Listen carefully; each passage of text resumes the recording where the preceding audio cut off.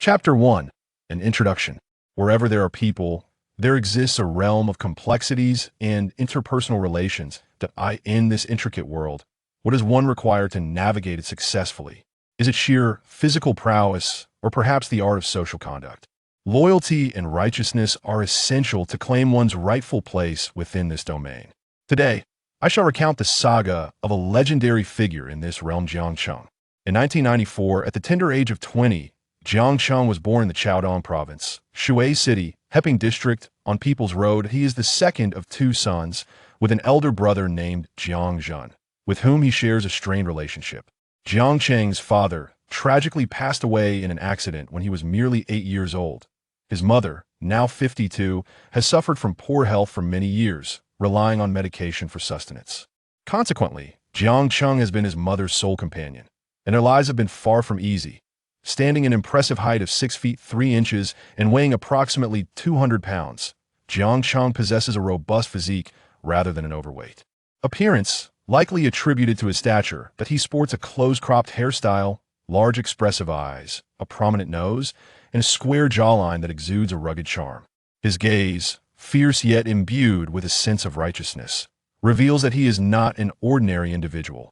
His unique aura is captivating, leaving a lasting impression on those he encounters, instilling a sense of comfort in their presence. What truly stands out about Jiang Cheng is his remarkable martial prowess. It is no exaggeration to claim that he can take on 4 or 5 ordinary individuals simultaneously. Although he has never formally trained under a master, he possesses a natural talent for combat. From a young age, he demonstrated exceptional fighting skills, outmatching his peers not only in strength, but also in tenacity. On the flip side, Jiang Cheng faces disdain from his brother Jiang Zhen's wife, who looks down upon him and considers him a near-dowel. Consequently, she treats both Jiang Cheng and his mother with contempt. Not only does she ridicule Jiang Cheng, but she also neglects to care for his mother, often demanding money under the pretense of needing support for her eldest son. With no source of income, Jiang Cheng's mother relies entirely on him for their living expenses, placing her in a precarious position, in an effort to alleviate his mother's burdens. Jiang Cheng once spoke to her, saying, "Mother, my monthly earnings are sufficient for both of us. Aside from the expenses for your medication, feel free to spend the remaining funds as you see fit, without needing to consult me. It is of no concern to me." His mother nodded in silent acknowledgement, tears welling in her eyes. Jiang Cheng has a close friend named Dahai, whose family operates a fruit stall on People's Road. The entire fruit market is interconnected with Dahai's family, whether through direct ownership or familial ties. As a result, Dahai is surrounded by a circle of affluent peers. During their school days, Dahai's wealth made him a target for bullying. On one occasion, he was cornered by 5 assailants in an alley, only to be rescued by Jiang Cheng, who single-handedly fought off the attackers. This act of bravery earned Jiang Cheng a reputation in school, and from that day forth, Dahai became his loyal companion, dutifully following Jiang Cheng's lead in all endeavors. The sea once confided in Jiang Cheng, saying, "Second brother, I am the sole child of my family. Without any siblings from now on, you shall be my true brother. Without you, I might have long since abandoned my studies. Just wait and see how I, Dahai, will treat you in the future." Over the years, Dahai has remained steadfastly loyal to Jiang Cheng, whether he was the ordinary Jiang Cheng of today or the successful Jiang Cheng of tomorrow. Dahai's parents established a billiards hall for him in the Peace District. During that era, there were only 4 billiard halls in the entire state of Shuai City, and Dahai's establishment was the sole one in the Peace District, resulting in a thriving business that was perpetually bustling with patrons. When the billiard hall was being decorated, Dahai invited Jiang Cheng to join him, saying, "Second brother, once this billiards hall opens, it will be our venture. I need your help to manage the place, and I will share the profits with you. I know your character, so do not refuse. Although I may be faring slightly better now, due to family resources, if we were to switch places, you might thrive even more than I. Let us, as brothers, not let profit create discord between us, nor should we envy one another's success. In the future, second brother, when you achieve greatness, just lend a hand to your brother." Upon hearing this, Jiang Cheng nodded and replied, "I am willing to help, but I do not want to share the profits. Just provide me with a modest salary each month. Otherwise, I will feel uneasy." Dahai understood Jiang Cheng's sentiments and nodded in agreement. A side note. After Jiang Cheng improved his situation, he returned to Shuai City, supporting Dahai generously with money and camaraderie, ensuring Dahai's prominence on People Street. However, that is a story for another time. For now, Jiang Cheng still requires Dahai's assistance. After the billiards hall opened, Jiang Cheng busied himself there, earning around 4 to 500 yuan a month. In 1994, that amount equated to approximately 8 to 9,000 yuan today, which was considered a substantial income. Nevertheless, the mindset of the people at that time was still quite conservative, particularly among the older generations and women, who viewed the billiard scene as disreputable and associated it with wayward behavior. This moment, Jiang Cheng's journey in the underworld officially begins, showcasing how he transforms from an anonymous youth into a successful entertainment venue owner, and ultimately into a renowned figure in the underworld, surrounded by a loyal band of brothers. What trials did Jiang Cheng endure? The early chapters of this tale depict Jiang Cheng's growth. They may not be filled with exuberance, so I urge you to read patiently, for the true excitement lies ahead. Chapter 2. Let Her Go. Dahai's Billiards Hall, being the first of its kind in the Peace District, enjoyed exceptional popularity, teeming with patrons daily. With so many people, a diverse array of characters would inevitably emerge, some eager to show off, others prone to brawls. Over time, Jiang Cheng and his companions became accustomed to such antics. Until one day, 3 beautiful young women and 2 young men entered the billiards hall. Each of these women was more stunning than the last, embodying a pure, ethereal beauty. One of them bore a striking resemblance to a youthful Zhou Huimin, with her natural grace, fair skin, and long legs. Her smile was particularly enchanting. This beauty was named Su Jiayu. The 2 other girls were Su Jiayu's classmates, accompanied by their boyfriends. The presence of Su Jiayu and her companions in the billiards hall was captivating, drawing the attention not only of the billiards players, but also of Jiang Cheng and Hai Datsu. Jiayu and her companions casually found an unoccupied table on the first floor to engage in their game. Dahai called out to Jiang Cheng from the bar, exclaiming, "Second brother," and exchanged a glance that conveyed admiration for the striking beauty of a woman nearby. Jiang Cheng nodded in agreement, acknowledging her allure, before busily attending to other matters, paying little further attention. The billiard hall was bustling with patrons, and while there was no shortage of attractive women, few possessed the star-like beauty of Su Jiu, especially in a group of 3, which was rather eye-catching. As time passed, Su Jiayu enjoyed herself, occasionally laughing, though she seemed somewhat inexperienced at the game, mostly watching as her female companion's boyfriend played, with Su Jiayu occasionally taking a few shots herself. After about an hour, a group of 5 newcomers entered the billiard hall, led by a local thug known as Lizi. Although Lizi and Jiang Cheng were not personally acquainted, they were aware of each other's reputations. Lizi knew of Jiang Cheng's fighting prowess, while Jiang Cheng recognized Lizi as a small-time local boss. Their paths had always remained separate. Lizi stood at approximately 1.72 meters tall and weighed over 200 pounds, his physique being quite rotund. He sported a bald head with wrinkles at the back, often breathing heavily as he walked, followed closely by 4 or 5 companions. Moreover, Lizi had a penchant for showing off. Upon entering the billiard hall, Lizi and his entourage began to create a ruckus, their crude language filling the air. They surveyed the first floor hall, and after a while, spotted Su Jiayu and her group. With a lewd grin, Lizi whispered jovially to his friends before sauntering over to the pool table adjacent to Su Jiayu's. Dahai's billiard hall spanned 2 floors and was among the largest in the area at that time. It featured a total of 14 pool tables, 6 on the first floor, accompanied by several slot machines, and 8 on the second floor, with the remainder allocated for restrooms and a lounge area. The first floor was particularly lively, thanks to the presence of the slot machines. The tables on the first floor were arranged in a long, narrow formation, with 2 tables per row, totaling 3 rows. 6 slot machines occupied the adjacent space. Lizi and his crew chose the second table in the second row, while Su Jiayu had been playing at the first table in that same row for quite some time. As Lizi played, he boasted about his supposed greatness in the local area, flaunting his wealth and prowess, particularly raising his voice when near Su Jiayu or her female companion. That Su Jiayu noticed Lizi and his group, but chose to focus on her own game, ignoring them. Yet, the provocateur persisted in seeking her attention. The first floor was relatively small, and the arrangement of the slot machines made the distance between the pool tables quite narrow. Lizi, deliberately causing trouble, edged closer to Su Jiayu's table, nearly encroaching upon it. Initially, Su Jiayu and her friends did not react, but as Lizi grew increasingly brazen, bumping his backside into Su Jiayu and her female companion, their patience wore thin. After enduring his antics once or twice, Su Jiayu could no longer remain silent and approached him, giving a gentle tap on his back. "Brother, what are you doing?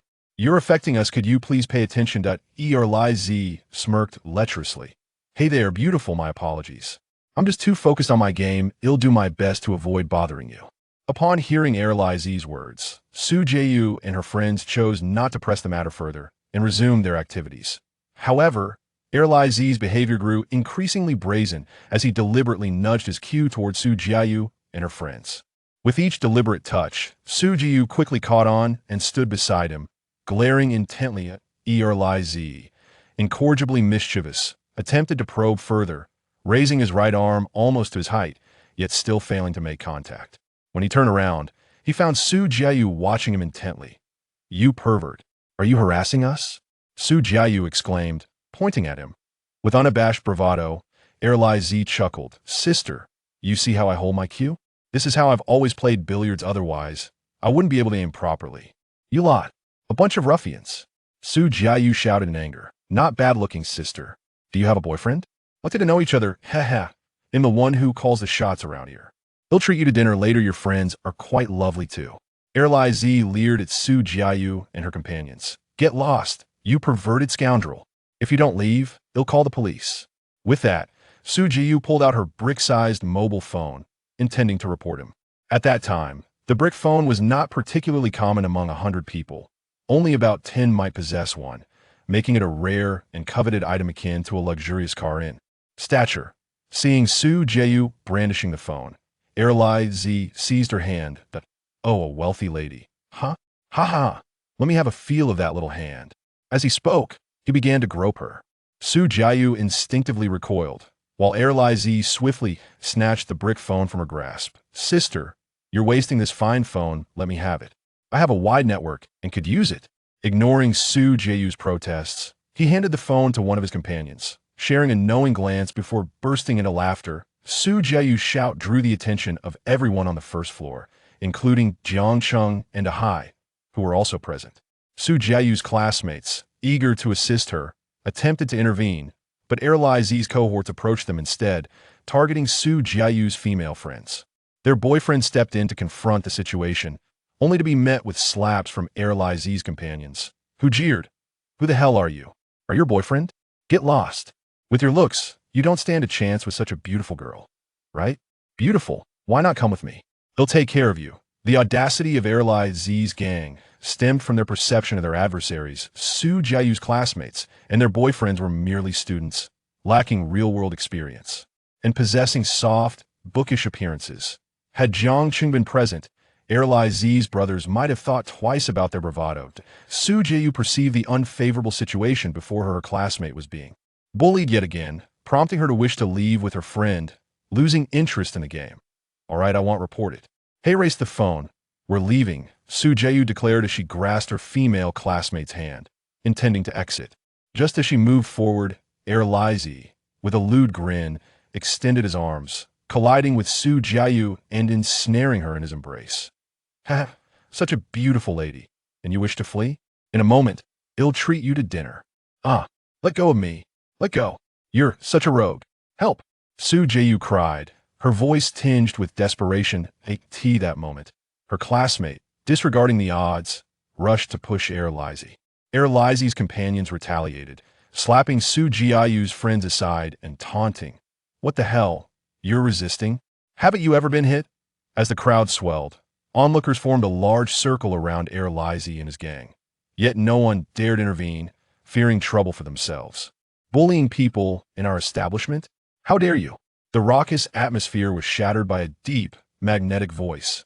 Everyone turned to the source of the utterance. "Who the hell are you cursing at?" Lizi and his companions began to shout. Jiang Cheng strode forward, seizing Lizi's arm and forcefully pulling him aside, then pushing Su Jiayu behind him. "How dare you act up in front of me? Erlizi. Upon recognizing Jiang Cheng, Erlizi felt a pang of fear despite their lack of prior interaction. He understood he was no match for Jiang Cheng, who stood at nearly 2 meters tall and was remarkably robust. However, given the circumstances, he attempted to maintain his facade. Jiang Cheng, I know this doesn't concern you. Stay out of it.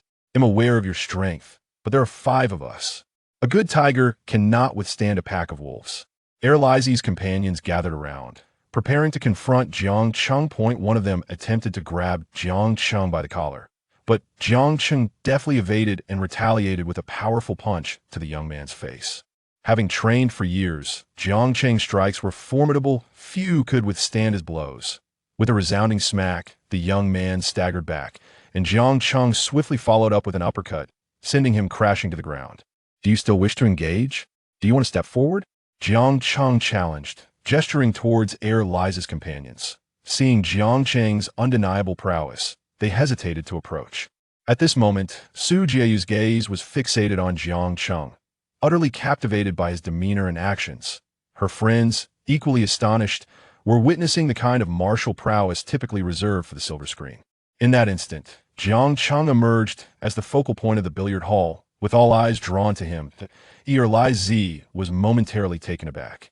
My friend, surely you recognize me. I am Erlizi from Northwater Street, the owner of the largest bathhouse in the area. I implore you to let this matter go. Allow me to introduce you to a companion. We can enjoy our time together, as we frequently cross paths in the Peace District. Jiang Cheng replied with a cold smirk. Play with you? Am I to learn how to tease young ladies from you? And you dare to misbehave in my territory, knowing who I am? At that moment, another individual rushed over, inquiring, what's going on, Ergo? Nothing much. These fools are bothering the ladies, daring to cause a ruckus on our turf. I, Jiang Cheng, have yet to fall. They must first contend with me. Dahai, recognizing Jiang Cheng's prowess and martial skills, shouted at the opposing group, how dare you create chaos on our grounds? Get lost at once. Erlizi chuckled at this. My friend, are you seeking to make an enemy of me? You should know that provoking Erlizi of the Peace District will not end well for you. As he spoke, he revealed a small knife concealed at his waist. Realizing the situation was turning dangerous, Dahai swiftly ascended the stairs, shouting, Ergo, that guy's a knife, be careful. Before Erlizi could unsheath his weapon, Dahai had already reached the upper floor to arm himself. The second floor of Dahai's billiard hall was stocked with weapons. Concerned about potential disturbances, Jiang Cheng had prepared 2 machetes and 2 fire axes upstairs. Jiang Cheng, I reiterate, I do not wish to fight you. We bear no deep-seated grudges and both hail from the Peace District. I prefer to avoid any unpleasantness. Please, refrain from meddling today, otherwise I shall be forced to strike. I do carry a knife, Erlizi warned, brandishing the blade to that moment. Dahai descended, wielding 2 machetes, one for himself and one for Jiang Cheng. Receiving the machete, Jiang Cheng pointed at Erlizi. You think you're eager for a fight? Huh? Let us see who is truly formidable. Standing at 6 feet 3 inches and weighing over 200 pounds, with a muscular build, Jiang Cheng held the machete confidently. Even without Dahai's assistance, Erlizi felt a sense of trepidation. Seeing Jiang Cheng unperturbed by his presence and glancing back at his fallen accomplices, Erlizi proposed, let's not brawl here. Instead, let us gather our respective men and choose a location to settle this, away from the billiard hall, so as not to disrupt business. Yes, soon as the words left his lips, Jiang Cheng chuckled. Oh, a designated spot? Very well. While speaking, Jiang Cheng advanced. No one anticipated that he would strike at that moment, especially as he wore a grin, catching Erlizi off guard. Designated spot? It'll designate your mother. In the blink of an eye, Jiang Cheng tossed the knife aside and, with a swift motion, seized Erlizi's arm that held the knife. With his other hand, he unleashed a flurry of punches upon Erlizi's bulbous nose. How dare you designate a spot? I don't even need a knife to deal with you. He continued to pummel Erlizi's face relentlessly, leaving him bewildered. Dahai, quick-witted as ever, noticed that as Erlizi endured the first blow, pain caused him to instinctively loosen his grip, allowing Dahai to swiftly snatch the knife. Away, Jiang Cheng observed that Erlizi was unarmed. Thus he forcefully shoved him to the ground, pinning his body down with his left leg while his right leg remained firmly planted on the ground. How arrogant you are! Jiang Cheng exclaimed, unleashing a flurry of punches upon Erlaizi's face. Dahai, witnessing the escalating violence, urgently intervened. Enough, second brother. Calm down. If you continue, someone might end up dead. Let me go, damn it. This beast needs to be taught a lesson today on behalf of his father. Don't stop me that I want him to realize that I, Jiang Cheng, can defeat him without a weapon. My fists and feet are more than enough to overpower him. What audacity to boast before me. Jiang Cheng, consumed by rage, was nearly beyond Dahai's restraint. Second brother, if you keep this up, someone will truly die. Dahai shouted toward Erlaizi's companions. You fools. Aren't you going to carry your brother away? Do you want to take another beating? At that moment, Erlaizi's brothers stood frozen, having never witnessed such ferocity in a fight. Only after Dahai's words did they snap back to reality, hastily carrying Erlaizi away. As they made their escape, Jiang Cheng bellowed, "Come back, you lot!" With quivering voices, Erlaizi's brothers replied, "Huh? What's wrong, big brother? We were wrong. Can we not leave? You lot dared to rob someone, and you still think you could just walk away? Return what you took? Oh, right." One of the brothers hurried back to return the stolen mobile phone to Su Jiayu. Jiang Cheng pointed and commanded, "Apologize to these ladies and gentlemen. Guys, we are sorry. Big sister, big brother. We were wrong." Su Jiayu remained silent, while her classmates attempted to speak, only to be silenced by Jiang Cheng. Get lost. Consider yourselves fortunate today. If you dare to misbehave on our turf again, it won't end like this. Now scram. After Jiang Cheng's tirade, Erlaizi and his gang departed in a dejected manner. Dahai called out in the billiard hall, "It's all right. Everyone disperse. Today's game fees are on me. Go home. Rest assured, when you're here, no one will bully you." As Dahai concluded, the crowd chattered excitedly as they exited, some praising Jiang Cheng, others applauding him, with a variety of voices filling the air. Chapter 3. An encounter with Su Jiayu. As the last of the customers departed, the billiard hall was left with only Jiang Cheng, Dahai, Su Jiayu, and her 4 classmates. Su Jiayu gazed at Jiang Cheng with a mixture of admiration and affection, captivated by his personal charm, from his striking appearance to his commanding presence. Every action he took radiated an undeniable allure. "Thank you so much, big brother. I cannot imagine what might have happened to us without your assistance," Su Jiayu exclaimed, directing her question towards Jiang Cheng. "Your name is Jiang Cheng, right?" "I am Dahai, a close friend of Jiang Cheng's brother." Dai interjected. "Jiang Cheng and Dahai, we're truly grateful for your help. Without you, we would have been in grave danger today." Su Jiayu's classmates chimed in, one eager girl even attempting to kneel in gratitude, only to be gently lifted by Jiang Cheng. "Please do not. That will be detrimental to my well-being." Jiang Cheng chuckled, his smile enchanting Su Jiayu further. Moments ago, he exuded an air of authority. Now, he appeared endearingly charming. Jiang Cheng gestured towards Su Jiayu and her friends. "You seem to be students, am I correct?" "Indeed. We are all students from the State Water Dance Academy. I am Su Jiayu. This is Zhou Miling. And this is Wang Tong. And these two are their boyfriends." She introduced herself and her friends. "We are all from the State Water Dance Academy, though I'm not local. Wang Tong is from the Peace District. We are graduating in just over a month. I've spent all my time in class and have never had the chance to explore. Wang Tong has been eager to show me around," Su Jiayu elaborated. "However, there isn't much to enjoy in State Water. We feared danger in unfamiliar territory, so we avoided bars and KTV. Wang Tong's boyfriend suggested we play billiards for a while before returning to school. And that's when we encountered those ruffians," Su Jiayu recounted, her voice trembling with emotion. "Enough, sister, do not cry," Jiang Cheng exclaimed, visibly angered. "Those scoundrels deserve a beating. Next time we encounter such perverts at the billiard hall, we will give them a proper thrashing." "Absolutely. Let's make sure to deal with those wretches." Dahai agreed, picking up a knife Jiang Cheng had dropped and heading upstairs. "Are you all frightened? Sit and catch your breath. Have you eaten?" Jiang Cheng asked Su Jiayu and her friends. "Come on, Jiang Cheng. I shall treat you all to a meal." "No way. How can I allow a girl to spend money?" Dahai exclaimed as he rushed down the stairs. "You must be hungry. Let us go eat. But first, let me make this clear. You're not allowed to argue. I will treat you to dinner. You helped us, and it is only right that we show our gratitude. Otherwise, I would feel uneasy. Su Jiayu insisted to Jiang Cheng. Just tell us whether you will join us for dinner. If so, come along. If not, you may return to school, Jiang Cheng replied with a smile. Well, let's go then, Jiang Cheng said. Thus, Jiang Cheng and his companions sought out a nearby restaurant, settling into a private room. Please sit down. You mentioned you were here for school? This ISN to your hometown. Where are you from? Jiang Cheng inquired of Su Jiayu. Jiang Cheng. Su Jiayu softly called out. Do not address me as Jiang Cheng. I am unaccustomed to it. Please call me Jiang Cheng, or simply go as my friends do. Just refrain from calling me Jiang Cheng, he replied, his discomfort evident. All right. Gay. My hometown is Hong Kong. My father moved here to Chaodong with a few uncles when he was 25, and it has been over 30 years now. I was born in Hong Kong and came to Chaodong with my mother when I was 3. I dance reasonably well and prefer not to be too far from my parents, which is why I study modern dance at the Zhoushui Dance Academy. Your parents are in Chaodong, so why not attend the Chaodong Dance Academy instead of the Zhoushui Dance Academy? Jiang Cheng asked, puzzled. Hee. The admission scores for Chaodong are quite high. I didn't make the cut, Su Jiayu chuckled.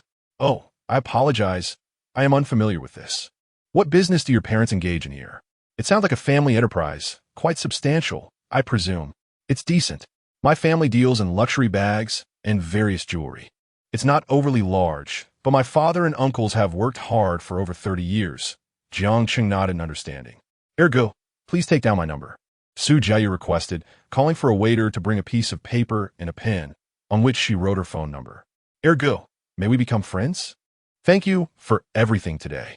From this encounter, I can see you are a good person, kind-hearted and warm. It is worthwhile to be friends. Should you need assistance in the future, do not hesitate to reach out. I will do my utmost to help, she added. At that moment, even the ocean could perceive the change in Su Jiayu's gaze and body language towards Ergo. Jiang Cheng noticed as well, raising his glass with a smile. To friendship, my friends, I am delighted to have met you today, and from now on, we shall be friends. All of you present now have a place to stay when you visit Zhoushui. The Dahuai Billiards Hall always welcomes you. Feel free to come and chat with us. Jiang Cheng proclaimed, lifting his glass and downing its contents in one go. From that moment onward, they indulged in drinks, one after another. It was evident that Su Jiayu was not an experienced drinker, yet she held her own, managing not to speak out of turn. Everyone was drinking heartily, yet the atmosphere remained joyous and lively. Su Jiayu's group displayed no airs, engaging in delightful conversations. Chapter 4. Illness upon exiting the restaurant. Jiang Cheng waved his hand and said, Sister, we shall take our leave now. Let's keep in touch. Thus, Jiang Cheng bid a brief farewell to Su Jiayu and the others. Dahai, what do you think of Su Jiayu? Hee. Is this your way of suggesting she should become my sister-in-law? I have no objections. Upon hearing this, Jiang Cheng playfully gave Dahai a light shove and retorted, What are you thinking? I'm not the kind of person who would just let anyone be your sister-in-law. Otherwise, you'd have 100 of them. Hee. Then let her be my 101st sister-in-law. Get lost. I meant, what do you think of her character? Character? Based on her appearance and demeanor, I believe she is a refined young lady. Hey, brother, I just remembered something. What is it? It sounds like her family is quite wealthy, doesn't it? If you two really become a couple, wouldn't that elevate your status? I noticed Su Jiayu's gaze lingering on you. Brother, if you become wealthy, don't forget about me. Jiang Cheng gave Dahai another playful shove, saying, Get out of here. In truth, Jiang Cheng harbored a faint affection for Su Jiayu in his heart. After leaving the restaurant, Jiang Cheng went straight home, feeling slightly nauseous from the alcohol he had consumed. Upon arriving home, he found that his residence was a modest bungalow. Although the house was relatively spacious, with 3 bedrooms and a living room, his brother Jiangzhen had taken 2 of the bedrooms. Consequently, Jiang Cheng shared a room with his mother.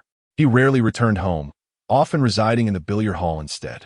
His mother, whom we will refer to as Aunt Lu, lay in bed, appearing to be in some discomfort. Mom, what's wrong? Are you feeling unwell? Xiao Cheng, why did you drink so much? I'm fine. Mom, what about you? Is your head hurting again? It's nothing, just my old ailment. I endure it daily. But today my neck is also aching and it feels a bit stiff. Then let us go to the hospital, Mom. I'll call Dahai, and we'll carry you there. No need for that. What hospital? Just go to the cabinet and fetch my medicine. I'll take a couple of pills. Jiang Cheng understood that his mother feared the expense of a hospital visit, especially knowing that he had little money to spare. At that moment, Jiang Cheng indeed had very little to his name.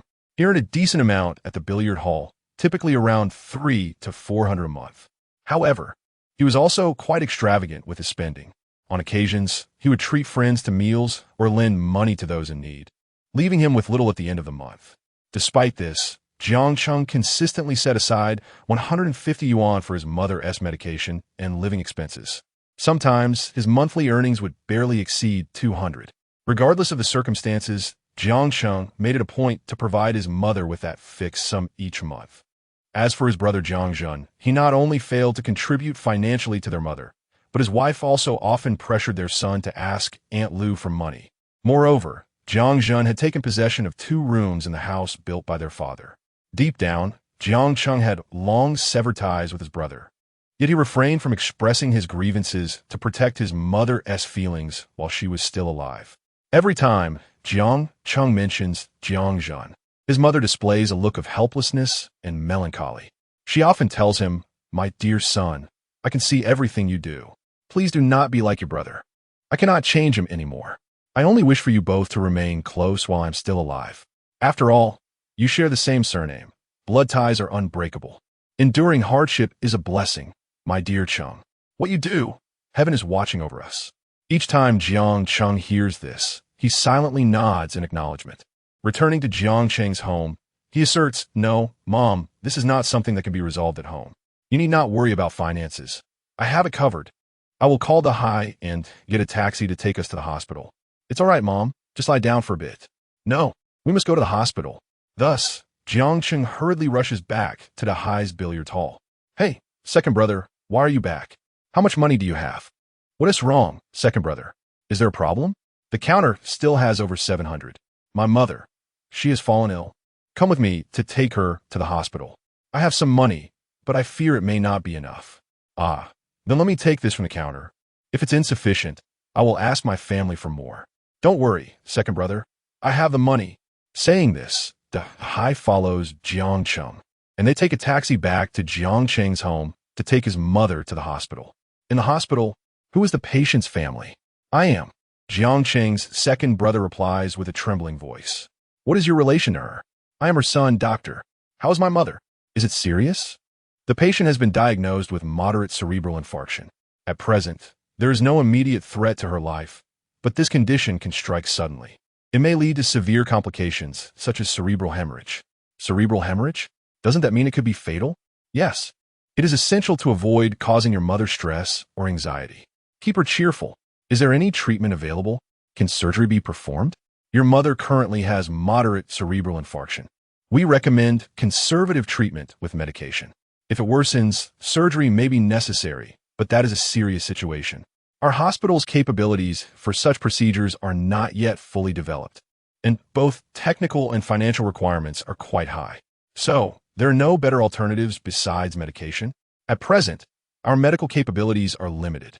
If you can afford it, you may consider imported medication, which is 3 times the cost of domestic options, and there is no reimbursement. Jiang Cheng looks at his mother lying in the hospital bed. "It's all right, doctor. We will opt for the imported medication. We can bear the expenses. Please, I ask you to conduct a thorough examination for my mother," Jiang Cheng states resolutely. After the doctor departs, Dahai and Jiang Cheng's second brother remain behind. Jiang Cheng offers Dahai a cigarette. "Dahai, sometimes I truly feel like a failure." "Second brother." Before the sea could voice his thoughts, Jiang Cheng spoke again, reflecting on how their parents had raised them. Yet when it came time for them to rely on their own merits, they would inevitably gauge their worth through their expressions. In a hushed tone, Jiang Cheng remarked, "Second brother, you have already done exceptionally well. Our current capabilities are limited. Were I in your position, I fear I would have accomplished even less than a fraction of what you have." Jiang Cheng's elder brother, gazing at the sea, remained silent. "Hangzhu, Dahai," Jiang Cheng finally uttered after a prolonged silence. "What's wrong, second brother? Are you unwell as well? Why do you speak like this?" Are you no longer willing to acknowledge me as your brother? If you continue this line of conversation, I will truly be upset. Jiang Cheng cast a glance at Dahai and smiled, eliciting a smile in return from Dahai. Second brother, I shall return home now. Please refrain from visiting the billiard hall for a while. Spend some quality time with Aunt Lou. I just went downstairs to settle the hospital expenses, and I still have 400 left. Take it. If you utter another word, I shall no longer recognize you as my brother. Consider it a loan. You can repay me after this period passes. I'm heading back to the billiard hall now. Dahai, I have some money. Take it with you. Dahai disregarded Jiang Cheng's insistence and proceeded to leave. Jiang Cheng hurried after him, grasping Dahai's shoulder. Dahai, if you still consider me a brother, take the money back. I have enough. At that moment, I was unaware of my ailment. I feared surgery and the funds were insufficient. For now, I still have enough for medication. If I find myself lacking, I will reach out to you. I have already troubled you enough. Dahai glanced at Jiang Cheng and then at the money in his hand, understanding Jiang Cheng's nature. Pressing too hard would only cause discomfort for him. Second brother, if you find yourself in need, do not hesitate to seek me out. As brothers, this is all I can assist you with at the moment. Jiang Cheng's elder brother smiled and urged, hurry back. Dahai, for the next few days, I truly cannot visit the shop. I must take care of my mother. Furthermore, please keep this matter to yourself. After bidding farewell to Dahai, he returned to his mother's hospital room, sitting beside her bed. He picked up an apple and began to peel it. Xiao Cheng, is my illness quite serious? What did the doctor tell you? What is my ailment? She inquired. It is merely a headache triggered by nerve issues. There is nothing grave. The doctor advised you to avoid anger and stress and to take your medication regularly. You will recover swiftly. Here, have some apple, mother. Is the money sufficient? Xiao Cheng? As she spoke, her eyes reflected her worries and concerns. Mother, just focus on enjoying the apple. You need not worry about money. I have enough. I earn around 400 to 500 a month, Jiang Cheng said with a smile. Jiang Cheng's mother looked at him, wanting to say something, but ultimately remaining silent, and she began to eat the apple he offered. Thus, Jiang Cheng cared for his mother in the hospital for 5 days, during which he did not visit the billiard hall even once. Dahai would occasionally come by to check on him. On the third day of Jiang Cheng's hospital stay at the billiard hall, Dahai was busy arranging the balls for customers when a figure clad in a black leather jacket and flared blue jeans approached. Upon closer inspection, it was Su Jiayu. In the bustling atmosphere, Dahai was still engaged in conversation with customers. Upon turning around, he spotted Miss Su. Ah, Miss Su. Should I start addressing you as Boss Dahai now, given how prosperous business is? She laughed. Honestly, I do wish to become Boss Dahai. For the sake of this billiard hall, I've been tethered here, unable to go anywhere. Su Jiu surveyed the surroundings, seemingly searching for someone. Where's brother Jiang Cheng? Why isn't he here amidst all this busyness? Is he slacking off? She chuckled. Yes, busy, very busy indeed. With the shop being this hectic, it's quite taxing for you, isn't it, Boss Dahai? By the way, do you know where brother Jiang Cheng lives? I would like to pay him a visit. Dahai hesitated. His home? I'm not sure. You don't know? Come on, Boss Dahai. Are you all not fond of me? Do you wish to keep me at arm's length? Su Jiayu exclaimed. Oh, it's not that. Let me be honest with you. Brother Jiang Cheng's mother has fallen ill, and he has been at the hospital taking care of her. Upon hearing this, Su Jiayu gasped, What? Boss Dahai, have you not considered me a friend? Why didn't you inform me? Such a significant matter, and I came all this way without a word. It's not that. Miss Su, brother Jiang Cheng insisted I keep it between us, not wanting to worry you. And how is Annie now? She has a moderate cerebral infarction. Currently, there are no other treatment options. If it worsens, she will need to undergo a craniotomy. For now, she is on medication. I must go see her. Please tell me the room number. Dahai provided the hospital room number for Jiang Cheng. Su Jiayu exited the shop and hailed a taxi to the hospital. Upon arriving at the hospital, Su Jiayu entered the room with a floral basket. Jiang Cheng was still feeding his mother Kanji. Mom, the doctor said you must eat a bit more to recover quickly. Here, let me feed you another bite. Witnessing the scene, Su Jiayu felt an indescribable emotion stir within her. Jiang Cheng, who had appeared so gallant and assertive at the billiard hall just days prior, now knelt beside his mother's bed, gently feeding her while coaxing her. This stark contrast deepened Su Jiayu's affection for him.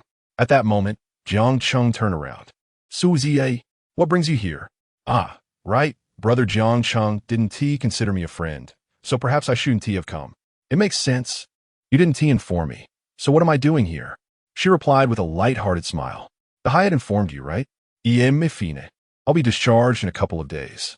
Su Jiu dashed into the room and locked eyes with Jiang Cheng. Their gaze lingering for a fleeting 2 or 3 seconds, sending a shiver down Jiang Cheng's spine. Brother, do you consider me a friend now? In the future, could you think of me first when something happens? If you continue like this, I will truly be heartbroken. Jiang Cheng was still entranced in their gaze, rendered momentarily speechless. Xiao Cheng, this girl is truly beautiful. Is she your friend or perhaps your girlfriend? Su Jiayu placed a fruit basket on the cabinet. Auntie, I am a friend of Jiang Cheng's, Su Jiayu.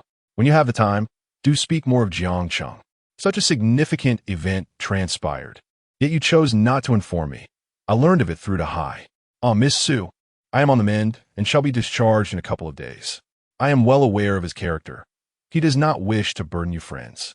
Miss Su, you are truly beautiful. Do you have a partner? At that moment, Su Jiayu cast a smile towards Jiang Cheng, who hastily exclaimed, Mother, not again. Focus on your meal and take care of your health. No need to pry. Since Jiang Cheng had not been in a relationship for years, nor had any close female friends, his mother discerned that there was either an affection from Jiang Cheng towards this girl or vice versa. Certainly, there was a story there. Su Jiayu laughed heartily beside them. Auntie, I am currently unattached. However, I am discerning, haha. There are just too many pursuing me. Jiang Cheng's mother joined in the laughter, remarking, with such beauty, my dear, one must be judicious in choosing a partner. Let me peel an apple for you, his mother said, as Jiang Cheng's elder brother retrieved one. I'll do it, brother. I'll peel it for Auntie, Jiang Cheng insisted. Can you manage that without injuring yourself? You have delicate skin, he added. No, dear girl. It suffices to let Jiang Cheng peel it for me, Su Jiayu declared, snatching the apple from his hands.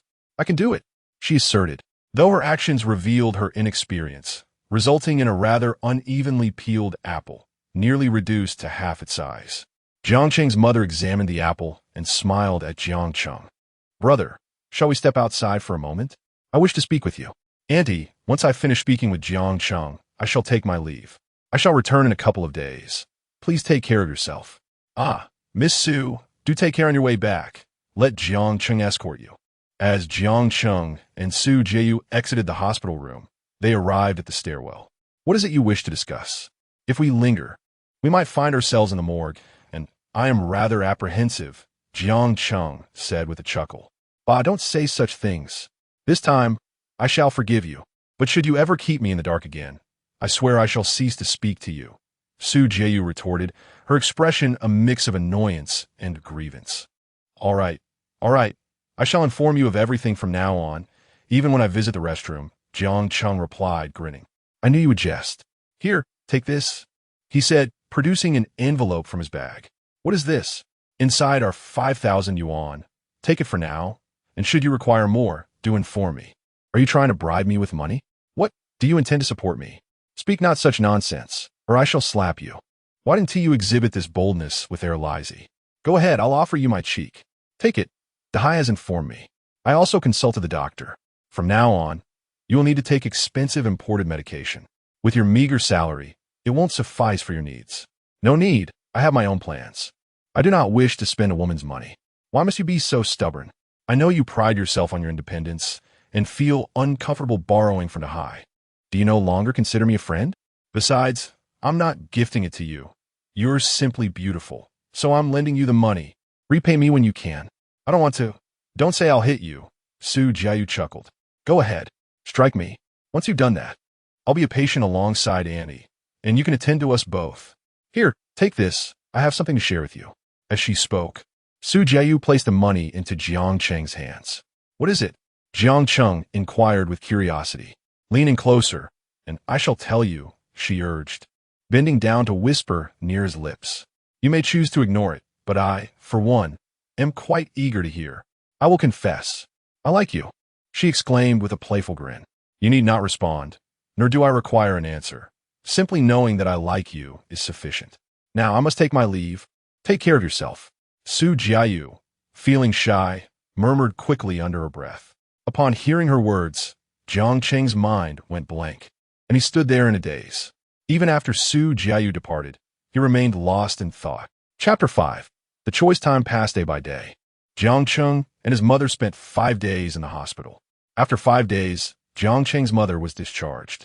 The doctor advised her to rest at home, to avoid anger and stress. Jiang Cheng brought his mother back home, where his brother, Jiang Zhen, had prepared a sumptuous meal, laying out a table filled with dishes. Upon their return, they were greeted with the sight of a feast. "Mom, second brother, you're back. Please take a seat. I specially made a few dishes to welcome you home," Jiang Zhen exclaimed, grinning as he fetched a chair for their mother. His wife emerged from the room, saying, "Oh, Grandma is back. It's evident who the favored son is. Your eldest son got up early to buy groceries and cook. If he had been hospitalized, I reckon he would have hidden away." As she spoke, Jiang Zhen's wife took her place at the table.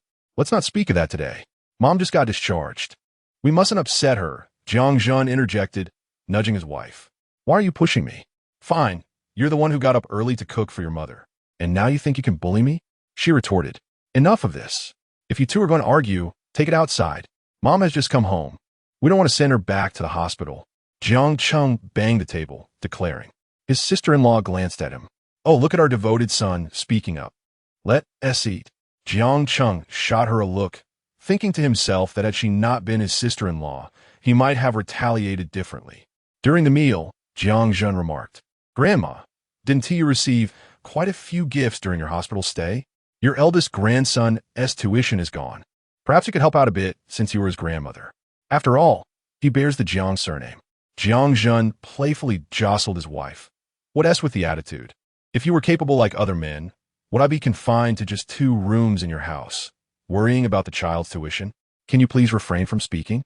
"Mom has just been discharged," Jiang Zhen continued, pushing back against his wife's comments.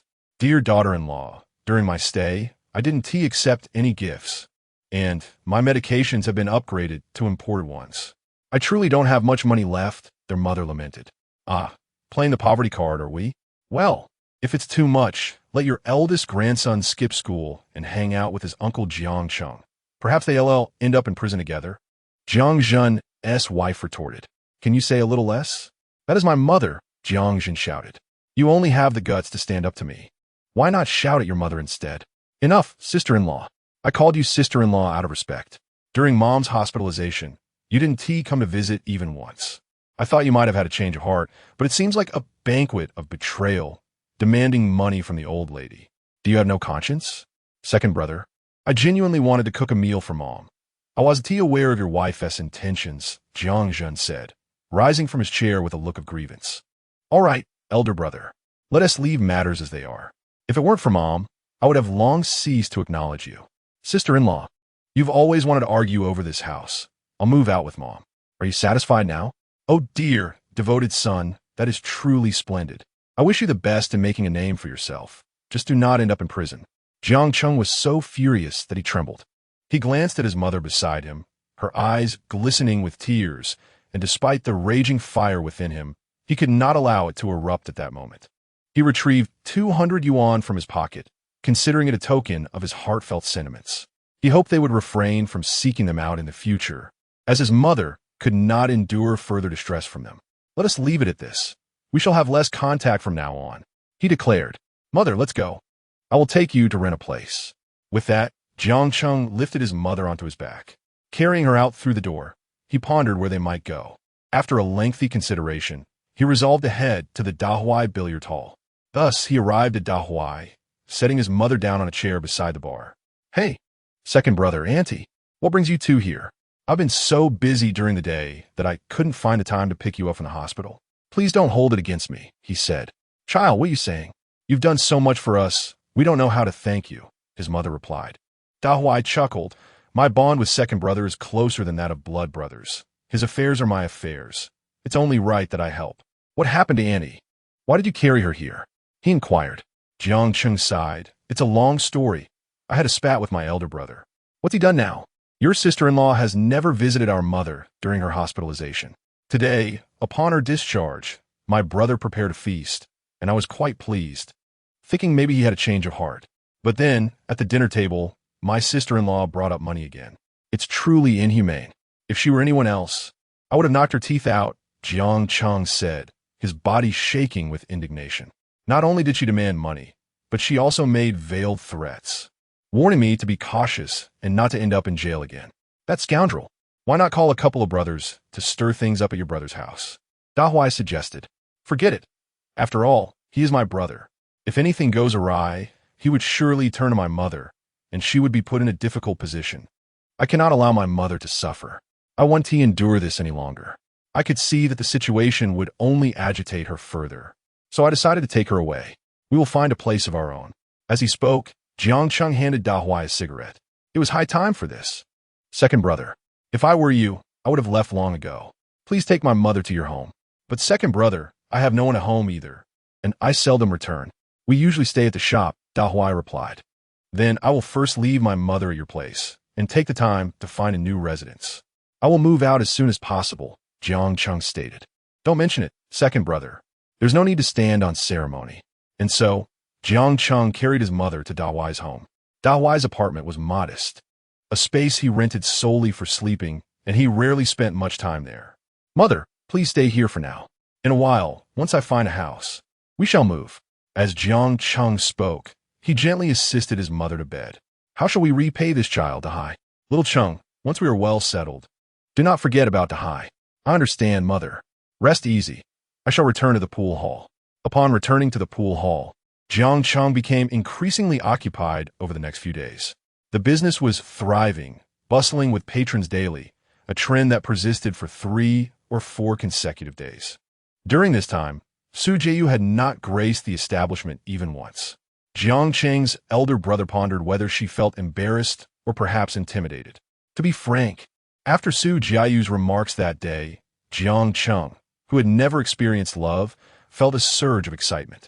Yet, the absence of her presence led him to suspect that she might not harbor any special feelings for him. It wasn't until the 5th afternoon when a taxi halted outside the Da Hai pool hall.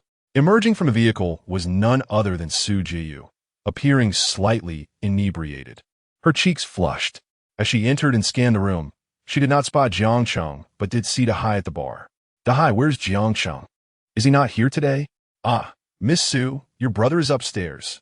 Before Da Hai could finish, Su Jianghu dashed up the stairs. Brother, you are quite fortunate to have attracted someone like Su Jianghu, Da Hai murmured to himself, chuckling in admiration. Jiang Cheng, Jiang Cheng. Jiang Cheng was busy cleaning the pool tables on the 2nd floor. Ah, Miss Su, I thought you wouldn't come, he exclaimed. Why wouldn't I come? Why haven't you reached out to me lately? Su Jianghu replied, feigning annoyance. Why should I reach out to you when you don't reach out to me? I didn't mean. What's wrong? Have you been drinking? Your face is so red. Are you not studying properly? As he spoke, Jiang Cheng moved to the water dispenser to fill a cup for Su Jianghu. I did drink. I'm feeling down, she confessed, taking a seat. What happened? Did you experience a heartbreak? Jiang Cheng chuckled, handing her the water. Shut up. I haven't even been in a relationship. If one day I leave, will you miss me? This question momentarily startled Jiang Cheng. Where are you planning to go? Answer me first. Will you miss me? Su Jianghu asked, her fingers brushing against Jiang Cheng's hand. Why would I miss you? You wouldn't miss me? Fine. Then I shall disappear right now. With that, Su Jianghu released Jiang Cheng's hand and began to walk towards the door, albeit slowly, as if treading in place, her thoughts urging her to stop him. Jiang Cheng watched her with a smile. Don't just stand there. I miss you. Is that sufficient? Now tell me where you intend to go. I've graduated, and my parents want me to return to Chaodong. They might even send me to Hong Kong, but I don't wish to go back. I want to stay in Zhoushui. That's why I've been feeling down. Although I haven't reached out to you, I have missed you immensely. Do you understand? Well, that sounds rather good. Chaodong offers more opportunities for growth. Returning would be beneficial for your future. Do you not like me? Jiang Cheng was suddenly approached by Su Jianghu, who grasped his hand tightly. Jiang Cheng stammered, I don't want to leave. And it's because of you. If this were 2 weeks ago, I would have left Zhoushui without a second thought, as I had no attachments then. But now that you have entered my life, I find it hard to part from you. If one were to listen to Jiang Cheng's heartbeat at that moment, it would undoubtedly be racing. This was Jiang Cheng's first experience of such intensity. Although he was handsome and charismatic, attracting many admirers during school, their affections had mostly remained unspoken due to their fear of his reputation for fighting. Thus, this bold declaration was unprecedented for him. If I leave, would you wish for my departure? I seek an answer. Do you like me? Su Jiayu pressed on, holding Jiang Cheng's hand, which was slick with perspiration. I don't want you to leave, yet I also don't wish to hinder your future, Jiang Cheng replied slowly. Then do you like me? Su Jiayu inquired. I like you, Jiang Cheng confessed, his voice soft yet resolute. I like you, but I hope for your well-being above all else. I wish for your happiness, Su Jiayu. Then come back with me to Chaodong, Su Jiayu suggested. What would I do there? Jiang Cheng was taken aback. I haven't even found my footing in Zhou Shui yet. I spoke to my parents. When I return, they can open a club for me to manage, allowing you to run it while I prepare for graduate school in Chaodong. In truth, my parents wished for me to go to Hong Kong, but I firmly opposed. I told them if they pressed me further, I wouldn't return to Chaodong at all. So, they had no choice but to relent. This club idea was my condition. Jiang Cheng was unaware that Su Jiayu had gone 2 days without food to negotiate this. Jiang Cheng, I understand your concerns. But have you considered that achieving success requires a launch pad and a platform? This is not about being dependent. It is merely me providing you with an opportunity. Ultimately, your success will depend on your own efforts, intelligence, courage, and character. Don't you desire to stand out? Would you truly forfeit this opportunity for the sake of your pride? As Su Jiayu spoke, she embraced Jiang Cheng. And one more thing, do you like me? If you do, then for my sake, accompany me. Upon hearing Su Jiayu's words, Jiang Cheng fell into contemplation. Let me think it over. Please give me some time. All right, but bring your mother along. She needs care, she replied. Okay, don't just stand there. Help us with this case, Jiang Cheng said, ruffling Su Jiayu's hair. Great. Now I have to assist you with the case, young master, Su Jiayu teased as they began to work together. However, Su Jiayu was elated, nearly jumping with joy, for she had not anticipated Jiang Cheng would express his feelings for her. After they finished their tasks that evening, Su Jiayu shared a meal with Dahai. Following dinner, he hailed a taxi to take her home. Dahai, come with me to my house. I have something I wish to discuss with you. Ah, very well, brother heir. Thus, Dahai's returned to the house he rented from Jiang Cheng. Upon entering, he exclaimed, Mother, you are still awake. I cannot sleep. I have been thinking of you. What do you need to think about? I'm quite grown now, he chuckled. All mothers are like that. My mother too, Dahai said with a grin as he searched for a chair to sit. What is it, brother heir? I must return home to tell you that Su Jiayu confessed her feelings to me today. Really? Brother, that's wonderful. You shall soon be a golden son-in-law. She mentioned that her parents want her to go to Hong Kong, but she has resolutely refused to go for my sake. After negotiating with them, they compromised to let her study in Chaodong, and her parents have secured her a position at a club there. She intends for me to manage the club while accompanying her in Chaodong. This is splendid news, brother heir. You are on the verge of great success. It is indeed an opportunity. She expressed that I should not overthink it. What she is providing me is merely a chance, a platform. Ultimately, my future depends on my own efforts. I still feel as though I am relying on others, he sighed. Oh, dear brother, what era are we in? When you provide others with financial support, they do not concern themselves with how you acquired your wealth. They will praise you. However, if you do not offer them any benefits, they will not pity you for your poverty simply because of your noble character. Besides, Su Jiayu genuinely cares for you. Do not dwell on it too much. At that moment, Jiang Cheng's mother interjected, My son, is it that girl who is watching me? Yes, mother. I find her quite lovely. She is attentive to you and sincerely cares for me, emotions that cannot be feigned. If you could find a good daughter-in-law, I would have no regrets in this life. Mother, please do not say such things. Would you like me to take you along? Xiao Cheng, if you truly wish to see me happy, do not involve me in your affairs. I will remain in Zhou Shui. I do not wish to complicate your situation nor be a burden to you. Trust your mother. Focus on your own well-being. Should anything arise, I will reach out to Dahai. After contemplating for a long time, Jiang Cheng said, Brother, if Annie does not wish to go, let her stay with me. Rest assured, I will take good care of her. I will visit often to check in on her. She is correct. You should go ahead and establish yourself. And once you have succeeded, Annie can join you. After a moment of reflection, Jiang Cheng concluded, All right, you may return now, Dazai.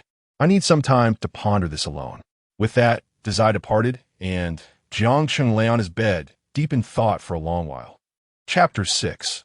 See you tomorrow at the break of dawn the following day. Jiang Cheng rose from his slumber, prepared a meal for his mother, and after finishing his breakfast and tidying up the house, he set off for the billiards hall.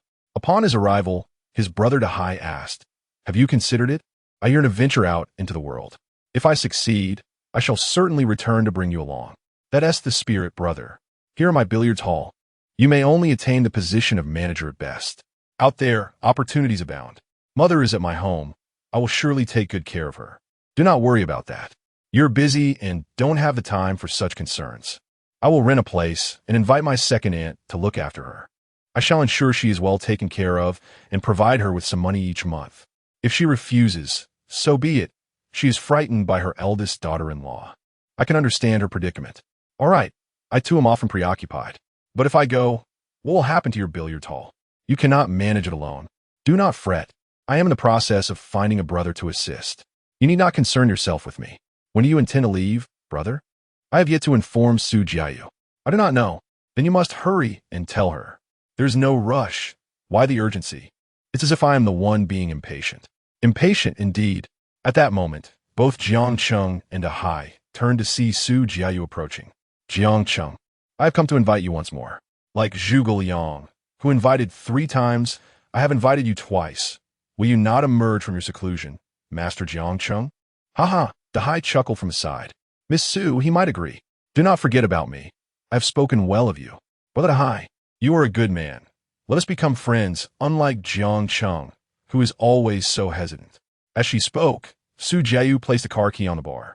It was a spare key to a Honda Accord. What is this for? Are you truly going to support me, Su Jiayu? Do you think you are worthy of such support? Besides, it's my father's car. Take me for a spin. I am about to leave, and I have yet to explore the state waters. Go on, brother. Take Miss Su for a delightful outing by the state waters, Dahai said, playfully pushing Jiang Cheng towards the door while handing him the car key. Then let us depart, Jiang Cheng said as he walked toward the exit. We shall be on our way, brother Dahai. Su Jiayu bid farewell to Dahai and, with a cheerful smile, ran to Jiang Cheng, taking his hand in hers, sending a shiver down Jiang Cheng's spine. Upon reaching the car, they opened the door to the striking red Honda Accord, which in 1994 was considered a splendid vehicle. In that era, simply possessing a bicycle was already quite impressive, let alone a car. Can you drive?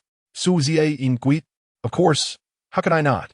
An automatic transmission poses no challenge, he replied. Then you shall drive, Su Jiayu said as she settled into the passenger seat. I will drive. Indeed, I shall. Jiang Cheng proclaimed as he opened the driver's side door and took his seat. Inside the car, he asked, Is this your father's vehicle? Yes, it is. Your father bought a red car? Jiang Cheng chuckled. My father purchased it for my mother. Why do you inquire? Can you really drive? If not, I shall take the wheel. I can indeed drive. How could I not? With an automatic, one can drive with their eyes closed, Jiang Cheng asserted as he turned the key to ignite the engine. To be honest, Jiang Cheng had hardly driven before, although he possessed a driver's license. He had only been behind the wheel once or twice. The car moved in a rhythm of uneven acceleration, and those prone to motion sickness would undoubtedly feel nauseous during Jiang Cheng's driving. Where are we heading? Jiang Cheng inquired.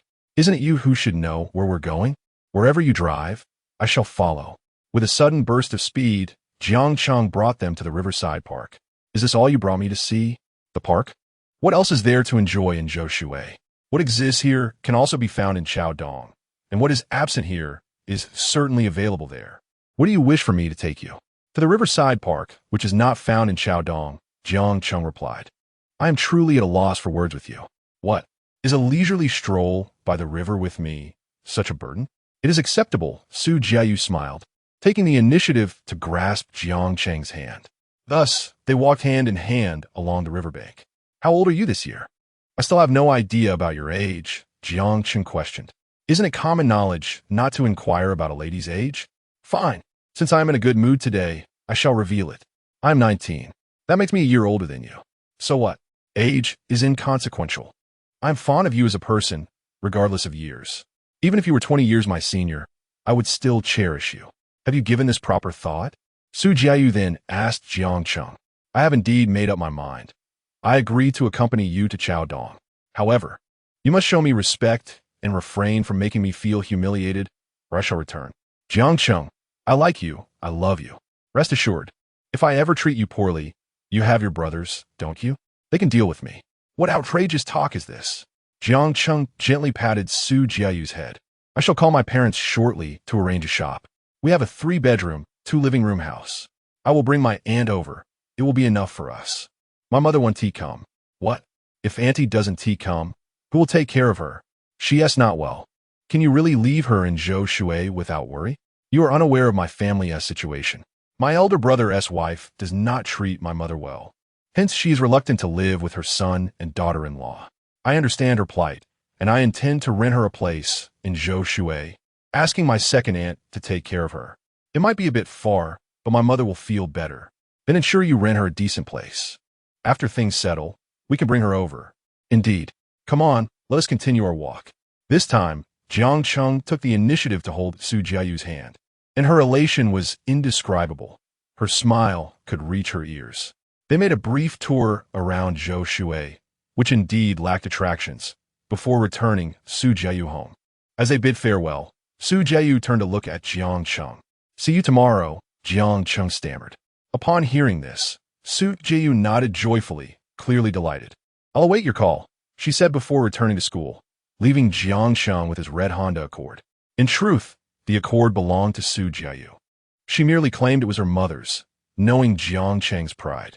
Inside the car, Su Jiayu remarked, let us leave the car with you for now. I'm not adept at driving and might cause an accident. For these next few days, I will need you to pick me up. Jiang Cheng readily agreed. Driving back to the billiards hall, Brother Jiang Cheng was busy with Dahai. At 8:20 p.m., the phone on the bar rang. Dahai billiards hall, hello? Brother Dahai, this is Su Jiayu. Is Jiang Cheng with you? Just a moment, I'll find him. He's busy upstairs. Dahai put down the phone and went upstairs to call Jiang Cheng down for the phone. Su Jiayu, it's me, Jiang Cheng. Jiang Cheng. Tomorrow you should tidy up and come back to Chaodong with me to see my parents. Isn't that a bit too soon? My parents want me to go back to Chaodong tomorrow to select a shop. I'm taking you with me. It's public anyway, since you like me. Sooner or later, it has to be made known. All right, see you tomorrow then. I'll pick you up tomorrow. Okay, see you tomorrow. I miss you. Jiang Cheng also wanted to say he missed her, but glancing at Dahai, who was grinning beside him, he decided against it. All right, see you tomorrow. Dahai is quite busy. I'll get back to work. Come pick me up at school at 9 tomorrow. Jiang Cheng hung up the phone. Brother, you're meeting the future father-in-law tomorrow? Things are progressing swiftly. At this rate, my nephew will be born next week. Come here, Dahai. Let me give you a headlock. How about that? Hee. Then you should hurry and get a haircut. Clean yourself up. I'll lend you some of my clothes were those. Why? It's about the person, not the clothes.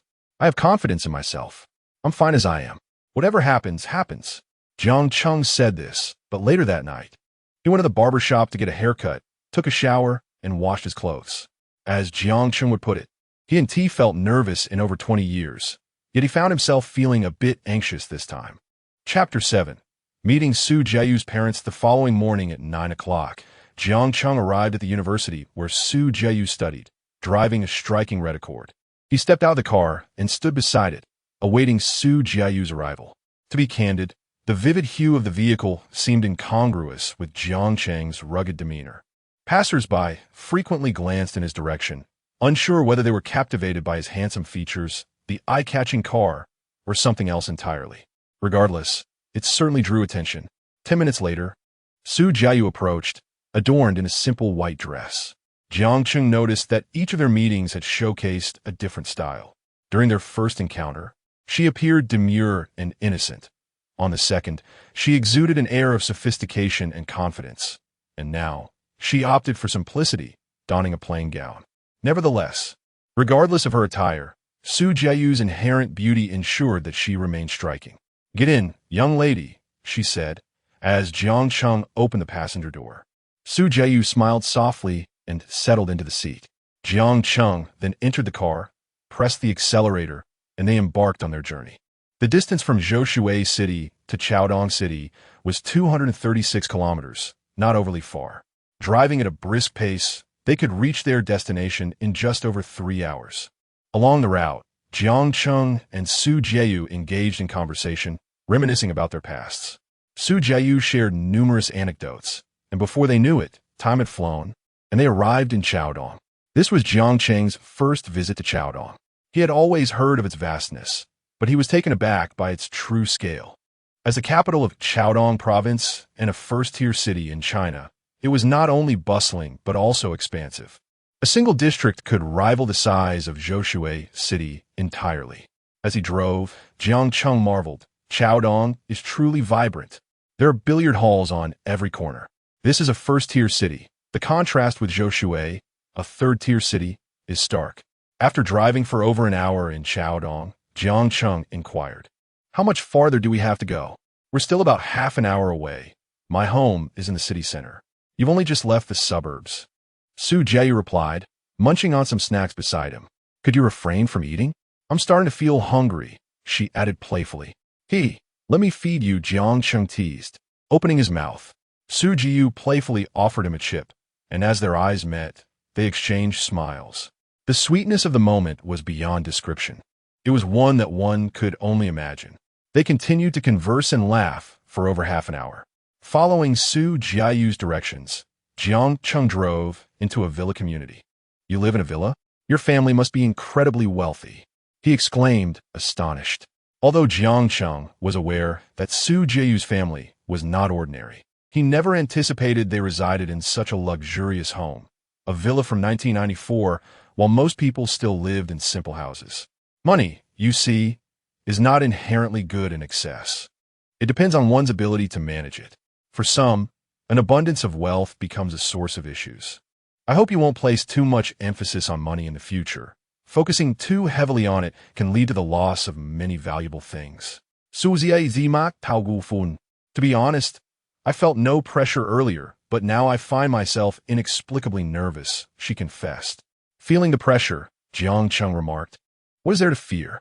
My father once said that when judging a person, one should not merely focus on their positive aspects. True affection for someone comes from accepting all their flaws. Rest assured, my father listens to me. If I like someone, he will surely like them too." "How many family members do you have? Do you have any younger siblings?" "I have a younger sister, but she is in Hong Kong and only returns to Chaodong during holidays." Jiang Cheng nodded as he spoke, parking the car in the villa's courtyard. He exited the vehicle and retrieved the gifts he had prepared that morning from the trunk. In total, Jiang Cheng brought out 6 different gifts, encompassing a variety of items, including supplements and nutritional products, costing him 3,000 yuan, a sum equivalent to 30,000 yuan in today's terms. Su Jieyu glanced at the gifts and asked, "What are you doing?" "My father doesn't care for such things. We have plenty of these gifts at home. It's unnecessary to spend so much. Many people bring gifts for my father, so I have a rough idea of their prices." Su Jieyu was aware of Jiang Cheng's circumstances and could tell that he likely borrowed money to purchase these gifts. However, understanding his pride, she chose not to comment further. "Mom, Dad, we're back," Jiang Cheng announced as he and Su Jieyu entered, carrying the gifts. The villa's entrance was quite imposing, comprising 3 stories, with a somewhat European style of decor and an abundance of rosewood furniture. Upon entering, Su Jieyu said to Aunt Zhang, the housekeeper, "These gifts are for my boyfriend. Please take them to the storeroom." Just then, a couple descended the stairs. The man was slightly plump, appearing to be in his 50s, with mostly black hair, though some gray was visible at the temples. He sported a slicked-back hairstyle, glasses, and an expression that suggested a serious demeanor, dressed in a black suit, giving the impression of a businessman. The woman, looking remarkably youthful, appeared to be in her 30s or early 40s, well-preserved and clad in a pale blue qipao. Her hair elegantly styled. She exuded a warm, welcoming aura. The couple descended the stairs arm in arm. "Mom, Dad, have you missed your precious daughter?" Su Jieyu teased. "Of course, but you've been so wild forgetting your mother. You've only returned once in 3 years. It's hard to remember what you look like," her father chuckled. "Don't mention the daughter. At this rate, I doubt you'll come back even once every 3 years," her mother added, moving forward. Mom and Dad, let me introduce you. This is my boyfriend, Jiang Cheng. I brought him home today to introduce you. Ah, after years of absence, you come back with someone. Su Jiayu's father exclaimed. Oh, Dad, we just confirmed our relationship, and I wanted to report back to you too, she replied. This young man looks quite spirited. Su Jiayu's mother observed, giving Jiang Cheng a thorough appraisal. Come on, don't just stand at the door. Step inside and have a seat on the sofa, she gestured, inviting them in. Su Jiayu took Jiang Cheng's hand and led him to the living room sofa to sit down. To speak candidly at this moment, Jiang Cheng felt rather awkward, unsure of what to say. Su Jiayu, however, was unfazed, surrounded by familiar faces that alleviated any sense of discomfort. How old are you? Xiao Jiang? Annie, I am 20, 1 year older than Su Jiayu. Su Jiayu's mother chuckled, remarking that the age difference was quite suitable. Old Su, he's just a year older than our little you. Su Jiayu's father offered Jiang Cheng a cigarette and inquired, Young man, where are you from? You seem quite robust. Have you served in the military? Uncle, I hail from Zhoushui. I was born in Zhoushui City, on People's Road in Heping District. I have an older brother named Jiang Zhen, and my mother is over 60. I previously worked in my friend's billiard hall and have never served in the military. Upon hearing this, old Su glanced at Su Jiayu's mother and burst into hearty laughter. This young man is quite straightforward. He anticipated our inquiries and disclosed everything. Oh, Dad, Jiang Cheng told me in the car that he was quite nervous and requested you not to ask too many questions. After all, you know my taste in men, right? Jiang Cheng felt a wave of apprehension wash over him, but he decided to share everything as a form of introduction. Ha, indeed. My father and mother trust your judgment, because you have never brought anyone home before. Xiao Jiang, you are the first. Oh, Dad, do you know how we met? How did you meet? Su Jiayu recounted the tale of their encounter and how Jiang Cheng had acted heroically, assisting her in a moment of need. Upon hearing this, Su Jiayu's parents remarked, Ah, then you are our little Yu's savior. Xiao Cheng, well done. Without you, our little Yu might have been in danger. Su Jiayu's parents exchanged glances. In fact, Su Jiayu had previously informed them over the phone that she was bringing a friend home, and they had surmised it might be a boyfriend. Their only requirement for her partner was good character and kindness towards their daughter. Everything else was secondary. The most crucial aspect was integrity. After listening to Su Jiayu's story and observing Jiang Cheng's upright demeanor, Su Jiayu's mother said, We approve of your relationship, but Xiao Jiang, I must share some heartfelt words. You have seen our family dynamics. We do not require much, just one thing, which is also mine and your father's sole request. You must treat Xiao Yu well. Your character must be sound. If you encounter any difficulties, we will do our utmost to support you. Our only wish is for you to be good to Xiao Yu. Uncle and Auntie, please rest assured. I will certainly treat Su Jiayu well. You could trust me. Jiang Cheng is clearly a person of loyalty and integrity, so you can feel at ease, old Su reassured, patting Su Jiayu's mother on the shoulder. Indeed, Xiao Jiang seems like a good lad. Otherwise, we would not have given our consent. Mom and Dad, is dinner ready? I'm starving, Su Jiayu exclaimed, patting his belly. This child only knows how to eat all day. Old Su chuckled, addressing Su Jiayu's mother with a smile. Zhang, Annie, is dinner ready? Su Jiayu called out. As they spoke, the group rose and made their way to the dining room. I'm already craving Annie Zhang's cooking, Su Jiayu remarked as they walked. Then be sure to eat your fill today, came the reply. Chapter 8. Arriving in Chaodong, Jiang Cheng and Su Jiayu enjoyed a modest meal at Su Jiayu's home, engaging in light-hearted conversation. Su Jiayu's parents inquired about Jiang Cheng's experiences in Zhoushui. As the wine flowed and the dishes were savored, old Su feigned anger, saying, Oh, my dear daughter, are you already planning to leave after just returning? Have you prepared the shop? Father, I am your beloved daughter. Rest assured, my love for you both will never wane. If I stay too long, you may find me bothersome, Su Jiayu replied playfully, giving her father a gentle massage. Oh, this girl, what can I do with you? Old Su was merely teasing Su Jiayu. Truth be told, her parents indulged her quite a bit. Typically, whatever Su Jiayu said would elicit some playful banter from old Su, yet he would wholeheartedly support her in the end. This dynamic had persisted for years, and Su Jiayu had grown accustomed to it. Hey, your mother, go fetch the keys. Our eldest daughter wants to take a look, old Su exclaimed. Upon hearing this, Su Jiayu's mother hurried to the study. After a short while, she returned with a multitude of keys. To Jiang Cheng's astonishment, the sheer number of keys left him speechless. He thought to himself, goodness gracious. Just who were Su Jiayu's parents? There seemed to be more keys than articles of clothing in his own wardrobe. After a quick count, Jiang Cheng estimated there were at least a dozen keys. Xiaoyu, choose one, Su Jiayu's mother offered, handing the keyring to her daughter.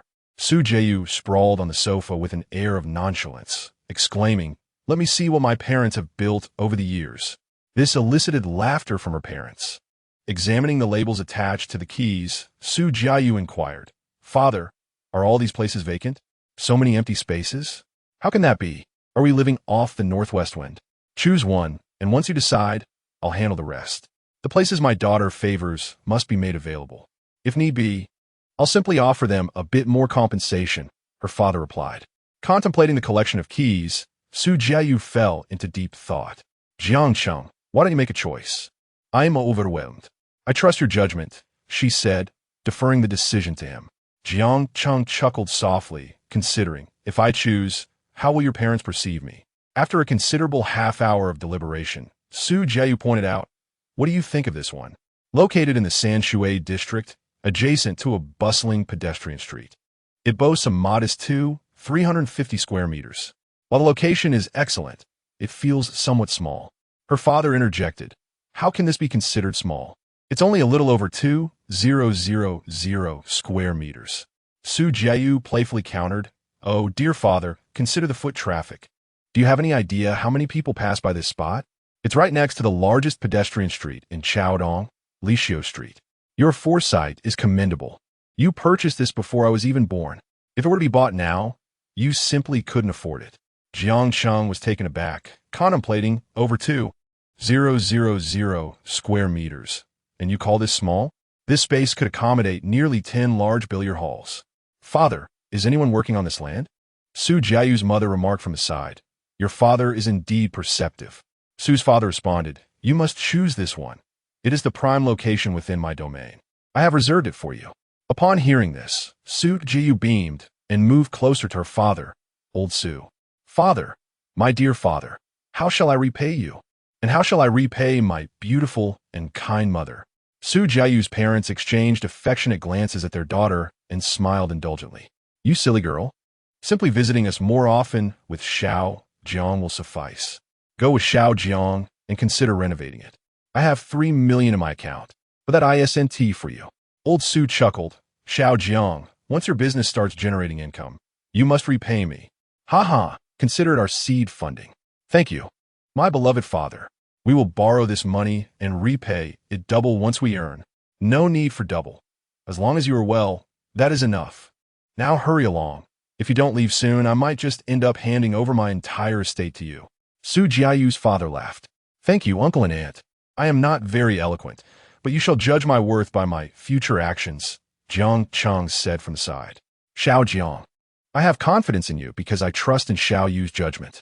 Should you encounter difficulties, do not hesitate to come to me. The most important thing is to treat Xiao Yu well. The rest will fall into place. After these words, Su Jiayu took Jiang Cheng's hand and led him out of the house. As they stepped outside the villa, Jiang Cheng took a deep breath, exclaiming, Su Jiayu, for over 20 years, I have never felt as nervous as I do today. I am drenched in sweat. Most importantly, I have never experienced anything like this before. At that moment, Jiang Cheng, a youth with no significant background or experience, felt the weight of meeting people and situations beyond his comprehension. He realized that such sensations could only be truly understood through personal experience. Regardless, he was currently soaked with sweat. Su Jiayu noticed Jiang Cheng's anxiety and had therefore pulled him out early. In truth, Su Jiayu's parents had also discerned his nervousness and had encouraged their daughter to exit sooner. They understood this stage well, having traversed it themselves. Su Jiayu Lauget, the formidable Jiang Cheng, capable of taking on 5, is afraid of this? Nonsense. Even the mightiest of mice fear the cat. I now perceive your father as enigmatic and profoundly benevolent.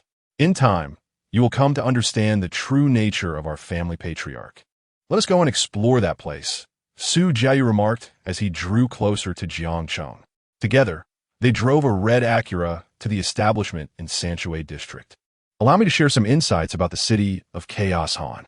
Previously, I mentioned that Chaos Han is a first-tier city, comprised of 4 major districts: Sanshui, Shenyang, Sansha, and Taiping. Among these, Sanshui and Shenyang serve as the city center, with Sanshui being the more vibrant of the two, primarily due to Lishio Street, the largest pedestrian thoroughfare in the entire Chaos Han province. Su Jiayu's parents own a shop adjacent to the entrance of Lishio Street, spanning 3 floors, bustling with foot traffic. The vicinity boasts numerous establishments, including jewelry stores, luxury boutiques, and a variety of eateries, creating a lively atmosphere. Upon disembarking, Jiang Cheng was taken aback by the scene before him. Su Jiayu, this place is incredibly prosperous. Your uncle has essentially gifted us this opportunity. It's akin to handing us money. Do not be so naive, Su Jiayu interjected. Have you not noticed the scarcity of entertainment venues here? Indeed, why is there a lack of such establishments? It must be challenging to operate in a place with such potential. Who wouldn't want a piece of this lucrative pie? Su Ziai Zipli. Profitable ventures often require one to engage in what others shy away from. If everyone pursued the same path, profits would dwindle. I, Jiang Cheng, am willing to take the risks that others fear, Jiang Cheng declared, pointing at the 3-story building. Jiang Cheng, it is precisely your character and resolve that prompted me to suggest establishing a club, Su Jiayu said, placing a hand on Jiang Cheng's shoulder. However, this 2,000 square feet space is too grand for merely a club. It would be a waste of potential.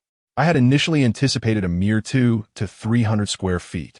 With this size, we shall create a comprehensive entertainment complex.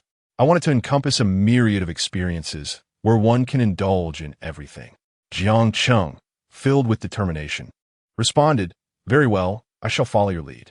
Su Jiayu added, from now on, I will not involve myself in business matters as I must prepare for my graduate studies. Su Jiayu embraced Jiang Cheng, who stood in contemplative silence before the 3-story building. Chapter 9. Grand opening. During this period, Jiang Cheng has been diligently assisting Su Jiayu with the renovations of their establishment. It has been over a month since he arrived in Chaodong. The transformation of the venue is remarkable. It bears no resemblance to what Jiang Cheng first encountered. The decor of their establishment can be described as extraordinarily opulent, with renovation costs exceeding 2 million yuan. The interior design is unrivaled in Chaodong. Few would dare to claim superiority. While Chaodong has grown considerably prosperous compared to other cities in 1994, it still pales in comparison to Hong Kong, where certain amenities remain lacking. After all, it is still the early 90s. Karaoke bars, billiard halls, and dance halls abound. Yet large-scale entertainment venues are scarce. Jiang Cheng aspired to create a unique entertainment club, one that would stand alone in Chaodong. Thus, during this time, Su Jiayu and Jiang Cheng made a special trip to Hong Kong for inspiration.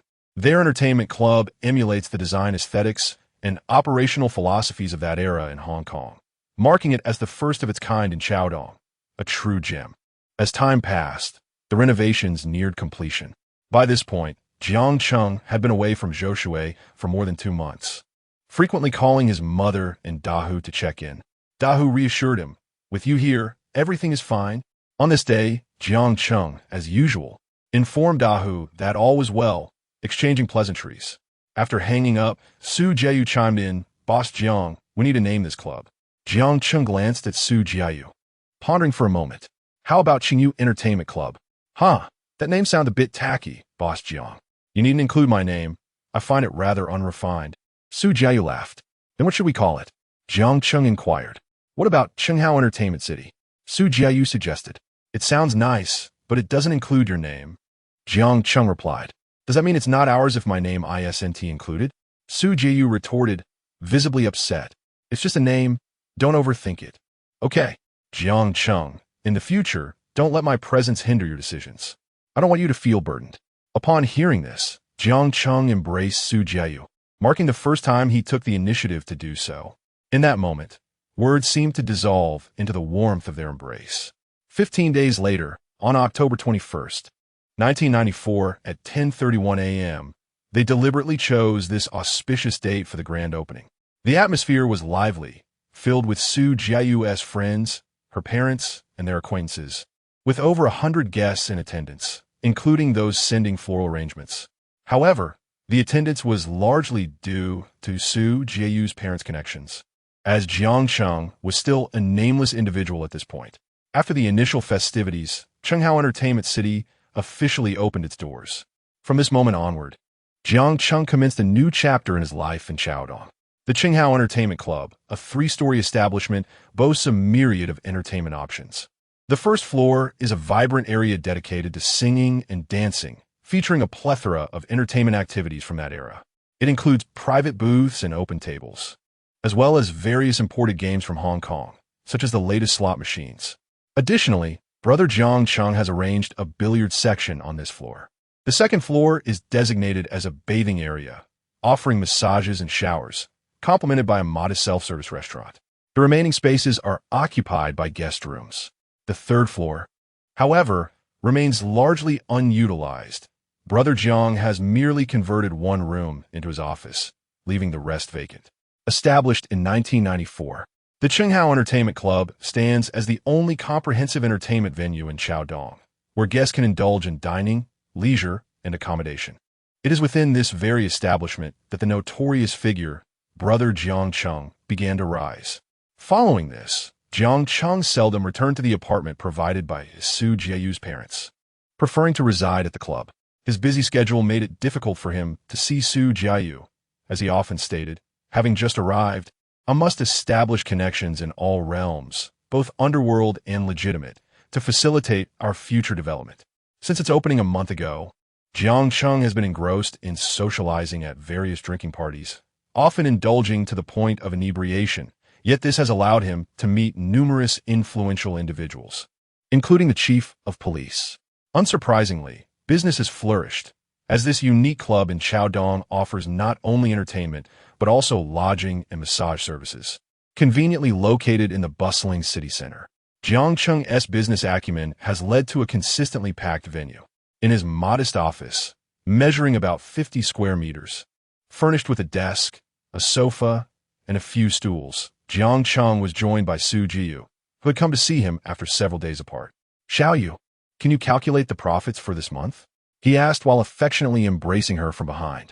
"Why are you calling me Xiaoyu again?" Su Jiai Ponde, feeling that using her full name would create a sense of distance. "You're called that by your family, so I shall too," he replied playfully. "All right, let me calculate," she said, and as she did, she was taken aback by the figures. "Wow, Brother Jiang Cheng, after all expenses, the net profit is 1 million. On average, the club brings you 70,000 a day." Jiang Cheng, running his fingers through his hair, exclaimed, "Is it really this lucrative? If I work for a year, I could become wealthy." "Indeed, after a year, you could marry another wife," Su Jiayu teased. "At this rate, I think I could marry 8 or 10. Jiang Cheng laughed, and despite their playful banter, both felt a profound sense of accomplishment. Chapter 10. The first encounter with Wen Zhanlong time passed day by day, and in the blink of an eye, Jiang Cheng's entertainment venue had been open for over a month, with just 5 or 6 days left until it reached 2 months. The business during this period could be described as exceptionally thriving, keeping Jiang Cheng so busy that he hardly had a moment's respite. Although he had a manager and some staff, there were still many tasks that required his personal attention. Little did Jiang Cheng anticipate that running a business would prove to be so arduous. During this time, he had not spent much time with Su Jiayu, who was preoccupied with her graduate school entrance exams and had little time to visit his establishment. Jiang Cheng's management of the entertainment venue was nearly in order, having communicated all necessary instructions to the manager. The foundational work was well established, and now it was merely a matter of the staff following through with the operations. Finally, Jiang Cheng could afford to relax a little. That afternoon, after attending to numerous matters, Jiang Cheng sank into the chair in his third-floor office, exhaling deeply. "I'm utterly exhausted," he thought. "I haven't had a restful night's sleep in ages. It's either socializing or managing the shop. Even when I sleep, my mind is consumed with thoughts of the entertainment venue." Stretching languidly in his office chair, he picked up the phone from his desk and dialed a number. After a moment, a voice came through the line. "What is up, Missing me? It was Su Jiayu. Yes, I do miss you. It's been about a week since we last saw each other, Jiang Cheng replied. President Jiang has been busy. I didn't want to disturb you, she teased. Huh? Are you afraid to disturb me? Or simply too busy to do so? If you had the time, you'd be glued to my side, Jiang Cheng chuckled. Indeed, I've been swamped with exams, Su Jiayu admitted. Tonight is Saturday. I'm free.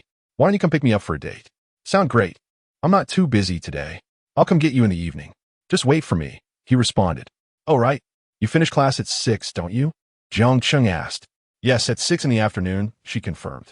By the way, when you arrive, I have a gift for you, he added mysteriously. What kind of gift? She inquired, intrigued. You'll find out when you get here, he teased.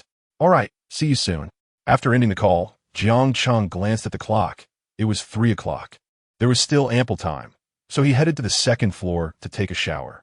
After a quick wash, he lightly massaged his neck and head before heading to a nearby hair salon for a trim. Upon exiting, he admired his reflection in the mirror, still looking quite handsome, and felt a surge of confidence. After all, he had every reason to be a little proud. At 5:20 in the afternoon, Jiang Cheng drove his red Accord through the streets of Chaodong. After about half an hour, he parked in front of the Chaodong Provincial Performing Arts Academy. Leaning against the front of his car, he waited. Moments later, Su Jiayu emerged from the building, dressed in a simple black tracksuit and white sneakers. Miss, you've worked hard, he remarked playfully. President Jiang has had his share of toil as well, she replied. How is it that you've become even more beautiful after just a few days? I've always been handsome, Jiang Cheng said, playfully tapping her forehead with his finger before opening the car door for her with a smile. Please, miss, get in, Su Jiayu said with a smile. Thanking Boss Jiang for opening the car door, the two of them settled into the vehicle. Miss, I would like to discuss something. Today, you seem to be in high spirits. Would it be too much to ask for a black car instead? It's quite taxing on my tender sensibilities to ride in a red car every day while fetching you. Ha ha ha. Feeling wronged, are we? Actually, the little red car suits your aura quite well, Su Jiayu teased, eliciting a hearty laugh from Jiang Cheng, whose expression bore a hint of grievance, prompting Su Jiayu to wish to offer him a comforting embrace. All right, the shop is doing well after all. When you have the time, you may choose a car. Pick any color you fancy. How about that? Miss Su, you mentioned a surprise over the phone. What might it be? Su Jiayu suddenly recalled. Oh dear, I almost forgot, she exclaimed, retrieving a box from her bag. Upon opening it, Jiang Cheng saw a large mobile phone. Here, this is for you. No more struggling to reach you, she said, revealing a phone card inside. Jiang Cheng picked up the mobile phone and glanced at Su Jiayu. Thank you, Miss Su. If you hadn't gifted me this, I would have needed to buy one soon. I must be your timely savior, right, Brother Jiang? Indeed, Jiang Cheng replied with a smile. Where are we headed? My classmate mentioned a new Cantonese restaurant in Sanshui that is quite good. Shall we give it a try? Sounds great. Jiang Cheng drove to the Cantonese restaurant Su Jiayu mentioned. The establishment was modest in size, but bustling with patrons. They found a spot and sat down to enjoy their meal, sharing a few drinks together. 40 minutes later, feeling satisfied and a tad tipsy, Jiang Cheng let out a burp. I must admit, that was quite delicious. My classmates have been urging me to try this place, but I've been too occupied lately. Now that we've had some drinks, I can't drive. The street nearby seems lively, with vendors setting up stalls. How about we take a stroll and then catch a taxi home? Sure, just wait for me while I use the restroom, Su Jiayu replied before heading off. After her brief visit, she rejoined Jiang Cheng, and they stepped out into the cool evening air, feeling pleasantly lightheaded. Jiang Cheng held Su Jiyu's hand as they strolled down the street, which was lined with another bustling thoroughfare filled with vendors. This street is truly vibrant, he remarked. There are so many KTVs and small clubs here. It seems to be a street of entertainment, with everything from KTVs to massage parlors available. As they walked, Jiang Cheng intended to approach a stall selling stinky tofu to indulge in a bowl of the delicacy. The crowd at the stinky tofu stall was not too overwhelming. Jiang Cheng purchased a bowl of stinky tofu and found a spot nearby to sit down. He and Su Jiayu began to eat. By chance, Jiang Cheng glanced toward a nearby alley. To the right of the stinky tofu stall, there was indeed an alley, and he could vaguely see a group of people within it. The more he looked, the more something felt amiss. Su Jiayu noticed Jiang Cheng's gaze and turned to see what he was looking at. Is there a fight? Jiang Cheng scrutinized the scene more closely and soon discerned 5 individuals pursuing a single person, shouting demands for him to stop. The chased individual, unable to run any longer, leaned against the alley wall, exclaiming, "Damn it, you brutes are bullying my sister. You have the numbers today, and I can see defeat, but I want to go down without a fight." Ha ha ha. Jiang Cheng had caught the earlier remarks due to the distance, but now he understood clearly. He glanced at Su Jiayu and said, "I'll go take a look. Stay here and don't move." Just as Su Jiayu began to call out his name, Jiang Cheng was already dashing towards the alley. Upon getting closer, he could see a tall, robust figure, bloodied and shouting, "To hell with you. If you have the guts, kill me. If you can take down my grandfather too. Either way, I'll make this worth it." Jiang Cheng observed that this man was surrounded by 5 others armed with machetes. "What daring! To face them alone. I respect your bravery. Yet, you have severed my brother's arm, and today I shall ensure you wish you had never crossed me," the man declared, brandishing a machete and stepping forward to crush the assailant's hand. Jiang Cheng called out loudly, "Are you bullying someone?" His voice boomed, capturing the attention of all 5, including the encircled individual. "I said, are you bullying someone? What kind of prowess do 5 of you have against one? Is he your father? Why are you meddling in this? Just leave, or you'll be in for a beating too." As Jiang Cheng spoke, he approached one of the younger assailants with a grin. The boy, caught off guard and not expecting to be struck, received a swift punch to the face from Jiang Cheng, leaving him dazed. The assailant on the left, witnessing Jiang Cheng's audacity, rushed towards him with intent to strike. However, the brother leaning against the wall quickly stepped forward, seizing the would-be attacker around the waist and throwing him to the ground. The fallen boy was then met with a flurry of punches to the face from the brother, who subsequently wrested the machete from him. Meanwhile, having delivered the blow, Jiang Cheng saw the assailant attempting to shield his face. Seizing this opportunity, Jiang Cheng swiftly advanced, delivering a series of punches that sent the boy crashing to the ground. Where the machete fell from his grasp, Jiang Cheng promptly retrieved the weapon. In the current scene, there are 5 individuals facing one another. The leader and another young man have already been felled to the ground, their knives clattering onto the pavement. It is now a 2 against 3 situation, with Jiang Cheng and his companion wielding blades as well.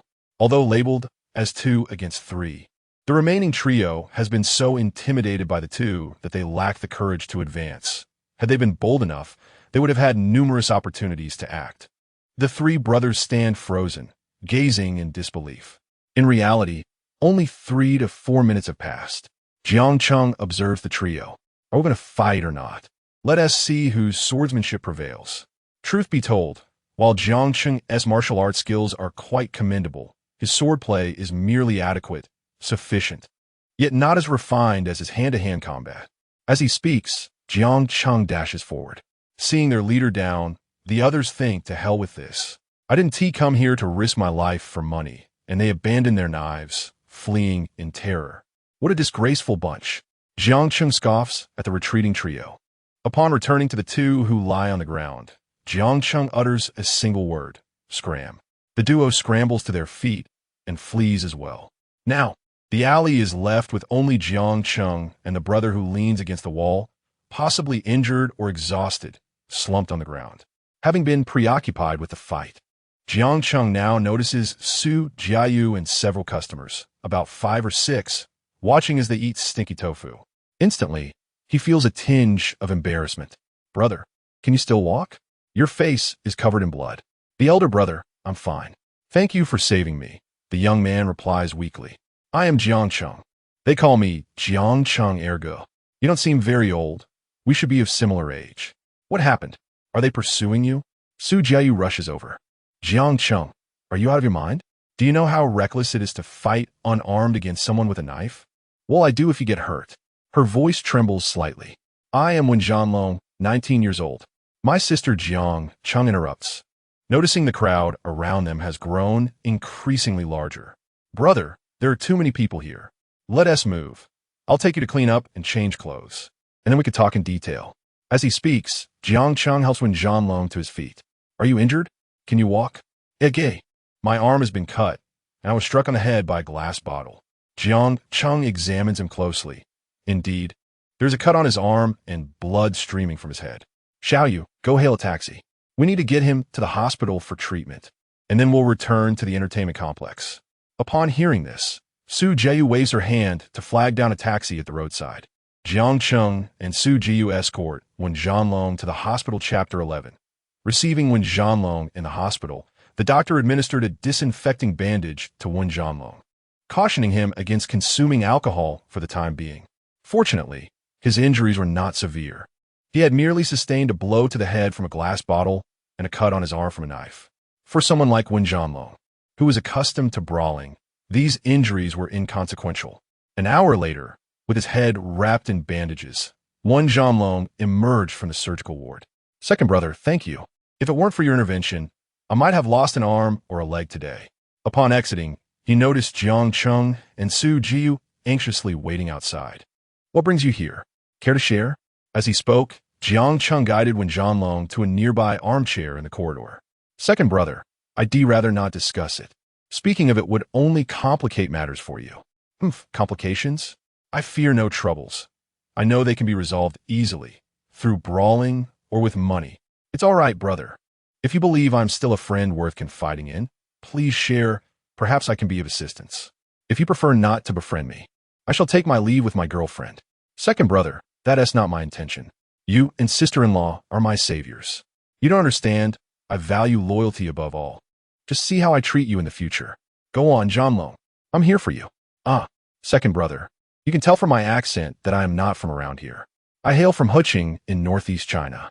At the age of 7, I moved here with my parents and younger sister, but not to Chaodong. Our family relocated to Guangqing. My sister is a year younger than I, and when I was 10, my father tragically passed away due to a work-related accident. 2 years later, my mother succumbed to illness. Now, at 19, I've been left to care for my sister since our mother's passing. With our parents gone at such a young age and my naturally combative disposition, I often found myself in fights. Sometimes, it was the only way to avoid being bullied. Jiang Cheng observed Wen Zhanlong, his eyes glistening with empathy. Everyone is aware of Jiang Cheng's background, which mirrors that of Wen Zhanlong's, though he is fortunate to still have his mother. Jiang Cheng understands all too well the sentiment that one must resort to physicality to fend off oppression. Years ago, my bond with my sister was strong. I took care of her like a father would, fearing she might stray from the right path. I am a man, and I grasp the struggles we face. However, over the past 2 years, I don't know if it was teenage rebellion or my constant fighting that drove her away. She began to resist me. Just a few days ago, she mentioned having met a boy whom I immediately recognized as a troublemaker. I disapproved of their relationship, and we quarreled over it. Out of anger, she left and has been gone for 3 days now. I find myself on the brink of madness, dear brother. I enlisted the help of all my friends to search for my sister. I told them I had seen her and was prepared to apologize, hoping to prevent her from making any foolish decisions. On the 3rd day, she returned, accompanied by that young man, declaring that they had consummated their relationship, and whether I agreed or not, I had to accept it. Unable to contain my anger, I struck the young man, prompting them to flee. This flight lasted 3 long months. Just a couple of days ago, I received a phone call from her, weeping and distressed. Brother, I cannot bear to hear the cries of my parents or the one closest to my sister. The moment she sobbed, I sensed that something terrible had occurred. She tearfully confessed her mistakes and admitted that she should have heeded my warnings. My sister revealed that she had gone to Chaodong with that young man, to his brother's nightclub. I inquired if she had been mistreated, and she lamented that she had indeed been struck. During their time together, that boy, after having his fill of her, had the audacity to suggest that my sister work as a massage girl at his brother's establishment. My sister staunchly refused, but ultimately, she was violently assaulted by that brute. At this moment, I observed Wen Zhanlong's eyes, which shimmered with indignation, while Jiang Cheng's eyes glistened with the same fury, including Su Jiayu, who was also visibly affected. Jiang Cheng clenched his fists tightly. Upon hearing that my sister had been harmed, I felt compelled to act. regardless of whether it was in Chaodong or Chaobei. Fortunately, that young man still possessed a sliver of conscience and allowed my sister to escape. Thus, I journeyed from Guangxing to Chaodong, where I finally reunited with her. Truthfully, the sight of her shattered my heart, dear brother. Throughout her life, she had never endured such suffering. Her delicate face bore the marks of violence. Her teeth were loose, her lips bled, and her hair was disheveled. I arranged for her to stay in a hotel near the train station and instructed her to wait for me there. I told her that if I did not return within a day, she should make her way back to Guangxing, assuring her that I had left her some money to start a small business. However, I implored her to promise not to associate with dubious characters again. Understanding my temperament and intentions, she stubbornly refused to let me go. Seizing the moment while she slept, I slipped away. Previously, she had informed me about the nightclub, so I hailed a taxi and made my way there. Armed with a concealed machete, I entered the establishment. To my surprise, it was quite crowded. Upon arrival, I inquired with the server about the whereabouts of the man who had attacked my sister, claiming to be a friend of his. She directed me upstairs. Once on the upper floor, I found myself amidst numerous rooms, uncertain of where to go. Without hesitation, I shouted the young man's name in the hallway, but received no response after several calls. Eventually, a staff member approached and informed me of his location. Upon entering the room, I found him drinking with two women. Without uttering a word, I brandished the machete and aimed for his head. However, he reacted swiftly, dodging to the side. I made a second attempt, striking downwards without a clear aim. To speak frankly, dear brother, my intention was to bring about his demise. However, this fellow proved remarkably resilient, and I merely severed his arm. I was poised to strike again when he cried out, prompting a cacophony of footsteps ascending the stairs. The upper floor erupted in chaos. Fearing that I might soon find myself trapped, I struck him once more, though I was oblivious to where the blow landed as I bolted for the exit. Upon bursting out the door, I encountered two individuals, yet they were unarmed. With a swift flourish of my blade, I surged forward, but the tide of people was overwhelming. I could see two figures emerging at the staircase. While the clamor below persisted, cries of "Dig has been attacked" echoed in the air. I had no choice but to continue my desperate flight, swinging my weapon as I descended the narrow staircase. Suddenly, I felt a sharp blow from a beer bottle to the back of my head, yet I pressed on, undeterred, wielding my knife as I reached the ground floor. There, I confronted the brother of the man who had tormented my sister. He was also the proprietor of this nightclub. Upon learning that I had harmed his sibling, he brandished a machete. The crowd was immense, perhaps 15 or 16 individuals, all security personnel. I intensified my wild swings, confident in my combat skills. Yet they were simply too numerous. The throng only seemed to multiply, and I sensed a chill at the back of my head, a sign of impending unconsciousness. I knew I could not afford to succumb, biting down hard and pushing onward. In my disoriented state, I was unaware of who had knocked my weapon from my grasp. Fortunately, I managed to reach the entrance, and without hesitation, I dashed outside. I ran for what felt like an entire street, disoriented in a place unfamiliar to me. Eventually, I found myself in an alley, where I fortuitously encountered you, dear brother. With misty eyes, I relayed my tale to Jiang Cheng, who nodded in understanding, while Wen Zhanlong offered a cigarette to Jiang Cheng. Brother, your skills are commendable, he remarked. Ah, dear brother, I possess no extraordinary talents. I simply excel in combat. What business do you have in Guangxing? Jiang Cheng inquired. In Guangxing, I have no significant dealings. I have a few brothers who accompany me. We've established a small operation, sufficient to ensure that my comrades and I can make ends meet over the year. How many are in your group? Jiang Cheng asked, lighting another cigarette and offering one to Wen Zhanlong. We have over 20, all fierce in battle. Brother, do you seek revenge? Revenge? Indeed. Given what he did to your sister, merely severing an arm does not suffice. What do you mean, dear brother? Were I in your place, I would make him wish for a fate worse than death. With that, Jiang Cheng glanced at Su Jiayu and said, Xiaoyu, you should head home now. I need to speak with my brothers for a moment before returning. Su Jiayu looked at Jiang Cheng and replied, Very well, I shall return. But you must promise to stay safe. After seeing Su Jiayu off, Jiang Cheng turned to me, saying, Brother, come back with me. Let us return to my entertainment venue and discuss matters there. Dear brother, you own an entertainment venue? Jiang Cheng nodded and then rose to assist Wen Zhanlong into the car. Brother, I see your skills are quite impressive, Wen Zhanlong remarked. Indeed, our fates are quite similar. We are both unfortunate souls. You are right. Only through strength can we avoid being bullied. Wen Zhanlong nodded in agreement as the car arrived at Chenghao Entertainment City. Brother, this is your entertainment establishment? This is the first of its kind in the country, isn't it? I've never seen anything so grand, Wen Zhanlong exclaimed, his eyes wide with astonishment. This is also newly opened, less than 2 months ago. Come inside, Jiang Cheng replied as they entered the establishment together. Brother, isn't this business thriving beyond measure? I've been to various entertainment venues and KTVs in Guangcheng, but I've never encountered anything of this scale, Wen Zhanlong said. To be honest, I never dared to dream that I could own something like this, as just 3 months ago, I was an aimless youth.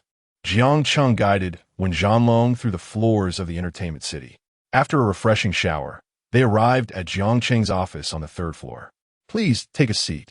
Zhanlong, Jiang Cheng invited as Wen Zhanlong sat upright on the sofa.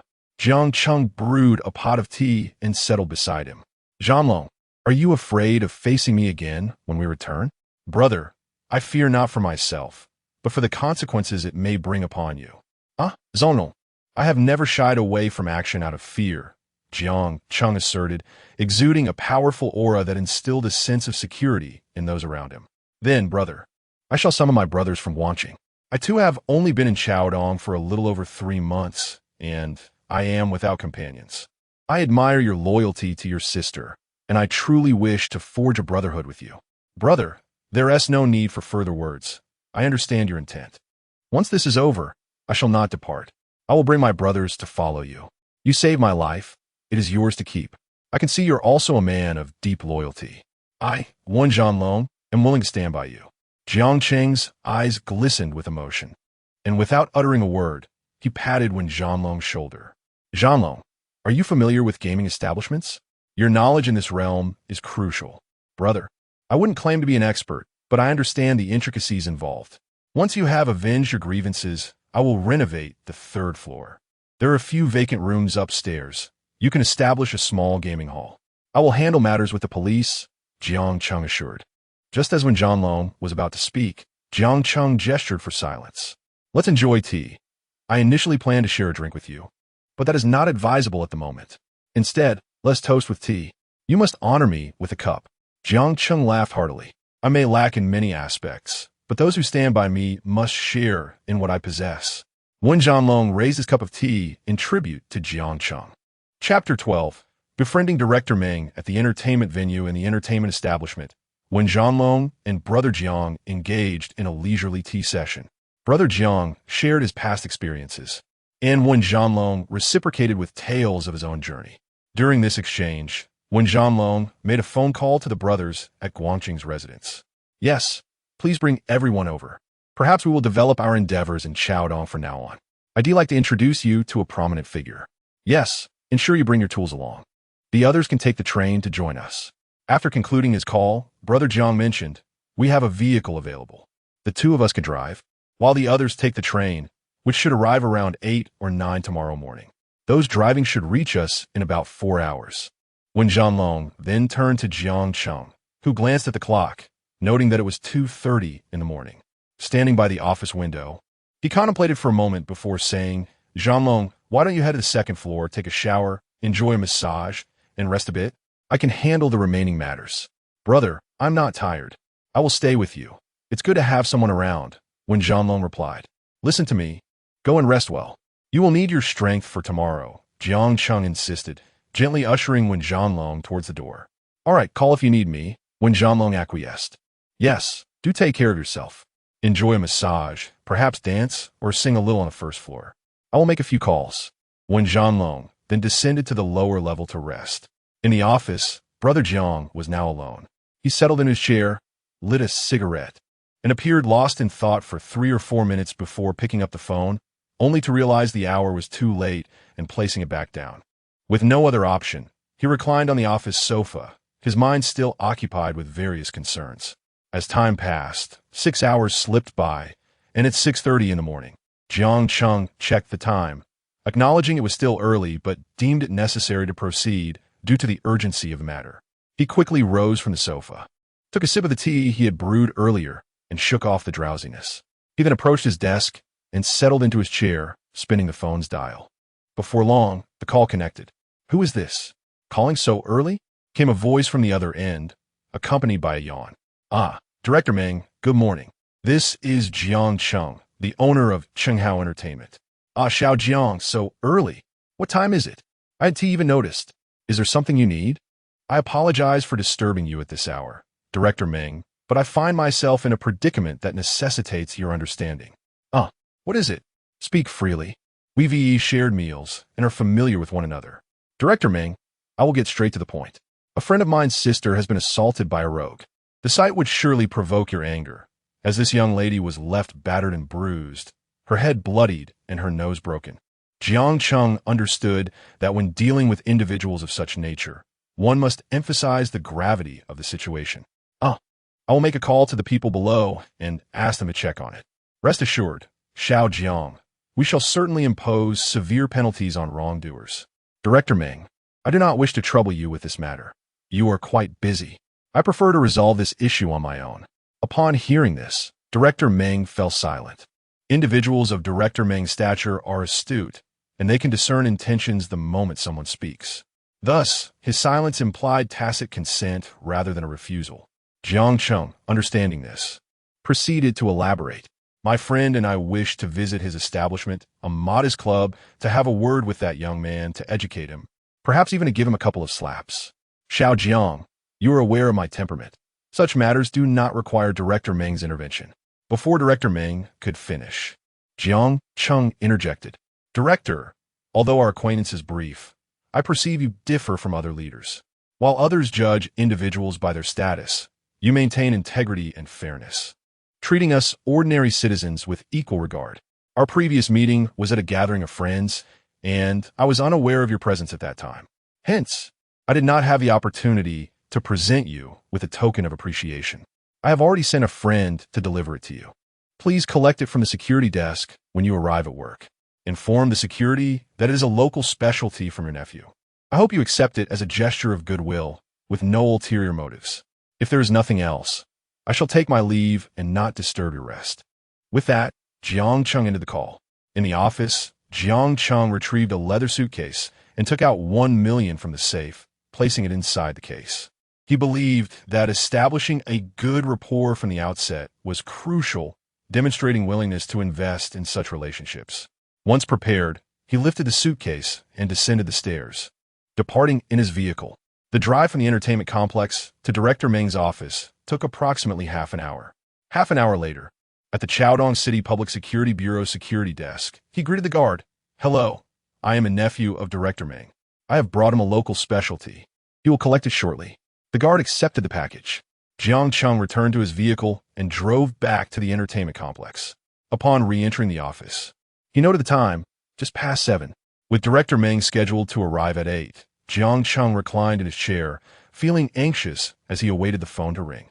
Time dragged on, and after more than an hour with no call, he began to ponder whether he had offered too little or if the individual was truly unworthy of such consideration.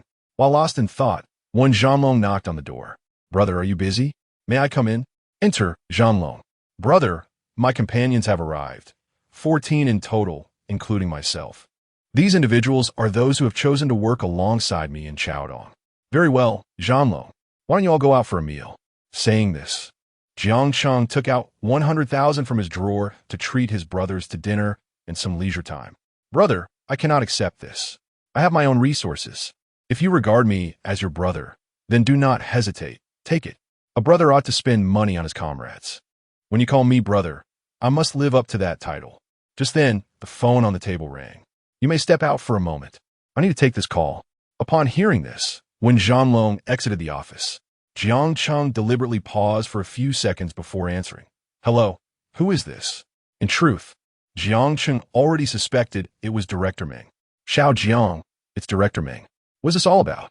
Jiang Cheng interrupted. "Director, given your stature, this small gift truly pales in comparison. How many people wish to present you with gifts, yet you decline them? We have established a good rapport, and you do not accept just any gift. I genuinely wish to get to know you. After listening, Director Meng chuckled heartily. You rascal. To be honest, from our first meeting, I sense that you are no ordinary individual. In terms of conduct, work, and conversation, you exhibit a maturity beyond your years. You are destined for great achievements. Thank you for your kind words, Director Meng. My friends, and I plan to have a discussion with that man today. You young folks are often impulsive and prone to mistakes. Individuals like you, who possess a maturity beyond your peers, should guide the more impetuous youth of today. However, do not go overboard. A verbal admonition will suffice. Understood, Director. Rest assured, we shall keep it simple. All right, I will inform my subordinates. By the way, I have a meeting to attend. Do come over for dinner when you have the time. Certainly, Director Meng. You stay busy. After concluding the call, Jiang Cheng felt as if a wilting flower had suddenly blossomed. The weight on his heart had lifted. With the support of Director Meng, he and his comrades could now proceed with confidence. Jiang Cheng exited the office, elated. At that moment, one Zhanlong was waiting at the stairwell on the third floor. Zhanlong, why didn't you bring the brothers for a meal? Second brother, the others have gone to eat nearby. They can return upon a call. I chose to stay here with you.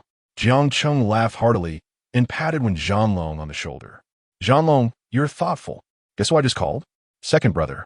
Perhaps it's best I remain unaware. What nonsense. You are my brother. There should be no secrets between us. I just called the director of the Public Security Bureau of Chaodong City to present him with a small gift. The matter of the upcoming confrontation will rely on his support. Second brother, so you've arranged everything. Jiang Cheng smiled. I prefer not to engage in unprepared battles. Victory in such circumstances relies solely on luck. As he spoke, he patted Wen Zhanlong's shoulder again. Gather the brothers, ensure they rest, and regain their strength. Let us go down and get to work. Understood, second brother. With that, Wen Zhanlong dashed down the stairs. Chapter 13. Revenge at 3 in the afternoon. In the office of Jiang Cheng on the third floor of the Chenghao Entertainment City, Jiang Cheng said, Zhanlong, gather the brothers together. Wait for me in the lobby on the first floor. With a cigarette dangling from his lips and hands behind his back, he gazed out the window. All right, second brother, replied Wen Zhanlong, who promptly dashed out the door. 5 minutes later, Jiang Cheng, clad in a sleek black leather trench coat and with his hair slicked back, swiftly descended the stairs, wielding a 7-slot machete. Second brother, Wen Zhanlong called out while waving to his brothers, Jiang Cheng, Jiang Cheng, Jiang Cheng. The other brothers echoed the call, their voices rising in unison. Standing at the midpoint of the staircase, Jiang Cheng observed the group. Each of Wen Zhanlong's brothers was a formidable fighter, not mere showmen or posers. All stood at least 175 meters tall. Their physiques and the way they handled their weapons revealed their combat experience, with some bearing scars from past confrontations. Each brother wielded a machete, eschewing weapons like slashes or fire axes, forming an impressively uniform front. Brothers, Jiang Cheng began, Zhanlong has likely informed you. From this moment forth, we are all family. Our hearts shall beat as one, especially in battle. We shall fight with all our might, unyielding and relentless. As for the matters of the underworld, fear not, for I shall handle them. If I falter, I shall surrender myself, ensuring no brother bears the burden alongside me. I will take it all upon myself. What I value most is loyalty, and I trust Zhanlong. You are his brothers, thus you too shall not disappoint. Henceforth, you are all my brothers. As Jiang Cheng spoke from the staircase, his commanding presence exuded the aura of a true leader from the underworld. Clad in his black leather coat and towering at a height of nearly 2 meters, one could sense that he could take on 9 opponents single-handedly. Upon concluding his speech, Jiang Cheng retrieved an envelope from his pocket. Zhanlong, within this envelope is 500,000. Distribute it among the brothers. After this matter is settled, procure each brother a mobile phone for ease of communication. The remaining funds should be shared among the brothers. For those with parents, send some back home. As for me, if I have a bowl of porridge to eat, I shall never let my brothers go hungry. Jiang Cheng said, descending the stairs to hand the envelope to Wen Zhanlong. Second brother, I know you care for the brothers. You have already given us enough. I cannot accept this. The brothers need it more, Wen Zhanlong insisted. Long, are you disregarding my wishes? Hurry and arrange for the brothers to have their phones. I would want them to be unreachable when trouble arises, Jiang Cheng replied, giving Long an encouraging pat on the shoulder. To Jiang Cheng's surprise, Long suddenly knelt before him. Jiang Cheng quickly rushed forward, attempting to lift him. Second brother, please don't help me up. I, Long, have never knelt to anyone in these years. Even when confronted, I would not submit. I would rather die. But second brother, you have earned my utmost respect. In my life, I, Long, have never acknowledged an elder brother, as I believe some individuals are unworthy of such a title and would merely exploit the bond of brotherhood. However, ergo, I hold in my heart all that you have done for me. Throughout my years navigating the underworld, I have never encountered a brother as remarkable as you. Meeting you has been a stroke of fortune for me. From this point forward, I, Long, am willing to serve ergo, even to the point of sacrificing my life for him. The other brothers are equally astute, and they too knelt down, calling out loudly, ergo, ergo, ergo. This chorus resonated throughout the entire first floor, leaving Jiang Cheng bewildered, as he had never experienced anything of the sort. Rise, brothers. From now on, we are family, he proclaimed. Fortuitously, I had cleared the area today. Otherwise, customers might have assumed this was a den of the underworld. Jiang Cheng chuckled, assisting Long to his feet. Long and the brothers stood up, and Jiang Cheng glanced at the time. It was 4:30. Brothers, let us depart. Jiang Cheng led Long and the others out of the entertainment venue. At this moment, they had 2 vehicles in addition to Long's own. Altogether, they totaled 16 individuals. Jiang Cheng and a few of his companions drove, while the remaining 6 brothers hailed 2 taxis to follow behind. Thus, they drove for over an hour before arriving at the nightclub where Long's sister had been assaulted. This was Jiang Cheng's first visit to this nightclub, which was not particularly large, spanning about 400 square meters across 2 floors. At this hour, it appeared to be just starting, with a moderate number of patrons present. The brothers swiftly exited their vehicles across from the nightclub, ensuring they were equipped for what was to come. Brothers, once we enter, we smash everything in sight. Anything of value is fair game. Long, you will accompany me to the 2nd floor to find that scoundrel, Lu Di. Understood, ergo. I follow your lead. With that, Jiang Cheng took the lead and sprinted towards the entrance of the nightclub, shouting, brothers, let's go. As they boldly entered Lu Di's establishment, they found many patrons dancing and singing on the 1st floor. Jiang Cheng commanded, brothers, smash everything. Upon hearing this, his group brandished knives and began to demolish everything within reach, leaving a trail of destruction. Patrons fled in panic. Jiang Cheng had previously instructed them to avoid harming customers, ensuring a swift and decisive operation. They would finish quickly and make their escape. Jiang Cheng and Long dashed up to the 2nd floor, which was modest in size, containing only an office and 2 private rooms.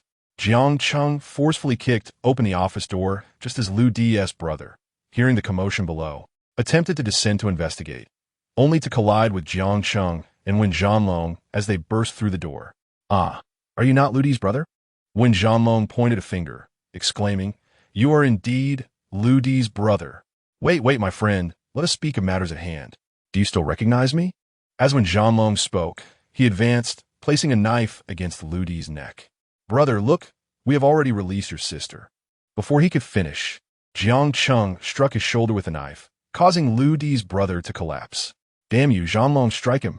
Long reacted swiftly, stepping on his thigh, relentlessly hacking at him without regard for precision. The 2 were equally ruthless. Wait, I was wrong, brother, I was wrong. Please, spare me. Lu Di, clutching his legs on the ground, had been slashed more than 10 times. Damn it, this guy's skin is surprisingly tough. Truly resilient. Jiang Cheng wiped the sweat from his brow, demanding, where is your brother? We can't find him. Whoa, please stop. He is in the hospital. His arm was severed by you all, and he is recuperating. Which hospital? What room? Oh, Lu Di's brother began to cry. Speak up. Jiang Cheng pressed the knife against Lu Di's leg. If you do not speak, I shall send you to accompany your brother. He is missing an arm. I shall make you miss a leg as well. You would complement each other perfectly. No, I will speak. Brother, I will tell you. Lu Di's brother divulged his sibling's hospital room number. Jiang Cheng glanced at Wen Zhanlong, who nodded in agreement, indicating that they had enough information. Zhanlong, carry this fellow downstairs. We shall proceed to the hospital.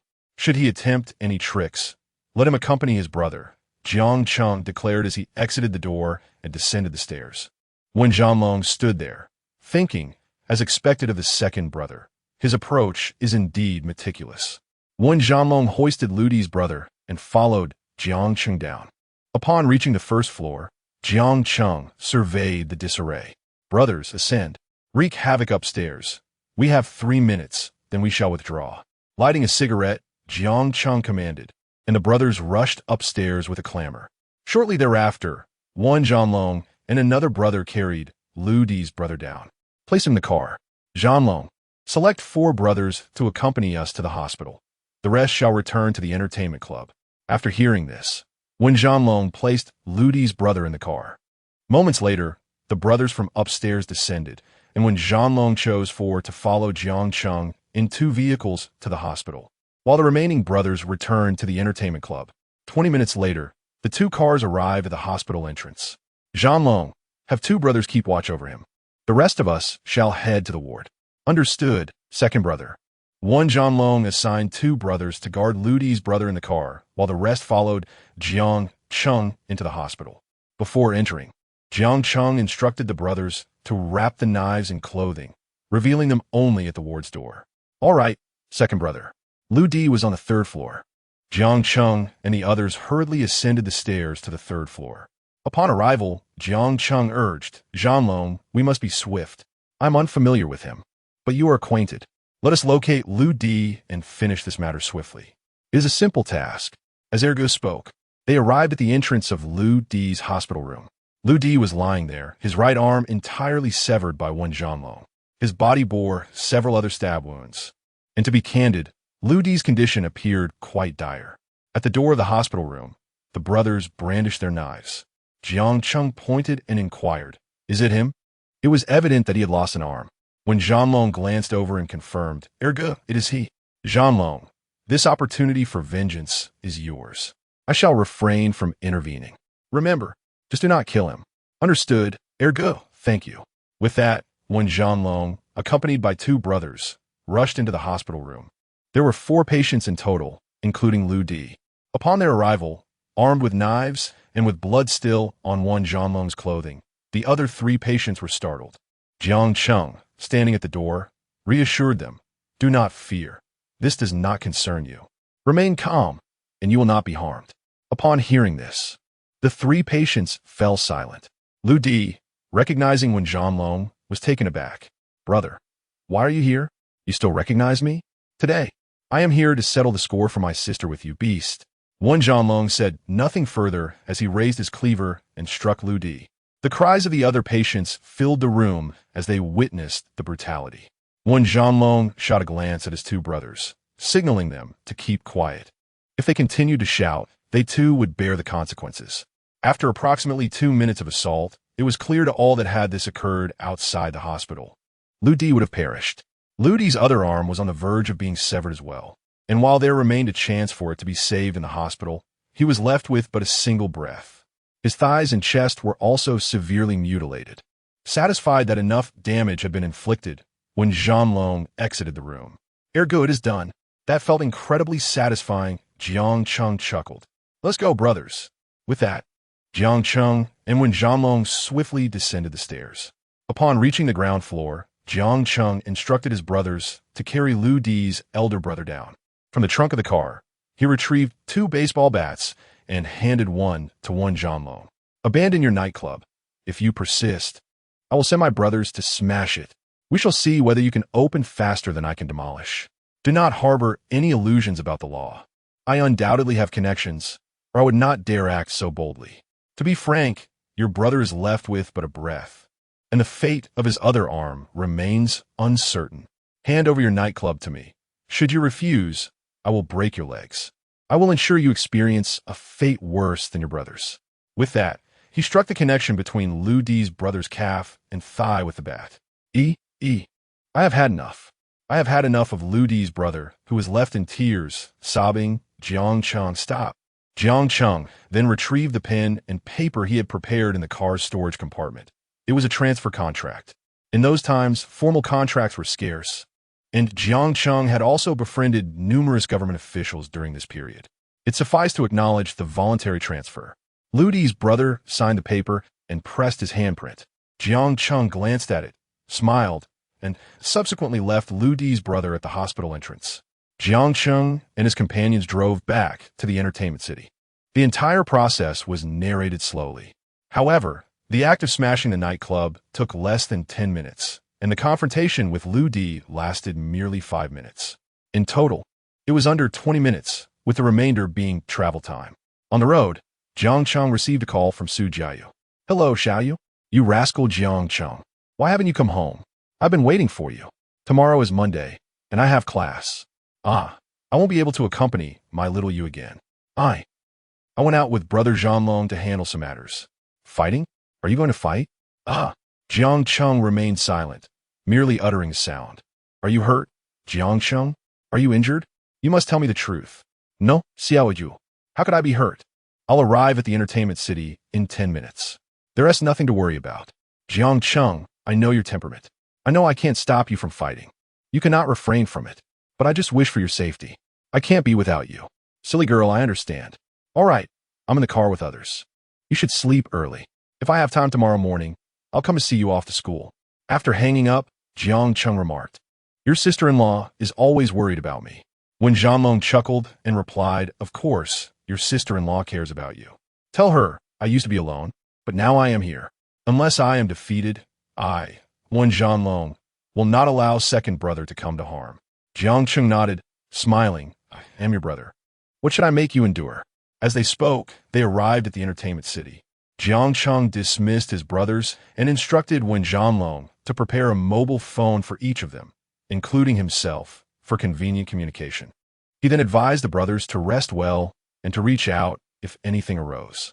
After attending to these matters, Jiang Cheng, the second brother, went to the second floor, took a bath, and had a massage before returning to the office on the third floor. Sitting in the chair, Jiang Cheng checked the time. It was still relatively early. He picked up the mobile phone gifted by Su Jiayu and called Director Meng. "Director Meng, it's Xiao Jiang. I hope I'm not disturbing your rest." "Not yet. I just finished a meeting. What is the matter?" "Director Meng, we just went to the club where the man who bullied my friend's sister was. Initially, we intended to resolve it verbally and demand some compensation, but he not only refused to pay, but continued to insult my friend's sister. Consequently, my friend couldn't contain himself and ended up fighting." "Xiao Jiang, tell me how it turned out. We're friends now. No major issues, right? He is alive, I presume. There might be a possibility of an arm injury, but what kind of issue? The arm may be lost." "What?" It was evident that Director Meng was agitated. "Jiang Cheng, do you consider me a mere shield?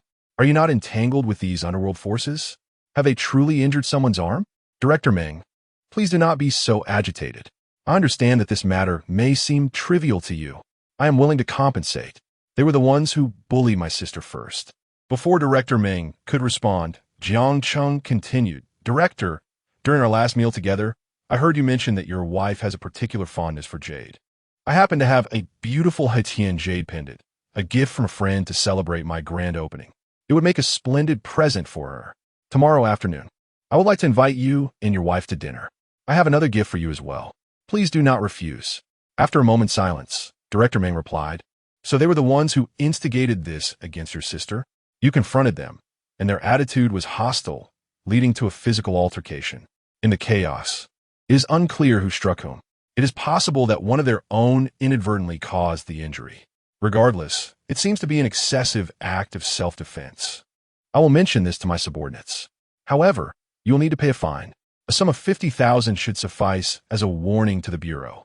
Young man, you must learn to exercise restraint and not act so impulsively." Upon hearing this, Jiang Cheng couldn't help but chuckle inwardly, thinking to himself, "You are far more adept at weaving tales than I. Very well, Director. I will pick you and your wife up at 6 tomorrow evening after your work, and we shall dine at Wanfilu. I will also bring the fine for you to handle, depending on the circumstances. All right, I shall not keep you any longer. I appreciate your understanding." After hanging up, Jiang Cheng laughed himself in the office chair. Such a person was far easier to manage than I had imagined, he mused, considering the director's fondness. Jiang Cheng then reclined on the office sofa. For the past few days, he had been consumed with planning and pondering over this matter, scarcely managing a peaceful night's sleep. His mind had been racing. It was time to finally rest. With that, he settled onto the office sofa and drifted off to sleep. Chapter 14. Returning to the hometown of Jingshui, Jiang Cheng enjoyed a restful slumber at the Chenghao Entertainment Club, awakening the following day refreshed. After a rejuvenating shower, he drove to Su Jiayu's parents' residence. "Xiaoyu, come down. I've arrived," he called out. "It's quite early. Come up for breakfast," she replied. "I won't go up eat. I'll wait for you here. Then I won't have breakfast at home either. Just wait a moment. I'll put on some makeup and be right down." Upon hanging up, Jiang Cheng lit a cigarette, contemplating what gift to present Director Meng at the evening banquet, something valuable yet not ostentatious. 15 minutes later, Su Jiayu descended the stairs, her attire reminiscent of their second encounter, albeit today she donned a woolen trench coat. Spotting Jiang Cheng's car, she smiled and approached the passenger seat. "Boss Jiang, take a look. How do you find my makeup today? I spent over an hour getting ready just to impress you." She pouted playfully. "Beautiful, absolutely beautiful. Whether you wear makeup or not, you're lovely in my eyes," Jiang Cheng replied, leaning over to fasten her seatbelt. Su Jiayu gazed at him with a hint of affection, grinning. "Boss Jiang, why haven't you changed this car yet?" "I've been too busy lately. I'll switch it out in a few days," Jiang Cheng said, lighting another cigarette. "I plan to return to Jingshui shortly." "Yes, it's about time. You've been here for nearly half a year. It's good to check in on Andy." "Indeed. I reviewed the finances yesterday, and this month's earnings surpassed last month's. I'm considering taking 500,000 back for the high and the others." "You don't mind, do you?" Jiang Cheng inquired seriously. "I do mind." "Jiang Cheng, have you lost your mind? I've told you countless times, this entertainment venture and the profits it generates are yours to command. You need to consider my opinions." Su Jiayu exclaimed, lightly tapping him with her small hand. "What I value most is your loyalty and filial piety. Now that you have the means, it's only right to assist them. You need to discuss these matters with me in the future." Jiang Cheng found her current demeanor rather endearing. "Isn't it partly because I'm handsome?" he joked. "Handsome? More like too full of yourself," she teased, and he affectionately ruffled her hair. "Thank you, Xiaoyu," he murmured softly. "Don't take me to school. I'll accompany you to the hospital instead." "You seem a bit dazed," she replied, chuckling. "Let us grab breakfast before I take you to school. We have enough time, right, Miss Su?" Su Jiayu glanced at her watch and said, "First, take me to school. There's a breakfast spot nearby. We can eat there." "All right." As Jiang Cheng pressed the accelerator, he drove away from Su Jiayu's home. Half an hour later, the Crimson Accord came to a halt in front of the Chaodong Provincial Dance Academy. Jiang Cheng and Su Jiayu exited the vehicle, and Su Jiayu pointed toward the nearby eatery, exclaiming, "This rice noodle shop is delightful. I often come here with my classmates to enjoy their dishes. Allow me to take you there." With that, Jiang Cheng followed Su Jiayu into the establishment. The shop was bustling with patrons, and they casually selected a table to settle down. Before long, the rice noodles were served, and to their delight, they proved to be quite delectable. As they dined, Jiang Cheng remarked, "Xiaoyu, I have a dinner engagement tonight, a private meeting with Director Meng. I am contemplating presenting him with a gift, something that exudes opulence yet remains tasteful." He continued, "Last time I gave him cash, and I feel it might be inappropriate to do so again." Upon hearing this, Su Jiayu pondered for a moment and suggested, "How about a gold bar?" In an instant, Jiang Cheng appeared enlightened. Yes, a gold bar. It is both extravagant and refined." "Oh, Xiaoyu, you are so clever," he exclaimed, brimming with excitement. "How embarrassing. There's so many people around." "Suzai zito playfully. My father used to present gold bars as gifts to influential figures. You see, Xiaoyu, since this morning, I have been ruminating on what to give, considering a myriad of options, yet the thought of a gold bar never crossed my mind." With that, Jiang Cheng picked up his mobile phone and dialed the entertainment club. "Manager Zhang, this is Jiang Cheng. Is Wen Zhonglong present at the club?" he inquired. Upon learning that one was stationed on the first floor, Jiang Cheng was astonished. "Standing? Really?" he asked. "Yes, he mentioned that our club is quite vast. and there aren't enough security personnel. He feels uneasy, so he is there with a few of his friends, greeting guests, busier than the waitstaff. Upon hearing this, Jiang Cheng chuckled heartily. That Jiang, please summon him and inquire if he has purchased a mobile phone. If he has, kindly provide him with my number and ask him to return my call, as I have matters to discuss. If not, let him use the phone in my office to reach out to me.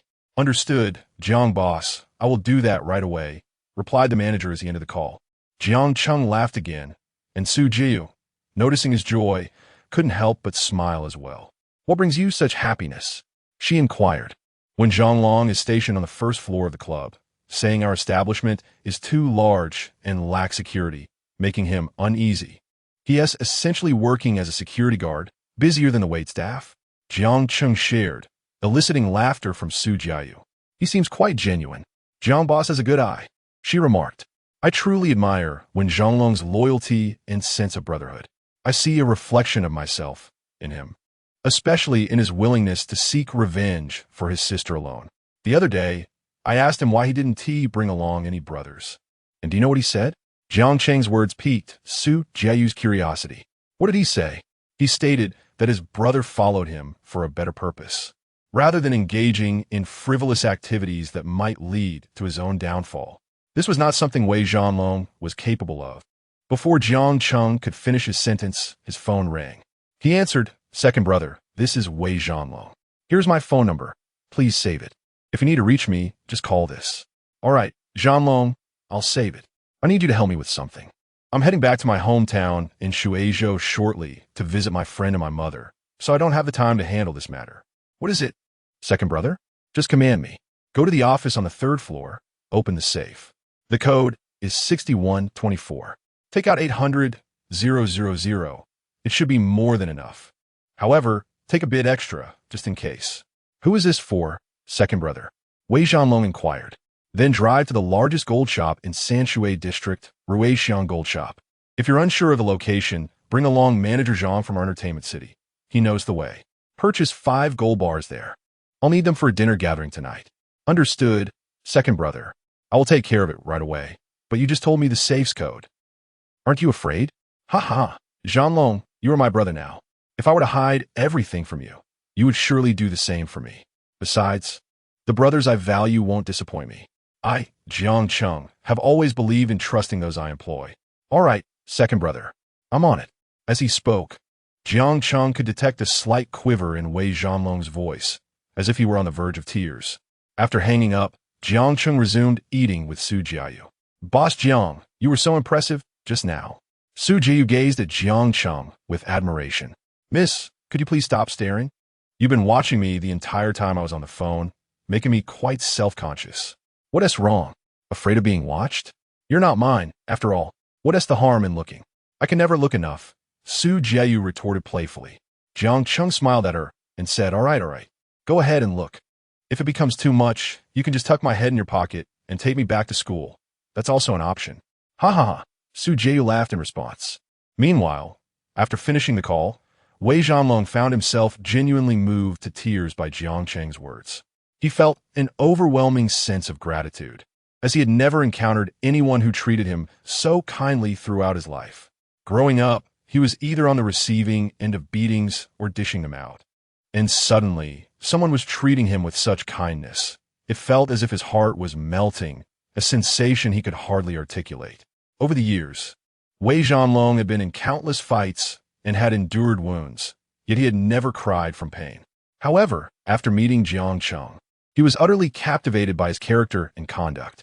At that moment, tears streamed down Wei Zhanglong's face uncontrollably. He took a moment to compose himself in Jiang Cheng's office for 3 or 4 minutes before heading to the safe to retrieve the 800-000.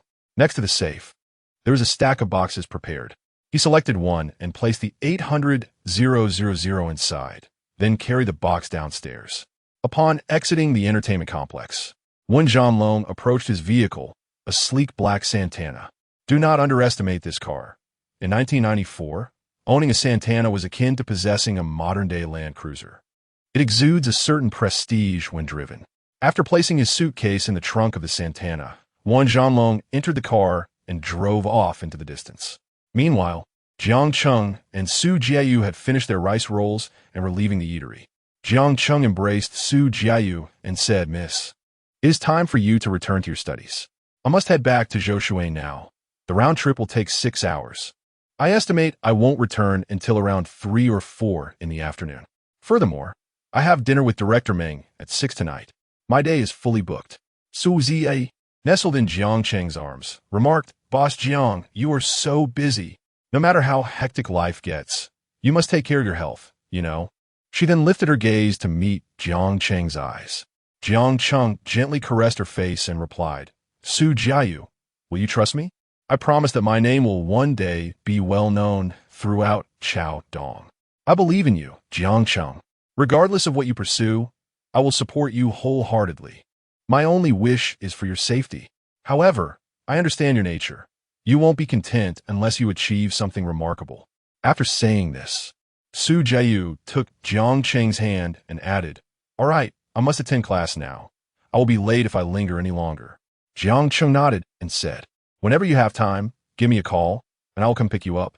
Su Jiayu, with a hint of disappointment, responded, "Oh, for the next month or two, I will only be free on weekends due to assessments. My schedule is packed." The mention of this topic darkened her expression, prompting Jiang Cheng to smile and say, "Then do your best. I should avoid contacting you for now.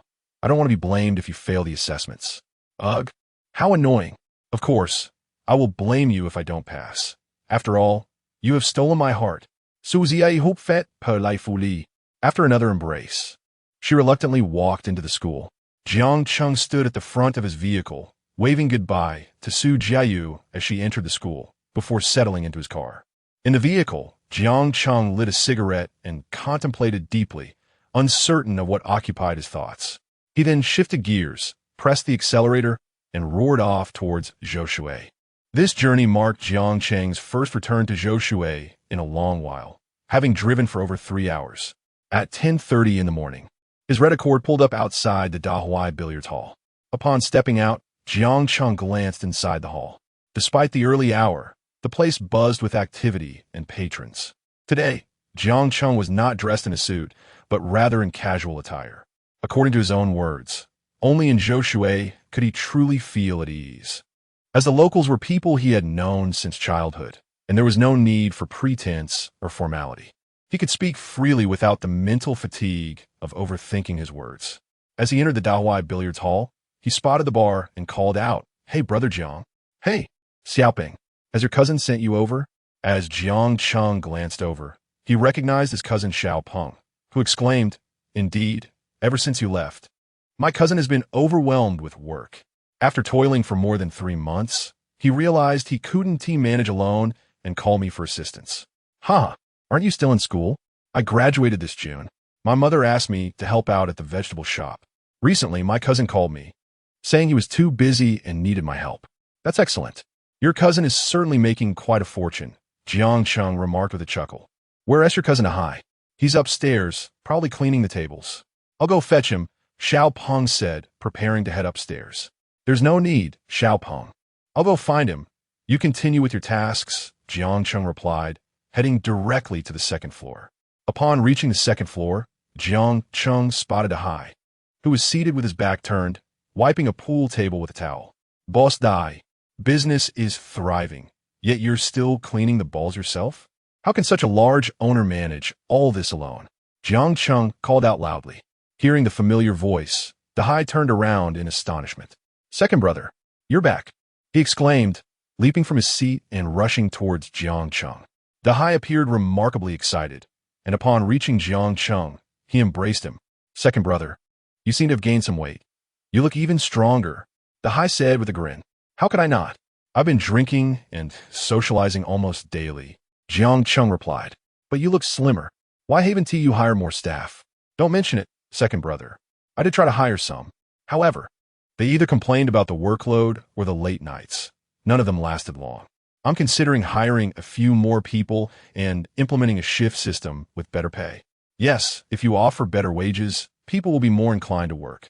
With so many customers daily, it's exhausting for just you and your cousin. Besides, now that you're making money, there is no need to be overly frugal," Jiang Cheng advised. "Indeed, If only the two of us could manage everything together. When I'm busy, I often think of you, Dahai said cheerfully. Oh, you think of me during your busy times? Jiang Cheng said, playfully giving Dahai a light shove. Why have you returned? Dahai asked with curiosity. I came to see you and check on my mother, Jiang Cheng replied. I visited Annie a couple of days ago. She is doing well under second Anna's care. I left her some money. You needn't worry about her finances. I'll take care of that, Jiang Cheng said, passing Dahai a cigarette while lighting one for himself. Well, I'll leave things here in your hands, Dahai. I'll ask my mother if she wants to go to Chao Dong later. Don't bother, second brother. When you arrive there, you'll be too busy to take care of Annie. She doesn't know anyone there. It would be lonely for her without someone to converse with. It's better to keep her here. Jiang Cheng nodded in agreement. Are you free? Let's go pick up my mother and my aunt, and then we can have a meal together.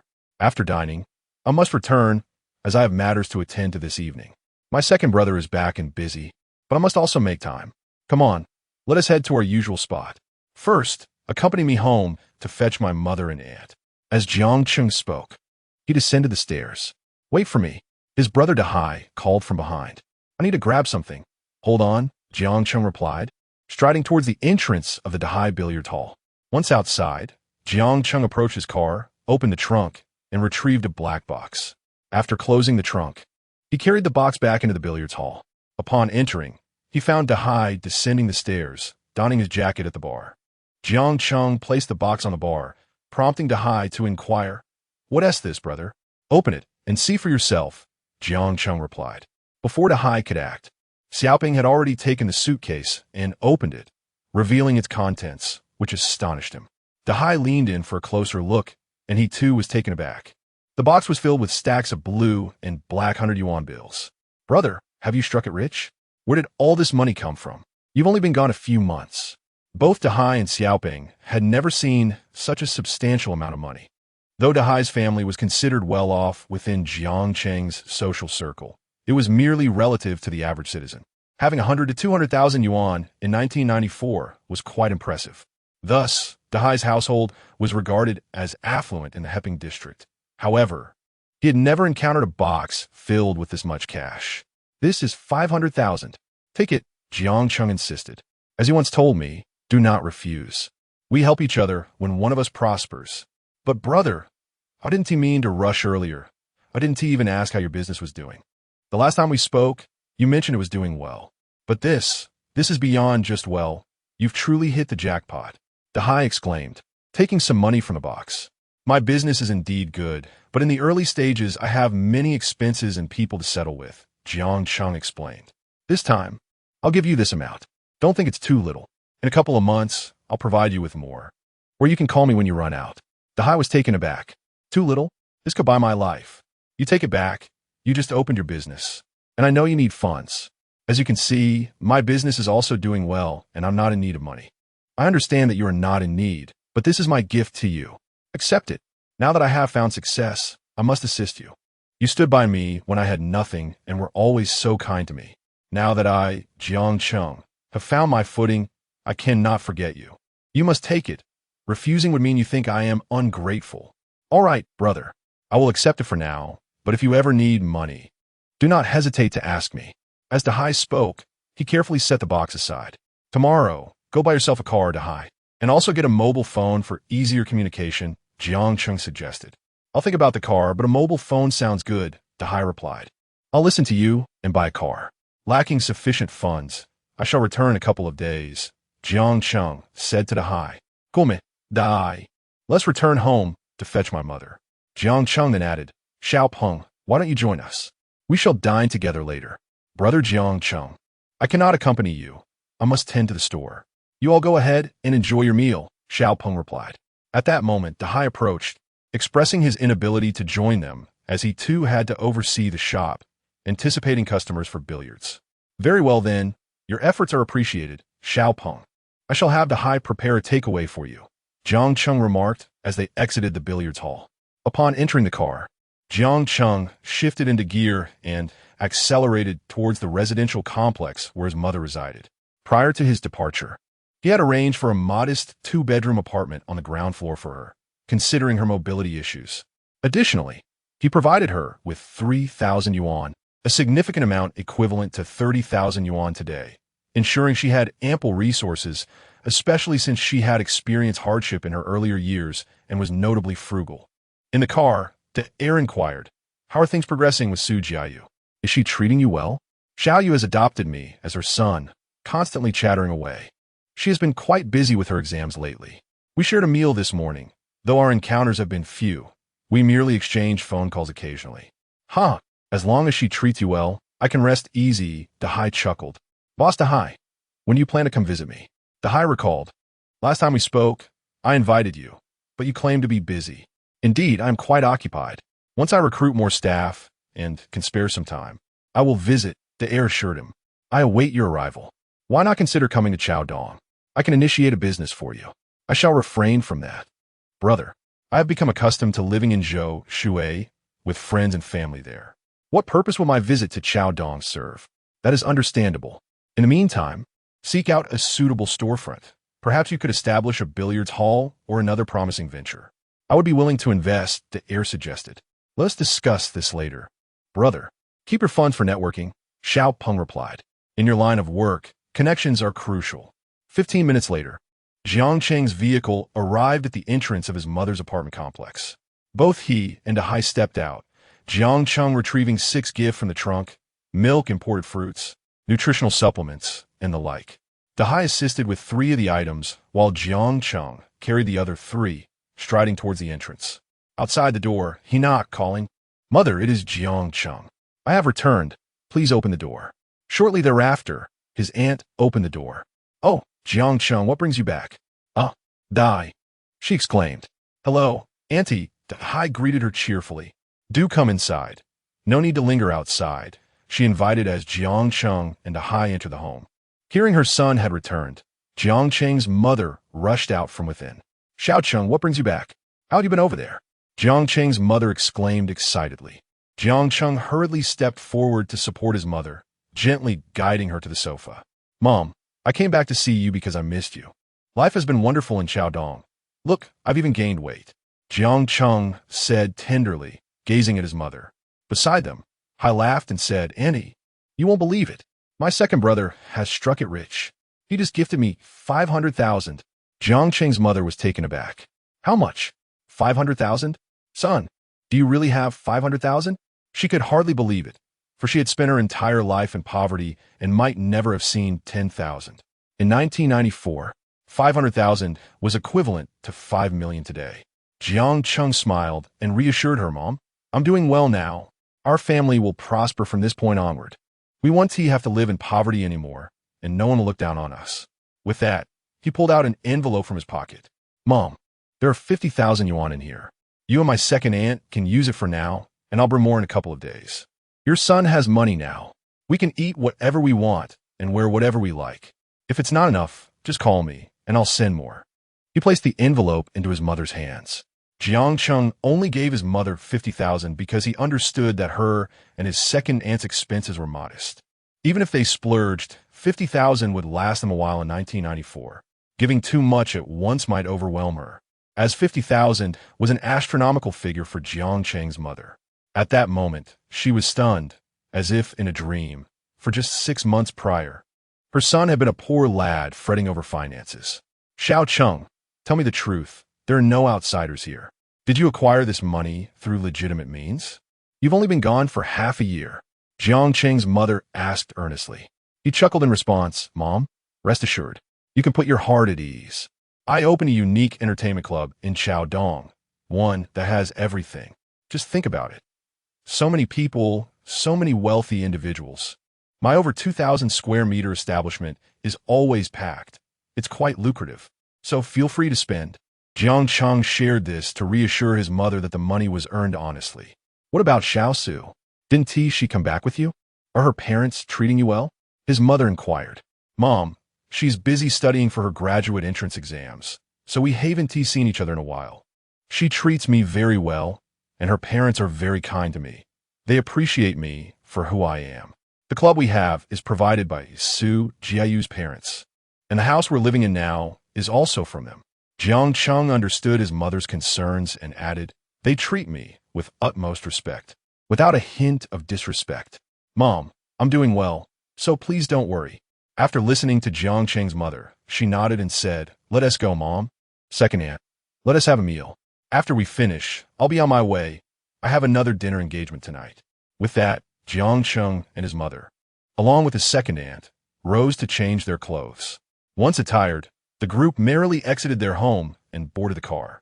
Jiang Cheng pressed the accelerator, driving to the restaurant he frequently visited. Inside the eatery, his mother remarked, Xiao Cheng, you've truly made a name for yourself. Dahai has been exceptional to our family. Ever since you left, Dahai has consistently come to visit me, always concerned I might be short of money, generously giving me cash for groceries and oil. As she spoke, tears glimmered in her eyes. Auntie, please don't mention that. My relationship with my second brother doesn't require such discussions. We agreed to support one another whenever possible. Now that my second brother has found success, he is the first to return and offer me financial assistance. Jiang Cheng's mother chuckled. Indeed, indeed. I have complete faith in my Xiao Cheng's character and conduct. Thus, the group enjoyed their meal at the modest restaurant. During this time, Jiang Cheng suggested his mother consider relocating to Chaodong, but she declined. Later, he proposed a casual trip to Chaodong with Dahai for a couple of days, to which his mother acquiesced. After their meal, Jiang Cheng and Dahai escorted his second aunt and mother back home. They then returned Dahai to the billiards hall, where he also prepared a takeout for Xiaopeng. As they parted, Jiang Cheng expressed his intent to visit them whenever he had the opportunity. At that moment, after dropping Dahai off at the billiards hall, Jiang Cheng sat in the car, glancing at the time. 12:16 p.m., still ample time remaining. He lit a cigarette, reminiscing about the delightful moment from his childhood at Zhou Shui, as well as the events that transpired with Dahai at the billiards hall, each memory flashing vividly in his mind. 3 minutes later, having finished his cigarette, Jiang Cheng turned on the car's tape player, listening to the most romantic thing, shifting into gear and driving back towards Chaodong while savoring the melody. Chapter 15. The director's wife at precisely 4:20 in the afternoon. A crimson Accord came to a halt outside the Qinghao Entertainment City, before Jiang Cheng could alight from the vehicle. When Zhanlong had already spotted it from within the establishment and hastily made his way outside. Brother, you're back, he exclaimed, rushing to the car door to open it for Jiang Cheng. Zhanlong, there's no need for such formality between us, Jiang Cheng replied, stepping out of the car. Hey, brother, you're my elder. It's only fitting, when Zhanlong chuckled. Our security personnel are a bit sparse, and the waitstaff aren't particularly adept. With my brothers idling about, I might as well lend a hand. Jiang Cheng affectionately draped an arm around Zhanlong's shoulders as they strolled towards the entrance of the entertainment complex. By the way, Zhanlong, did you manage to acquire the gold? Jiang Cheng inquired as they walked. Indeed, brother. I purchased 5 gold bars, Zhanlong replied. The clerk claimed they were 24K pure gold. I'm not well versed in such matters, but she assured me of their high purity and considerable value. Jiang Cheng nodded in acknowledgement. When Zhanlong continued, I had a total of 800,000, but I didn't spend it all. The 5 bars cost over 600,000, leaving me with some funds and the gold securely placed in my safe. Jiang Cheng listened intently, saying nothing as they entered the entertainment venue. He guided Zhanlong to his office, intending to discuss a few matters. Once inside, they settled onto the sofa, and Jiang Cheng poured tea from the kettle on the table as he spoke. Zhanlong, you mentioned arranging for your sister to stay at a hotel. I've been quite busy these past few days and forgot to inquire. Have you made the arrangements? Where is she now? Brother, I plan to let her relax in Chaodong for a couple of days. She was quite frightened. Although she didn't require a hospital visit, it still unsettled her. After a few days, I'll send her back to Guangqing, Zhanlong explained. Upon hearing this, Jiang Cheng furrowed his brow and responded, returning to Guangqing. Can you be assured that she will be looked after? Do you have relatives or friends there? I have no relatives left in Guangqing, Zhanlong admitted. I'll have her help out in my friend's shop. He can look after her, which gives me some peace of mind. As Jiang Cheng poured a cup of tea for Zhanlong, he handed it over, saying, it's better to keep your sister in Chaodong for now. Placing her with your friend is not as secure as having her close by. Spend some time showing her around Chaodong. It will help her unwind. Meanwhile, I'll work on acquiring Ludi's club, which I intend to gift to you. You could transform it into a gambling hall. As for your sister, Whether she wishes to work in the gambling hall, at the entertainment city, or embark on a small business venture, I will fully support her. Should she encounter any difficulties, just let me know. After conveying these sentiments, Jiang Cheng observed Wen Zhanlong, who appeared to be trembling slightly, his head bowed in silence. Concerned, Jiang Cheng asked, "What is wrong, Zhanlong? Why are you shaking? Are you unwell?" When Zhanlong lifted his head, tears glistening in his eyes as he choked out, I'm sorry, second brother. I simply couldn't hold back. To speak honestly, second brother, you mustn't mock me. For the past 20 years, since I was born, no one has ever treated me as well as you have. You're the only one, second brother. How can I ever repay you? I feel as though I could never repay you in this lifetime. In the next, I wish to be your true brother. My life belongs to you, second brother. If there are burdens you cannot bear, Wen Zhanlong, will take the blame for you. Zhanlong, you didn't cry when being chased. You shed tears while we chat. Does that make you brave or fragile? Jiang Cheng said with a smile, handing a tissue to Wen Zhanlong.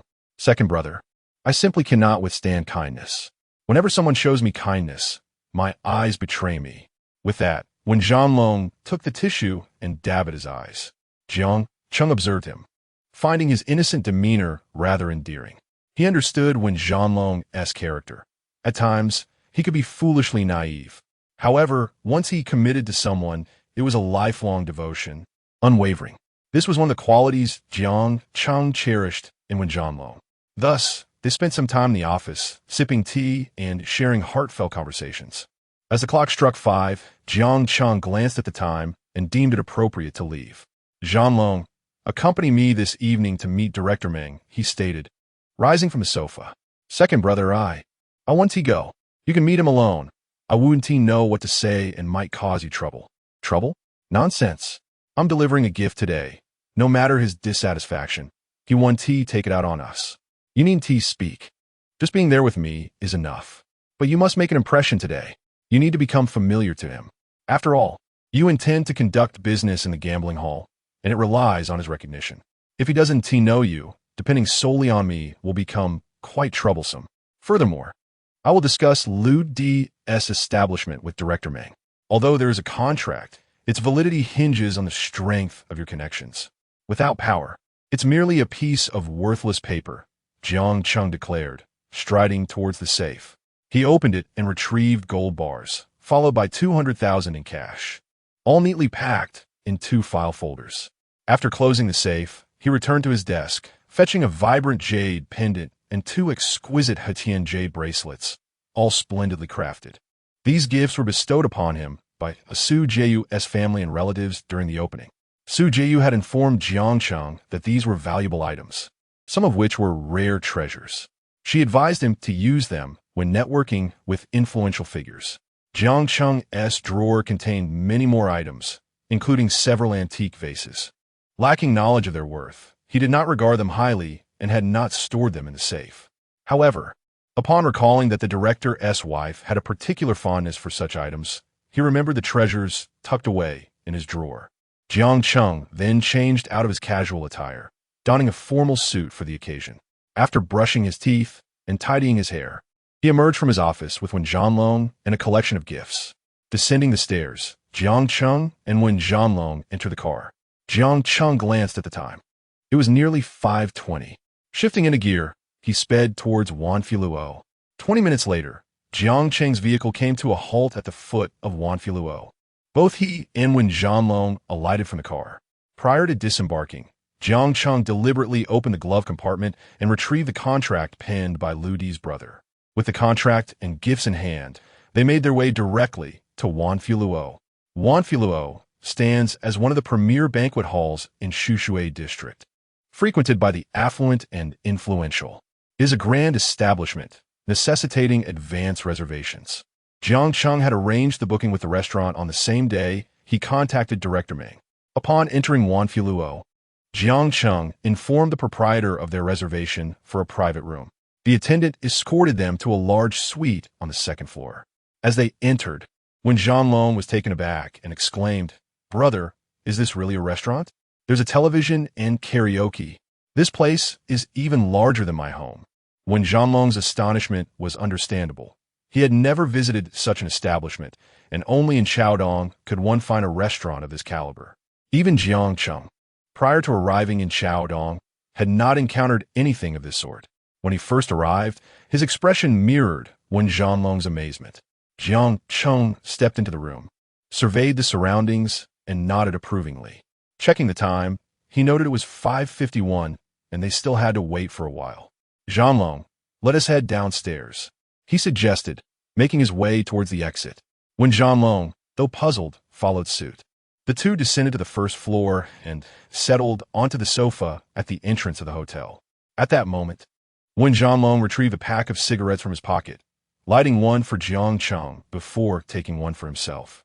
The brothers began to smoke leisurely. After approximately 5 minutes, Jiang Cheng finished his cigarette and glanced at the time. It was 5:57, concluding that it was time to make their move. He stood up and said to Wen Zhanlong, "Let us step outside to greet our guest. It is a matter of basic courtesy." With that, he strolled towards the entrance, and Wen Zhanlong jogged to keep pace. Outside, they waited for about 20 minutes, during which Jiang Cheng grew somewhat impatient. Just as he was about to light another cigarette, a black Audi 100 pulled up beside his car. Recognizing the driver, Jiang Cheng felt a rush of excitement. Director Meng had arrived. The brothers strode purposefully towards the vehicle. By the time they reached it, Director Meng and his wife had already exited the car. "Director Meng," Jiang Cheng called out, extending his hand in greeting. "And you must be his wife. It is a pleasure to meet you. You look remarkably youthful. If I hadn't come with Director Meng today, I would have thought you were his sister," said Jiang Cheng as he extended a gentlemanly handshake to his sister-in-law. Upon hearing this, Director Meng's wife smiled and remarked, "So, you must be Xiao Cheng. These past few days, Lao Meng has been mentioning you to me. I assumed you were a man in your 30s or 40s. But seeing you today, you are so young, barely in your 20s, and quite dashing as well. Thank you for the compliment, sister-in-law. Director Meng, let us not linger outside. Shall we move to the private room and discuss while we dine?" With that, Jiang Cheng and Wen Zhanlong ushered Director Meng and his wife into the private room. Once seated, Jiang Cheng and the others ordered a lavish spread of dishes, nearly all the hotel's signature offerings. During the meal, Director Meng remarked, "Xiao Cheng, in the future, we need not create such a grand affair for our meals. A small private room will suffice. This large space seems excessive with just the four of us. This isn't our first meeting, sister-in-law. We must have a large room." Jiang Cheng then presented a jade pendant and a jade bracelet. "Sister-in-law, since this is our first meeting, I was unsure of what to gift you. I recall Director Meng mentioning your affinity for jade jewelry. Though I'm not an expert, I believe this pendant and these bracelets complement your elegance splendidly." As he spoke, Jiang Cheng walked around the table to place the necklace and bracelets before Director Meng's wife. "Xiao Jiang, you are too thoughtful. Remember my preferences. You have truly gone above and beyond," she replied with a smile, opening the box. Those seeking to befriend Director Meng indeed form a long queue. If it weren't for Jiang Cheng establishing the first grand entertainment venue in Chaodong, they might not have crossed paths. Otherwise, Jiang Cheng would hardly have had access to such esteemed individuals. Consequently, countless gifts have been bestowed upon Director Meng, encompassing every imaginable item. His wife has undoubtedly encountered many jade pieces, gemstones, and more. Given her passion for these items, she could discern the exceptional quality of the jade pendant Jiang Cheng gifted her. The jade was notably large, crystalline, and translucent, skillfully carved. Clearly a collector's item of considerable value. The pair of Hatian jade bracelets, matching in color, exhibited a soft sheen and delicate texture, likely carved from a single piece of jade. Upon seeing the gifts, Director Meng's wife exclaimed, "Xiao Jiang, where did you acquire this? You realize this is a rare treasure." "Sister-in-law, I'm delighted you like it. I feared you might not. I had a friend source it from Hong Kong. I told him to select only the finest, the very best. This is for you, my dear sister-in-law," Jiang Cheng said, raising his glass to toast Director Meng's wife. He downed his drink in one go, and she followed suit, finishing her generous glass of liquor. "Xiao Jiang, how old are you? You look quite young, barely in your 20s. "Sister-in-law, I am precisely 20 this year. My family's circumstances were challenging, so I ventured out on my own at a young age. In the crucible of society, individuals are refined, as exemplified by young Xiao Jiang, who at merely 20 has accomplished feats that many at 40 or 50 may not achieve. His future holds immense promise, destined for greatness. With a smile, Director Meng's wife raised her glass. Xiao Jiang, I am precisely a decade older than you. Your brother Meng is also a decade my senior. I have taken a liking to you, young man. Whether in conversation or in your approach to life and work, is not merely the liquor speaking today. The accomplishments you have achieved at your age have left a profound impression on me, as your brother Meng has shared with me about your endeavors. I never anticipated that you were just a youthful lad of 20. Sister-in-law raises a toast to you. If you do not mind, you may call me sister, and I shall regard you as my younger brother. Henceforth, you shall address me as sister, and I shall call you brother. Yet our rapport will be akin to that of true siblings. With that, Director Meng's wife downed her glass of liquor. At that moment, Jiang Cheng was taken aback, pondering whether she had indulged too much or what had transpired. Nevertheless, his quick wit led him to realize that this relationship could indeed strengthen his ties with Director Meng. Sister-in-law, to be esteemed by you is a blessing in my life. From now on, let's interact as true siblings. However, would Director Meng have any reservations? Do not refer to him so formally. When we dine together, call him Brother Meng. Does he have any objections? Does he dare to voice them? She said, gesturing toward Director Meng, who was seated nearby. Old Meng, do you have any objections? Do you disapprove of Xiao Jiang and me calling each other siblings? It is worth noting that since entering the private room, perhaps over 10 minutes had elapsed, during which Director Meng had only commented on the room's spaciousness, lamenting its wastefulness. Allow me to briefly recount the story of Director Meng and his wife. She is 32, while he is 44, an intriguing coincidence as they share the same zodiac sign with Jiang Cheng. They have been married for 12 years, having begun their relationship when she was merely 18. Her father was a high-ranking official, which significantly contributed to Meng's current position as director. Despite his authoritative demeanor in public, Director Meng is notably submissive at home, particularly in the presence of his wife. He never contradicts her. The household decisions are dictated by her, and he dares not challenge her authority. My dear wife, how could I possibly disagree? You speak, and I have no place to interject. I trust your judgment, and through my interactions with Xiao Jiang, I too find him to be an admirable young man, destined for success. Jiang Cheng, momentarily bewildered, quickly grasped the situation, contemplating Director Meng as rather submissive, a man who heeds his wife. Thus, cultivating a good rapport with her could prove more advantageous than with him. Observing this interaction, Wen Zhanlong was equally astonished. Within less than half an hour of entering the room, Jiang Cheng had established such a familial bond with the director's wife. Is Jiang Cheng some sort of sorcerer? Dear brother, from now on, we shall be as close as real siblings, sharing a bond akin to that of a brother and sister. I have no brother. My family consists of 2 daughters, and I have an elder sister. Thus, I have longed for a younger brother. Director Meng's wife remarked with a smile. Sister-in-law, our bond will surpass that of blood relatives. Just observe how my younger brother treats you, she added, as Jiang Cheng returned to his seat. Director Meng, I have a matter that I believe only you can assist me with. Before Director Meng could respond, his wife interjected, Brother, what is it? Speak freely. Rest assured, if old Meng cannot handle it, I will find someone who can. No, sister-in-law, Director Meng can assist me, and he is currently in charge, Jiang Cheng asserted, patting his companion, Wen Zhanlong, on the shoulder. Sister-in-law, this is my brother, Wen Zhanlong. His sister was bullied, and we confronted the perpetrator. He is now preparing to develop in Chaodong. Previously, he was involved in a gambling establishment in Guangqing. Do you understand? Yes, a small casino. Now that he has come to Chaodong, I would like him to establish a casino here. Before Jiang Cheng could finish, his sister-in-law called out, Call him Mengge. There are no outsiders here. Just call him Mengge. I don't like being addressed as Director Meng. Jiang Cheng glanced at Director Meng, uncertain if this was appropriate. Director Meng looked at his wife, resigned, and said, Listen to your sister-in-law. Call me Mengge. Jiang Cheng smiled and said, Mengge, could you please give a word of encouragement to those below? I know this is merely a matter of your endorsement. Have we chosen a location? Director Meng inquired. Mengge, ha ha ha. I was just about to mention this. A few days ago, After we confronted that fellow, I had him sign a property transfer contract, Jiang Cheng said, pulling the document from his pocket and placing it on the table before Director Meng. Director Meng picked it up, examined it, and then chuckled. Look at your brother. Everything is meticulously arranged. This sharp mind is destined for greatness. He smiled at his wife, who responded with a laugh. How can my brother be anything less? Hurry and get this sorted for him. All right, you need not worry about this. In a couple of days, you can take over. I will inform my subordinates. Rest assured, go ahead. If you need anything, just give me a call. Thank you, Mingo. Thank you, sister-in-law. I am truly grateful to you both. Just wait and see how I will treat you in the future.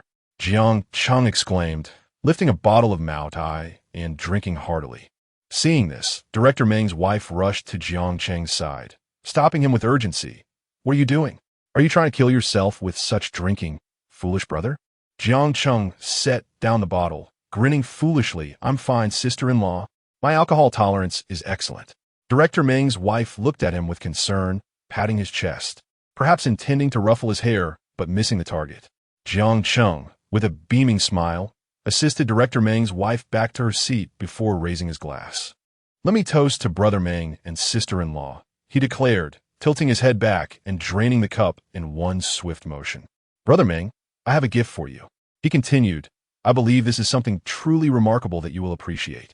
With that, he produced a gold bar. Upon seeing it, Director Meng was taken aback. Xiao Cheng, what are you doing? This is too extravagant. Your previous gifts have already been more than enough, he protested. Jiang Cheng interrupted, Brother Meng, sister-in-law.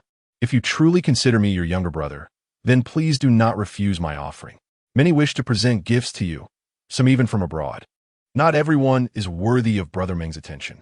It is only natural for a younger brother to present something he knows his elder brother would cherish. If you decline, it would feel as though you look down on me. Sister-in-law Meng glanced at her husband, who in turn looked at Jiang Cheng, and she finally said, Oh dear, just accept it. This is also the younger brother's sincere intention. But next time, you must not bestow such an expensive gift upon Brother Meng. With that, Jiang Cheng placed the gold bar into Director Meng's bag, and they resumed their drinking. After some time, Wen Zhanlong, who was only sipping plain water due to his low tolerance for alcohol, decided to refrain from drinking. Jiang Cheng remarked, You should stop drinking then. You'll be driving me later. 40 minutes later, they had all consumed a substantial amount. 3 men had polished off 2.5 bottles of Mao Tai, and Jiang Cheng was feeling the effects. He placed 2 envelopes on the table and turned to Director Meng.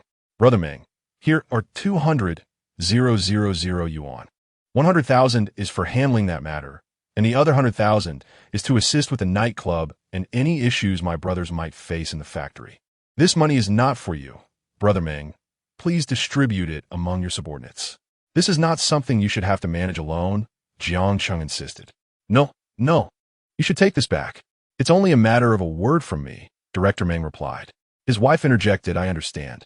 It's merely a word from Brother Meng. They would have no objections. However, if they receive a little incentive, wouldn't they work even harder? Jiang Cheng added, Since you regard me as your younger brother, I do not wish for my affairs to tarnish Brother Meng's reputation. With that, he returned to his seat, and they continued to drink. At 8:40 p.m., Jiang Cheng and the others bid farewell in the private room of Wanfilu. Jiang Cheng exchanged phone numbers with Director Meng's wife, promising to visit for dinner in a few days. Director Meng and Wen Zhanlong also shared their numbers, advising him to call if any troubles arose. The group parted ways, each heading home. Jiang Cheng, having drunk too much, was assisted by Wen Zhanlong into the car, which then drove them back to the entertainment city. In the vehicle, Wen Zhanlong chuckled, Second brother, you were incredible today. From now on, we'll be unstoppable. You've even won over the director's wife as an older sister. We'll stride forward with confidence. Second brother, I admire you so much. Wen Zhanlong spoke for quite some time, yet Jiang Cheng did not respond. Second brother, Wen Zhanlong called out, turning to glance back, only to find Jiang Cheng, reclining in the back seat, had already fallen asleep. Chapter 16. A savage beating of Wang Zhigua at 9:30 in the evening. Wen Zhanlong pulled Jiang Cheng back to the entrance of Chenghao Entertainment City. As the car came to a halt, Wen Zhanlong alighted, preparing to carry Jiang Cheng's brother back to the guest room. Just as he opened the rear door, Jiang Cheng stirred awake. "Brother, you're awake," Jiang Cheng exclaimed, glancing around. "Have we arrived at the entertainment city? Oh dear, I must have drunk a bit too much and dozed off." He sat up from the back seat. "Brother, we've just arrived at the entertainment city. I was just about to carry you to your room when Zhanlong replied, turning his back to Jiang Cheng. He settled onto the back seat and added, "Let me carry you upstairs. You've had quite a bit to drink, and walking might be difficult for you." Jiang Cheng chuckled as he looked at Zhanlong's ample backside. "Don't sit on me like that. Ha ha ha, I'm fine. I can walk. Just lend me a hand." With that, Jiang Cheng exited the vehicle, and when Zhanlong closed the door, moving to support Jiang Cheng's arm. Together, they made their way back to the entertainment city, step by step. Upon entering, Jiang Cheng noticed the place was bustling once again. The manager informed him that the private rooms on the second floor were fully booked. Nodding, Jiang Cheng pointed to the sofa near the entrance. "Zhanlong, let us sit on that sofa for a while." When Zhanlong assisted Jiang Cheng in settling onto the sofa, Jiang Cheng offered Zhanlong a cigarette and lit one for himself as well. After a brief moment of silence, Jiang Cheng remarked, "Zhanlong, I've truly overindulged tonight. My head is pounding. Yet, the matters at hand have been well taken care of. My drinking was not in vain." He chuckled, "Brother, I was chatting away with you in the car, and when I turned around, you had fallen asleep. Ha ha ha. I had no idea you could become connected to the director's wife. I was utterly astonished. Does this mean we shall soar to greater heights from now on?" When Zhanlong chimed in, "Brother, with just the acquaintance of a city director, we're already on the path to success in Chaodong. I'm quite satisfied with that." He broke into a grin. Seeing Zhanlong's silly expression made Jiang Cheng smile as well. "Zhanlong, I'm different from you. I refuse to be content with the status quo. My ambitions are vast, so much so that I do not merely wish to establish myself in Chaodong." Jiang Cheng continued, patting Zhanlong on the shoulder. "Brother, while I may not harbor grand ambitions like you, I will accompany you in whatever you choose to pursue. I, Zhanlong, will heed your every command. Following you is surely the right path." Jiang Cheng smiled, glancing at the time, which read 10:05. He then placed a hand on his stomach. "Zhanlong, are you hungry? I'm feeling a bit peckish. We only had drinks and missed out on the food. What a waste. Goodness. Brother, I've been hungry for a while now. To be honest, I barely touched my food at the table. I was only watching you perform." When Zhanlong exclaimed, startled, Jiang Cheng burst into laughter. "Let us go, Zhanlong. We should grab a bite at a roadside stall."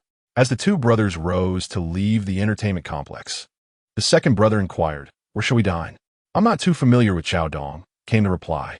"Neither am I. Let us drive around the vicinity and see if we can find something to eat." Suddenly, an idea struck Jiang Cheng. "Hey, Zhanlong, wasn't I eating stinky tofu the first time we met?" he asked. "I don't know," Zhanlong replied, scratching his head. "It seems like there is indeed a stinky tofu stall nearby. How about this, Zhanlong? Take me to the place where we first met. There's a street lined with food stalls. It's a food street, and I didn't finish my stinky tofu last time before I ran into you. This time, let us indulge properly. Afterward, we can visit Ludi's brother's shop and make some plans to get your gambling hall up and running early." After this, Jiang Cheng and Zhanlong got into the car. Zhanlong took the wheel while Jiang Cheng settled into the passenger seat. With the window halfway down, the brisk wind refreshed Jiang Cheng's mind. He turned on the cassette player, which was playing The Most Romantic Thing, his favorite song that he listened to almost every time he drove. 30 minutes later, Jiang Cheng parked at the entrance of the food street. The two brothers stepped out of the car, and Jiang Cheng remarked, "This street is quite lively at night. Let us go have some barbecue," Zhanlong suggested. "Sure, brother. I'm open to anything. I'm not picky," Jiang Cheng replied as they ventured into the food street, known as Nanxiaobayijia. At this hour, the food street was bustling, and they soon found a barbecue stall. As they feasted, Jiang Cheng conversed with Zhanlong. "What was the size of your previous gambling hall?" he inquired. "Brother, it was just a small establishment, barely over 200 square meters, featuring games like Pai Gao that regular folks play. It hardly qualifies as a gambling hall. Didn't tee you a blackjack or anything. Not that, but I understand the tricks of the trade there. How about this? In a couple of days, you should take a trip to Macau. I'll lend you some money. Your main task is to learn the gameplay and operations there.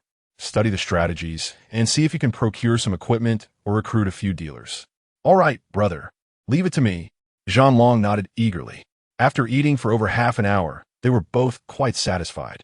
This is incredibly delicious, brother. We should come to this roadside stall more often, Jean Long chuckled. Jiang Cheng glanced at the time. It was nearly 11 p.m. Let us head to that nightclub and take a look, he suggested. With that, the two brothers exited the barbecue stall and got back into the car, driving towards the nightclub. It took only 3 or 4 minutes to arrive, as it was very close. Upon exiting the vehicle, they noticed the lights of the club still aglow. Jiang Cheng looked at Jean Long in surprise and said, "Why are the lights still on? It seems there are still people inside." "Second brother, wait outside while I go in to assess the situation." With that, Jean Long intended to enter the house. Jiang Cheng followed suit, saying, "Let us go in together." Jean Long opened the door and was immediately greeted by the sounds of renovations occurring within. It was quite likely that they were pressed for time, as it was already past 11 o'clock and they were still hard at work. "Hey, who sent you here?" Jiang Cheng shouted, startling the young man applying the whitewash. "Huh? Who sent us?" "Boss Wang instructed us to carry out the renovations. We're just doing our job." "What is the matter, brother?" "Boss Wang? Which Boss Wang? This place belongs to me now." "Brother, I'm unaware of your affairs. I'm merely a worker. I follow the money. Who told you to have this done?" Jiang Cheng demanded angrily. "A worker, surnamed Wang," replied. "Do you have contact number?" "Yes, I have a phone number." The worker pulled out a small piece of paper from his pocket, revealing a number. Jiang Cheng dialed the number. "Hello, is this Boss Wang?" he asked quietly. "Yes, who is this?" "This is the establishment near Nanjiao Baiji that you are renovating, right?" "Yes, that is correct." "What is the matter? Is this your shop?" "Huh. Do you know Wang DS, brother?" "You must be Jiang Cheng," came the response from the other end. "You know me? It appears that Wang DS, brother, has been meddling in this matter. Let me make it clear, my friend. That document you possess is worthless. I am Wang DS, brother's friend. He is currently unable to manage the business, so I am overseeing it for him. That is the situation, my friend. You should refrain from pursuing any intentions regarding this establishment. Furthermore, my friend is indeed frightened of you. I suggested he contact the authorities, but he is too intimidated. Thus, it would be wise for you to behave. Otherwise, my friend may eventually decide to report you, which would lead to your downfall." Upon hearing this, Jiang Cheng burst into laughter. "My friend, are you brave enough to reveal your name?" "I am Wang Jigua. Let me tell you, my friend may be afraid of you, but I am not. Don't assume that you're the only one capable of fighting. Are you willing to state your address? Or shall we agree on a meeting point? I must inform you that unless this issue is resolved, your establishment will not enjoy peace. I know this well. If I do not deal with you, you will trouble me daily. Here is the deal. In 1 hour, let us meet at the large open space behind the district hospital. My friend Liu, one claims you are quite formidable. I want to see just how formidable you truly are," Wang Jigua declared. "All right, then we shall meet in an hour," Jiang Cheng replied, his teeth clenched, trembling with anger as he hung up the phone. Jean Long, who had been listening intently, quickly said, "I'll call our brothers right now." "Second brother, don't be angry. We'll handle him until we break him down." With that, Jean Long grabbed his large mobile phone and began contacting his subordinates. At that moment, while Jean Long's brothers were gathering, they still lacked transportation. "Hello, gather all our brothers, bring all our gear, and don't forget to bring our weapons as well." Driving my car, the remaining brothers took a taxi to a place known as Nanxiao Night Street, where I awaited them with ergo. "Hurry. If they're unfamiliar with the route, let the taxi drivers guide them." After saying this, I ended the call. At that moment, Jean Long's companions were still not well acquainted with the area. "Ergo, we must go to the entrance of Nanxiao Night Street and wait. My brothers might struggle to find it." With that, Jiang Cheng drove back to the entrance of Nanxiao Night Street with Jean Long. Within 3 to 4 minutes, Jiang Cheng and his group arrived. Approximately 20 minutes later, Jean Long's crew had also arrived, driving at a swift pace. Upon disembarking, they all shouted, "Ergo, Ege, Longo, Longo." This was a rule set by Jean Long. When in the company of ergo, one must first address him before mentioning oneself. Jiang Cheng noticed that each of them was armed. Then, Jean Long approached his car's trunk and retrieved 2 large machetes. He handed one to Jiang Cheng, laughing, "Ergo, if you don't take matters into your own hands, will you ever quench your thirst for vengeance? I won't rest until I skin him alive." It was evident that Jiang Cheng was infuriated, his eyes gleaming with a fierce intensity, as if capable of taking a life. Let us go, brothers. Today, we have but one objective: to flay the skin of our adversary. I will orchestrate everything. Everyone else, just unleash your fury. Today, we shall make our mark. With a wave of his hand, the brothers climbed into their vehicles. Jiang Cheng and Wen Zhanlong also entered their car and set off towards the district hospital. Approximately 40 minutes later, Jiang Cheng's convoy arrived at the vacant lot behind the district hospital, as indicated by Wang Zhigua. At that moment, Wang Zhigua had yet to arrive. Jiang Cheng glanced at the time, realizing they were 10 minutes early. Not feeling rushed, he stood by the front of the car and lit a cigarette. Before long, their vehicles arrived. They had not taken taxis. Instead, for Santanas pulled up. With a synchronized motion, they parked directly opposite Jiang Cheng.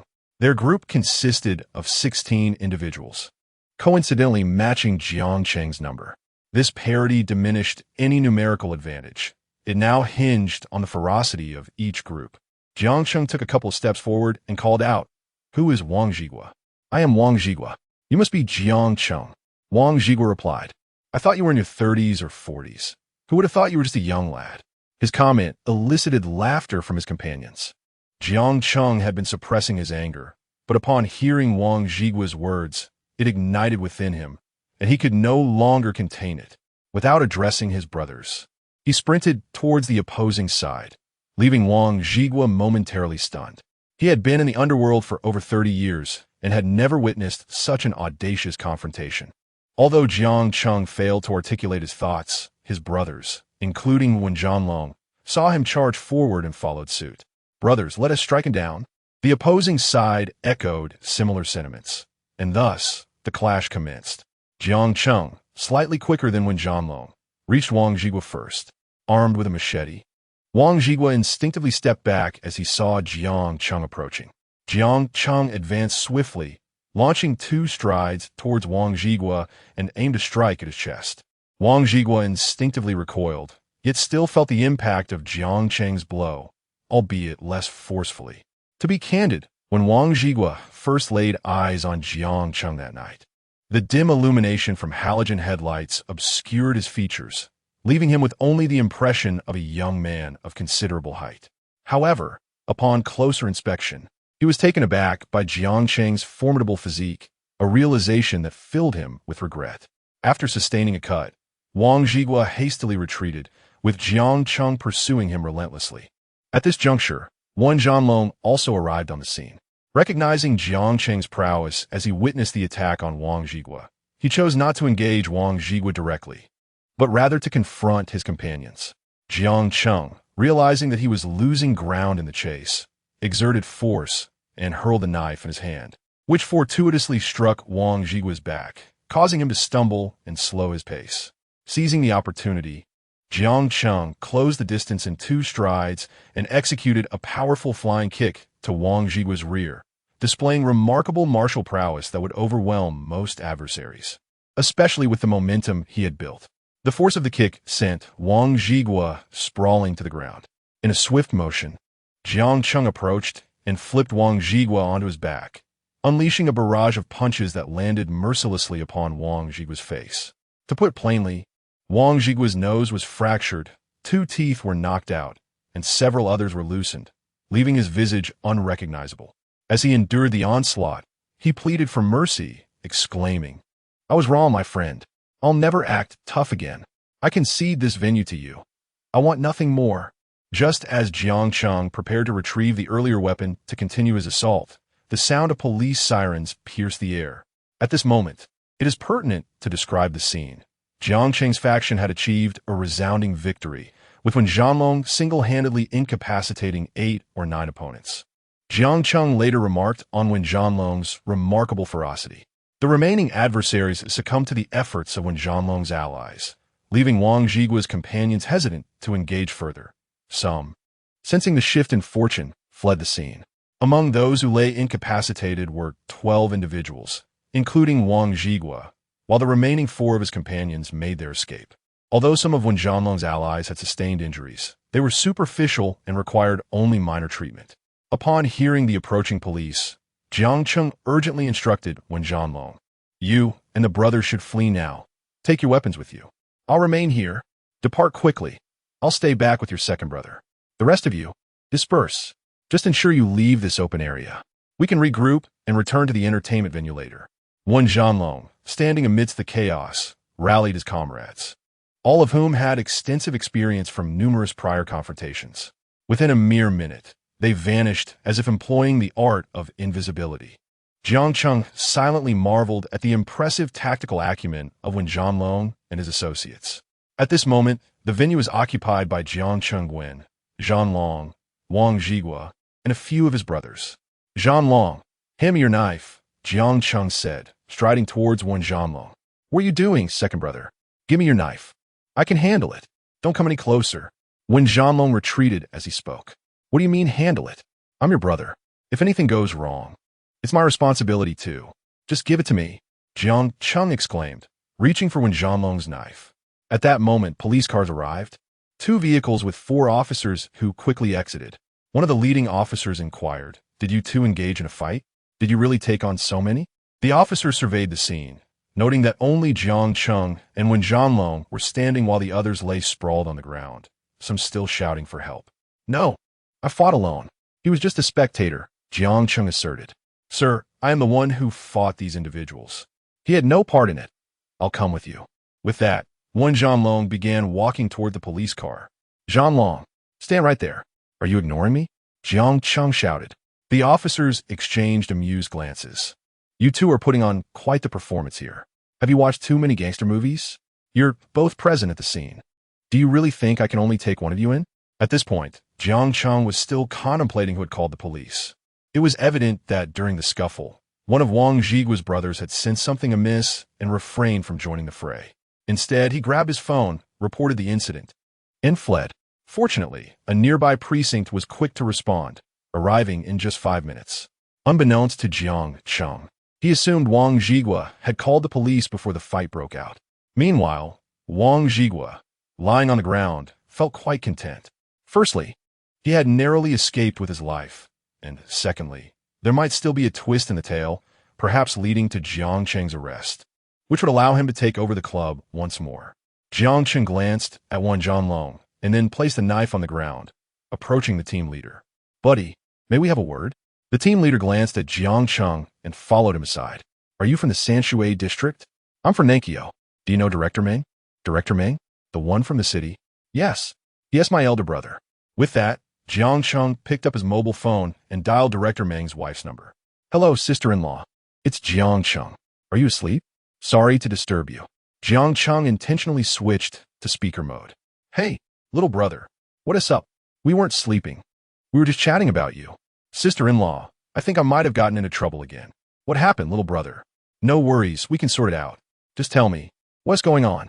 "I mentioned that I was going to take over a club, right? I just happened to run into Wen Zhanlong here to check things out and make some plans. When I arrived, I saw the renovations underway. So I asked the workers what was happening. They told me it was a project initiated by a certain boss Wang, and I ended up getting his number. Upon calling, I discovered he was friends with that guy I had previously confronted. He claimed the club for himself and refused to share it with me. I mentioned I had a contract, but he dismissed it as ineffective in his jurisdiction, suggesting we settle it with a confrontation. Thus, we arranged a duel. Did you sustain any injuries, brother? I emerged unscathed, but I managed to inflict significant damage on them. The pressing issue now is that the police from Nanjiao have arrived, likely due to a report from the other side. No worries, brother. Just hand him the phone. By the way, is the individual you spoke to today the direct contact for this contract? No, it was that guy I spoke to earlier. All right, I understand, sister-in-law. Please pass the phone to the officers from Nanjiao. After listening, Jiang Cheng handed the phone to the captain before him. Hey, can you take this call? Once the phone was answered, Jiang Cheng couldn't hear the specifics of the conversation. Soon after, the phone was returned to him. Brother, you should accompany the officers to Nanjiao. I'll have Menggu join you shortly to resolve this contract matter completely. After hanging up, Wang Zhigua sat in the police car with his comrades, while Jiang Cheng followed closely behind in a vehicle with Wen Zhanlong, arriving at the police station. Before long, Director Meng and his wife arrived as well. Director Meng, why are you here too? I wanted to check if my handsome brother had sustained any injuries. No. Who do you think I am? I wouldn't easily get hurt, Jiang Cheng replied with a smile. After Director Ming entered, he proceeded to the office on the upper floor. After a while, he came back downstairs. Jiang, you all should head home now.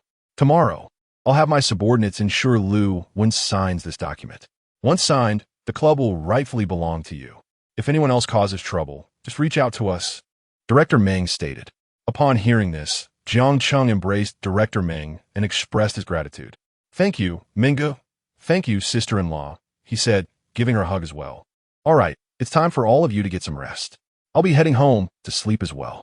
Try to avoid fights in the future. If you encounter any issues, just reach out to your sister-in-law. I'll assist you. There is no need for brawls, Director Ming's wife said with a smile. What will happen to the person who fought with me today? Jiang Cheng inquired. Oh, that is nothing. He provoked you, didn't he? It's all manageable. You don't need to worry about it. Just return home, Director Ming replied. At that moment, Wang Zhigua fully grasped the situation. His earlier excitement replaced by a chill of realization. He never imagined Jiang Cheng had such connections, and so close at that. After bidding farewell to Director Ming and the others, Jiang Cheng and Wen Zhanlong drove back to the entertainment city. Chapter 17. Preparing cars for the brothers on the road. Wen Zhanlong made a call to his brothers and learned that they had all returned to the entertainment city. He advised the injured brothers to visit the hospital for treatment. After hanging up, Wen Zhanlong accelerated and drove back to the entertainment city. Half an hour later, Jiang Cheng's car arrived at the entrance of the entertainment city. The brothers quickly exited the vehicle and hurried inside. Upon entering, Jiang Cheng spotted his brothers and smiled broadly, calling out, "In a moment, I'll have Zhanlong distribute money to you all. Today, you've worked hard. Each of you will receive 20,000. Spend it as you wish." Upon hearing Jiang Cheng's words, the atmosphere instantly became lively and exuberant. Some shouted their gratitude to the second brother. Others jumped in joy, while many laughed heartily. It was an exuberant scene. At this moment, when Zhanlong interjected, "Keep it down, don't disturb the business. Let us all thank our second brother." The brothers chorused their thanks, shouting, "Thank you, second brother." Jiang Cheng beamed at their response, and then ascended the stairs, saying, "Zhanlong, come with me to collect the money." Following Jiang Cheng's directive, Wen Zhanlong joined him upstairs, returning to the office on the third floor. Jiang Cheng retrieved 300,000 from the safe and declared, "Zhanlong, distribute this to the brothers. I'm going to take a nap in a guest room. I'm utterly exhausted lately." As he spoke, he made his way out. "Second brother, if you keep distributing money like this, you'll have given away everything we've earned these past few months," Wen Zhanlong remarked. "Haha, Zhanlong. Money is meant to be spent. Its value lies in its use. If it's not utilized, it loses its worth. Now, I'm too tired. I'll take a nap in the private room. You should rest well, too. The third floor rooms are reserved for us brothers. Feel free to use them." With that, Jiang Cheng exited the office and headed to the adjacent guest room to rest.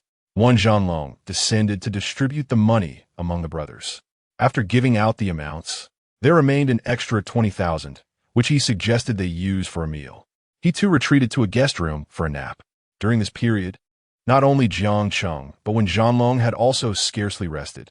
His mind had been perpetually tense. The next morning at 9:30, Jiang Cheng's phone rang. Still groggy from sleep, he answered, "Hello, who is this? Boss Jiang, still sleeping in?" Upon recognizing the voice, Jiang Cheng chuckled. "Miss Su, what brings you here today? I recall today is not even a weekend. I just finished class. I haven't heard your voice in days. I miss you," Su Jiayu said playfully. "I miss you too, Jiayu. I've been particularly busy lately. By the way, I have something to tell you. Director Meng's wife wants me to recognize her as my godsister." "What? Are you really looking for a second wife for yourself? And asking me to find you a sister?" Su Jiayu responded, feigning anger. "Ha! I can't take a second wife. I barely have enough time to spend with my first wife as it is. I can't be so irresponsible." Jiang Cheng laughed. "Jiang Cheng, I won't talk to you anymore." Su Jiayu pouted playfully. "Ha ha, all right, Jiayu. What are you thinking? Our bond is merely one of brotherly affection. If we were to mix it with anything else, would I still share this with you? Last night I made a commitment, and today I share it with you. Am I behaving well?" Jiang Cheng gently remarked. He continued, "Xiaoyu, Do you realize how convenient our relationship makes everything in Chaodong City? I can now accomplish many things here that ordinary people cannot. But as you grow closer to her, will you drift further away from me? Su Jiayu asked, a hint of sadness in her voice. Xiaoyu, regardless of my circumstances. Now, and in the future, I will never forsake our bond for personal gain. I, Jiang Cheng, cannot act in such a manner. I hope you can trust me more, and I will provide you with greater security in the future. I love you, Su Jiayu, Jiang Cheng sincerely declared. I know your character, Jiang Cheng. I was merely teasing you. Since I have chosen you, I must believe in you. Otherwise, with your charm, I would be consumed with jealousy daily. Upon hearing Jiang Cheng profess his love, Su Jiayu felt a surge of joy. Why can't you hold me every day instead of that jealousy jar? Jiang Cheng chuckled. By the way, Xiaoyu, I have officially acquired the club owned by Wen Zhanlong through Director Meng. It now belongs to us. You are truly remarkable, Boss Jiang. No wonder you are my Boss Jiang. Why do you sound so stiff in your compliments? Jiang Cheng inquired. It's just that I lack eloquence. Su Jiayu replied with a smile. Xiaoyu, do you have any connections in Macau related to gambling?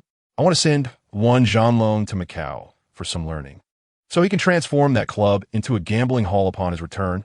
Jiang Cheng asked. Do I have any acquaintances in that area? I don't even engage in such activities. Learning? What is there to learn? The card games? Su Ziai Guestin. Not just card games.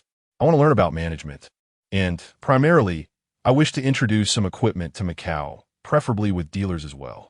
Su Jiayu pondered for a moment. I don't have any friends in that field. I will ask my father and my second uncle to see if they know anyone. All right.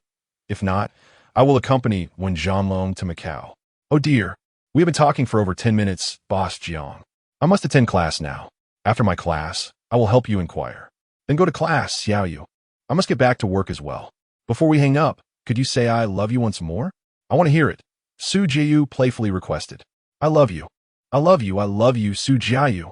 In this lifetime, I will love only you, Jiang Cheng exclaimed loudly. Oh, how annoying. All right, I'm hanging up, she responded, unable to contain her laughter. After their conversation, Jiang Cheng stretched in bed, then got up to take a shower. Once done, he headed downstairs to the dining area for a meal. After satisfying his hunger, Jiang Cheng went to his office on the third floor, sat in his chair, lit a cigarette, took a few puffs, and then picked up the phone to call the entertainment manager. Manager Zhang, this is Jiang Cheng. Please bring me the recent financial statements. I need to review them. After hanging up, Jiang Cheng resumed smoking. Before long, there was a knock at the office door. Boss Jiang, it's Manager Xiao Zhang. Please come in, Manager Zhang, said Jiang Cheng. After he finished speaking, Manager Zhang entered the room.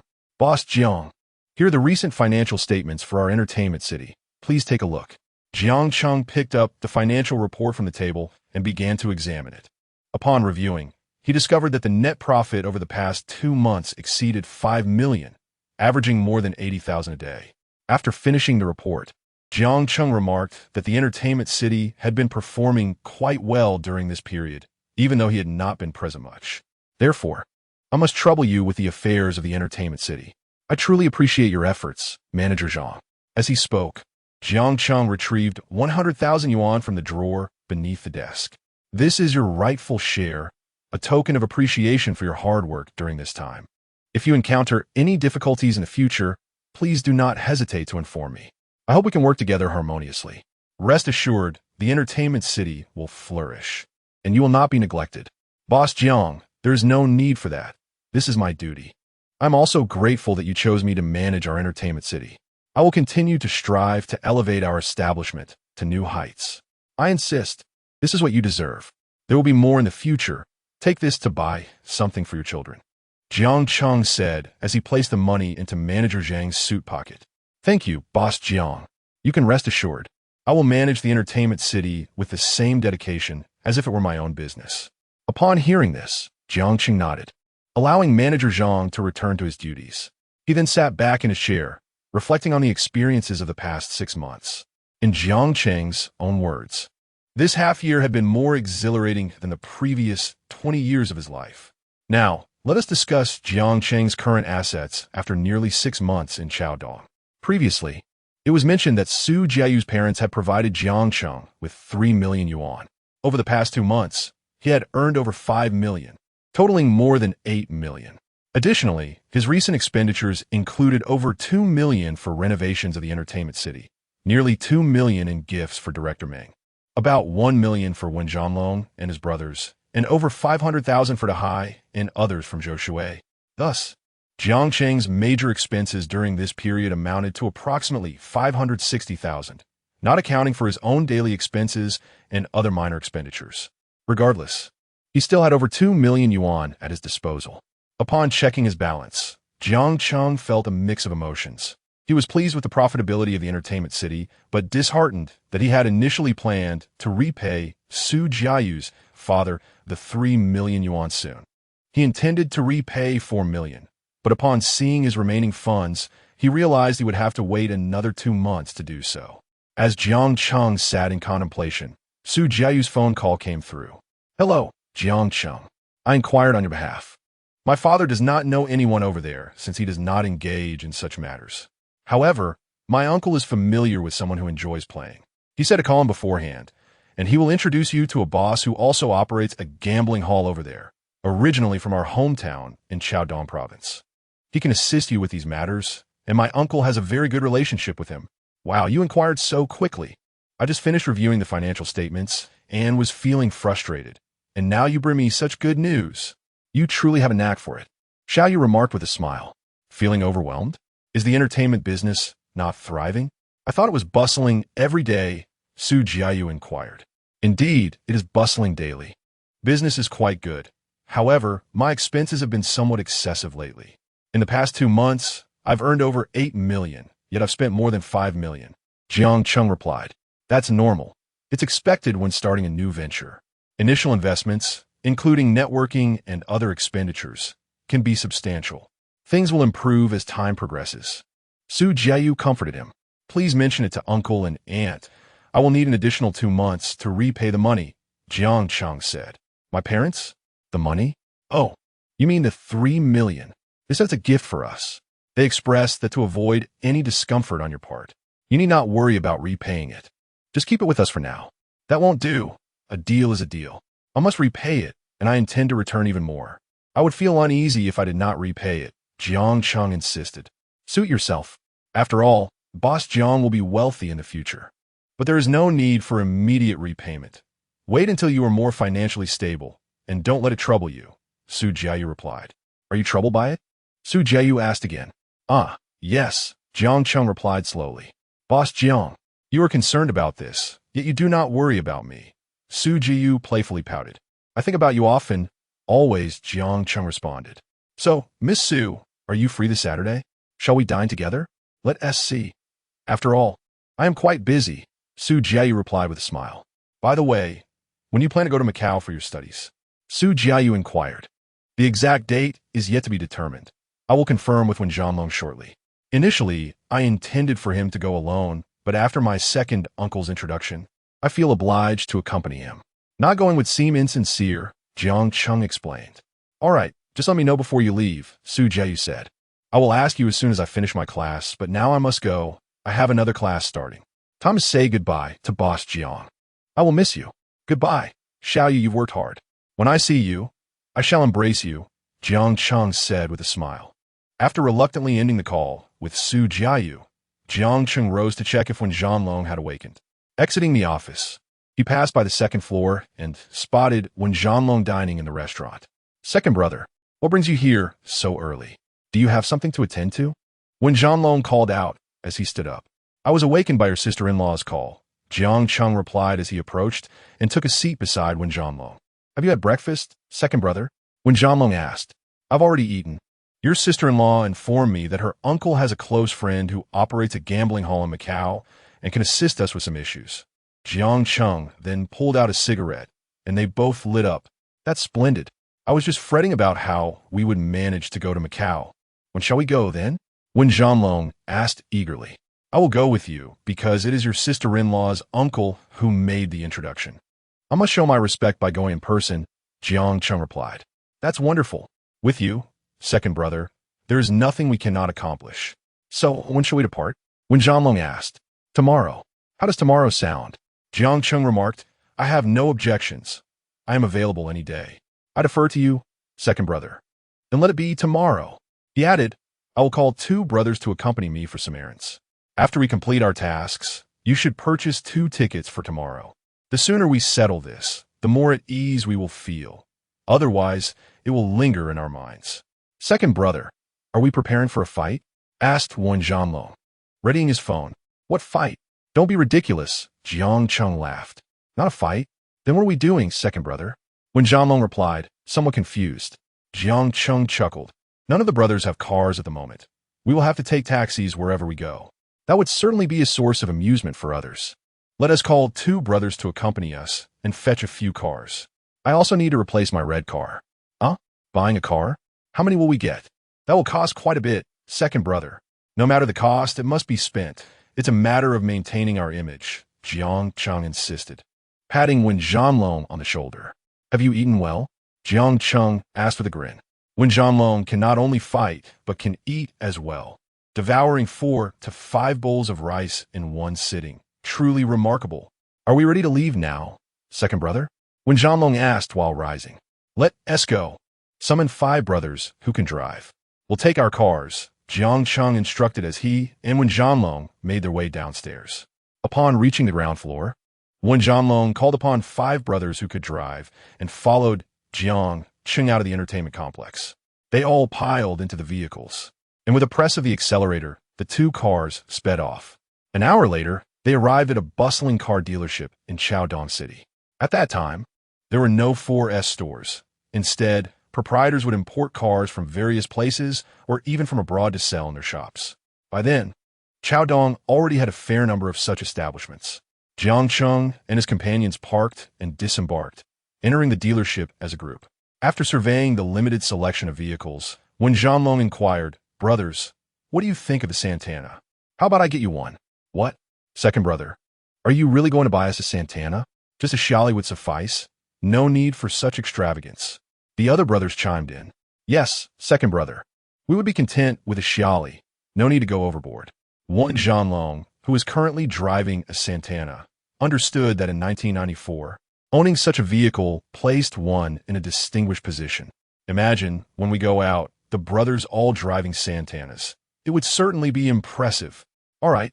We have 14 brothers in total. For cars should suffice. Let us order 3 Santanas. Jianglong, you can let the brothers use your Santana. I will procure a better one for you. Second brother, that's unnecessary. I'm quite satisfied with my Santana, he replied. As Jianglong retreated while speaking, he urged, Come here.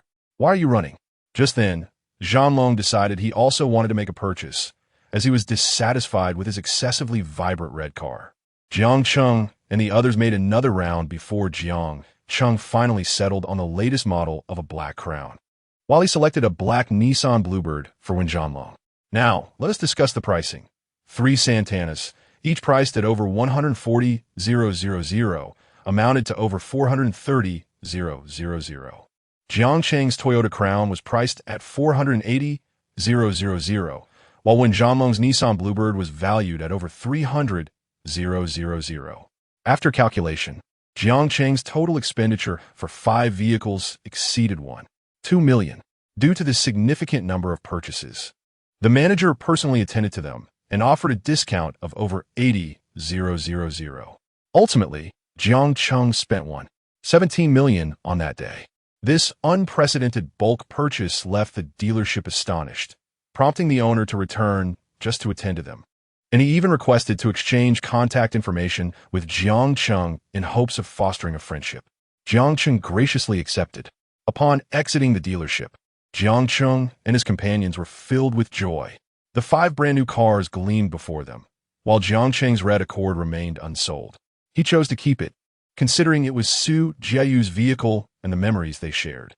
They arrived as a group of 7, and including Jiang Cheng and Jianglong's 2 old cars. They had precisely 7 vehicles. Each brother received a car. Jianglong drove the Bluebird to the airport to purchase tickets, while Jiang Cheng took his new Crown and headed back to the entertainment city with his friends. Chapter 18: Arrival in Macau. Jiang Cheng drove his brand new black Crown gracefully along the roads of Chaodong City. the melodious strains of the most romantic thing filling the air. Following closely behind him was his previous red Accord, accompanied by a convoy of sleek black Santanas, creating a striking spectacle wherever they went. In the context of Chaodong at that time, this motorcade was not the most prestigious, yet it certainly commanded attention, drawing the gaze of passers-by. If this entourage were to return to Zhou Shui or Guangqing, it would undoubtedly be an unstoppable force. At precisely 5:10 p.m., Jiang Cheng's procession came to a halt at the entrance of the entertainment complex. The entrance was impressively spacious, capable of accommodating 20 to 30 vehicles at once. Typically, patrons did not park here. Security would assist in directing them to the adjacent parking area. Vehicles were lined up neatly in rows. Jiang Cheng and his companions exited the cars, their spirits soaring. They had never anticipated driving a Santana, reminiscent of what their elder brother had once driven. Observing their elation, Jiang Cheng smiled and waved them inside the entertainment venue. Upon entering, Jiang Cheng ascended to the second floor to indulge in a relaxing bath and a therapeutic neck and back massage. Afterward, he descended and encountered Wan Zhanlong, who had just returned to the complex. Second brother, the flight tickets are secured. We depart tomorrow at 10 a.m., arriving in Macau in just 30 minutes, Wan Zhanlong beamed. Great, let's grab a meal at the restaurant. I have something to discuss with you, Jiang Cheng replied. The two settled down at a dining table in the second-floor restaurant. During their meal, Jiang Cheng said, Zhanlong, instruct the brothers to prepare some equipment, knives, clubs, and concealed weapons. Ensure some are stored in the entertainment complex and in our vehicles. Each of them should carry a dagger on their person at all times. Furthermore, recruit more brothers, frequent social gatherings, and engage with the local factions nearby. I intend to expand our influence. Understood, second brother. I will dispatch the brothers immediately to acquire the equipment. I will also keep an eye out for potential recruits. If necessary, I can summon my brothers from Guangqing, Wan Zhanlong assured. After finishing their meal, Jiang Cheng returned to his office on the third floor.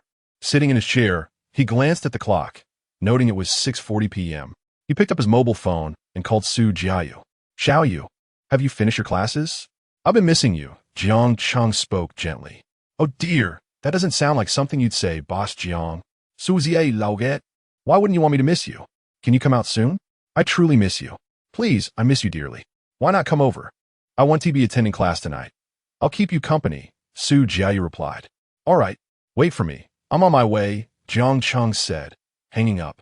He rose from his office chair, retrieved an item from the cabinet, and made his way downstairs. Upon reaching the first floor and exiting the entertainment complex, he placed the item in the back seat before driving towards Su Jiayu's university. 30 minutes later, Jiang Cheng arrived at the entrance of Su Jiayu's university. In the car, Jiang Cheng called Su Jiayu. Xiaoyu, come down. I'm at the school gate. All right, I'll change my clothes and be right down. After hanging up, Jiang Cheng stepped out of the car and stood in front of it, instinctively lighting a cigarette as he had done before. After 10 minutes, Su Jiayu emerged. Clad in a gray trench coat paired with jeans and black boots, her lips adorned with a striking crimson hue.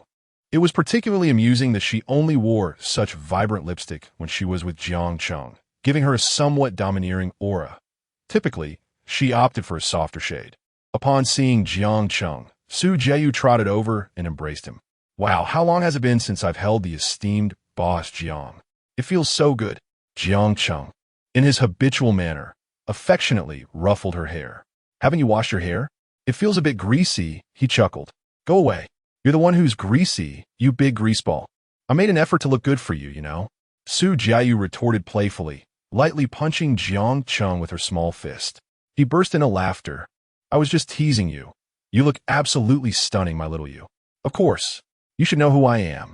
Before she could finish her sentence, Su Jiayu noticed that Jiang Cheng had changed cars. Since leaving the school gate, her gaze had been solely on him, oblivious to her surroundings. Boss Jiang, you got a new car. Wow, a big crown. Are you showing off? She laughed. Indeed. The first thing I had to do after getting a new car was to bring my little you along. What do you think? Does this car match my aura? Jiang Cheng flexed his arm as he spoke. I think red would suit your temperament better, Su Jiayu replied with a chuckle. She then walked to the passenger seat, opened the door, and settled in, with Jiang Cheng following suit. Boss Jiang, could you change a few songs? Entering your car feels like the most romantic thing ever. Can we tone down the romance? The most romantic thing to me is growing old with you. Jiang Cheng sang off-key. Oh, have all your musical talents been overshadowed by your good looks? Suzie that, Lao Ging. Shut up. My singing voice has only been heard by you and the sea. You should be grateful. Jiang Cheng replied. Grateful indeed. I'm always happy with you, Boss Jiang. Just seeing you brings me joy. As she spoke, Su Jiu gently caressed Jiang Cheng's cheek. Take a look at the back seat, Jiang Cheng pointed out. Su Jiu turned to glance at the rear and gasped, ah, Jiang Cheng, you sing the sweetest songs. Your voice is the most beautiful I've ever heard. How's that for romance? Quite a treat, isn't it? He smiled. In the back seat lay a grand bouquet of roses with an open gift box atop it, revealing an exceptionally fashionable and avant-garde diamond necklace. These gifts had actually been prepared long ago when they first met Wen Zhanlong, but both had been too busy to present them. The last time Jiang Cheng returned to Zhou Shui for dinner, he had intended to give the necklace to Su Jiayu then. However, Jiang Cheng had forgotten, as he was preoccupied with contemplating what gift to present to Director Meng. Do you like it, Xiaoyu? Jiang Cheng inquired as he exited the vehicle, retrieving the gift from the back seat and presenting it to the front passenger, Su Jiayu. You have always wondered what I would offer you. Perhaps I still seem inadequate in your eyes. Yet, I shall prove to you over time that you did not make the wrong choice. This necklace was carefully selected by me at the jewelry store not long ago. The salesperson explained a great deal, though I scarcely retained it. The essence was that this diamond symbolizes eternity. Upon hearing this, I was elated, for it perfectly encapsulates my feelings. I shall love you forever. As he spoke, Jiang Cheng gently placed the flowers upon Su Jiayu's lap. Gazing at the roses before her, and then at Jiang Cheng's face, tears welled up in her eyes. What are you doing, Jiang Cheng? I spent over an hour on my makeup today, and now it's ruined. She exclaimed. You have always been the best in my heart, Jiang Cheng. I believe in you. Su Jiayu cried as she playfully punched Jiang Cheng's arm. Jiang Cheng chuckled. Is this how you cry? Xiaoyu, I haven't done anything particularly surprising. It's just a small gift. He affectionately ruffled Su Jiayu's hair. What do you understand? You are different to me. I cannot quite fathom it. Just a little kindness from you moves me immensely. Have you cast some sort of spell on me? Su Jiayu pouted, tears still streaming down her face. Jiang Cheng, seeing the mix of pity and cuteness in her expression, smiled and said, I know why. Why? She asked, intrigued. Because you love me, he replied, retrieving the diamond necklace from its box and leaning towards Su Jiayu to fasten it around her neck. I love you, Xiaoyu. At that moment, Su Jiayu's tears flowed more freely. What began as a gentle weep transformed into sobs. Jiang Cheng placed the necklace around her neck and embraced her. Don't cry, Xiaoyu. How can I continue to surprise you romantically if you keep weeping? Do you still wish for surprises in the future? Upon hearing this, Su Jiayu, though still sniffling, ceased her tears. You, Jiang Cheng, are the only one capable of making me cry. You are truly wonderful, and I envy you. A little kindness from you renders me utterly emotional. Even to the point of tears, she playfully complained. Ah, I recall that last time Erlizy made you cry too. Jiang Cheng laughed heartily. Jiang Cheng, am I too good to you? Su Jiayu retorted, lightly punching him. Hee, Xiaoyu, I often reflect on how fate intertwines lives. Had it not been for that incident with Erlizy, we might never have met or found ourselves together. Yet who knows? With my good looks, perhaps you would have sought me out, Jiang Cheng remarked with a grin. Hearing this, Su Jiayu displayed a look of disdain. Brother, what are you thinking? I do acknowledge that you fit my type, but character matters too, you know. Before she could finish, Jiang Cheng cheekily interjected, there are many handsome individuals, but someone as charming and virtuous as I am seems rather rare. You narcissist. Su Ziai Zito, Ning. Suddenly, Jiang Cheng leaned in and kissed Su Jiayu. In that instant, the atmosphere transformed into a serene calm, for it was Jiang Cheng's first initiative in kissing her. Previously, it was merely a gentle pat on the head and a warm embrace. Now, Su Jiayu felt a delightful numbness coursing through her body, as Jiang Cheng remarked. Am I still a narcissist? Oh dear, how vexing my first kiss. Su Ziai, Belusing, Vito. What do you mean as if I have never had a first kiss? Do you have any idea how much courage I mustered? You must take responsibility. Jiang Cheng, sensing her grievance, replied, You. Yet, at that moment, Su Jiayu's heart was blooming with joy. The sensation of being kissed by someone she adored was utterly exhilarating. Despite Jiang Cheng's serious demeanor in front of his friends, he exhibited a playful and childlike side with Su Jiayu, revealing his innocent nature to her while maintaining a composed and fierce exterior with the others. Su Jiayu observed Jiang Cheng's expressive face and chuckled. All right. I will hold you accountable, President Jiang. Let us go. Our car has been parked here for nearly 10 minutes.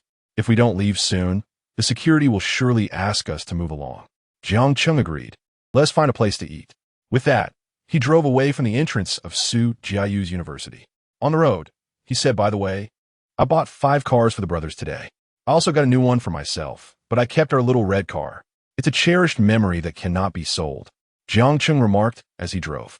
President Jiang, you truly are quite generous today. Does it not weigh on your conscience? Su Jiayu inquired. Not really, though I must admit I've spent quite a bit. I need to take a breather. These expenditures are essential. Now is the time to lay the groundwork. It's normal for expenses to be high. If money runs short, just let me know. I can borrow from my father. Jiang Cheng replied. Please don't.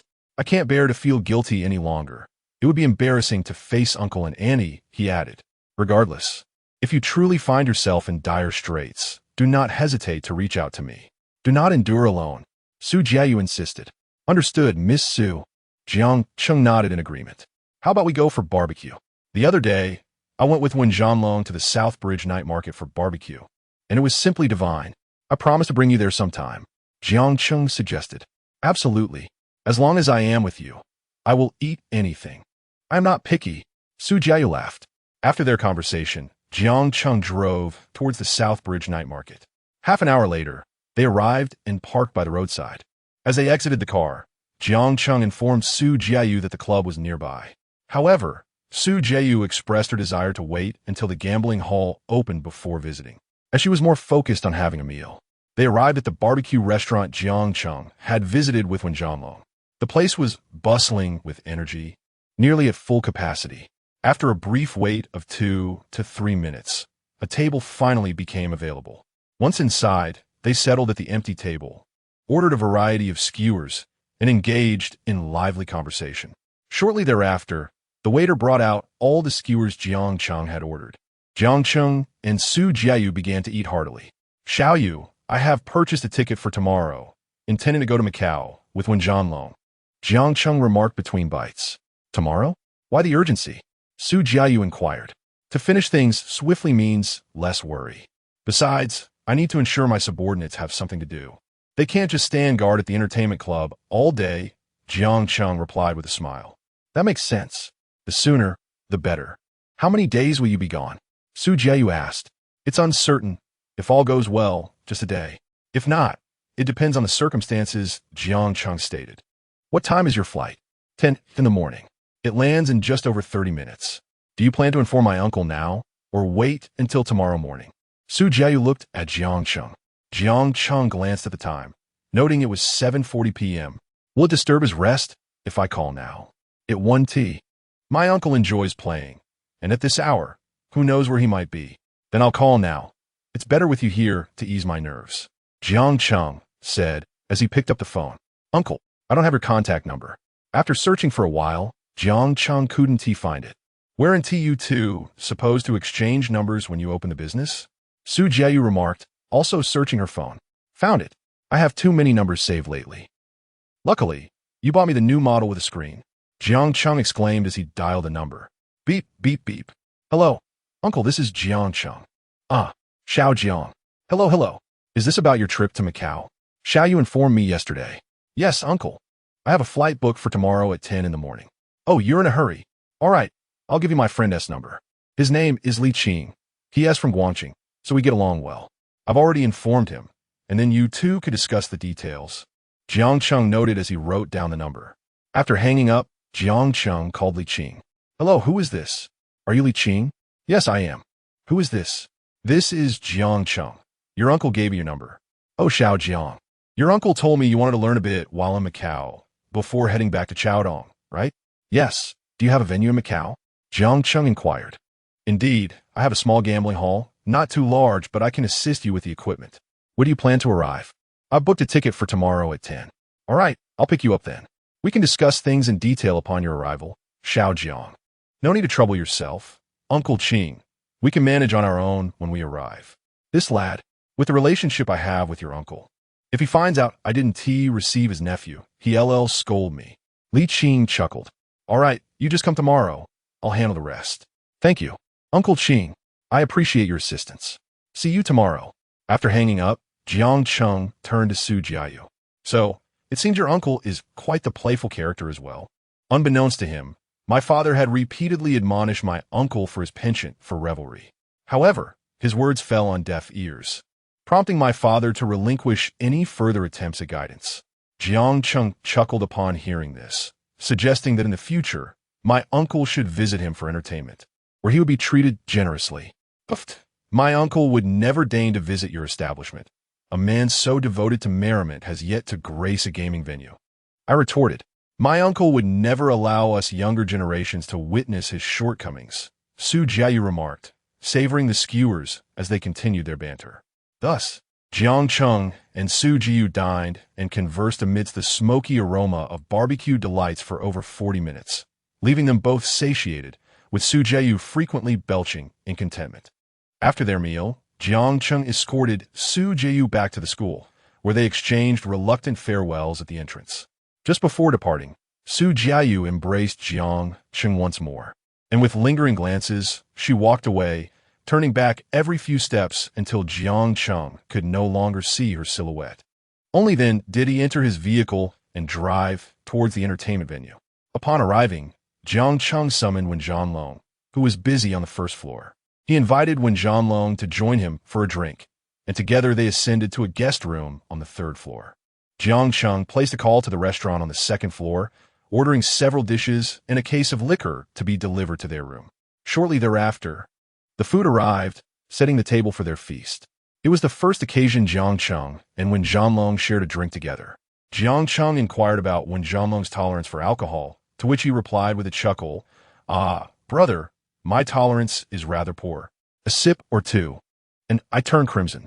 Typically, I can manage 5 or 6 bottles of beer, but if the mood strikes me, I might push to 8 or 9, albeit with a tendency to forget the evening and utter nonsensical remarks." As they drank, Wen Zhanlong found genuine joy in Jiang Cheng's company, feeling liberated from worries and troubles since their acquaintance. He managed to consume 5 or 6 bottles without descending into incoherence, merely flushed in the face. Their conversation eventually drifted to matters requiring attention for the following day and future plans.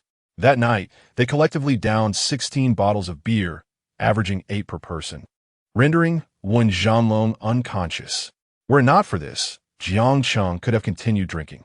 Noticing Wen Zhanlong had succumbed to slumber, Jiang Cheng attempted to rouse him to no avail, ultimately deciding to lay him on the bed before retiring to another room for rest. The following morning at 7, Wen Zhanlong awoke, washed his hair and face, and returned to the spot where they had indulged in libations the previous night, striving to recollect the events. Alas, he had once again lost his memory of the night. He fretted over what he might have said that could have displeased Jiang Cheng. Shortly thereafter, Jiang Cheng emerged from his room, spotting Wen Zhanlong seated on the stool. "You're awake, Zhanlong?" he greeted, startling Wen Zhanlong, who turned to him, "Brother, I was just pondering last night. I lost my memory again. I hope I didn't say anything to upset you. As I reminisce about that morning, I find myself apprehensive about saying anything that might provoke your ire." After a few drinks, my tongue ran loose, and Wen Zhanlong stood up, exclaiming, "You were rather splendid last night," to which I muttered something inaudible. In truth, Jiang Cheng could hardly recall the details. He only remembered that he had laid Wen Zhanlong on the bed before returning to his own slumber. After this exchange, Jiang Cheng and Wen Zhanlong ascended to the second floor for breakfast, followed by a refreshing shower, a massage, and a change of attire. Once adequately prepared, Jiang Cheng made his way to the office, opened the safe, and noted the dwindling cash reserves. He extracted 200,000, placing it into a briefcase, and descended the stairs. Glimpsing the clock, it read 8:25 in the morning. By this time, when Jianlong had also completed his preparations and awaited Jiang Cheng downstairs. Jiang Cheng, donned in a striking blue suit, exuded an air of sophistication, while Wen Jianlong, in a sleek black suit, radiated the same flair. The two brothers exited the entertainment venue and boarded Jiang Cheng's black Crown sedan, with a companion driving them towards the airport. After over an hour of travel, Jiang Cheng's establishment being quite distant from the airport, they arrived. Upon disembarking, the two exchanged glances. When Jianlong broke the silence, saying, "Brother, to be honest, this is my first time flying." With that, Jiang Cheng and Wen Jianlong entered the terminal, presented their tickets, and exchanged them for boarding passes before boarding the aircraft. At 10 o'clock in the morning, the plane took off as scheduled, landing at Macau Airport 38 minutes later. Stepping off the plane and into the terminal, Jiang Cheng and his companion were taken aback by the bustling atmosphere, even more vibrant than that of Chaodong. When Jianlong remarked, "Wow, what a thriving city. No wonder the wealthy flock here." Jiang Cheng chuckled in response, "You haven't seen Hong Kong yet. It surpasses Macau in opulence." After this exchange, Jiang Cheng stood at the terminal exit, retrieved his phone, and called Li Qing. "Uncle Qing, I've arrived. Is it you in the blue suit? And that lad beside you in black?" "Indeed, that's me. Where are you?" "Look ahead." Upon following his instructions, they spotted a man in his 30s, clad in a floral short-sleeved shirt and gray shorts, wearing sandals. He was of slim build, with triangular eyes and a diamond-shaped face, standing at approximately 173 meters, waving at them. Upon seeing him, Jiang Cheng ended the call and hurried towards Li Qing. After greeting one another, Jiang Cheng introduced Wen Jianlong to Li Qing. "Uncle Qing, my apologies for the trouble." "Nonsense. I have a great rapport with your uncle. It's the least I could do. Now, let's get in the car and grab a bite." With that, Li Qing entered a white Mercedes-Benz, which astonished Jiang Cheng and Wen Jianlong.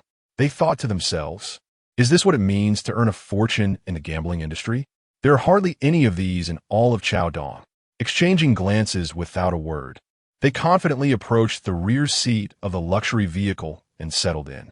Li Qing pressed the accelerator, and the Mercedes sped away from the airport, leaving the terminal behind.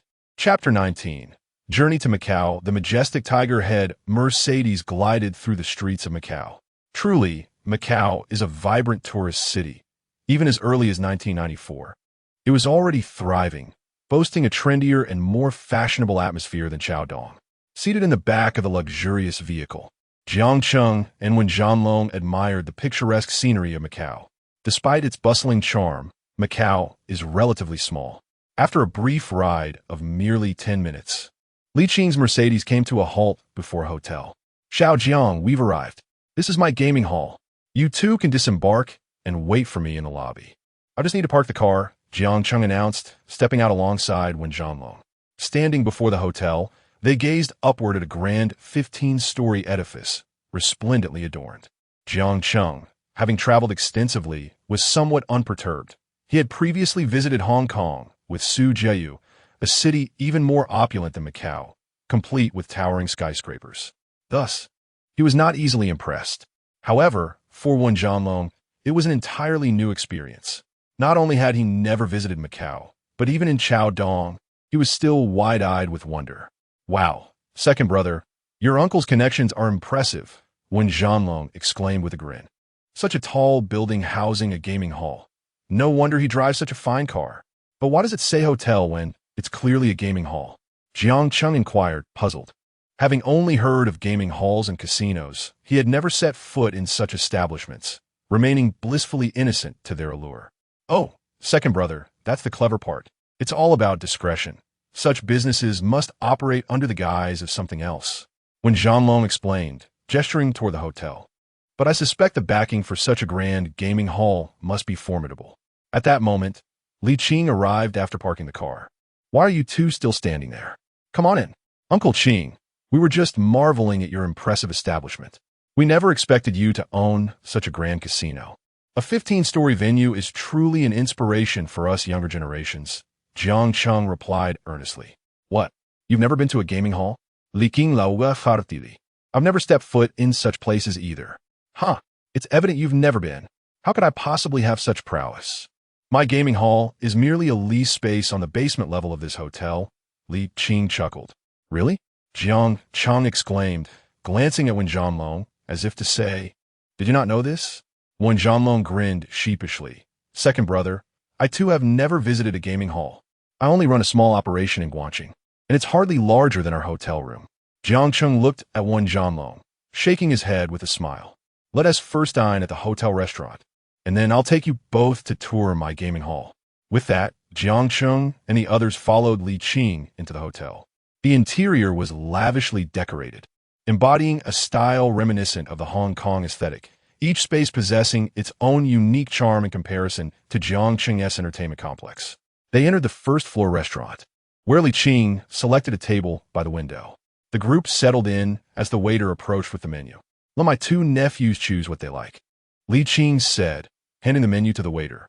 Come, Xiao Cheng, it's your turn to order. What would you like to eat? Feel free to choose anything. You go ahead and order, Uncle Qing. We're easygoing. As Jiang Cheng spoke, he nudged the menu with his hand. All right, then I'll take charge. Let us sample their signature dishes. With that, Li Qing selected several specialties from the restaurant. The conversation flowed naturally. Xiao Cheng, I hear your friend. Xiao Long, right? Li Qing inquired. Yes, Uncle Qing. My name is Wen Zhanlong, but you can call me Xiao Long, Wen Zhanlong replied with a smile. Xiao Long, you're from Guangqing, aren't you? Indeed. Uncle Qing, how did you know about Guangqing? I'm from Guangqing too, Li Qing responded, using a local dialect. Upon hearing this, Wen Zhanlong stood up in astonishment and shook hands with Li Qing again. What a coincidence. So we are fellow townsmen. Wen Zhanlong chuckled. Yes. I should have mentioned it earlier. My uncle told me that Uncle Qing is from Guangqing, Jiang Cheng chimed in. Xiao Jiang, you both seem quite young. What made you consider this line of work? I heard from your uncle that you operate a venue in Chaodong. This venture carries significantly greater risks than your establishment. Li Qing remarca, observing Xiao Cheng and Xiao Long, who were both well-built and robust. He added, you should be quite capable. However, this business requires substantial backing. Mere physical prowess is insufficient. I understand your concerns, Uncle Qing. You fear that our connections in the legitimate world may not be strong enough, and even if we start, we might not last long. Rest assured, we have thoroughly prepared before approaching you, Jiang Cheng assured him. That's good to hear. I see you're not an ordinary person. Although we have just met after years of navigating society, I have encountered all kinds of individuals and tasted all sorts of experiences. I can discern a person's character at a glance. Li Qing pointed at Jiang Cheng. You exude a tenacity and determination that is uncommon, coupled with an intensity that is rare for someone your age. You must be in your 20s, yet you possess a level of maturity and rationality beyond that of your peers. Quite impressive. Uncle Qing, I am indeed 20 years old. Don't be misled by my youth. I believe age is merely a comforting number that should not constrain our abilities and perspectives. Jiang Cheng replied as the dishes began to arrive. Excellent. Xiao Jiang, I have high hopes for you. Uncle Qing declared, raising his glass. You can drink, right? Li Qing lifted his cup to toast Jiang Cheng. No, Uncle Qing. Let me return the gesture. Thank you for your hospitality, Jiang Cheng said, rising to clink glasses with Li Qing, and both drank heartily before Jiang Cheng took his seat again. What do you need Uncle Qing to assist you with? After a while of drinking, Li Qing asked. Uncle, my brother Wen Zhanlong previously managed a small establishment in Guangqing, and now we are preparing to develop together in Chaodong. I wish to establish a gambling hall for him. I've learned that there are several gambling halls in Chaodong, but they are all relatively small, and the equipment and gameplay are rather outdated. Therefore, I aspire to create a unique gambling hall in Chaodong that stands apart from the rest. The equipment, personnel, and gaming methods all require study in Macau. Jiang Cheng said to Li Qing. Many thoughts? Have you finalized your venue? Li Qing inquired. A two-story club with over 400 square meters, Jiang Cheng replied. That should suffice. My gaming hall is also just over 400 square meters, but mine is a spacious flat, so the usable area is larger than yours. How about this? After we finish our meal, you can accompany me to my gaming hall, and then I'll take you to Xian Pujing for further investigation and learning.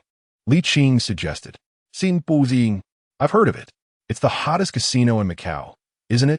Jiang Cheng responded. Indeed. Their equipment and gaming methods are the most advanced currently. I have a friend who can procure this equipment. Just let me know which ones you wish to introduce, and I'll have him assist you. Thank you, Uncle Ching. Although I am not well-versed, I have seen the movie God of Gamblers. To achieve profitability, it is essential to have a skilled dealer. Can you assist me in this regard? Jiang Cheng chuckled. You must have conducted thorough research before coming to me. Indeed, having a good dealer can significantly enhance your gaming hall's profitability. After dinner, give my friend a call to inquire about equipment and personnel, Li Qing advised. Jiang Cheng nodded in response. Thank you, Uncle Ching. As he spoke, he retrieved a case. I hope to trouble you for these few days. We are novices in this field. As this is our first meeting, I am unsure of your preferences. Inside is 200,000, a token of respect from us younger generations. Please do not think it insufficient. I sincerely hope you will accept it. Jiang Cheng placed the case on the chair beside Li Qing. You clever lad. You know how to handle matters. You will surely achieve great things in the future. Li Qing exclaimed, raising his glass. Come, let us toast, Xiao Jiang Xiaolong. After a brief toast, Jiang Cheng and his companions refrained from excessive drinking, aware that serious matters awaited them. 40 minutes later, they emerged from the restaurant, having dined well. Following Li Qing, they took the elevator to the basement level, arriving at his gaming hall. It was just past 11 in the morning, approaching noon. The gaming hall opens for business in the evening, so it was currently empty. Li Qing's gaming hall, over 400 square meters, was an expansive flat with all usable space, making it appear quite vast. It featured everything that could be found at Xian Pujing, including some new slot machines. Jiang Cheng and his companions followed Li Qing on a tour, during which he shared stories about common occurrences and precautions in the casino. Eager to learn, Jiang Cheng and his friends absorbed the information. After spending 2 hours in Li Qing's gaming hall, Jiang Cheng and Wen Zhanlong gained much insight, learning various techniques and management strategies. After 2 hours, Li Qing and Jiang Cheng departed the gaming hall, took the elevator up, and exited the hotel. Climbing into Li Qing's luxurious vehicle, they set off towards Xian Pujing. 10 minutes later, the car halted at the entrance of Xian Pujing, and Li Qing and Jiang Cheng stepped out while the security attendant took the vehicle to the parking lot. Li Qing and Jiang Cheng strode through the grand revolving doors of a new Lisboa. Upon entering, Jiang Cheng and Wen Zhanlong were awestruck by the opulence surrounding them.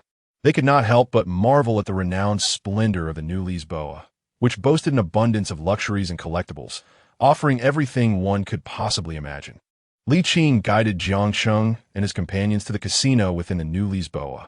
Jiang Cheng had only ever witnessed such scenes in films and had never engaged with such establishments, while Wen Zhanlong possessed a rudimentary understanding of the games, albeit lacking in-depth knowledge.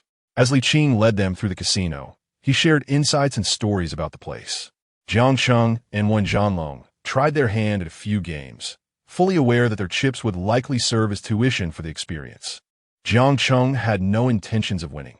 He merely sought to immerse himself in the atmosphere. After wandering the new Lisboa for over 2 hours, they eventually made their way out.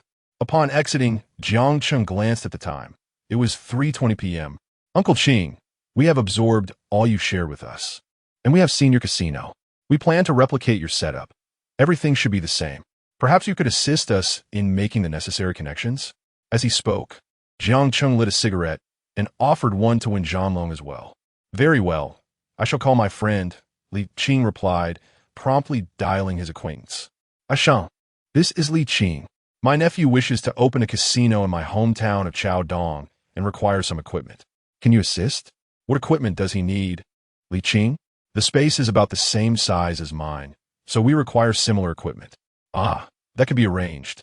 However, we would need to transport it secretly to Chaodong, which will incur some costs. That is not an issue. Additionally, my nephew is seeking skilled dealers, the exceptional ones. After all, he and his associates are not very familiar with this. Absolutely. I happen to have some available. But if they're to go to Chaodong, the salary must be tripled. How many do you need? Li Qing then held the phone away slightly and quietly inquired of Jiang Cheng. Xiao Cheng, he mentioned he has dealers, but the salary will be tripled for Chaodong. Is that acceptable? Yes, Uncle Ching, that is perfectly fine, Jiang Cheng replied decisively. How many do you require? Li Qing asked. Jiang Cheng glanced at Wen Zhanlong, contemplated briefly, and said, "Let us start with 4. If we find that we need more later, we can hire additional ones." Li Qing conveyed this to Chun, who responded affirmatively and quoted a price. The total for the equipment and dealers would amount to 700,000, inclusive of a month's salary for the dealers. This price was a favor extended due to Li Qing's relationship. Typically, one would expect to pay at least 1 million for such arrangements without a personal connection. Upon hearing the price, Jiang Cheng nodded in agreement. "That works. When can it be delivered, Uncle Qing?" Li Qing relayed Chun's response. He said it should take about 3 days for both the dealers and equipment to arrive in Chaodong. Payment upon delivery will suffice. Jiang Cheng nodded, indicating his approval. After concluding the arrangements with Chun, Li Qing hung up the phone and drove Jiang Cheng and his companions back to his casino. At 4:30 in the afternoon, patrons gradually began to enter Li Qing's gambling hall. Jiang Cheng and Wen Zhanlong were also present, assisting with various tasks while simultaneously learning the ropes. The establishment was bustling with activity, offering a wide array of games, creating an atmosphere of lively excitement. They remained occupied until 6:30 in the morning. Following this, Li Qing took Jiang Cheng and the others out for breakfast. In the restaurant, Li Qing, while enjoying his meal, remarked, "Xiao Jiang, despite the modest size of my gambling hall, can you guess how much I earned yesterday?" "How much, Uncle Qing?" Jiang Cheng inquired. Li Qing chuckled and replied, 130,000. Jiang Cheng and Wen Zhanlong nearly choked upon hearing this, exchanging astonished glances. Jiang Cheng was aware of the exorbitant profits in this line of business, but he had not anticipated such substantial earnings, almost surpassing what he made in 2 days at his own entertainment venue. Moreover, while Li Qing's establishment spanned just over 400 square meters, Jiang Cheng's was over 2,000. "Is that pure profit, Uncle Qing?" Jiang Cheng asked. "Indeed," Li Qing confirmed. "There aren't significant costs involved, just personnel, electricity, and a bit of rent. If you were to operate, you wouldn't even have rent. How does this compare to your usual revenue?" "Uncle Qing?" Jiang Cheng probed further. "It's fairly similar, just a bit more today. This business is unstable. Profits can vary greatly from day to day, but I usually make no less than 90,000 daily." After hearing this, Jiang Cheng took a sip of water and remarked, "This business indeed seems promising. Uncle Qing, if we ever encounter uncertainties, we hope to seek your guidance." "Sure. If you have questions, don't hesitate to call me." "Hey, Xiao Cheng, you've only opened a single club in Chaodong? How large is it?" "Yes, currently just one entertainment venue over 2,000 square meters." "Ah, over 2,000 square meters. That's quite substantial." Li Qing inquired, puzzled. Wen Zhanlong, grinning, chimed in, "Yes, my second brother named it Changhao Entertainment City. It offers everything, food, drink, and leisure, all in one. It's the only one of its kind in Chaodong." "That's impressive, Xiao Cheng. Initially, your second uncle mentioned you were opening a club, and I thought it would merely be a small establishment of 200 or 300 square meters. Seeing you today, so youthful and yet managing such a large venue, such a grand entertainment city, must have quite a strong backing," Li Qing speculated. "Well, it's decent. I can operate fairly freely in Chaodong," Jiang Cheng replied. "I could tell you both are quite formidable. You must have some brothers in Chaodong as well." "Yes, I do have brothers. The numbers aren't too many yet, but each one is capable," Wen Zhanlong added. "Actually, Uncle Qing, there's something I was hoping you could assist me with." Li Qing grimaced and said, "Speak freely, Xiao Cheng. If it's within my power, I'll certainly help." Jiang Cheng looked at Li Qing and continued, "This incident occurred 3 months ago. A man named Peng Wu, also from Chaodong, borrowed 5 million from my casino and then vanished." "He ran away?" Jiang Cheng exclaimed in surprise. "Yes, I bear some responsibility for this. He had played here several times before, always wagering substantial amounts. Since he was also from Chaodong, we engaged in conversation and developed a good rapport. 3 months ago, during the 4th occasion, he initially lost over 2 million. Subsequently, he borrowed money from me. We all have credit limits here, ranging from 1 million to 3 million. Given our pleasant conversation and the fact that we are both from the same hometown, I extended him a credit limit of 3 million, which is the maximum available. However, within an hour and a half, he squandered all again. He played the emotional card, uttering words that touched my heart. I noticed he had visited multiple times before, and our rapport had been quite amicable. He called me brother and even promised to assist me when I returned to Chaodong. I could not resist and ended up granting him my personal credit limit of 2 million, bringing the total to 5 million. Yet, after another hour, he lost everything once more. According to our usual protocol, we assigned a brother to keep an eye on him until the money was returned. He assured us that the funds would be delivered within 3 days. The brother followed him for 2 days, but unexpectedly, the scoundrel managed to escape while our brothers were asleep, either by jumping from the 4th floor or sneaking out unnoticed. In any case, he vanished without a trace, leaving us bewildered as to how he managed to escape. Thus, I have fallen victim to his deception, losing 5 million. Xiao Cheng, can you assist me in recovering it? I promise to give you half, Li Qing lamented. Is such a thing even possible? Jiang Cheng inquired. I have his phone number, but when I called, he didn't answer. I tried from another number, and while he picked up, he hung up as soon as he realized it was me, claiming he had nothing to say. After that, he wouldn't take my calls again.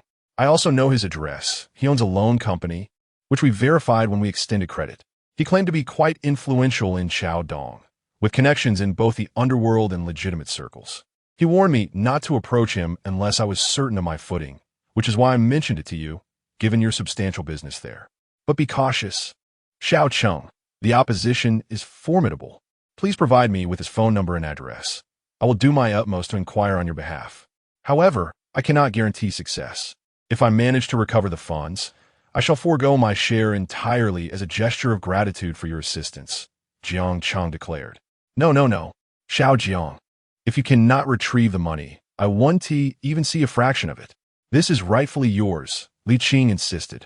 Hearing this, Jiang Cheng waved his hand dismissively, saying, let us not dwell on that for now. Uncle Qing, my brothers and I will return to Chaodong at noon, and I will inquire on your behalf. I will call you with any updates. Why the rush, Xiao Cheng? Why not spend a few more days with Uncle Qing? I would love to share a few more drinks with you. Uncle Qing expressed. I'm afraid I cannot, Uncle Qing. I'm quite busy at the entertainment center and need to attend to my brother's gambling affairs. Next time, let us ensure we drink to our heart's content. Jiang Cheng replied. Very well, it's clear you are genuinely busy. I will arrange for a brother to purchase 2 tickets for a noon flight for you. You can rest in a hotel room upstairs for a while. I will see you off later. With that, Jiang Cheng and the others finished their meal and exchanged farewells. Li Qing arranged 2 rooms for Jiang Cheng and Wen Zhanlong at the hotel above, then returned to the gaming hall to wrap up his affairs.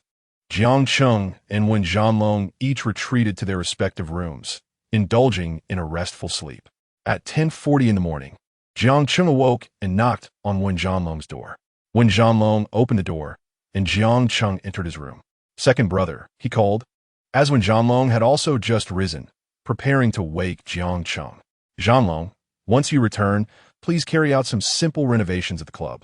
There's no need for major alterations. The previous decor was quite satisfactory. Just recarpet the floors, and there's no need to repaint the walls. Simply clear out the club and install the gaming equipment so we can commence operations. It should be ready in 2 days. All right, second brother. Since you mentioned it, there's no need for further discussion. If you disagree, I will withdraw from the project. I require 40% of the monthly profits, while the remaining 60% will be submitted to the entertainment city. Zhanlong, with so many brothers, 60% is excessive. Let us split it 50-50. Jiang Cheng replied firmly. No, it must be 60%. If not, I shall withdraw. Jiang Cheng glanced at Wen Zhanlong and patted his shoulder just as his phone rang. It was Li Qing. Xiao Jiang, are you awake? Uncle Qing, we've just woken up and we're about to look for you. Then come downstairs. I'll be waiting for you on the 1st floor. All right, we're coming down now. After hanging up, Jiang Cheng and Wen Zhanlong took the elevator down to the 1st floor. In the lobby, Jiang Cheng shook hands with Li Qing, and they all exited the hotel together, boarding Li Qing's vehicle as they headed towards the airport. 15 minutes later, Li Qing's vehicle pulled up to a parking spot outside the airport. Jiang Cheng and Wen Zhanlong alighted, bidding farewell to Li Qing. Subsequently, the brothers strode into the terminal. Arriving a bit early, Jiang Cheng and Wen Zhanlong found themselves waiting for over an hour before boarding their flight. Shortly thereafter, the plane took off, carrying Jiang Cheng and Wen Zhanlong back to Chaodong City. Chapter 20. Avenging Li Qing, viciously beating Pang Wu, the airplane descended upon the airport in Chaodong City, where Jiang Cheng and his brother Wen Zhanlong disembarked. Prior to their flight, Wen Zhanlong had made a call to his brother, instructing him to fetch them in an hour upon their arrival in Chaodong. As they exited the terminal, Wen Zhanlong offered Jiang Cheng a cigarette, and they stood at the entrance of the airport, indulging in the smoke. After a couple of puffs, they spotted Jiang Cheng's black Crown sedan approaching. The vehicle halted beside them, and with a jovial exchange, his brother stepped out, hurriedly opening the car doors for both Jiang Cheng and Wen Zhanlong. As they settled into the car, Wen Zhanlong's brother drove them towards the entertainment district. An hour and a half later, the black Crown came to a stop at the entrance of the entertainment venue. Jiang Cheng and Wen Zhanlong alighted and strode purposefully into the establishment. Inside, their brothers, upon seeing their return, rushed over, some embracing Jiang Cheng, while others greeted Wen Zhanlong. The air was filled with enthusiastic queries. Second brother, long brother, how was the visit? Was Macau as splendid as they say? Are there really casinos everywhere? Second brother, are there many beautiful women in Macau? Long brother, are there particularly wealthy individuals there? Surely there are luxury cars as well? As more and more brothers gathered, the cacophony of voices escalated, encircling Jiang Cheng and Wen Zhanlong in a whirlwind of excitement. The atmosphere was vibrant, albeit chaotic. Jiang Cheng, gazing at his brothers, smiled and declared, "Brothers, soon, we shall have our own gambling hall. This trip to Macau with Long Brother has afforded us invaluable insights and experiences. The equipment and staff will arrive in 2 days. We are set to establish a unique gambling hall in Chaodong, inspired by the style of Macau." Upon hearing this, the brothers erupted into cheers, filling the first-floor hall with jubilant shouts, laughter, and applause, the noise resonating throughout the space. All right, quiet down. You'll scare off the guests," Wen Zhanlong interjected, prompting the brothers to sheepishly settle down. With a smile, Jiang Cheng ascended the stairs, followed closely by Wen Zhanlong. "Second brother, I need to discuss something with you in your office," Wen Zhanlong remarked. Jiang Cheng nodded, striding purposefully towards the office on the 3rd floor. Upon opening the door to the office, a wave of nostalgia washed over Jiang Cheng, enveloping him in a sense of homecoming. It felt remarkably soothing and warm, as if all burdens dissipated upon entering. He sank into the sofa, preparing a pot of tea, while Wen Zhanlong casually took a seat beside him. "I'll make the tea, second brother." "Hee, give a try," Wen Zhanlong chuckled. "What is it, Zhanlong? Why didn't you mention on the plane?" Jiang Cheng inquired. Returning to the office, Jiang Cheng smiled and remarked, "Second brother, I noticed you were asleep earlier, so I refrained from mentioning it. You haven't had much rest lately. Moreover, this is a matter concerning work, and we ought to discuss it in the office." When Zhanlong chuckled, and upon hearing this, Jiang Cheng burst into laughter. "So, can I proceed with that clubhouse today?" "Of course. If you have the time, go ahead and manage it. Just decorate it in the style of Macau. I've been busy with other matters lately, so I'll leave this to you, Zhanlong," Jiang Cheng said, patting Wen Zhanlong's shoulder. "Second brother, are you looking to assist Uncle Qing with that matter?" Wen Zhanlong inquired. Jiang Cheng nodded, then replied, "I want to help Uncle Qing with this, and I aim to do it well." Upon hearing this, Wen Zhanlong responded, "All right, second brother, the brothers are here for you. Command us at any time while I attend to my tasks. If there is a need for action, just call me, and I will be there immediately." Jiang Cheng nodded, then picked up his teacup to sip some tea when suddenly his phone rang. "Hello, how are you? It's been 2 days without contact. Do you not recognize your sister-in-law?" Hearing the voice of Director Meng's wife, Jiang Cheng replied, "Sister-in-law, how could that be? I was just telling Wen Zhanlong that I've been so busy these past 2 days that I haven't had the chance to reach out to you. I wonder if you might be upset." He then thought to himself that his sister-in-law could not possibly be angry, for she was both understanding and gentle. Jiang Cheng's words made Wen Zhanlong chuckle from the side. "Your charm with words is quite impressive. What have you both been up to these past 2 days? You haven't called or invited me over for dinner. I missed you." Director Meng's wife laughed.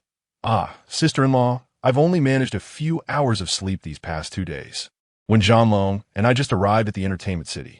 What have you two been doing outside all day?" she continued, her laughter ringing with warmth. "Well, My brother and I are planning to open a gaming hall, so we went to Macau to learn the ropes. When the hall opens in a couple of days, you and Menga must come and support us." Jiang Cheng exclaimed. "Your progress is remarkably swift. Just days ago, you were fretting over the clubhouse.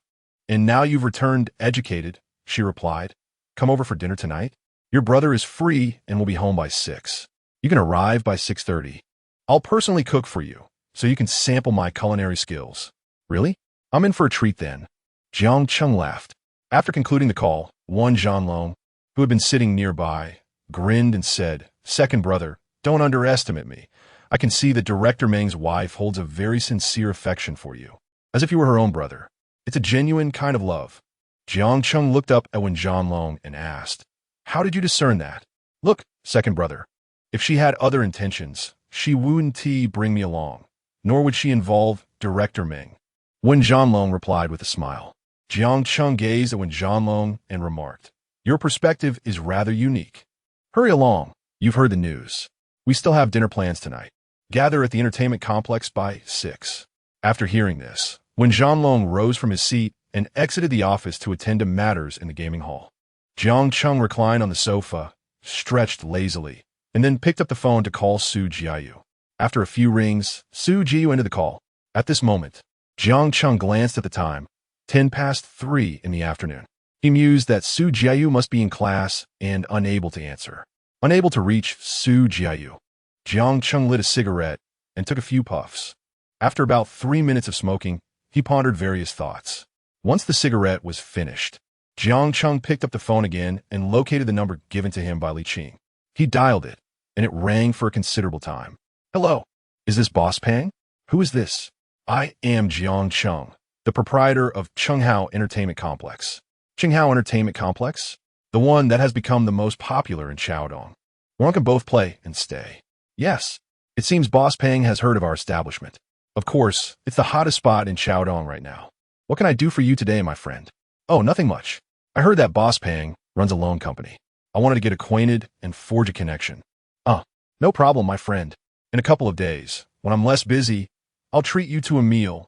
Let us get to know each other." "Where is your loan company located, my friend?" "It's right at the end of Yongla Avenue in Sanshui District.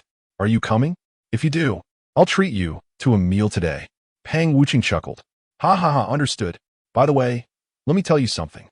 Jiang Cheng also began to laugh. "Do you know Li Qing?" Jiang Cheng inquired. "Li Qing? Who asked that?" Boss Pang is quite busy. I understand if you can't recall everything. I'll remind you then. Li Qing from the Macau Gaming Hall owes 5 million and has gone into hiding. Hey, do you possess the art of invisibility, or are you simply impervious to harm? No worries. I'll hang up now before Pang Wuching could finish. Jiang Cheng interjected, "Boss Pang, don't hang up. I already know your address. Please don't compel me to seek you out. If I do, our conversation will not remain so amicable." "Mr. Jiang, I never said I wouldn't repay. I will. However, I currently cannot, and you cannot push me to the brink, for if you do, there will be nothing left for you. Moreover, you run your entertainment complex. This matter is not something just anyone can oversee. If you are aware of the magnitude of your establishment, you should also understand the caliber of individuals who operate loan companies. If you choose to overlook this matter, we may still become friends." "Mr. Jiang, ha ha, all these words merely reflect your reluctance to pay, your tendency to evade debts. You've heard of our entertainment complex, yet you've never encountered my character, Jiang Cheng, have you? Do you think it's only you who holds power in Chaodong? Enough. I shall not elaborate further. I've extended you an opportunity today. Do not find yourself groveling later." With that, Jiang Cheng's resonant voice echoed throughout the entire office. Jiang Cheng finished speaking, rose from his seat, and settled into the chair in his office, glancing at the time. It was 3:20. He pondered for a moment before exiting the office. Just as he stepped out, he quickly returned, approaching the sofa where he crouched down to retrieve a machete concealed beneath it.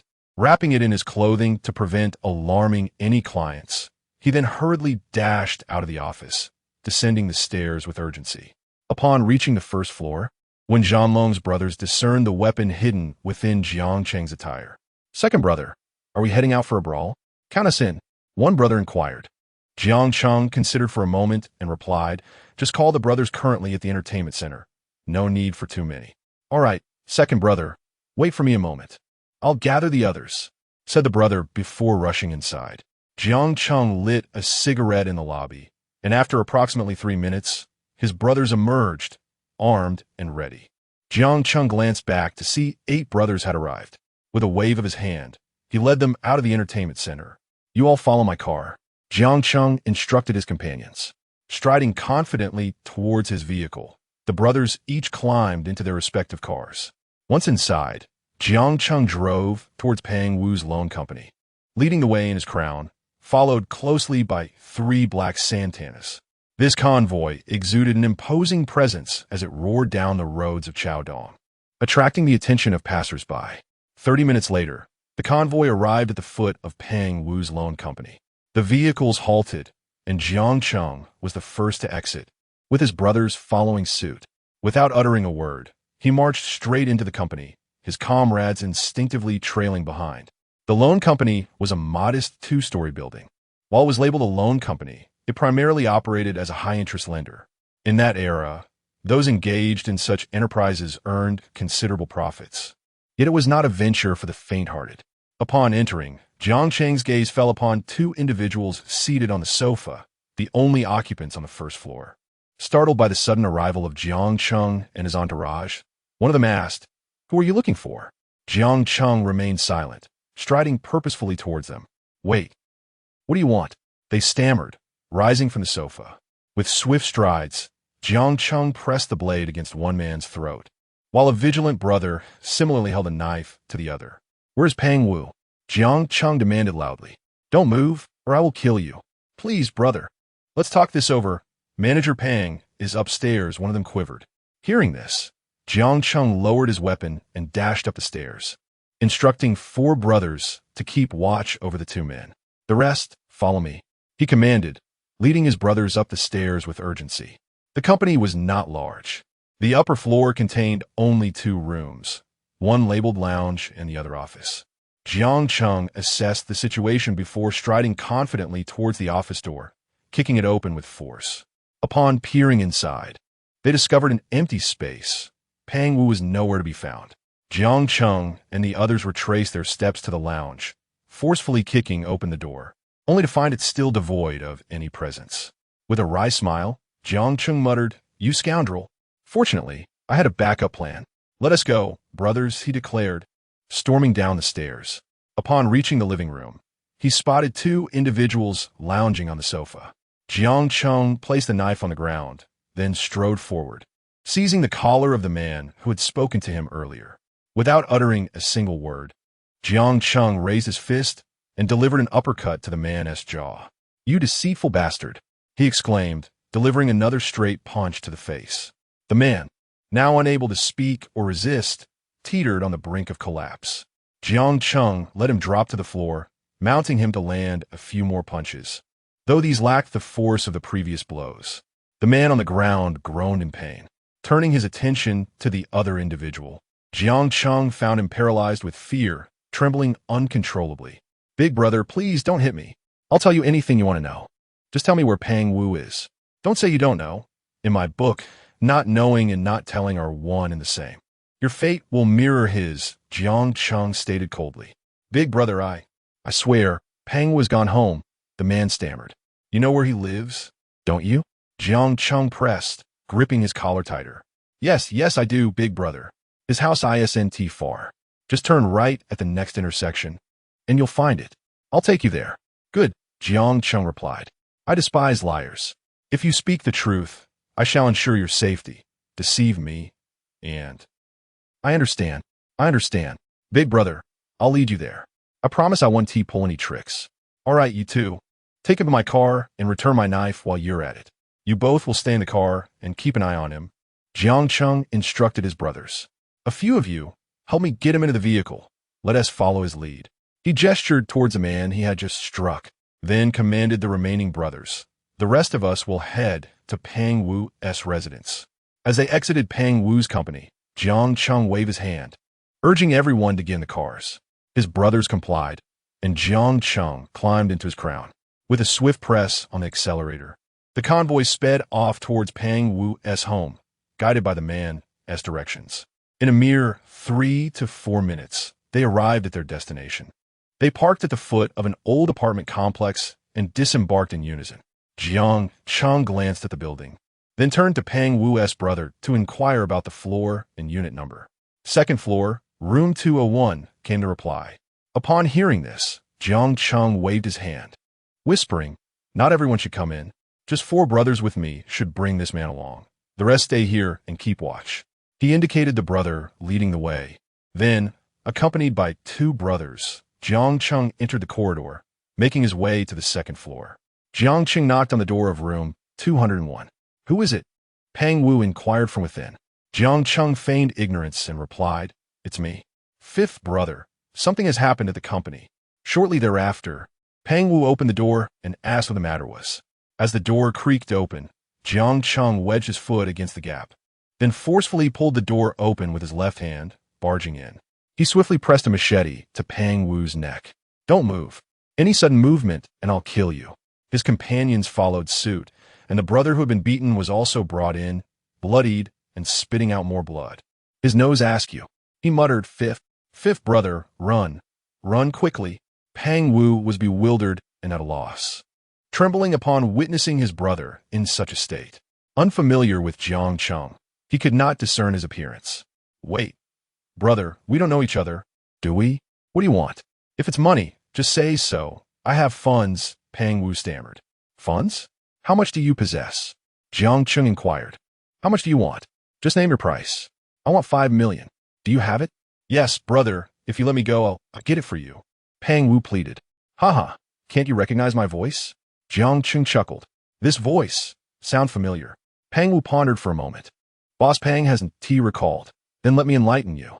My name is Jiang Cheng." Upon hearing Jiang Cheng's name, Peng Wu knelt down, weeping, "Brother Jiang, I was wrong. I was wrong. I'll return 5 million. I'll give you 6 million. Please spare me." "Wait, if you have money. Why didn't you repay my uncle?" Jiang Cheng questioned, crouching down. "Brother, I was mistaken. I truly misjudged. I thought that since Li Qing had no friends in Dong after going to Macau, he wouldn't come back. Although I had the money, I harbored ill intentions, believing he wouldn't retaliate. Worst case, I'd just avoid Macau in the future." Peng Wu sobbed on the ground. "Ah, you're quite amusing," Jiang Cheng remarked. 7 million. If you can procure that sum, I shall let you go. 6 million will cost you a hand, and 5 million arm. The choice is yours. Brother, I'll give you 7 million. Please let me go." Peng Wu implored. "When can you deliver it?" Jiang Cheng asked. "Now. I'll write a check right now." With that, Peng Wu rose and returned to the bedroom, with Jiang Cheng following closely behind. He rummaged through a drawer, found a check, and began to write. After finishing, he handed it to Jiang Cheng. Upon inspection, Jiang Cheng was taken aback to see the promised 7 million, thinking to himself, "This fellow is truly wealthy." He didn't hesitate at all. "Make sure to send the person you beat to the hospital. The remaining brothers will escort Peng Wu with me to the bank to withdraw the money," Jiang Cheng stated impassively. With that, he dragged Peng Wu toward the exit, releasing his grip at the threshold and instructing, "Take Peng Wu to the vehicle." With those words, Jiang Cheng strode down the stairs. Upon reaching the ground floor, Jiang Cheng addressed his comrades, urging them to follow him and requesting the release of the individual in their custody. "Thank you, young man," he exclaimed with a smile. Subsequently, Jiang Cheng and his companions boarded their vehicles, with his car leading the convoy. 10 minutes later, the procession halted in front of the bank. Jiang Cheng alighted from the car, summoning 6 of his brothers to accompany him, while 2 remained behind to keep an eye on Peng Wu. Shortly thereafter, Jiang Cheng returned with his brothers, each member carrying 2 briefcases as they exited the bank. Each briefcase contained 500,000, and with 7 men, they collectively bore 14 briefcases, totaling a staggering 7 million. Effortlessly transported by Jiang Cheng and his crew, they placed the cases into the vehicle, and demonstrating a sense of propriety, Jiang Cheng drove back to the base of Peng Wu's building to return him. At this moment, Jiang Cheng glanced at the clock, noting it was 4:55 p.m. The convoy then departed from Peng Wu's premises, heading towards the entertainment complex. Chapter 21. Taking Su Jieyu to meet Director Meng's wife. As Jiang Cheng and his entourage proceeded towards the entertainment center, his phone rang. Jiang Cheng, is that you calling? I was in class and couldn't answer. I just endured 2 exhausting lectures. What is the matter? Do you need something from me? Suzy playfully inquired. It's nothing urgent. I simply missed you and wish to chat for a moment. Jiang Cheng replied gently. Have you returned from Macau? Yes. I was calling you right after I got back to the entertainment center. How was the inspection? Jiang boss, when do you plan to open? Su Jiayu asked eagerly. It was quite enlightening. I observed a great deal.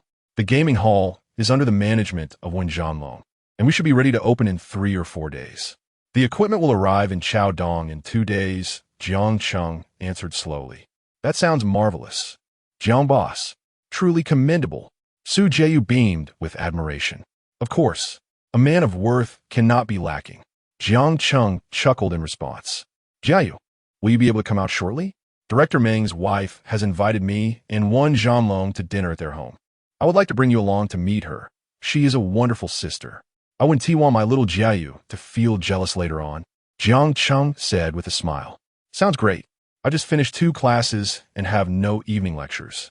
Please come pick me up, Jiang boss, Su Jiayu replied cheerfully. I am currently handling some affairs outside and am on my way back to the entertainment center. I will swing by to pick you up, my lady. It's actually closer to your location, Jiang Cheng assured her. All right, I will wait for you at the school entrance, Jiang boss. Su Jiayu responded playfully. After hanging up, Jiang Cheng informed his brothers that they would not be returning to the entertainment center just yet, but would first head to Chaodong Dance Academy. 10 minutes later, Jiang Cheng's convoy arrived at the entrance of Su Jiayu's school. From a distance, he spotted her. Today, Su Jiayu donned a pure and innocent attire reminiscent of her first appearance to Jiang Cheng, wearing a lovely white dress. Jiang Cheng's convoy halted beside her, and he alighted from the rear seat with his brothers following suit. Jiayu, Jiang Cheng greeted as he embraced her. Seeing him, Su Jiayu's face lit up with joy. Wow, Jiang boss, are you now traveling with a convoy everywhere? His brothers, ever the charming companions, chimed in loudly. Hello, sister-in-law. Startled, Su Jiayu turned to see Jiang Cheng's brothers, not having noticed their presence until then. Hello, why did you bring so many people? She exclaimed, glancing around. I was out on business and decided to bring a few brothers along. Now let us get in the car and chat, Jiang Cheng said, leading her to the passenger seat. Sit in the back, brothers. I'll drive my sister-in-law, Jiang Cheng instructed them. With that, Jiang Cheng and Su Jiayu climbed into his sleek black crown, while the other brothers settled into the rear vehicle. With a swift press of the accelerator, Jiang Cheng's convoy sped towards the entertainment city. Inside the car, are you off to brawl again? Su Jiayu inquired, pinching Jiang Cheng's ear. What are you doing? Are you rebelling? Jiang Cheng chuckled, responding to her playful reprimand. After a moment, Su Jiayu twisted his ear once more and insisted, come clean. Did you get into a fight again? All right. I confess I did get into a fight, Jiang Cheng admitted. I want us to be well, to live a peaceful life. Can you refrain from fighting in the future? Su Jiayu said earnestly. Shall you, in this era, especially with my extensive business dealings, I have inadvertently disrupted many people's livelihoods. If I do not safeguard myself with my fists, not only will I be at risk, but the entire entertainment city will also be threatened. Furthermore, my temperament simply does not allow me to choose tolerance. You are well aware of that. Jiang Cheng spoke with a profound tone. I understand. I know your nature. I have mentioned this countless times, yet you never heed my words. However, I feel compelled to remind you. Regardless, before you engage in any fights, please think of me waiting at home. Do ensure your safety, Jiang Cheng. Suziai Gaotiun, gently tapping Jiang Cheng's chest with her petite hand. All right. You needn't worry. You know my skills in combat. I have yet to encounter a worthy opponent, Jiang Cheng laughed. Such a narcissist. Su Jiayu teased with a grin. By the way, what was the reason for this fight? Was it related to the entertainment city? Did someone come looking for trouble? She asked with concern. No, it's not about the entertainment city, Jiang Cheng replied. Then why mention it to me? You're being overly sentimental, Su Jiayu said, slightly irritated. It's simply because I was bullied. Who was bullied? You? The mighty Jiang Cheng being bullied? It wasn't me. It was your second uncle who introduced me to someone in Macau, named Li Qing. What is the matter with him? He runs a gambling hall in Macau and was swindled by a person from Chaodong out of 5 million. He wanted me to help recover it. I called the swindler, and he made it clear he had no intention of returning the money, acting like a rogue. Am I to tolerate that? I gathered my brothers and went to confront him, and after giving him a beating, not only did we recover the money, but I also managed to extract an additional 2 million. Without a moment's hesitation, he issued me a check. I was astonished. Suzie, I felt we could have asked for less. This guy is outrageously wealthy. Jiang Cheng recounted the events to Su Jiayu. Well, if he has money and refuses to pay, he deserves a beating, Su Jiayu exclaimed, her expression reflecting her indignation. Jiang Cheng, observing the adorable expression on Su Jiayu's face, couldn't he help but smile and remarked, I never bully others, but I cannot stand idly by while someone else is oppressed. I, Jiang Cheng, despise the act of bullying, especially against those who are less fortunate. Thus, these scoundrels resorted to using their fists for communication. Su Jiayu glanced at Jiang Cheng and then approached him, gently massaging his ears as she declared, Allow me to pamper you. Afterward, Su Jiayu bestowed a soft kiss upon Jiang Cheng's cheek. 30 minutes later, Jiang Cheng's convoy returned to the entrance of the entertainment complex. He instructed Su Jiayu to wait for him in the car and then exited the vehicle. Addressing his companions, Please take the boxes from the trunk back to the entertainment venue and place them in my office. Also, summon Wen Zhanlong. Before his companions could even enter the venue to call for Wen Zhanlong, he came jogging out, exclaiming, Second brother, you back. I tried to call you, but the line was busy. I was so worried. As he spoke, he rushed to embrace Jiang Cheng. Jiang Cheng chuckled and replied, Let's go get in the car. With that, he took his place in the driver's seat. Wen Zhanlong, intending to open the passenger door, noticed Su Jiayu seated there and smiled, saying, Sister-in-law, you're here too. Sorry, I didn't see you earlier. He then proceeded to open the rear door and took a seat inside. With everyone settled in the vehicle, Jiang Cheng drove towards Director Meng's residence. Inside the car, Wen Zhanlong inquired, Second brother, how did the task go? I noticed the brothers returning with boxes. I thought this person would be formidable, but he didn't even resist and handed over 7 million. Jiang Cheng remarked nonchalantly while smoking a cigarette. What? 7 million? He gave you 7 million? Wen Zhanlong's voice rose with excitement, reverberating throughout the car. Indeed, 7 million. We even made a profit of 2 million. I never expected this fellow to be so wealthy. I didn't even strike him. I merely dealt with his companions, and he was frightened. Jiang Cheng spoke matter-of-factly about the earlier encounter. That comes as no surprise, second brother. Given your temperament, combined with your fighting prowess, I can only imagine that the person you confronted was left with little choice but to yield. Most would surely feel intimidated. I've witnessed many encounters in my time, but I must admit, second brother, you are the most formidable fighter I've ever seen. Wen Zhanlong stated earnestly. Zhanlong, are you perhaps an admirer of your second brother? Su Jiayu teased from the side. Hee, sister-in-law, aren't you also a fan of second brother? We're alike in that regard. It's primarily due to his overwhelming charisma, Wen Zhanlong replied, then turned to Su Jiayu and added, sister-in-law, are you concerned about my second brother's interactions with Director Meng's wife? Rest assured Wen Zhanlong, guarantee his integrity. Moreover, Director Meng's wife treats him like a younger brother. You'll see for yourself when you meet. I speak no falsehood, Wen Zhanlong said with a simple-minded sincerity. Su Jiayu, amused by his earnestness, laughed heartily and replied, with someone like your second brother, if he truly had ulterior motives, there would be little I could do to prevent it. But since he harbors no such intentions, there is nothing to worry about. I trust your second brother completely. Sister-in-law, you are indeed wise. Your perspective is broad. Indeed, just place my second brother amidst a gathering of beautiful women. I trust he harbors no ulterior motives. Wen Zhanlong chuckled as he spoke. Upon hearing his words, Su Jiayu glanced at Jiang Cheng and remarked, You truly have a commendable brother. Such flattering words on your behalf. But Zhanlong speaks the truth. This time, I shall introduce your sister-in-law to Director Meng's wife. Perhaps they might become close friends. I believe their personalities are quite similar. Jiang Cheng replied as he drove. Indeed, I also think my sister-in-law shares a resemblance in temperament with Director Meng's wife. With that, Jiang Cheng parked the car at the entrance of Director Meng's residence. At 6:20 in the afternoon, they alighted from the vehicle. Jiang Cheng retrieved 4 bottles of Maotai liquor and a jade bracelet, along with a pair of jade earrings, which he had meticulously prepared beforehand. The jewelry, while not overly extravagant, was still valued at around 20 to 30,000.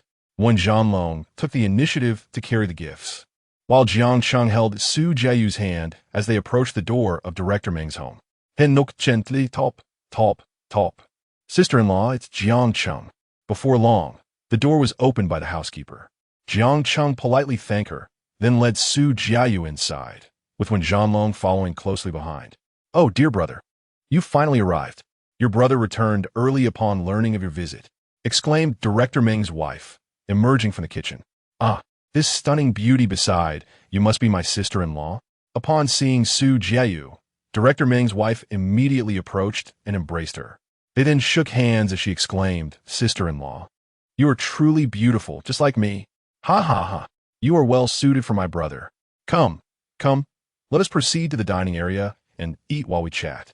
I have prepared all the dishes, Director Meng's wife said, linking arms with Su Jiayu as they made their way to the dining table. Wen Zhanlong and Jiang Cheng followed closely behind. At a grand table, 16 delectable dishes were artfully arranged.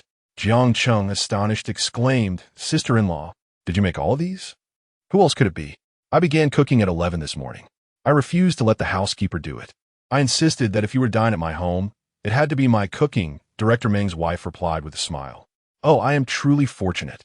Xiaoyu, look at your sister-in-law.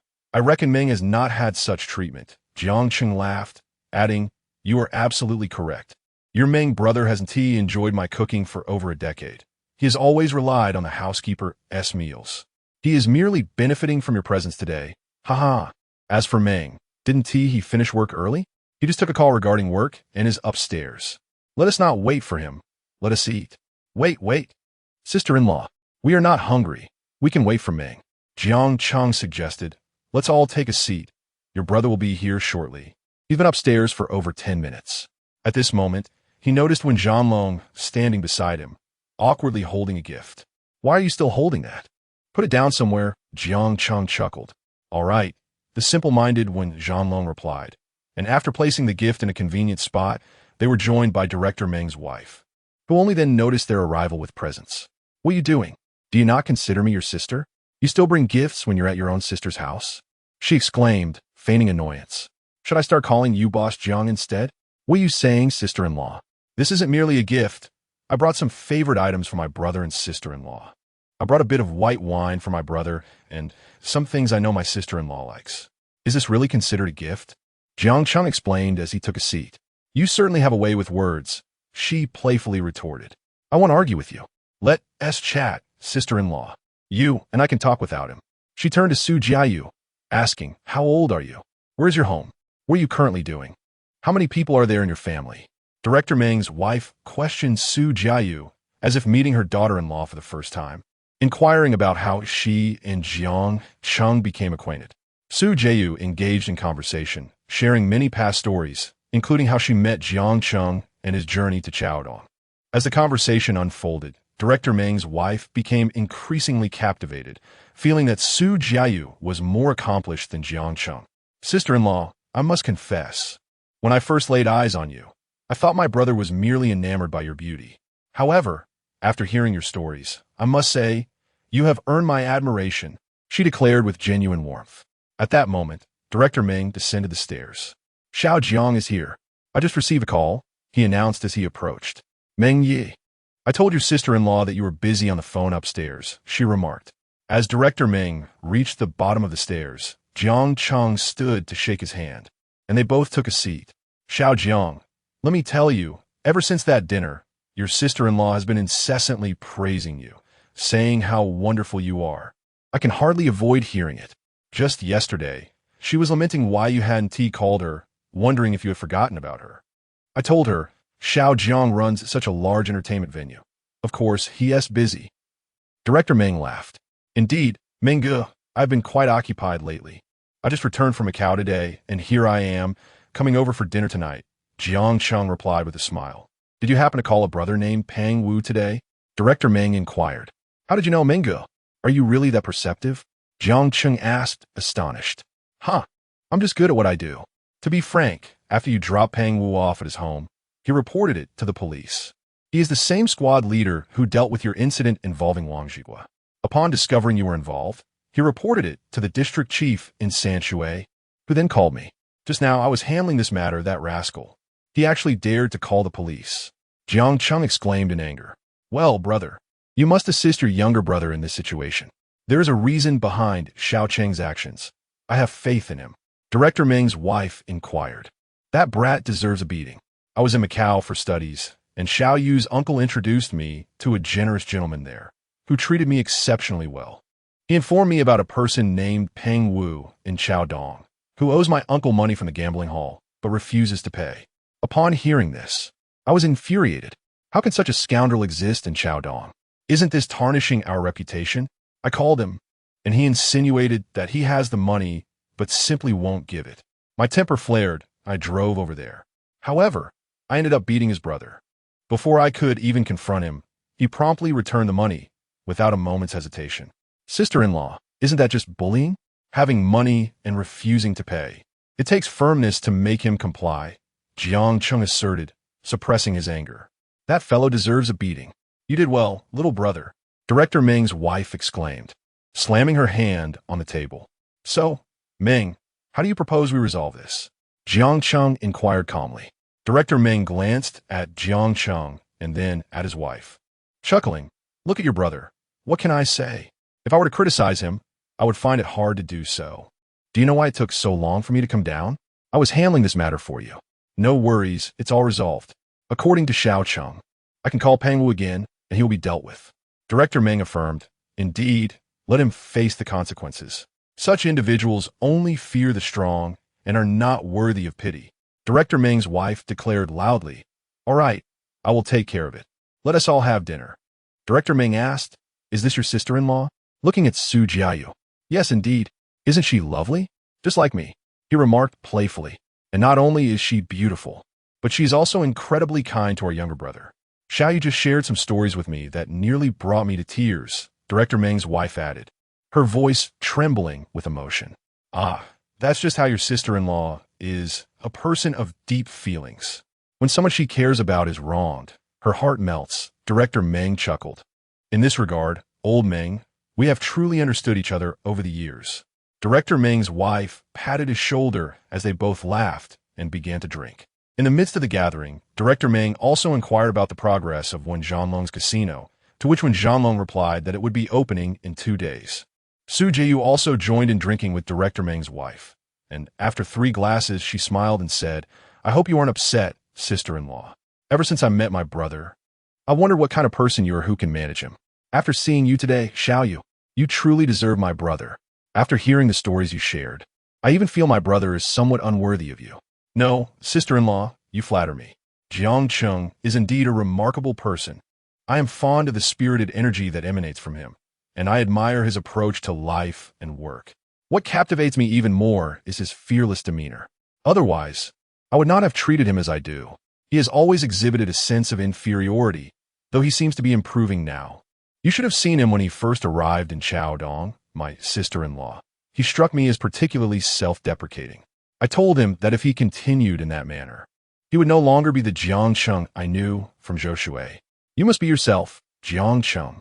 Whatever path you choose, I will support you. You may feel inadequate at present, but I believe wholeheartedly that you will rise to greatness. It was only after that conversation that he began to reclaim his true self.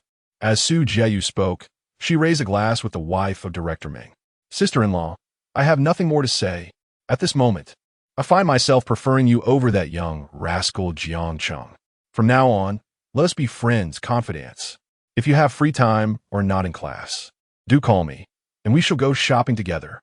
Director Meng's wife laughed in agreement, saying, certainly, sister-in-law, I truly appreciate your character. Let us cultivate our friendship. Su Jiayu raised her glass in a toast, downing a shot of baijiu, and Director Meng's wife reciprocated with a drink of her own. Thus, Jiang Cheng and his companions indulged in merriment at Director Meng's residence. After several rounds of drinks and engaging conversation that lasted over 2 hours, Jiang Cheng remarked, sister-in-law, you are truly impressive. I have never seen Xiaoyu drink so much before. He chuckled, adding, "Indeed, sister-in-law, I am not accustomed to drinking. But today is a joyful occasion. I have managed to hold my liquor." Su Jiu softly remarked, "Sister-in-law doesn't drink much either. It's just that we are celebrating." Director Meng's wife smiled, saying it was time for them to wrap up the evening. As they prepared to leave, Jiang Cheng and his companions bid farewell to Director Meng and his wife. Before departing, the sister-in-law earnestly urged Su Jiayu to visit often. Jiang Cheng then supported Su Jiayu as they exited the Meng household. Outside, when Zhanlong assisted Jiang Cheng, who in turn supported Su Jiayu as they approached his vehicle. Zhanlong opened the rear door for them, ensuring they were comfortably seated before returning to the driver's seat. Having consumed little alcohol, he was in good spirits as they drove away from Director Meng's house.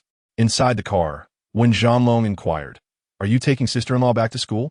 Jiang Cheng glanced at Su Jiayu with a smile, responding, "We are heading back to my apartment." "Oh, the one where sister-in-law used to live?" "Yes. You can leave the car here. Tomorrow morning, I will take sister-in-law back to school, and then you can call your brother to pick you up. Is that agreeable?" "Shall you?" Jiang Cheng gently asked Su Jiayu, who was now struggling to keep her eyes open. With her eyes closed, she replied, "All right, I will heed your words." "Boss Jiang." Observing her state, Jiang Cheng chuckled, "Then rest for a while.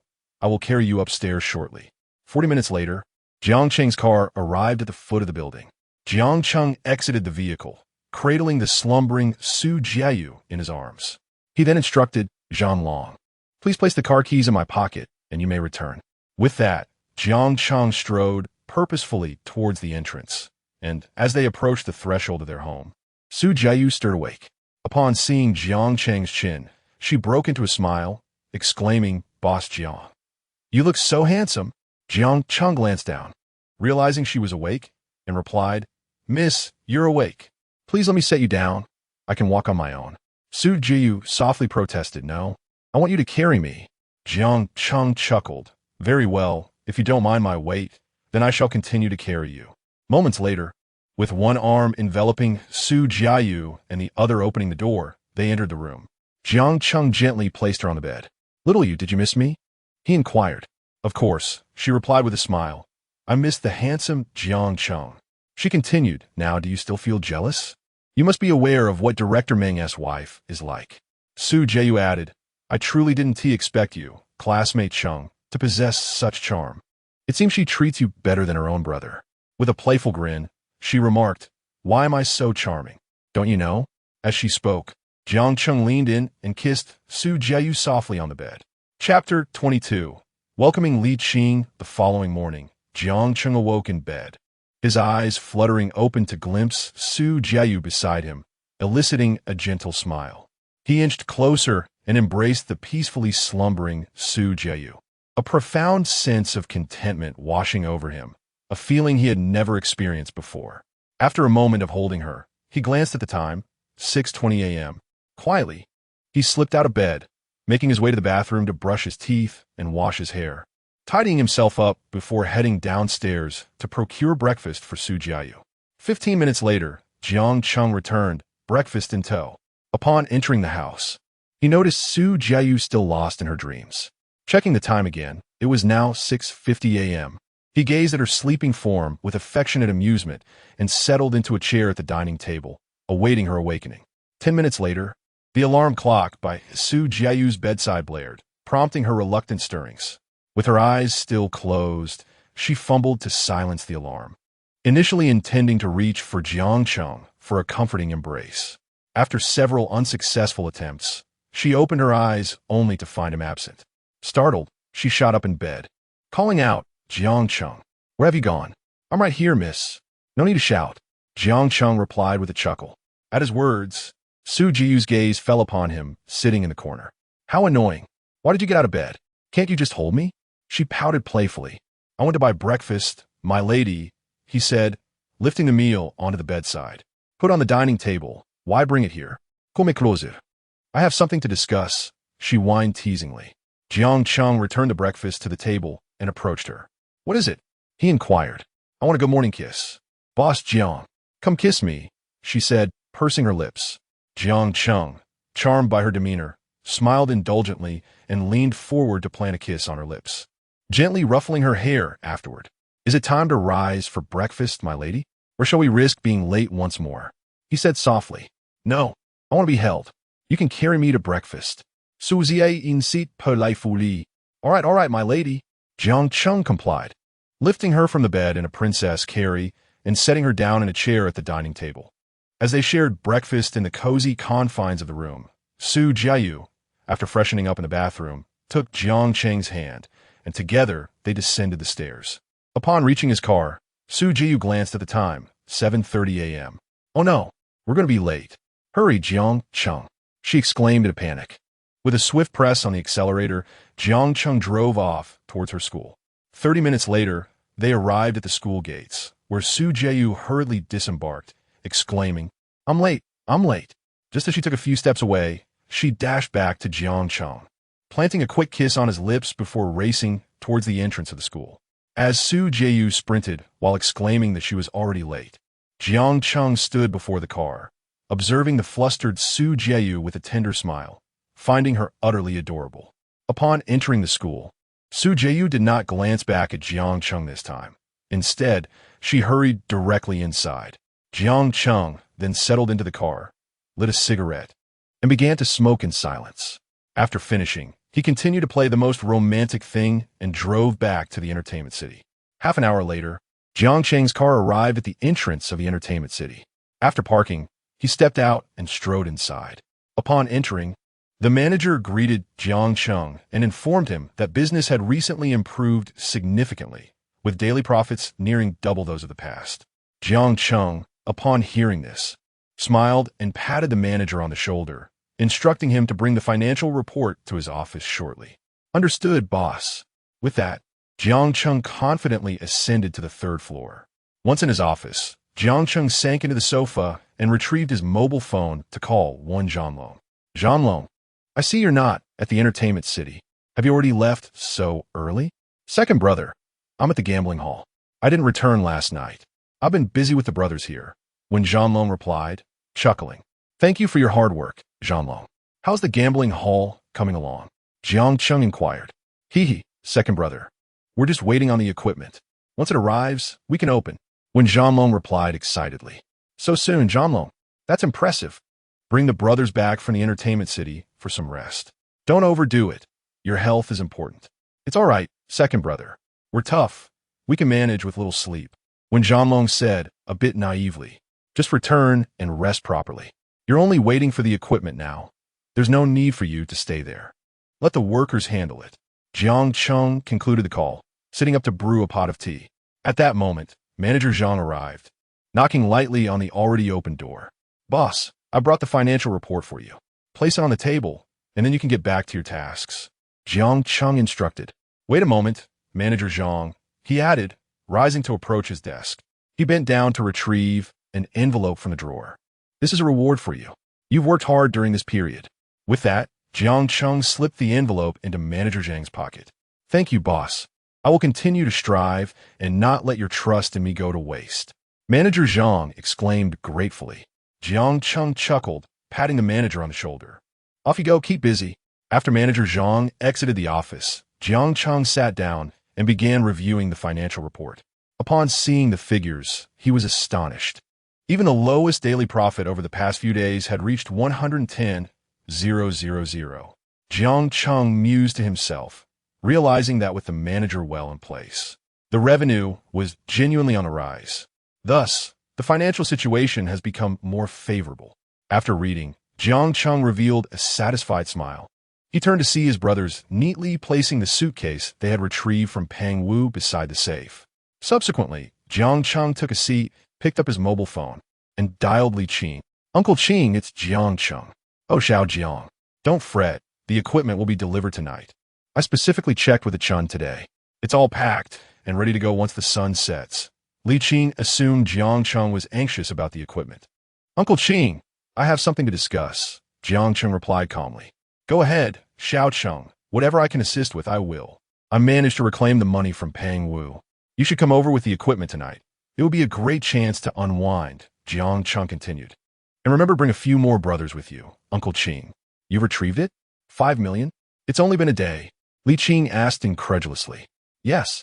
It's all coming back, Uncle Qing. As for the rest, let it be. Just bring your brothers and enjoy some time at my place while giving my gambling hall a few pointers, Jiang Cheng said, smiling. But Xiao Cheng, I feel as though I'm dreaming. How did you manage to get the money back in just one day? My old friends in Chaodong warned me that Pang Wu is not to be trifled with. Li Qing expressed his astonishment. Uncle Qing, there is no need for questions.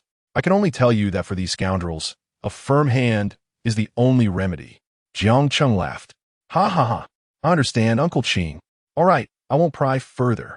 I'll accompany the equipment tonight and oversee its arrival. Li Qing chuckled. Xiao Cheng, you've truly impressed me. Great. What time are you planning to leave tonight? I'll come and pick you up, Jiang Cheng inquired. By the way, Xiao Cheng, I intended to mention this earlier, and it's fortuitous you brought it up. You don't need to be so formal with me. I feel like I've aged, despite my friendship with your second uncle. The rules of the underworld dictate we address each other differently. From now on, let us interact as brothers. You can call me Uncle Qing, but let us drop the formalities. Li Qing insista. Ha ha ha. All right, Uncle Qing, what time should we expect you? Jiang Cheng asked with a smile. A Chun plans to leave at 11, so we should arrive around 12:30. I'll call you when we're close, Li Qing replied. Sound good. I'll await your call, Jiang Cheng concluded before hanging up and dialing Wen Zhanglong. Zhanglong, have you returned to the entertainment city? Second brother. I'll be there in 5 minutes. Come to my office when you arrive. I need to talk to you. Understood, second brother. After hanging up, Jiang Cheng leaned back in his chair, propping his feet on the office desk. After lying down for a while, 5 minutes later, Wen Zhanglong knocked twice on the office door and entered, exclaiming, Second brother, I have returned. His loud voice roused Jiang Cheng from his half-sleep. Oh dear, second brother was asleep. I didn't notice, Wen Zhanglong said innocently, chuckling. I was waiting for you, Zhanglong, Jiang Cheng replied, sitting up earnestly. He pointed to the box beside the safe and instructed, when you head to the gambling hall, remember to take 2 boxes as the initial capital. Upon hearing this, Wen Zhanglong hastily responded, No need, second brother. The renovation of the gambling hall 1T cost much. It's just the equipment that's expensive. I Haven T spent all the money you gave me. It's sufficient. As he spoke, he shook his head. Take it. With such a large gambling hall, you must lend some credit to the customers when you first open. You may not need this money, but it cannot be absent. Listen to me. Just take it. If it's insufficient, let me know. As Jiang Cheng spoke, he lit a cigarette, placing the pack on the table for Wen Zhanglong to join him. The 2 brothers began to smoke in the office. Then, second brother, I will take this money for now. If there is a need at the entertainment city, call me and I will return it, Wen Zhanglong stated. Jiang Cheng nodded. The equipment will arrive tonight, so come with me to pick it up. Uncle Qing will also be there to offer his insights. We should be able to open in 2 or 3 days. Wen Zhanglong replied. It will be ready to open as soon as the equipment arrives. It can be operational the day after tomorrow. Jiang Cheng then inquired, How did you fare with finding the brothers? Wen Zhanglong responded, I've recently spoken with some local ruffians. Some are willing to join us, while others are not. Jiang Cheng asked, How many are willing to join? Approximately 5 or 6 groups, totaling around 40 to 50 individuals. However, their combat effectiveness is uncertain, Wen Zhanglong explained. And how many are unwilling to join us? There are about 7 or 8 groups. To be honest, we don't have much of a reputation in Sanshui yet. Our only achievement is in dealing with Wang Zhigua. They know we are quite fierce and daring, Wen Zhanglong added. That is to be expected.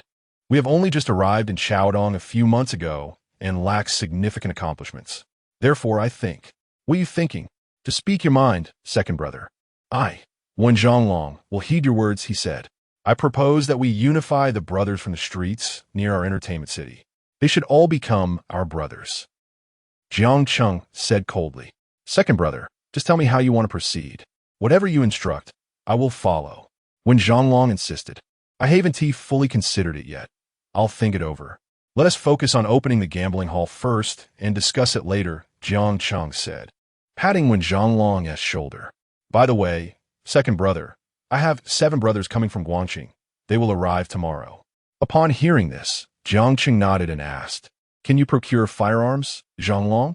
I believe if we aim for significant development, this is indispensable. While it may not be necessary, it cannot be absent. Huh? Second brother, if we use firearms, won't it escalate the situation greatly? When Zhanlong inquired, Zhanlong, if we truly wish to establish our foothold in Chaodong or gain influence, we must not shy away from making a commotion. The greater the uproar, the more renowned we shall become. Jiang Cheng replied with a cold smirk, Second brother, I recall a friend mentioning during my time in Guangqing that it is possible to obtain such things from Macau, secretly transported by boat at night. When Zhanlong remarked, Indeed, acquiring these items from Macau is far simpler than here. Once I meet Uncle Qing, I shall inquire further. Jiang Cheng responded, Yes, do ask Uncle Qing. He should be able to procure it. When Zhanlong nodded, Very well, you should return to your room and rest. Zhanlong, you have worked hard lately. Join me at the dock tonight to receive the goods. Of course, second brother. I will take my leave now, when Zhanlong stated, striding out of Jiang Cheng's office. Jiang Cheng pondered briefly, noting that the day held no significant tasks ahead, a rare moment of leisure. Thus, he picked up the phone and dialed Dahui. Hello, Dahui Billiards Hall. Would you like to reserve a table? Haha, I wish to speak with your boss, Dahui. Is this Jiang Cheng, second brother? It certainly sounds like you. Indeed, it is me, Xiaoping. Where's your brother Hai? I need to speak with him. Please hold on, second brother. I will fetch him from upstairs. A minute later, Dahui answered the call. Second brother, you seem to have some free time today? Jiang Cheng replied, I mentioned to Dahui as a small boss in Zhoushui. Couldn't you procure a mobile phone for me? It has been quite difficult to reach you.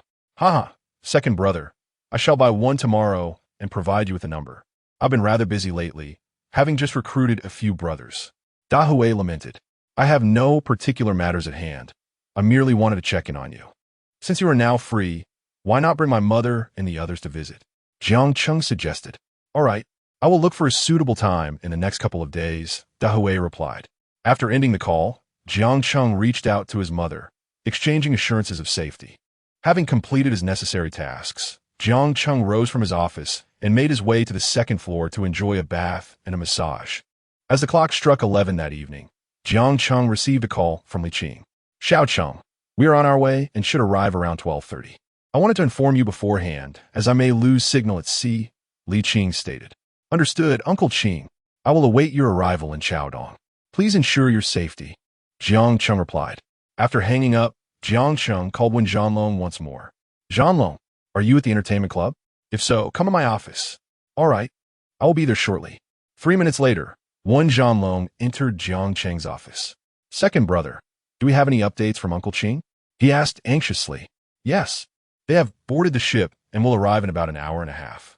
Zhanlong, gather the brothers. No need for too many, just one vehicle each, and take all the cars from the entertainment club. Also secure a few box trucks. They must be the right kind. You all should head out first. Be sure not to misplace any of the equipment. I fear that. Jiang Cheng spoke earnestly. All right, I shall attend to it immediately.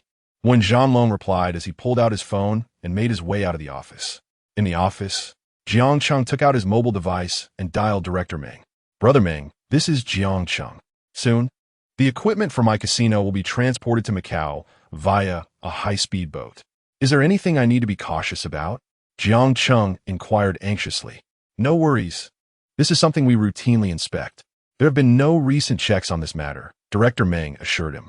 Very well, that puts my mind at ease. I want to give you a heads up in advance, Brother Meng. Please take a rest. My sister-in-law is with you, right? Please extend my regards to her. Jiang Cheng said with a smile. After hanging up, Jiang Cheng gathered his belongings and exited the office. Upon arriving at the first-floor lobby, he stepped outside the entertainment complex. Jiang Cheng drove towards the dock, which was situated on the eastern side of the city center, requiring over an hour of travel. An hour later, Jiang Cheng's crown vehicle arrived at the dock. At this time, when Zhanlong and his companions had already reached the dock and were unloading 6 vehicles from the entertainment complex. Additionally, when Zhanlong had procured 4 more cargo trucks. As the brothers noticed Jiang Cheng's arrival, they rushed towards him, greeting him exuberantly. Second brother, they all called out. Jiang Cheng alighted from his vehicle and glanced at the time. There were still 10 minutes until the expected arrival. He and his brothers stood by the port, awaiting the boats. 15 minutes later, the illuminated high-speed boats swiftly approached, 6 in total. Li Qing stood aboard one of the boats, waving at Jiang Cheng. Once the boats docked, Jiang Cheng and his companions hurried over to greet Li Qing and his group. A total of 5 individuals arrived, including Li Qing, along with the dealers and Chun's subordinates, though Chun himself was absent. Jiang Cheng and Wen Zhanlong shook hands with Li Qing. Uncle Qing, thank you for your hard work. It must have been a tiring journey. Let's head back to the entertainment complex and unwind, Jiang Cheng said, assisting Li Qing. Not so fast. Please take a moment to count. I requested an additional 20 gaming machines for you. I must tell you, it's these types of machines that are challenging to transport, Li Qing replied. No need for counting, Uncle Qing. If you hadn't come, I would have counted. But since you're here, there's no need. Let's go. Jiang Cheng responded while ushering Li Qing towards the vehicle. After helping Li Qing into the car, Jiang Cheng turned to the brothers and dealers Li Qing had brought along, saying, everyone, hop in. Tonight, we will revel and enjoy ourselves. He then addressed Wen Zhanlong, saying, Zhanlong, I trust you to keep an eye on things here. I have my doubts about others. I'll attend to Uncle Qing. Absolutely, second brother. You can count on me. Wen Zhanlong replied with a smile. With that, Jiang Cheng entered the vehicle, and everyone followed suit. Jiang Cheng's convoy headed back to the entertainment complex. Inside the car, Li Qing asked, Xiao Cheng, are all these brothers of yours? Yes, just a few have come. To be honest, my current circle is still quite small. The brothers you brought seem to have considerable experience in high-stakes situations. I can tell this by looking at them. They're fierce, much like you and Xiaolong. Li Qing remarca. My brothers and I have had our fair share of scrapes with Wen Zhanlong. We are indeed quite experienced in the art of brawling. Wen Zhanlong chuckled in response. An hour and a half later, Jiang Cheng's convoy arrived at the entrance of Chenghao Entertainment City. Jiang Cheng assisted Li Qing out of the vehicle. At the entrance of the entertainment city, Li Qing exclaimed, Xiao Cheng, is this grand establishment really yours? It is simply too luxurious, rivaling the top hotels in Macau. Is there such an impressive hotel in Xiaodong? Li Qing said in astonishment. Only by being extraordinary can one attract visitors. If one is to do something, it must be unparalleled. Come on, Uncle Qing, let us go inside and chat. Uncle Qing, along with his brothers and the dealers, followed Jiang Cheng into the entertainment city. Inside, Jiang Cheng guided Li Qing and the others from the first floor to the second, taking the sights. Li Qing, filled with excitement, declared, impressive, impressive. Oh, it truly is magnificent. If your entertainment city were in Macau, it would certainly rank among the top 4. That is by no means an exaggeration. This is fantastic. Ha ha. Then, Uncle Qing, you must come to Xiaodong more often. This entertainment city will be your second home. Whenever you wish to return, just give me a call, and I will come to Macau to fetch you. We can enjoy some drinks here together. Jiang Cheng replied, All right, Xiao Cheng. You truly excel in your endeavors. There is nothing to critique. For someone your age to accomplish such feats, you are indeed a prodigy. Li Qing choked up as he said, Uncle Qing, please let the brothers disperse. They should enjoy themselves however they wish, whether it be bathing or massages, and the dealers too. They can play freely. Let us head upstairs to my office for some tea. Jiang Cheng agreed. Sounds good. Li Qing then followed Jiang Cheng to the 3rd floor, to Jiang Cheng's office. Upon entering the office, Li Qing remarked, Xiao Jiang, your office is rather modest. It is so simplistic and small, just a sofa and a desk. Ha ha. Jiang Cheng responded, Uncle Qing, I do not mind this. I have no demands for my office. I specifically requested a smaller space so that the guest rooms could be larger, allowing my brothers to rest more comfortably. Ah, little Cheng, I am growing fonder of you. A person who can empathize and think of his brothers is truly commendable, Li Qing said as he settled onto the sofa. Jiang Cheng gestured towards a suitcase beside the safe. Uncle Qing, to be honest, he offered me 7 million, but I asked for an additional 2 million. The remaining 5 million is for you to take back. You need not give me any more. I absolutely refuse to accept it. If you do, it will be as if we have parted ways.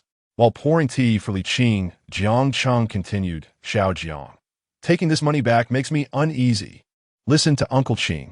Before Li Qing could finish, Jiang Cheng interrupted, Do you still recognize me as Jiang Cheng? If you do, then say no more. Let us drink tea, and soon we shall indulge until intoxication. You, Li Qing, Feeling somewhat embarrassed, sipped his tea. Uncle Ching, there is indeed something I would like to ask for your assistance. Jiang Cheng, while sipping his tea, inquired, what is it? Xiao Cheng, just speak plainly. Li King Rupiya. Can you procure a firearm in Macau and transport to Chaodong? Jiang Cheng asked in surprise, a gun? In Macau, it is not uncommon to encounter such things. I can acquire one. However, transporting to Chaodong is far too perilous. In a hushed tone, Xiao Cheng whispered to Li Qing, as long as you can get the guns into Chaodong, it will be fine once they reach the dock. I can leverage my connections on this end. That is indeed feasible. Fortune will surely smile upon us. Yet I am concerned about the complications that may arise upon arrival at the port.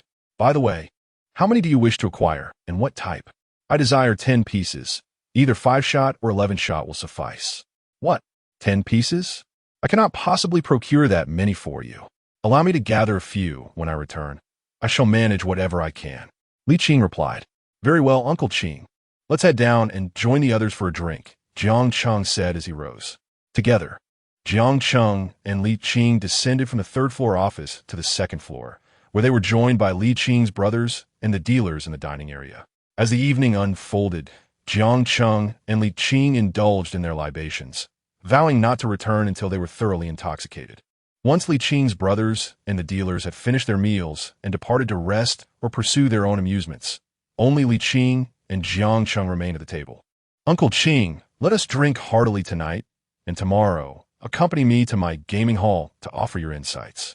If all goes well, we shall inaugurate the establishment the day after, Jiang Cheng suggested, urging Li Qing to stay and enjoy himself in Chaodong for the next couple of days. With that, Jiang Cheng raised his glass in a toast to Li Qing. That night, the two consumed 3 bottles of Mao Tai, leaving Jiang Cheng somewhat unsteady on his feet. Subsequently, their brothers escorted both Jiang Cheng and Li Qing back to their respective lodgings. Chapter 23. All set the following day, Jiang Cheng awoke in his guest room, noticing that it was already 9:30 in the morning. Stretching languorously, he sat up in bed, realizing he was still clad in the same attire as the previous day. After spending a couple of minutes in a state of mental emptiness, Jiang Cheng rose to change his clothes and freshen up.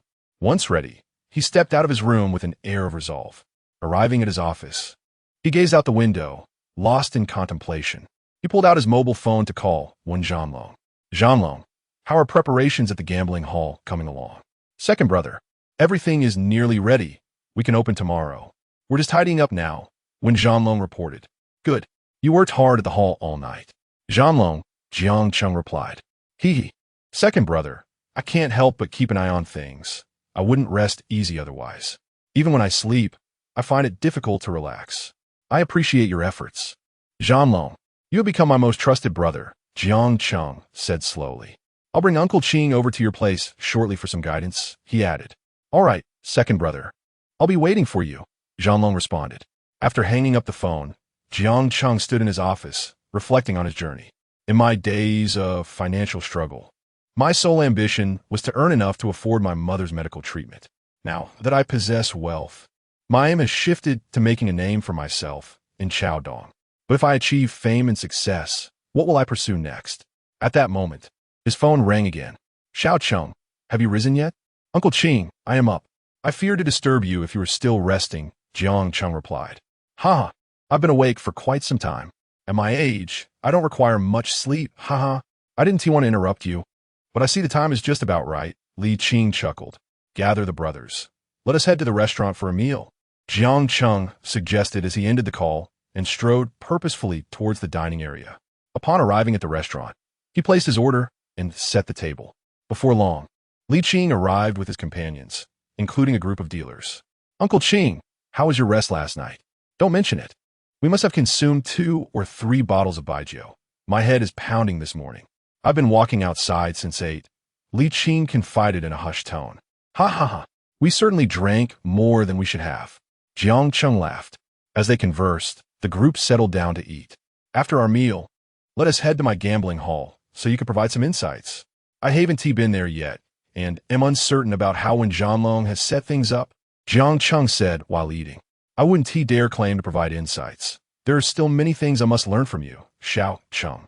Upon seeing your entertainment complex, I immediately realized how much I underestimated you when we first met. Initially, I thought you would be no more than a modest establishment, perhaps even inferior to an average hotel in Macau. But, Jiang Cheng, you have truly astonished me. With your capabilities, success is inevitable in any endeavor. Li Qing asserted earnestly. Ha ha ha, Uncle Qing, you truly know how to make a jest. Your experience over the years is certainly worthy of our admiration. Moreover, I possess no knowledge regarding gambling establishments. Thus, I have entrusted everything to one Zhanlong.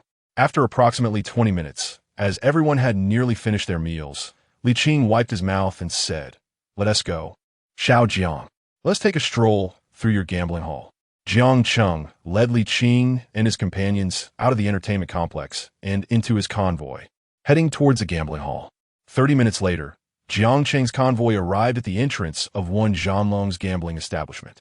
From a distance, one Zhanlong spotted the convoy and hurriedly stood at the entrance, calling for two associates to come out and greet them. As the convoy halted, one Zhanlong opened the door for Jiang Cheng, while his associates did the same for Li Qing.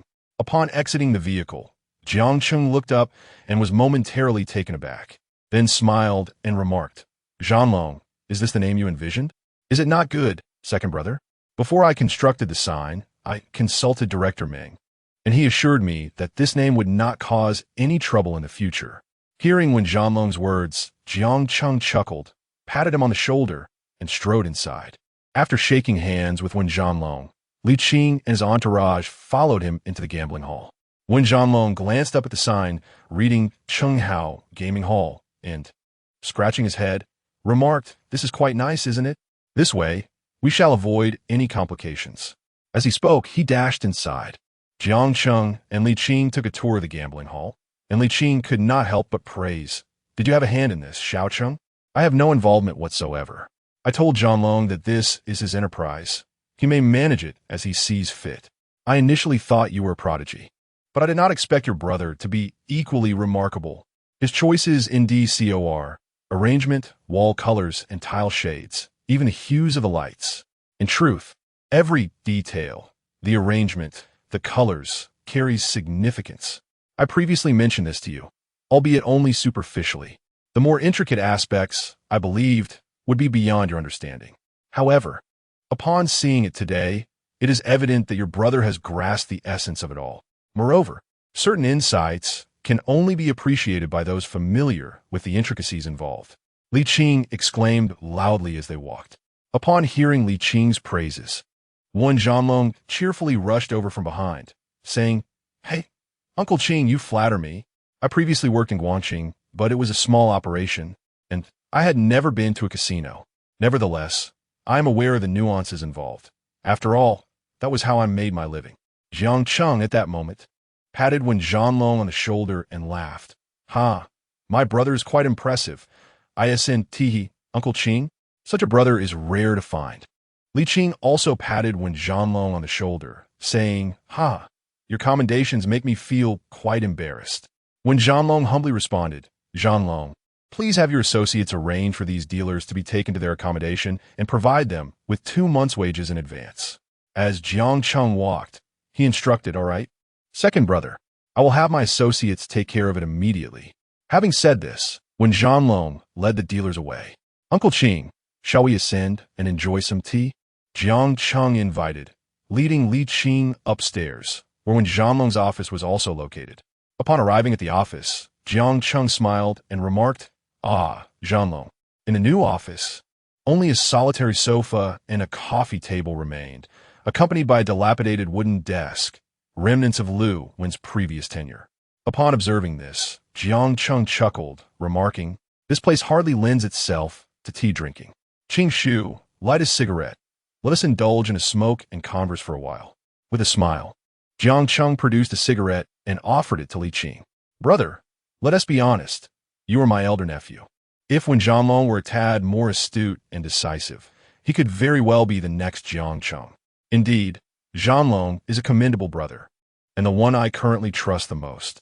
You see, Xiao Cheng, while individual merit is undeniably significant as one progresses, the value of having brothers who genuinely care for you becomes increasingly apparent. Qing Shu, I can see that you have endured quite a bit, especially during your solitary ventures in Macau, Jiang Cheng remarked. Ah, Xiao Jiang, my own journey has been rather thrilling as well. I recall the days when I first arrived in Macau, unable to afford meals, enduring beatings, and facing bullying. It was only after meeting a group of mentors that I eventually established my own gaming hall, Li Qing said, his voice thick with emotion. Fortunately, we are now like eggs that have hatched, meeting at the pinnacle of our endeavors, Jiang Cheng said, embracing Li Qing's shoulder. The two engaged in extensive conversation, exploring the upper floors of the building. Apart from the unremarkable office, they found that the employee lounge and meeting rooms were quite tastefully decorated. As they descended, Wen Zhanlong returned from outside, having completed his tasks. Second brother, I have arranged for the dealers, he announced. Before Wen Zhanlong could finish, Jiang Cheng waved his hand, stating, From now on, you shall manage the gaming hall as you see fit, without needing to consult me, unless you encounter an insurmountable issue.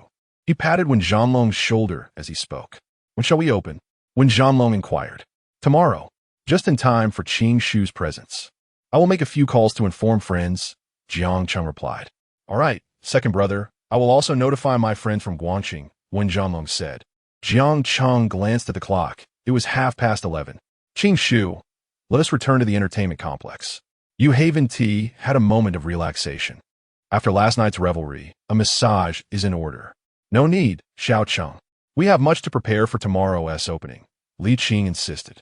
Leave this in Zhanlong's capable hands. Let us depart, Jiang Cheng countered, gently urging Li Qing forward. Wait, brothers, lend a hand to help your brother along. Li Qing exclaimed as they made their exit. Jiang Cheng and Li Qing left Wen Zhanlong's gaming hall and drove back to the entertainment complex. Half an hour later, they arrived at the entrance. Jiang Cheng escorted Li Qing to the second floor, seeking out the establishment's finest masseuses to tend to him, before retreating to his own office on the third floor. Seated on the sofa, Jiang Cheng lit a cigarette, contemplating the matters at hand as the smoke curled around him. Jiang Cheng glanced at the time. It was just past noon. He pondered for a moment, realizing that Su Jiayu was likely having lunch. He picked up his mobile phone and called her. Hello, Xiaoyu. You must be eating, he said. How did you know, Boss Jiang? Su Jiayu playfully responded. Tomorrow, when Zhanlong's gambling hall is opening, I intend to invite Director Meng. I would like you to join us. Are you available? Jiang Cheng inquired. So soon. With Boss John's business, I must attend even if I have no time. I'm free tonight. You can come pick me up? Su Jiayu exclaimed with a smile. All right, I'll come to get you in the evening. Should I inform my parents? She asked. Perhaps it's best not to. My business isn't exactly presentable. So let us keep it from uncle and aunt, Jiang Cheng replied slowly. Why not? As long as it's profitable, it's a good business. Don't worry. I'll tell them. My father has friends who enjoy this sort of thing. I'll ask him to introduce you, Su Jiayu said. Very well. I'll call my second uncle and extend the invitation myself, Jiang Cheng replied. Then I want to interfere. Who are you thinking of? Not me, I hope, she teased. Enough of that. I have many more calls to make. I want my mother and Dahai to come as well, Jiang Cheng said. Yes. It would be nice to have Annie and Dahai join us. Don't worry about Annie. I'll handle it while you're busy. Su Ziai Ziplit, Jiang Cheng chuckled and said, Thank you, my little you. I must hang up now. I'm busy. Goodbye, Miss Su. Remember to eat on time, even if you're busy. I know. Su Jiayu shouted back as he hung up. He then called his second uncle. Second uncle, this is Jiang Cheng. Xiao Zhang. What is the matter? I heard from Li Qing that you've recovered his debts. You deserve praise. Ha ha ha. Truly worthy of being our Su family's son-in-law. You're too kind, second uncle. Tomorrow is the opening of the gambling hall. Will you come support me? Jiang Cheng asked. Of course. I'm not in Shaodong right now. I'm in Sanya for a trip. I'll book a ticket shortly and will arrive tonight, his second uncle replied. All right, I'll pick you up tonight, Su Jiayu's second uncle said. No need. Xiao Cheng is certainly busy with the opening. Don't worry about me. I'll just call Li Qing and gather with my old friends, Su Jiayu's second uncle said with a laugh. In that case, I won't trouble you, second uncle. I'll inform my friends that whenever they wish to have fun in Shaodong, they should visit your establishment. Su Jiayu's second uncle added. Thank you very much. Second uncle. See you tomorrow. See you tomorrow, Xiao Cheng. Jiang Cheng hung up lit a cigarette, and called Dahai. Dahai pool hall, hello. Would you like to reserve a table? This is Jiang Cheng, looking for Brother Hai. Second brother, wait a moment. I'll find Xiao Peng, Dahai said. Not long after, Dahai returned. Second brother, I just bought a new mobile phone, so I'll hang up now and call you back with it. Moments later, Jiang Cheng's new mobile phone rang. Second brother, I just bought this mobile phone yesterday. All right, from now on, you need not reserve a billiard table. Jiang Cheng said with a smile. Can you bring my mother to Chaodong tomorrow? I've opened a gambling hall, and it's the grand opening. Will Boss Dahai be able to come and show his support? What? Brother Air, you're opening a gambling hall? Is it just a place to play? Aren't entertainment venues more profitable than that? Dahai responded in astonishment. Hearing this, Jiang Cheng chuckled. It's not just a place to play. It's a gambling hall. The kind found in Macau. You'll understand once you come. I've entrusted this to a brother I met here. When you come, I'll introduce you to... Oh, so it's like the ones in God of gamblers. The kind where they play big stakes, Dahai inquired. Haha, indeed. So, Boss Dahai, do you think you can make it tomorrow along with my mother? Of course I must go. Tonight, I'll take Auntie and second aunt over. It's about time. Boss Dahai, I've been open for so long, and you Haven T come to visit. Don't you care about your buddy? Jiang Cheng remarked. Brother Air, wherever you are, you'll do just fine. Besides, I trust Su Jiayu, Dahai replied with a grin. Ha, all right then, Dahai. I'll hang up now. I still have to make calls to others, Jiang Cheng said before ending the call. He contemplated whether to call Director Meng or his sister-in-law. After much thought, he decided on his sister-in-law, as she had the final say. He picked up the phone and dialed Director Meng's wife. Sister-in-law, it's Jiang Cheng. Brother, you need to say a word. Let me guess. Is it the opening of the gambling hall tomorrow? Director Meng's wife said with a smile. Wow, sister-in-law. How did you know? Jiang Cheng exclaimed, delighted. Just a hunch. Knowing your work ethic, it should be opening soon. I spoke with your brother this morning. He mentioned that if you're not opening tomorrow, it would certainly be the day after, Director Meng's wife replied. Sister-in-law, you're truly astute.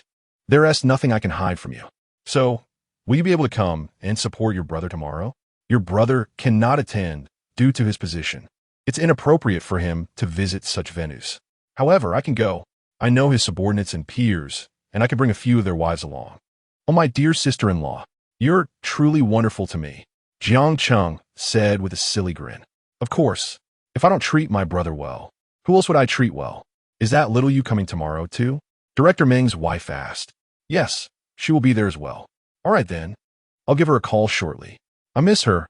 Let us arrange dinner tonight. Fine, that's your affair. I'll want to get involved, sister-in-law. You and Meng take care of it. I must hang up now. I still have many calls to make, Jiang Cheng said. Stay busy, brother. After finishing this call, Jiang Cheng proceeded to make another 20 to 30 calls, reaching out to those he had befriended during this time, including individuals from both the legitimate and underground circles, as well as some influential figures. He called everyone he felt he had a good rapport with, and they all assured him they would definitely attend tomorrow. After over 2 hours of phone calls, Jiang Cheng collapsed onto the sofa, utterly exhausted. He mused that the excitement surrounding the opening of the gambling hall far surpassed that of the entertainment venue's launch, as when the latter opened. He had just arrived in Chaodong and knew no one. The attendees were merely friends of Su Jiayu's parents. After a lapse of nearly half a year, Jiang Cheng had transformed from the self-conscious individual who first arrived in Chaodong into someone entirely different. After a brief respite, he made his way downstairs. He discovered Li Qing had fallen asleep during a massage, prompting Jiang Cheng to lie down on the small bed beside him. 5 minutes later, Jiang Cheng succumbed to slumber as well. Suddenly, the sound of his phone ringing jolted both him and Li Qing awake. Hello, what do you want? Have you stopped treating me like your older sister? Came a voice on the other end. Sister-in-law, what is the matter? Why are you saying this? Mother is coming over, and you didn't inform me. Aren't we supposed to be like siblings? Your mother is also my mother. No, it hasn't happened yet. Who told you this? It must be Xiaoyu. I just spoke to her on the phone, suggesting we have dinner tonight. She informed me that our mother would be visiting and she would accompany her. Hearing this made me quite upset. Ha ha, don't be angry, sister-in-law. When my mother arrives tonight, I'll send both Xiaoyu and her over to you. How's that sound? Jiang Cheng replied with a smile. That sounds better. All right, I'll hang up. Who is this? Have you taken on a sister? Li Qing suddenly interjected from the side. Jiang Cheng, startled by Li Qing's awakening, turned to him in surprise. Uncle Qing, you're awake? What sister are you talking about? Li Qing asked with a laugh. Ah, the director's wife. We've become sworn siblings, Jiang Cheng explained. Li Qing shot up from the bed, exclaiming, what? The director's wife has taken you as a brother? Which director? The one in the public security sector. Huh? Is it the street level or district level? The city level, Jiang Cheng replied. Huh? The city? Chaodong City? The provincial capital? Jiang Cheng nodded. No wonder you can strut around Chaodong like that. Xiao Cheng, let me tell you from now on, you can walk around with confidence. Jiang Cheng chuckled in response. Not quite, Uncle Qing. Let us head downstairs and sing a few songs. Can you dance? Let us dance for a while. With that, Jiang Cheng and Li Qing descended to the first floor, where they sang for a while and enjoyed some drinks. At 5 in the afternoon, Jiang Cheng arranged for Li Qing to rest in a guest room. His phone rang again. Hello, Dahai. Second brother, we just left. We'll arrive in 3 hours. Where should I find you? When you reach Chaodong, inquire about Cheng Hao Entertainment City. Come to the Entertainment City. All right, second brother. Jiang Cheng hung up and called when Zhanlong. Are you still busy at the casino? No, second brother. I just picked up some brothers from Guangqing and am heading back to the Entertainment City. I need you back. I want to introduce you to my best brother from our state. Okay, second brother, I'll be there shortly. After finishing the call with Wen Zhanlong, Jiang Cheng reached out to Su Jiayu. Xiaoyu, have you finished school? I'm coming to pick you up. Can you come out? Sure. By the time you arrive, I should be about done. If I'm not out yet, just wait for me. Su Jiayu Zipli. All right, Mom. I'll be there in about 3 hours, and I'll take you to sister-in-law's place. Otherwise, she might find fault. After Su Jiayu finished speaking, she hung up the phone. Jiang Cheng, having ended the call, exited the entertainment venue and drove towards Su Jiayu's school. 40 minutes later, he arrived at her school's entrance. Glancing at the time, he noted that Su Jiayu would not emerge for another 10 minutes. As he waited, he listened to the most romantic thing. Approximately 20 minutes later, while Jiang Cheng was smoking in the car, he spotted Su Jiayu walking out. Today, she wore no makeup, merely a light coat of lip balm. She was clad in a jumpsuit and sported a pair of white sneakers, adorned with a brown hairpin and carrying a small pink bag. Upon noticing Jiang Cheng's car, Su Jiayu ran joyfully towards him. Jiang Cheng, seeing her, smiled indulgently and leaned over to open the passenger door for her. Boss Jiang, I missed you so much. Hurry, give me a hug. Su Jiayu exclaimed before even settling into the seat. Of course, of course. Come here, my little you, Jiang Cheng replied gently. Hey, why did you not wear makeup today? Miss Su? Jiang Cheng chuckled. What, do I look bad without it? Su Jiayu pouted playfully. Impossible. In my eyes, Su Jiayu, even if you went a year without washing your face or bathing, you would still be beautiful. Truly beautiful. Jiang Cheng laughed. Cut out. This isn't my first time meeting your mother. I was merely concerned about leaving a poor impression. My classmates always say that the elderly dislike heavy makeup. Su Zima, weren't you two acquainted at the hospital? That was before we defined our relationship. We were merely friends then. Now it's different. I'm your wife. By the way, call me wife for once. You've never called me that. Su Jiayu said proudly. Wife. Jiang Cheng teased. Is that satisfactory? Go away. Su Jiayu fet politely. With that, Jiang Cheng pressed the accelerator and drove back to the entertainment venue. Chapter 24. The casino opening 40 minutes later. Jiang Cheng's car returned to the entertainment complex. He parked at the entrance and stepped out. Hand in hand with Su Jiayu, he entered the establishment.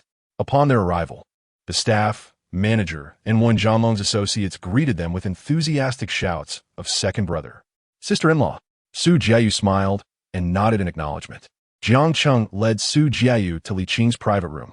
Although Su Jiayu was not acquainted with Li Qing, she was aware of his reputation. Likewise, Li Qing Zekogin Su Ziye. Jiang Cheng facilitated their introduction, saying, Uncle Qing, this is my girlfriend, Su Jiayu. Xiaoyu.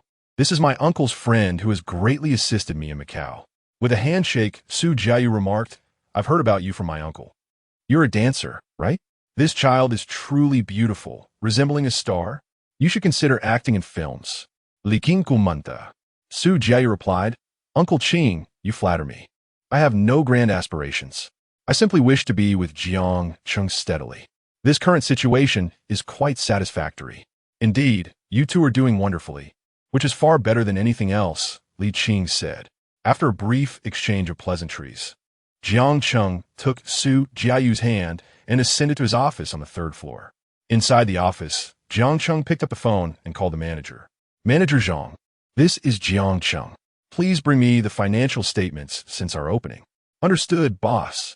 After hanging up, Jiang Cheng smiled at Su Jiayu and said, Xiaoyu, could you help me calculate our earnings since the opening? Puffed. I arrive, and Boss Jiang puts me to work already. Su Jiayu playfully gom lai. Jiang Cheng approached her, ruffling her hair, and said, Aren't you the boss lady? If not you, then whom should I ask? Should I find another daughter-in-law to handle this? Get lost, Boss Jiang. Su Jiayu retorted, playfully punching his stomach. Knock, knock, knock. The manager knocked at the door. Boss, I have brought the report. Mean. The manager handed over the report to Jiang Cheng, then discreetly exited. Jiang Cheng passed the financial document to Su Jiayu and said, Let us begin, Xiaoyu. Show us what you can do. Ugh, Jiang Cheng.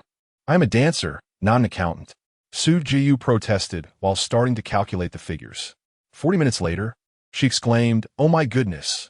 Jiang Cheng, this is more exhausting than my classes. It's taxing on the brain. Have you finished? You've been calculating for 40 minutes.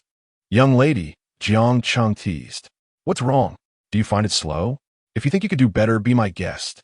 Su Jiayu responded with a hint of pride. Haha, I'm not as clever as my Xiaoyu. Such matters are best handled by you, Jiang Cheng said as he prepared tea for her. 5 minutes later, she announced, I've got it. I've calculated it. Boss Jiang, it has been nearly 4 months since our opening, and after deducting all expenses, we have earned just over 10 million, averaging more than 80,000 per day. Indeed, Boss Jiang, worthy of commendation, Su Jiayu remarked with a smile as she playfully pinched Jiang Cheng's cheek. What do you mean by indeed? Do you have any idea how much Uncle Qing's little casino can earn in a single day? Jiang Cheng replied, At least over 100,000. That is quite a sum. However, it is merely windfall, lacking any substantial cost. I observed that for the previous 2 months, the daily earnings were only around 70 to 80,000, but starting this month, the profits have doubled. It will only get better, my dear student Jiang, Su Jiayu said, leaning closer to Jiang Cheng and embracing him.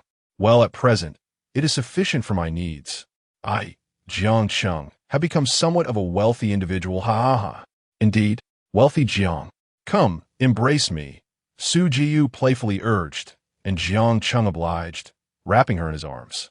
The two were nestled on the sofa when Jiang Cheng's phone rang. Hello, second brother. I'm here. I'm at the entrance. Your Qinghao Entertainment City is enormous. I'm coming. The Hai shouted from the other end of the line, audible to Su Jiayu nestled in his embrace. Why didn't you call me in advance? I would have come to meet you at the entrance. Just wait. I'll be right down, Jiang Cheng replied. After hanging up, he and Su Jiayu dashed down the stairs. Upon exiting the entertainment city, Jiang Cheng spotted a Hai, who was assisting Jiang Cheng's mother out of the car. The Hai had driven over in his family's Jetta. Jiang Cheng strode forward to greet him, embracing the Hai, while Su Jiayu went to help Jiang Cheng's mother and second aunt. Second brother, wow, this is truly impressive. No club in Zhoushui compares to this. The Hai exclaimed joyfully. He shook hands with Su Jiayu, who also greeted him, saying, Brother Hai, long time no see. Jiang Cheng then embraced his mother and said, Let us head inside and chat. With that, Jiang Cheng draped his arm around a Hai's shoulder, while Su Jiayu and the second aunt assisted Jiang Cheng's mother into the entertainment city. Upon entering, the staff, manager, and brothers greeted them with second brother, sister-in-law. The Hai stood in awe as Jiang Cheng, Su Jiayu, their mother's second aunt, and the Hai explored the first and second floors of the entertainment city before inviting them to the third floor, Jiang Cheng's office. Inside the office, everyone settled onto the sofa. My son has truly succeeded. My son has truly succeeded, Jiang Cheng's mother said, her eyes glistening with tears. Thank you, Jiayu. You are a benefactor to our family, she continued, her voice trembling. Auntie, please don't say that. From now on, we are all family. I haven't done much for Jiang Cheng. I merely provided him with a platform. Everything he has achieved is through his own efforts, Su Jiayu said. gently wiping the tears from Jiang Cheng's mother's eyes. As long as you two are happy, Auntie, I will be at ease, Jiang Cheng's mother replied. Mom, just come over. I'll buy you a house here, and you and my second aunt can live in Xiaodong. It's far better than Zhoushui, Jiang Cheng said while preparing tea. Xiao Cheng, your second aunt and I are of a certain age, and we've grown accustomed to life in Zhoushui, including our acquaintances and lifestyle. We don't wish to change our surroundings. Just take care of yourself and Jiayu, his mother replied. Jiang Cheng's mother remarked, and upon hearing this, Jiang Cheng nodded, understanding that merely bringing his mother over might not constitute a favorable arrangement. Dahai, why are you still driving your father's car? Jiang Cheng playfully patted Dahai on the back. Second brother, I don't really need a car. I can just use my dad's until I truly require one, Dahai replied with a grin. You rascal. You haven't shaken off your habit of frugality, Jiang Cheng chuckled. Glancing at the time, Jiang Cheng said, Xiaoyu, let me take Mom and you to sister-in-law's place. You can follow her plans for the evening. She surely has something arranged. I'll catch up with Dahai, Zhanlong, and a few others. So I want to be accompanying you. All right, Boss Jiang. I shall heed your words, Su Jiayu replied with a smile. Your second brother has quite the stature. Dahai laughed. Your second brother is referred to as such, but in the entertainment city, he is the elder brother. My words carry no weight, Su Jiayu quipped. Haha, wait a moment. Sister-in-law? Who? Isn't your elder brother supposed to be absent? Aren't you two on bad terms? Dahai asked puzzled. No, your second brother has taken a godsister, treating her exceptionally well. He refers to her as sister-in-law, Su Jiayu interjected. Godsister? Also called sister-in-law. What is this about, Xiaoyu? Dahai questioned, bewildered. Jiang Cheng's mother, too, expressed her confusion. I don't know her, so I want to be going, Xiao Cheng. Mom, this person is the wife of the director of the Protection Bureau in Xiaodong City. She has been particularly kind to both Xiaoyu and me. We get along like siblings. She knows you are here today and insists that Xiaoyu takes you to her home, Jiang Cheng gently explained. Oh my, the director's wife of Xiaodong City? Then, second brother, aren't you ascending in Xiaodong? Dahai said, patting Jiang Cheng's shoulder. Ascend? Perhaps not. But I can accomplish many things here that ordinary citizens cannot, Jiang Cheng replied slowly. Dahai lightly patted Jiang Cheng's mother's thigh, reassuring her, look at your son. You can rest easy now. No need to worry. I assure you, your second brother is 1,000 times better here than in the state. I'm not worried. Not at all. Xiao Cheng, I trust you. Plus, Xiaoyu is here to keep him company, Jiang Cheng's mother said softly. Dahai, go wash up downstairs. Perhaps enjoy a massage, or explore the first floor of my entertainment city. I'll take Mom and Xiaoyu, Jiang Cheng said while assisting his mother. Su Jiayu and Jiang Cheng, supporting Jiang Cheng's mother, gradually made their way out of the entertainment city and into Jiang Cheng's Black Crown, heading towards Director Meng's residence. Half an hour later, Jiang Cheng's car stopped in front of Director Meng's home. Su Jiayu and Jiang Cheng's mother alighted, while Jiang Cheng remained in the car. Returning to the entertainment city, Su Jiayu knocked on the door, and the housekeeper opened it. Su Jiayu helped Jiang Cheng's mother inside. Sister-in-law rushed down from upstairs, and upon seeing Jiang Cheng's mother, quickly approached her to assist. Xiaoyu, Auntie, take it slow, she said as she helped her to the sofa in the living room. May he please wash and bring over the imported fruits I bought a couple of days ago, and prepare 3 cups of that nutritional supplement. The wife of Director Meng instructed the housekeeper. Before long, the coffee table in the living room was laden with an array of delectable treats.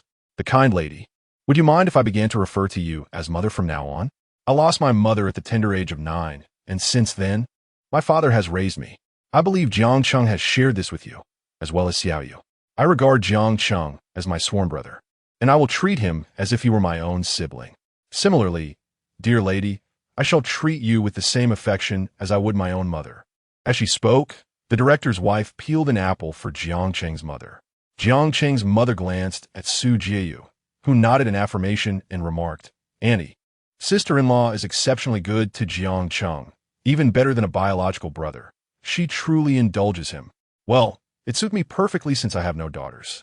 Now I have 2 daughters. How wonderful it is. Jiang Cheng's mother chuckled.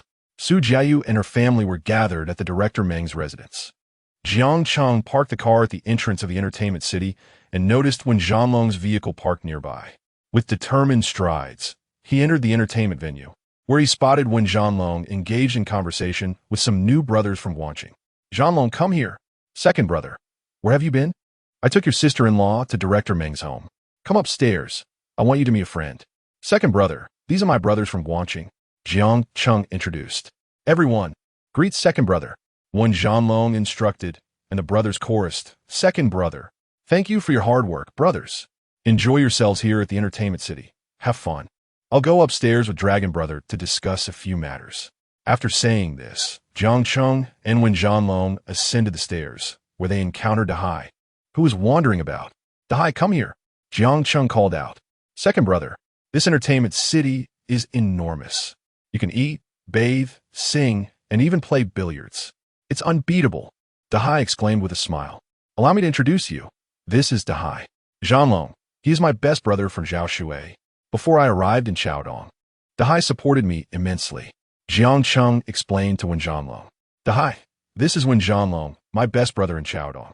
He is exceptionally sincere and values loyalty.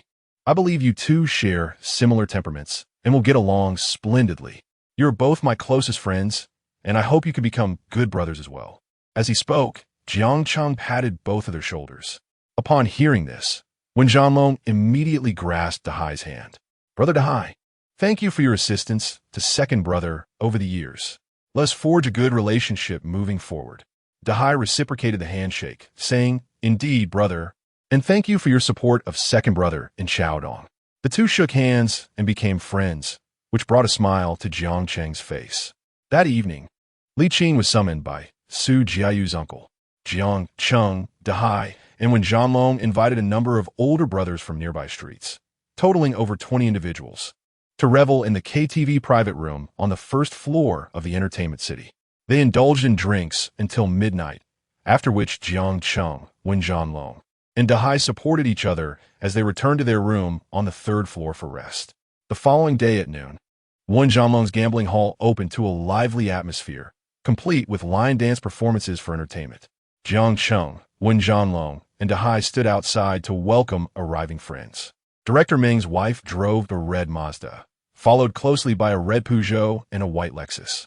3 cars came to a halt in front of the gambling hall, where Jiang Cheng and Wen Zhanlong stepped forward to greet them. Director Meng's wife, Su Jiayu, along with Jiang Cheng's mother and his second aunt, descended from a Mazda. Mother, Xiaoyu, how was your day yesterday? Was everything arranged well by my sister-in-law? Jiang Cheng asked with a smile. Boss Jiang, my sister-in-law's arrangements were far more meticulous than yours. We went for a beauty treatment, watched a movie, and dined with my sister-in-law's friends last night. Su Jiayu exclaimed, linking her arm with Jiang Cheng's. Jiang Cheng chuckled. I can see it. Your faces are much smoother than yesterday. Brother, come here. Let me introduce you. This is the wife of Director XX. And this is the wife of Director XX. This lady is the wife of the District Bureau Chief. And I must give a special introduction to this one. Call her Aunt Fong. She is the wife of the District Chief of Sanshui, overseeing your affairs, he said, shaking hands with each of them. Hello, Aunt Fong. This is my younger brother, Jiang Cheng. I hope you will take care of him. If any friends want to have some fun, or if you wish to indulge, you can visit my brother's entertainment city, Qinghao Entertainment City. And don't forget about this newly opened gambling hall, Director Meng's wife added, lifting her head to point at the sign. Brother, why is your name so rustic? Qinghao Chess and Card Hall, she remarked with a laugh. That was Wen Zhanlong's idea. I had no part in it. Jiang Cheng replied with a smile. Thank you all for coming to support my younger brother today, especially for my sister-in-law's sake. Now that we have made acquaintances, if you think highly of me, Jiang Cheng, do visit often. I will offer you a lifetime membership. Jiang Cheng addressed the ladies, who responded with laughter, saying, This young man is quite eloquent. Not only is he handsome, but just wait until you get to know him. You'll see he possesses charm in both character and conduct. Director Meng's wife laughed as Jiang Cheng took Su Jiayu by the arm, leading their group into the gambling hall and arranging a quiet spot for them. Jiang Cheng then stepped out to welcome more guests. After 20 minutes, Su Jiayu's second uncle and Li Qing arrived with their convoy. Their procession comprised 5 vehicles of all sorts, with Su Jiayu's uncle leading the way in a formidable Hudo bin. while the least extravagant vehicle in the fleet was a Toyota Crown, including models like the 470 and 570. Jiang Cheng was taken aback by the impressive convoy. During the opening of his entertainment city, his uncle had arrived in a 470 and was unaware that he also possessed a Hudobin. He strode forward to greet them, shaking hands with his uncle and Li Qing. "Wishing you prosperity on this opening day." "Xiao Cheng," his uncle replied as the others began to disembark. A total of 13 individuals arrived, making it 15 in total, each of whom was worth tens of millions. "Let me introduce you, Xiao Cheng," his uncle said as he presented his friends, hotel owners, chain restaurant proprietors, and representatives from various industries. Jiang Cheng shook hands with each of them, expressing gratitude. "Thank you, uncle, for making the trip back to Chaodong and for bringing along so many friends.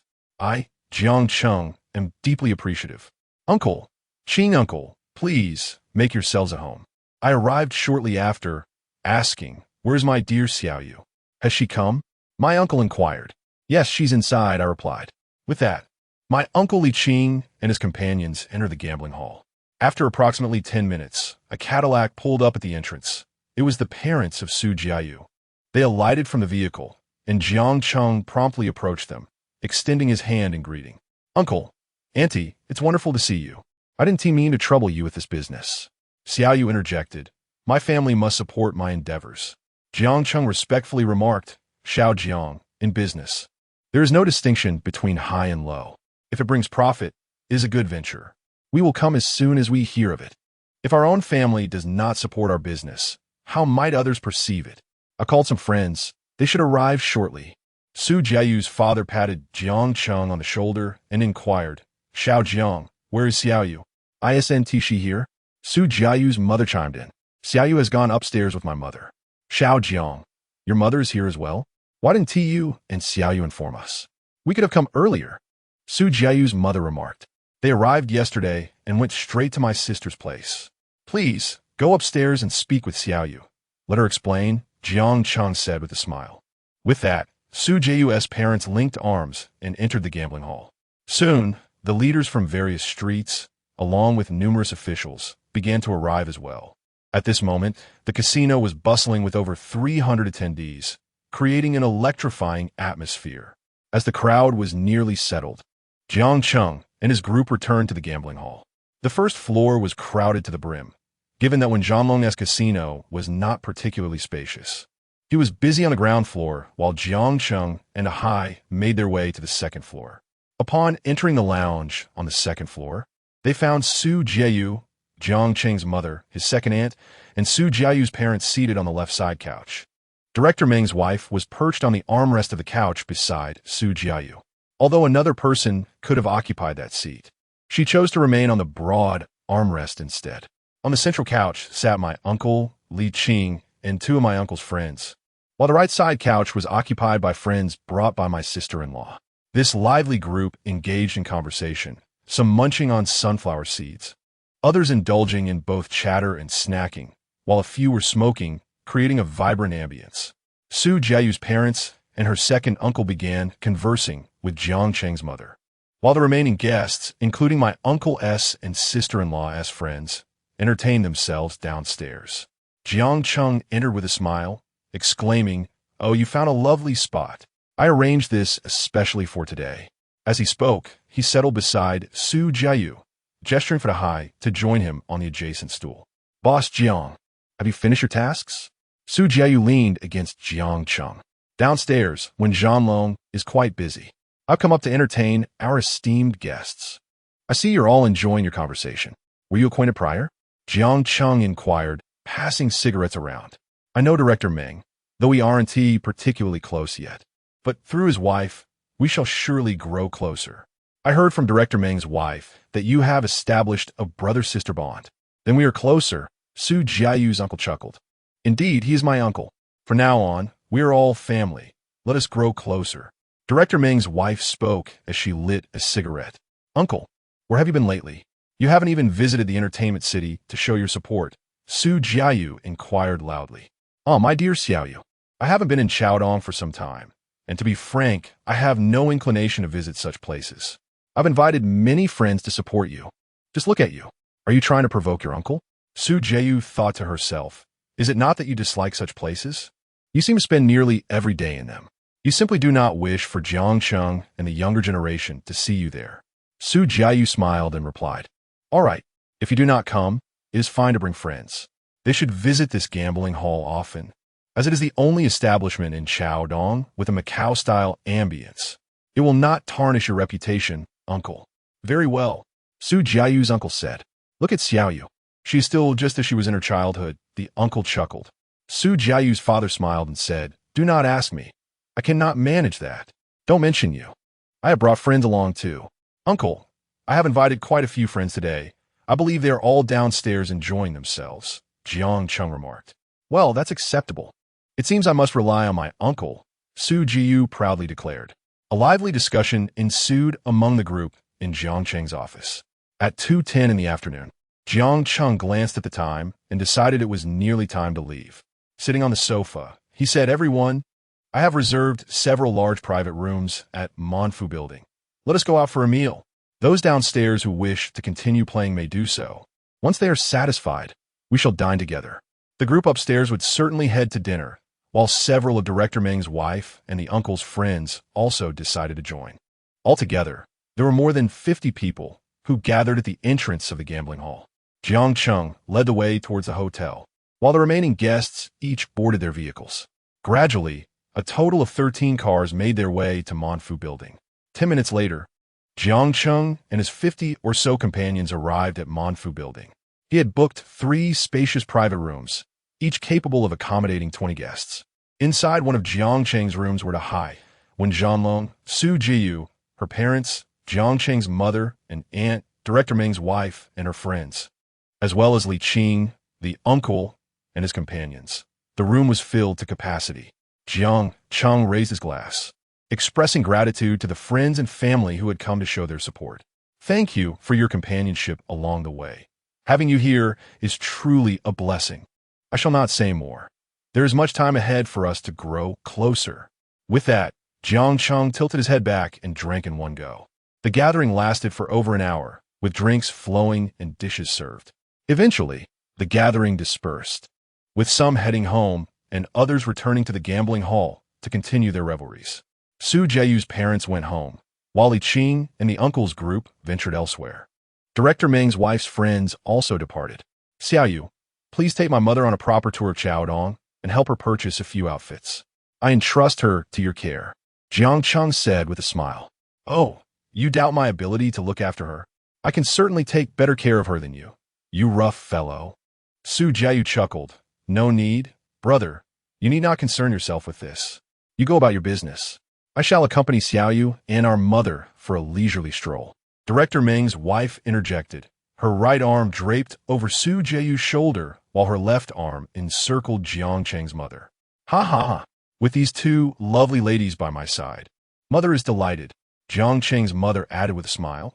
Very well then, I shall leave you to it. After embracing Su Jiayu, Jiang Cheng, along with Wen Zhanlong and Dahai, drove back to the gambling hall. In the car, Brother, you've changed vehicles, Dahai exclaimed in astonishment. Wow, this car is fantastic. Hee hee, brother has even got me a new Bluebird, Wen Zhanlong replied with a laugh as he drove. I suggested you buy a car, but you hesitated. 50,000 would suffice for this one. Don't be stingy. I'll bring you another one in a couple of days. Jiang Cheng patted Dahai's shoulder from the back seat. Hee hee, I'll think about it in a few days. A Santana will do just fine, Dahai laughed in response. 10 minutes later, Jiang Cheng's vehicle came to a halt at the entrance of the gambling hall. They linked arms and entered together. Thus, Wen Zhanlong's gambling hall officially opened, marking Jiang Cheng's formal entrance into the tumultuous world of Chaodong. As an afterthought, Wen Zhanlong would become Jiang Cheng's left-hand man, the most formidable member of Jiang Cheng's team in its early days. As for the right arm, there are other brothers. We shall discuss them in due time. Chapter 25. The plan for Lishio Street when Zhanlong's casino had officially commenced operations, leaving him exceedingly busy. Jiang Cheng accompanied Dahan to assist in welcoming the patrons at Wen Zhanlong's establishment. As the clock struck 1 in the morning, the crowd had thinned considerably. Wen Zhanlong, having nearly wrapped up his duties, decided to entrust the remainder to his brothers. Zhanlong, Let us leave this to the brothers. Dahan and I should go grab a meal. I'm famished. I've only had drinks since the afternoon, Jiang Cheng remarked. All right, second brother. Let us take Dahan to that barbecue place we enjoyed the other day. It's nearby, when Zhanlong replied. Indeed, it's the perfect opportunity for the three of us to have a drink together, Jiang Cheng said, as he draped his arms around one Zhanlong and Dahan, leading them towards the casino's exit. Upon reaching outside, they did not rush to the car. Instead, Jiang Cheng produced a cigarette, and the three of them indulged in a smoke. Today was quite busy, wasn't it, second brother? Everyone came because of your reputation. When Zhanlong exclaimed with a hearty laugh. Ha ha ha. You know, Zhanlong, when the entertainment center opened, the crowd consisted mainly of Su Jiayu's parents' acquaintances, whom I didn't even recognize.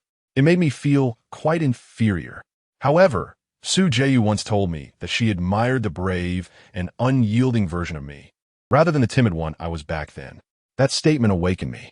Thus, I sought ways to broaden my connections. Jiang Cheng shared slowly. Therefore, Zhanlong, just like me, you will also forge numerous connections through this platform.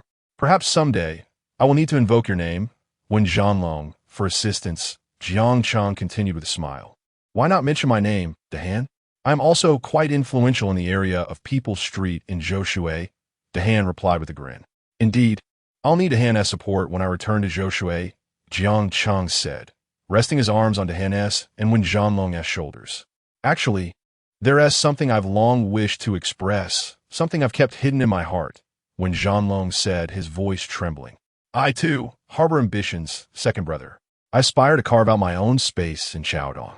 Nevertheless, regardless of how my future unfolds, Jiang Cheng, you will always be my elder brother, when Zhanlong. I won't abandon you for the sake of personal gain, he declared, trembling as he took a drag from his cigarette. I tell you, Zhanlong, I know you best. If one can open their heart to treat another well, it is certain that the recipient is of exceptional character, Dahan interjected from aside. The trio engaged in heartfelt conversation for about 5 or 6 minutes before they made their way to Jiang Cheng's vehicle.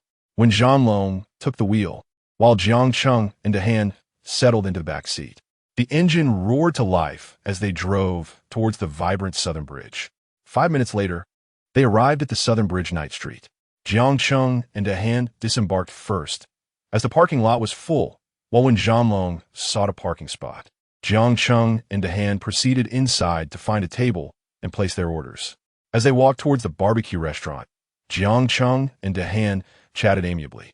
Upon reaching the eatery, they found a cozy corner to sit, and Jiang Cheng placed their orders, requesting the chef to start grilling.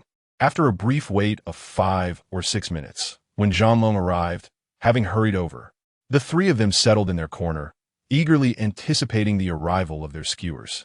Soon enough, the barbecue was served, and they began to enjoy their meal.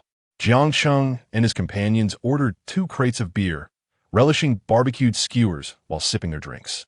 Life was undeniably delightful. Second brother, when I was in Guangqing, I was either evading the police or chasing debts. The meager earnings were hardly worth the worry. When Zhanlong chuckled as he ate, did you think my billiard hall was easy to manage?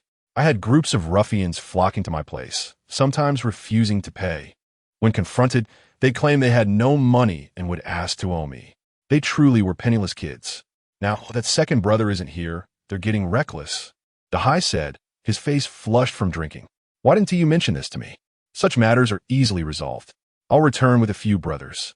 As long as we deal with one group, the rest won't dare cause trouble again, Jiang Cheng suggested. Indeed, Haigu, if such individuals return, just give me a call. We exchanged numbers for a reason. No need, second brother. I can handle it myself. You can rest assured. I'll make sure they won't dare disturb us again, when Zhanlong interjected. A bunch of kids, always flattering me with hi good this and hi good that. We were getting along fine. When there were fewer patrons, I'd let them play a few rounds. It maintained the atmosphere. When it got crowded, I'd send them away, and they understood that they wouldn't come back when it was busy. Dahai spoke while lighting a cigarette. If you encounter any trouble at the billiard hall, just call me, Dahai. Remember, these people must not be coddled. Indulgence only leads to further demands, Jiang Cheng whispered.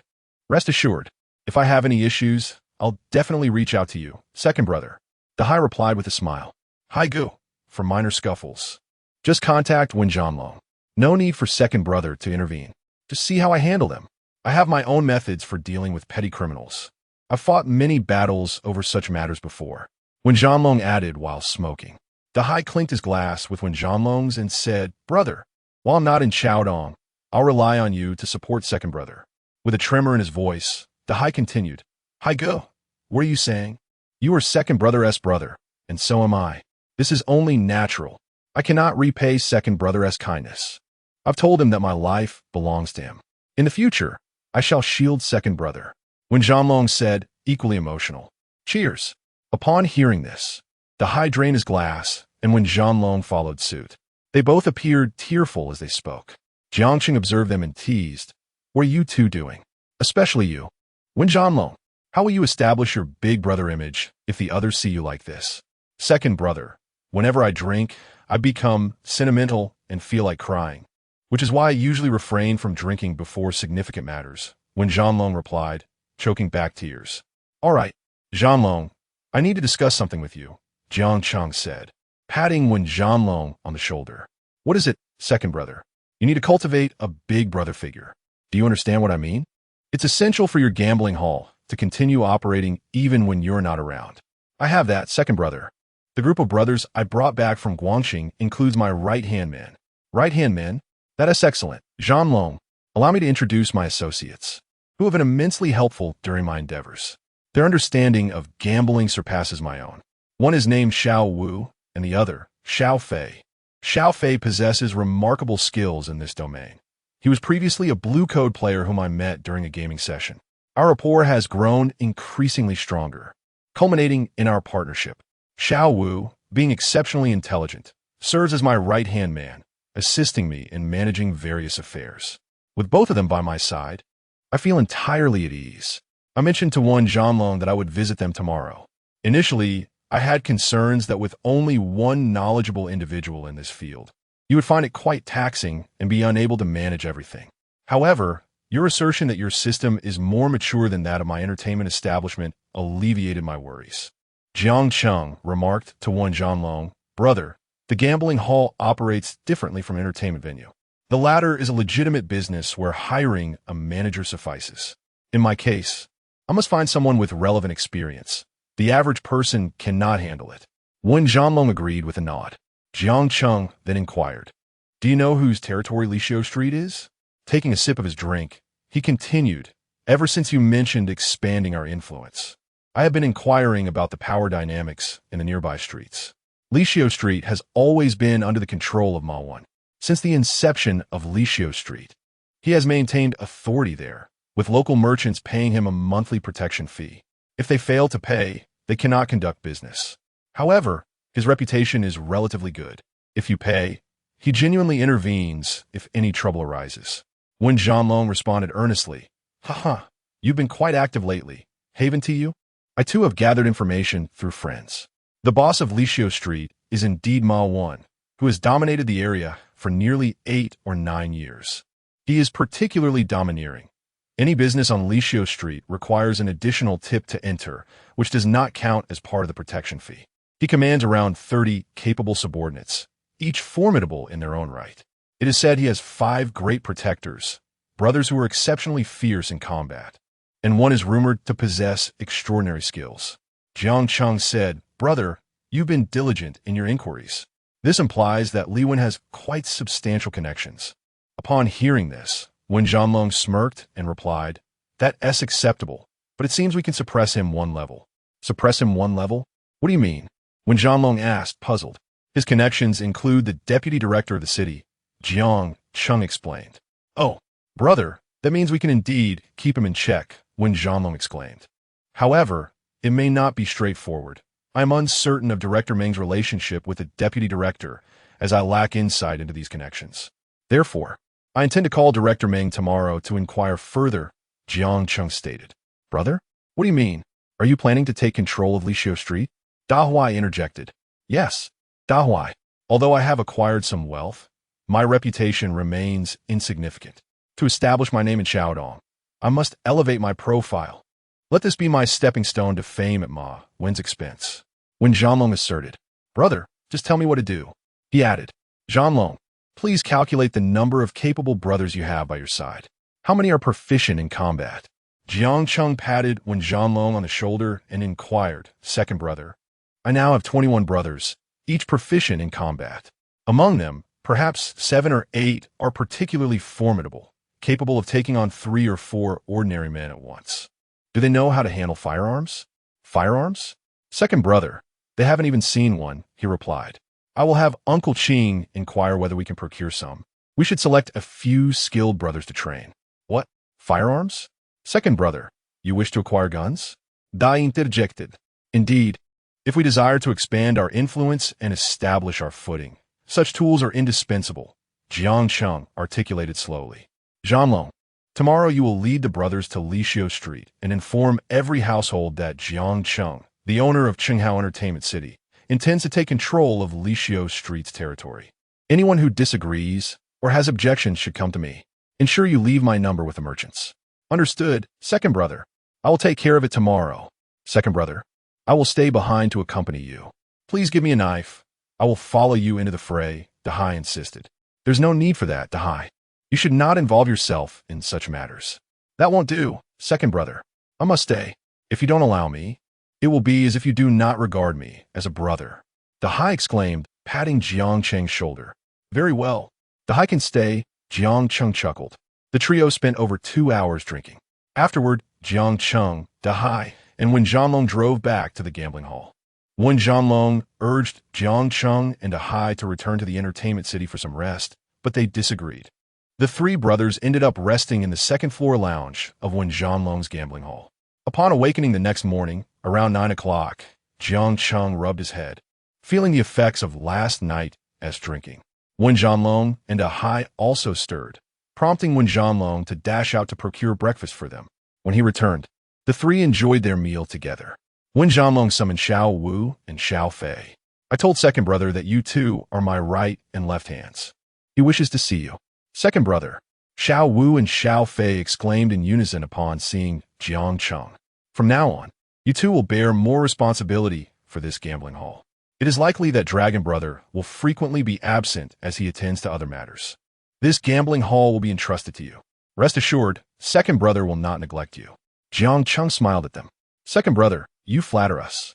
Dragon Brother has already informed us of your intentions. We admire your leadership. We are willing to follow you wherever you lead," Xiao Wu declared. "Ha ha ha. I take a liking to these 2 young brothers." "Ha ha. Jianlong, give each of them 100,000 to start with," Jiang Cheng instructed. "Second brother, I have everything arranged. You need not worry," Wen Jianlong replied with a smile. "Thank you, second brother," they responded. "Dragon Brother, we'll get to work now," they said as they headed downstairs. "You should take the brothers to Lishio Street shortly. It's best to go early as we will be busy with the gambling hall later. Dahai and I'll go find my mother and Su Jiayu," Jiang Cheng stated. "Understood, second brother.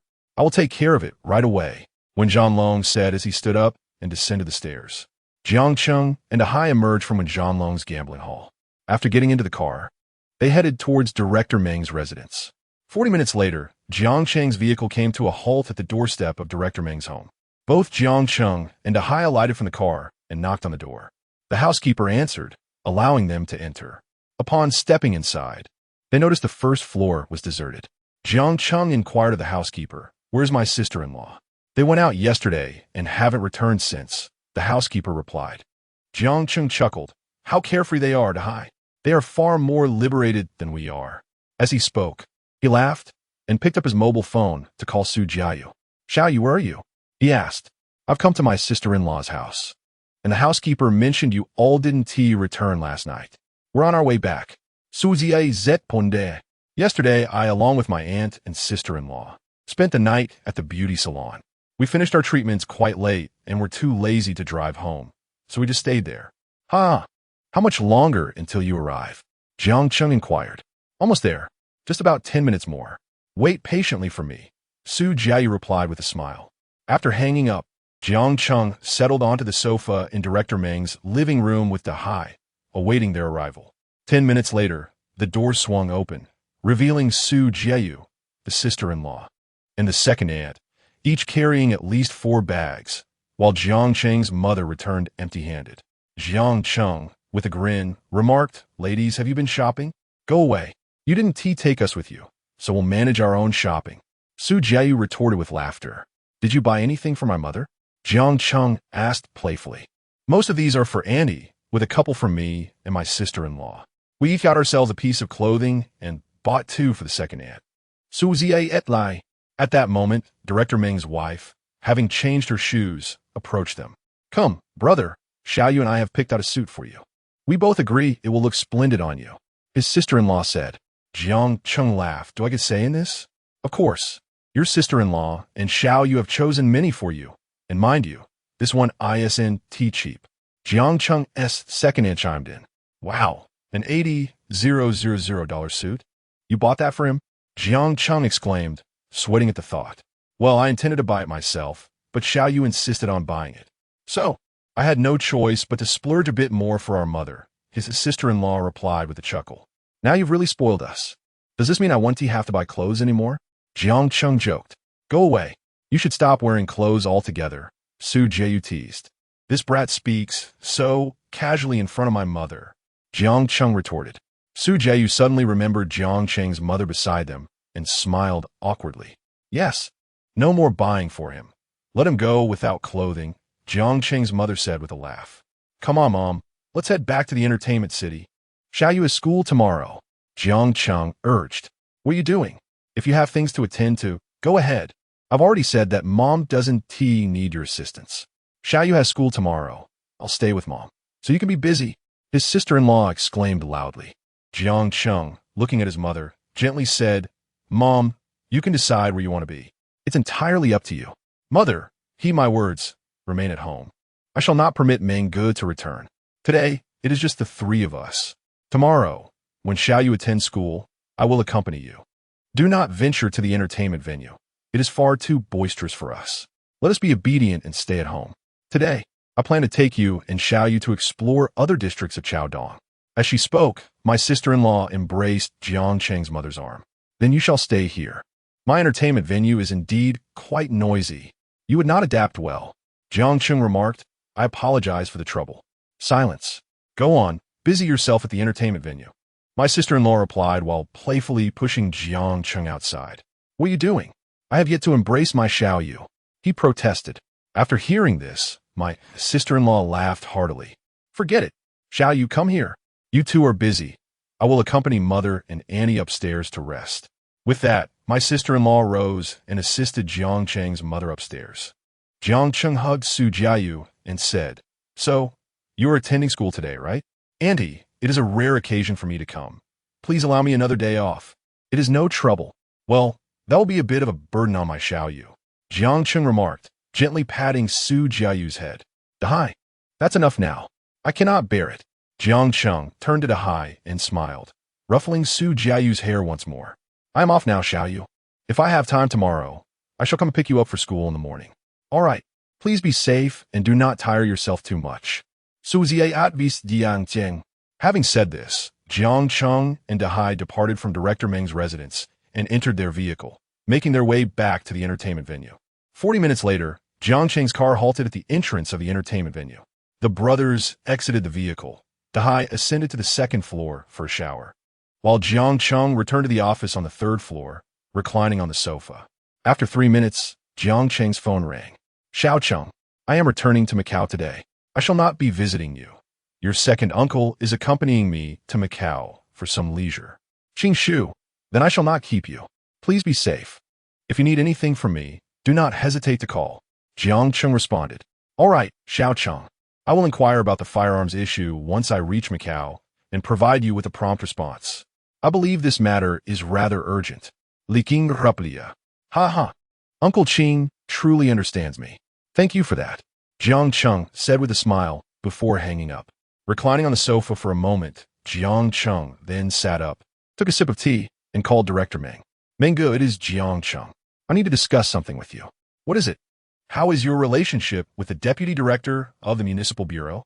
"Deputy Director? Liang?" "Quite well. If I ascend, he will take over. There is something I wish to discuss with you, Meng Ge. You are aware of the bustling Lixiu street adjacent to my entertainment venue. Yes? The local boss, Moen, has dominated for 7 or 8 years, collecting protection fees. Before Jiang Cheng could finish, Director Meng interjected. Are you suggesting that you wish to displace him and take control of Lishio Street?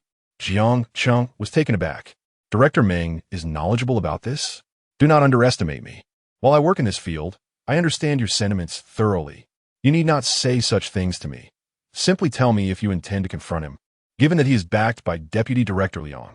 Director Meng exclaimed, Oh my goodness, Meng, my dear brother, it's no wonder my sister-in-law is fond of you. You are truly astute. That is precisely my intention, so you should proceed with it. Why are you discussing it with me? I know nothing. What if you two share a close relationship? Jiang Cheng inquired. Are you concerned that I cannot manage him? Allow me to assure you, if I truly cannot handle the situation, your sister-in-law is more than capable. She can undoubtedly take charge. Director Meng responded, My sister-in-law? Does she possess such significant connections? Jiang Cheng replied, astonished, Ha! When the time comes, you should ask your sister-in-law. Let her enlighten you. With that said, I shall feel reassured, Director Meng. Now, if you will excuse me. With that, Jiang Cheng hung up the phone and reclined comfortably on the office sofa. Before long, his phone rang again. Second brother, everything has been taken care of. The entire street is in an uproar. I suspect Ma Wen's call will be coming shortly, when Zhanlong panted. Excellent. You all should return to the gambling hall, prepare the necessary items, and ensure the brothers are ready at a moment's notice. Await my call, Jiang Cheng replied calmly. Understood. Second brother, I will head back immediately. With that, they ended the call, and when Zhanlong and the others returned to the gambling hall, Jiang Cheng hung up the phone, his mind once again concocting schemes, contemplating how to seize control of Lishio Street. He rose from his seat, approached his desk, retrieved a dagger from the drawer, secured it to his belt, and then went to the sofa, where he picked up a concealed 7-hole machete and began to examine it. Chapter 26. The final battle in the office. Jiang Cheng was idly toying with a machete when Dahai entered. Second brother, shall we head out to fight now? Dahai suddenly inquired from behind Jiang Cheng. Startled, Jiang Cheng turned to face Dahai. Not yet. I'm merely familiarizing myself with the blade, he replied, placing the machete back beneath the sofa. Do you have any more machetes? Dahai asked. I'm currently in need of manpower, not weapons. I still have 100 machetes in my storeroom, which I had when Zhanlong prepared for me. Jiang Cheng chuckled. Make sure to bring one for me. Dahai said eagerly. Jiang Cheng smiled at Dahai. All right. Just like school, I will lead the charge, and you will support me from the side. At that moment, Jiang Cheng's mobile phone rang. Hello. Is this Jiang Cheng? Who is this? This is Ma. You have quite the audacity. You dare to encroach upon my territory? Ma laughed menacingly. If you don't call me back soon, I'll bring my brothers to pay you a visit tonight. Jiang Cheng responded with a cold smirk. I know who you are, Ma.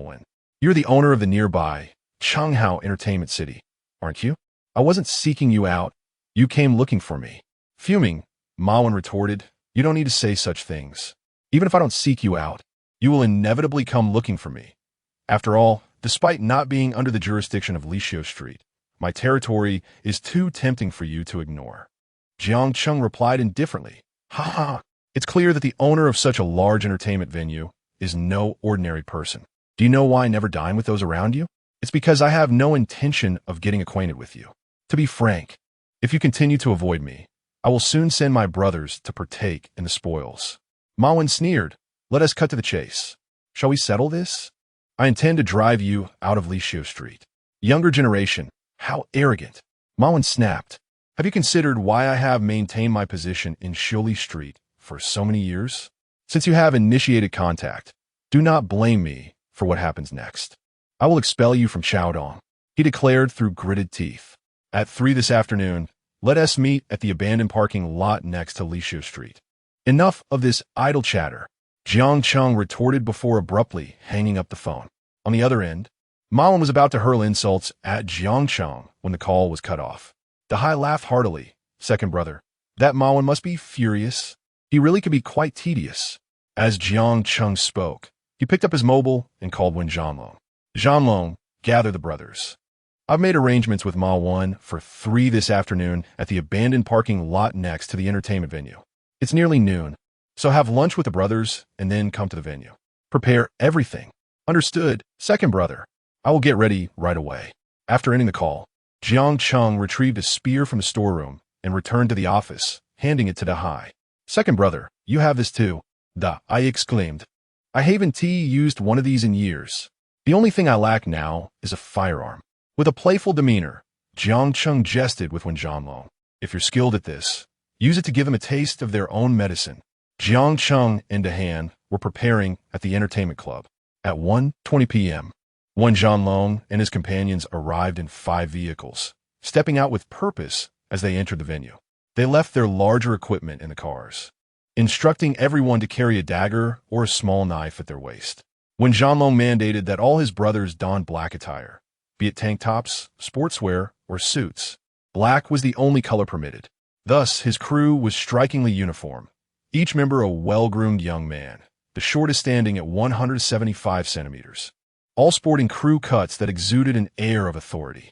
Ascending to the 3rd floor, the brothers awaited while Wen Zhanlong, accompanied by Xiao Wu and Xiao Fei, entered Jiang Cheng's office. Second brother, the brothers are all prepared. Shall we step outside for a moment? Wen Zhanlong suggested. Let's go to Han and take a look. Jiang Cheng replied, rising from the sofa and striding out of the office.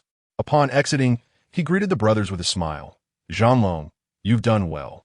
The uniformity in attire is quite impressive. Second brother, this looks more formidable than the gangsters in the movies. Dahan chuckled.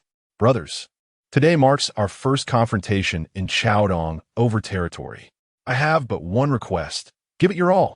We may face a stronger adversary, but I, Jiang Cheng, have faith in all of you. Through our bravery and determination, we shall prevail. This battle determines our standing in the Sanshui district. Although we have newcomers among us, they have previously fought alongside Wen Zhanlong. I reiterate, fight with abandon. If trouble arises, I will take responsibility. Should I be unable to, I will bear the consequences alone. It will not implicate my brothers. Jiang Cheng proclaimed passionately before his comrades. Brothers, second brother has stated that this battle is one we cannot afford to lose. It is crucial for our continued presence in Chaodong. I have utmost confidence in my brothers. As long as you give your all, Wen Zhanlong shouted from the side. Let us go for it. Second brother, long go. We will give it our all. The brothers exclaimed in unison. Regardless of the outcome, I shall reward each brother with 20,000 after the fight. For those who fight fiercely, an additional 100,000 awaits as a bonus. With that, Jiang Cheng and Dahan descended the stairs, intending to grab a bite. The atmosphere was charged with fervor, as each member of the group was eager for action, well aware of what second brother represented, and ready to engage in battle. They all clamored for an intense showdown. At 2:50 p.m., Wen Zhanlong called for the brothers to come downstairs. In a flurry, over 20 individuals swiftly descended, arriving at the entrance. Jiang Cheng and Dahan, armed and ready, emerged from the entertainment club. In their formation stood Jiang Cheng, Wen Zhanlong, and Dahan, each wielding a 7-hole machete, while Dahan held a spear. Facing away from the club and towards their brothers, who lined up before them, Jiang Cheng glanced at the time and addressed his comrades. Brothers, today we shall not take the car. It is merely next door. Follow me, and after we finish, you may return to the gambling hall. Remember to disperse. After his words, Jiang Cheng led his companions toward the parking lot. For minutes later, they arrived at the abandoned parking lot adjacent to the entertainment complex. Upon their arrival, they noticed that Ma Wan and his crew had yet to arrive. Habitually, Jiang Cheng lit a cigarette, engaging in conversation with his brothers as they awaited Ma Wan. 5 minutes later, Ma Wan and his entourage finally appeared, approaching on foot. Leading the group was a lanky figure known as Ma Wan, characterized by his triangular eyes, hooked nose, and tattooed shoulder featuring a dragon. In his right hand, he brandished a machete, flanked by over 30 of his followers. Positioned beside him were his 5 formidable protectors, each more robust than the ocean, with one tipping the scales at over 200 pounds, a veritable mass of flesh.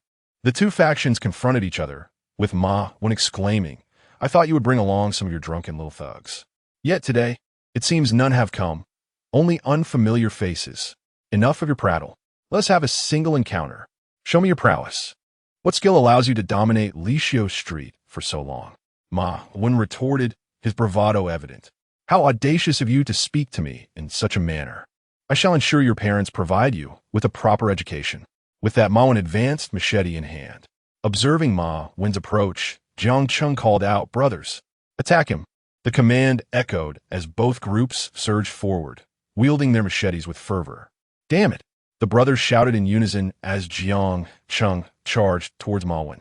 Jiang Cheng firmly believed that capturing the leader would determine the outcome of the battle.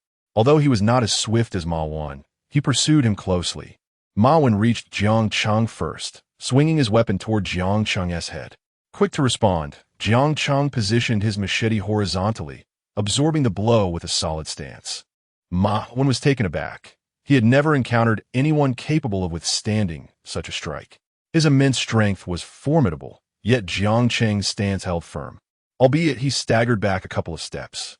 Recovering swiftly, Jiang Cheng leaned sideways, dodging to Ma Wen's flank and aimed a swing at Ma Wu's back. Ma Wu deftly evaded, collapsing to the ground in the process. Astonished, Jiang Cheng thought, could it be that he truly dominates Lishio Street? He possesses some skill.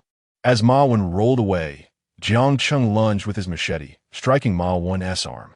Suddenly, a chilling sensation coursed through Jiang Cheng's back. He turned to find one of Ma Wen's 5 protectors had struck him from behind. At that moment, the high position behind plunged a blade into Jiang Cheng's shoulder, shouting, "Damn you! You dare to harm my second brother!" The assailant's weapon fell to the ground. Fury ignited within Jiang Cheng. Rising to his feet, Ma Wen began to retreat. Jiang Cheng, now soaked in blood, charged forward with determination. Ma Wen halted mid-flight, acknowledging, "Impressive, young man. You possess some skill.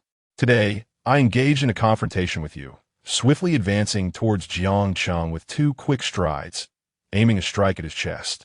Jiang Cheng deftly blocked with his knife, then forcefully pushed forward, using the momentum to deliver a kick to Ma Wen's abdomen. Ma Wen staggered from the impact, and Jiang Cheng seized the opportunity to dash forward, delivering a slash to Ma Wen's back and shoulder. Just as he attempted another strike, Ma Wen rolled aside and retaliated with a cut aimed at Jiang Cheng. Jiang Cheng, undeterred, swung at Ma Wen twice more, both strikes landing on his shoulder.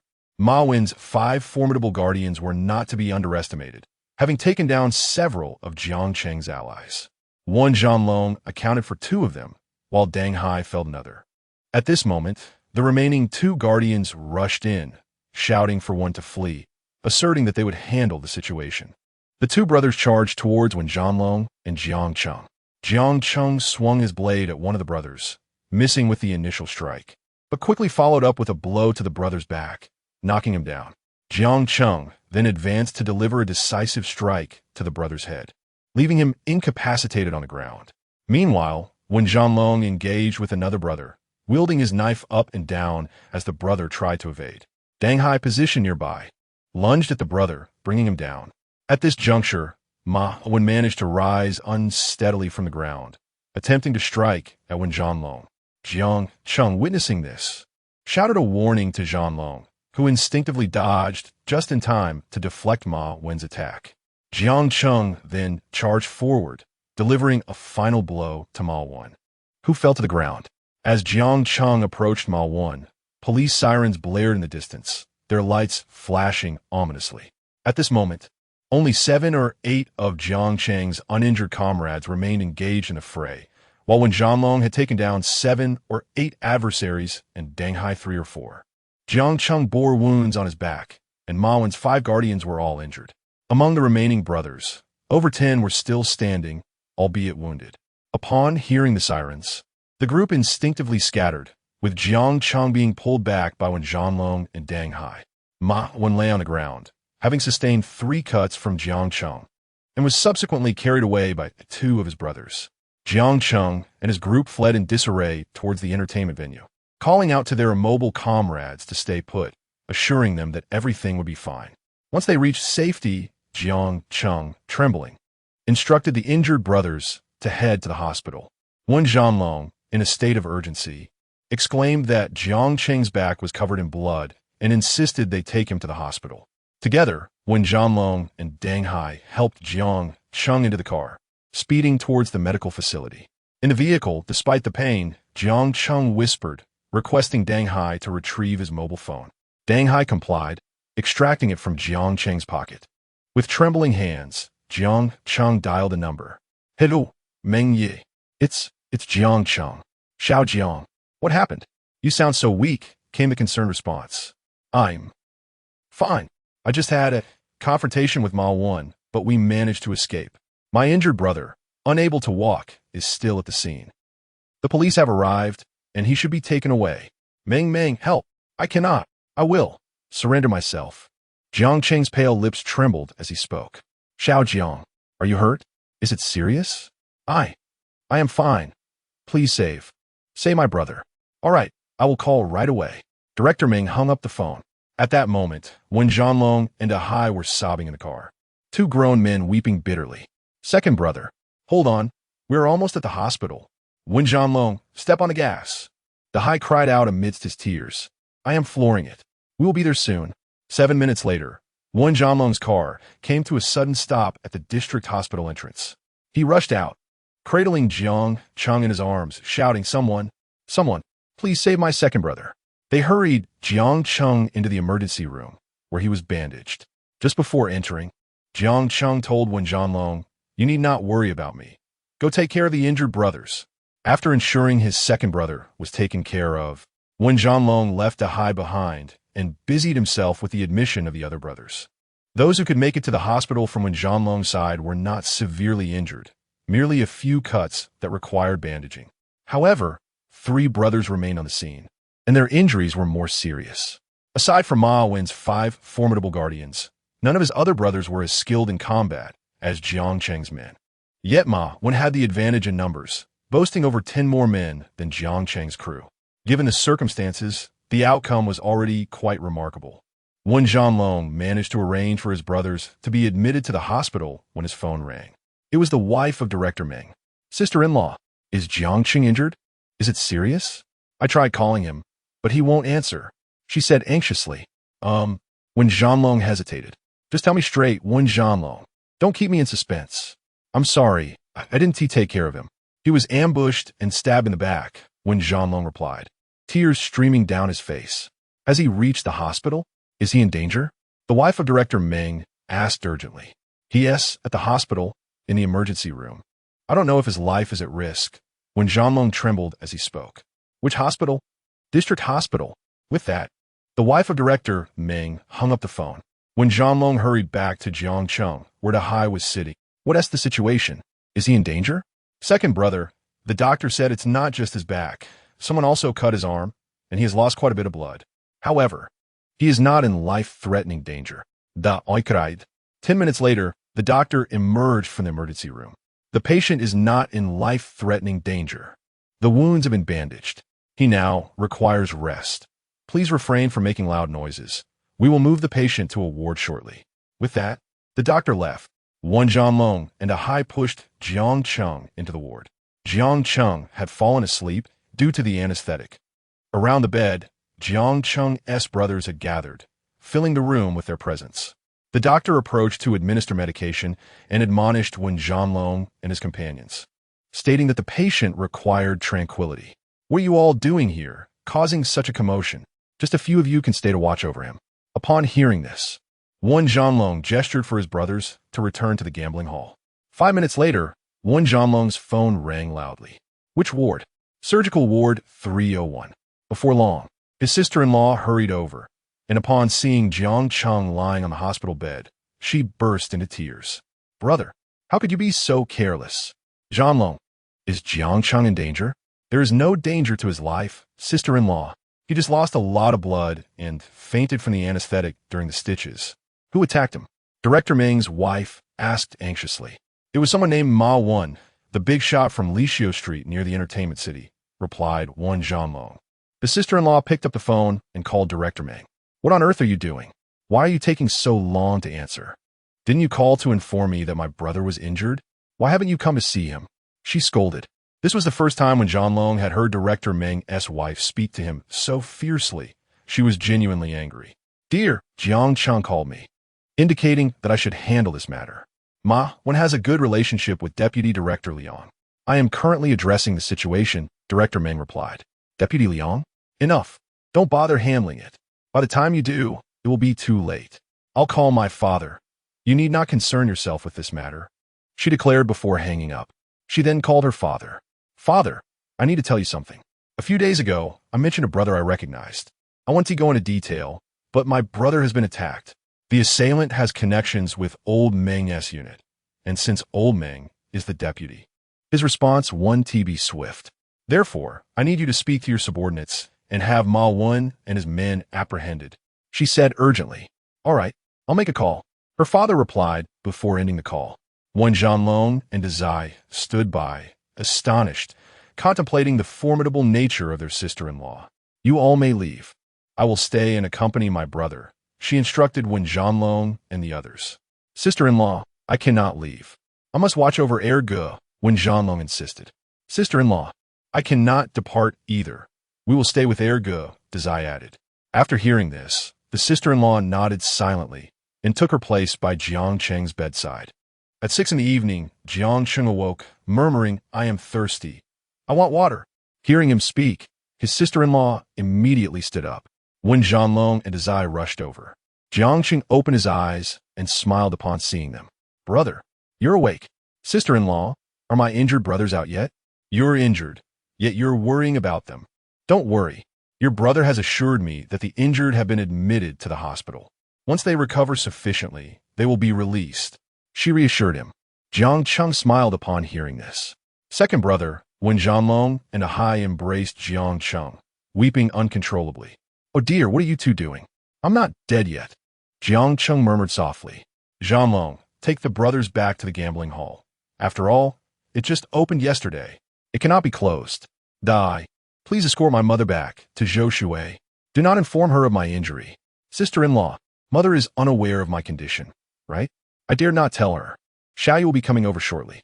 20 minutes later, Su Jiayu rushed in, her eyes filled with tears.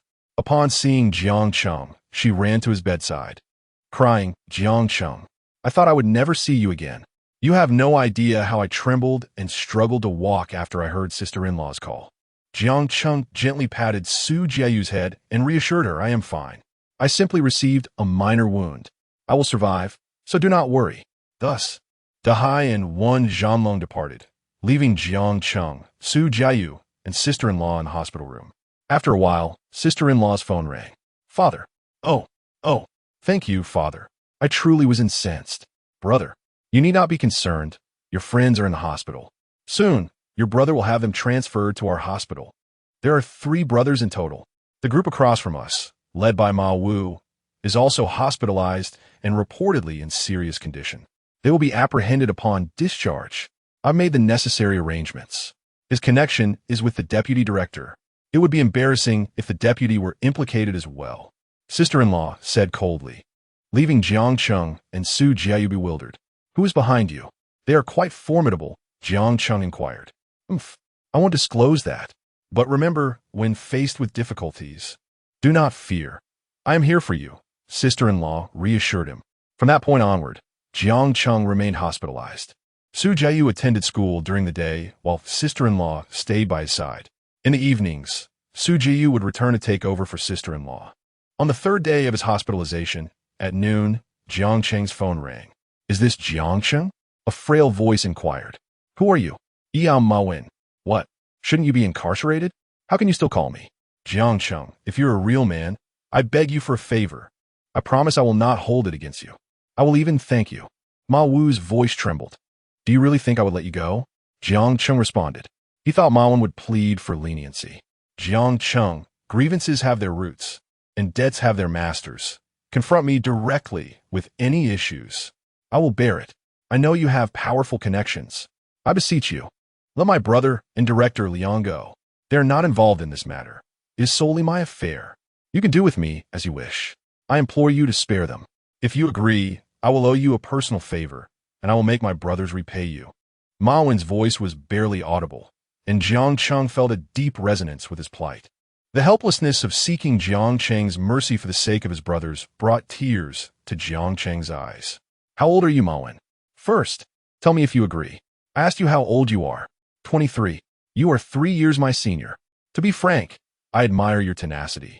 Yet I cannot concede in matters of combat. Very well. If I were to release all of you, how would you feel about following me?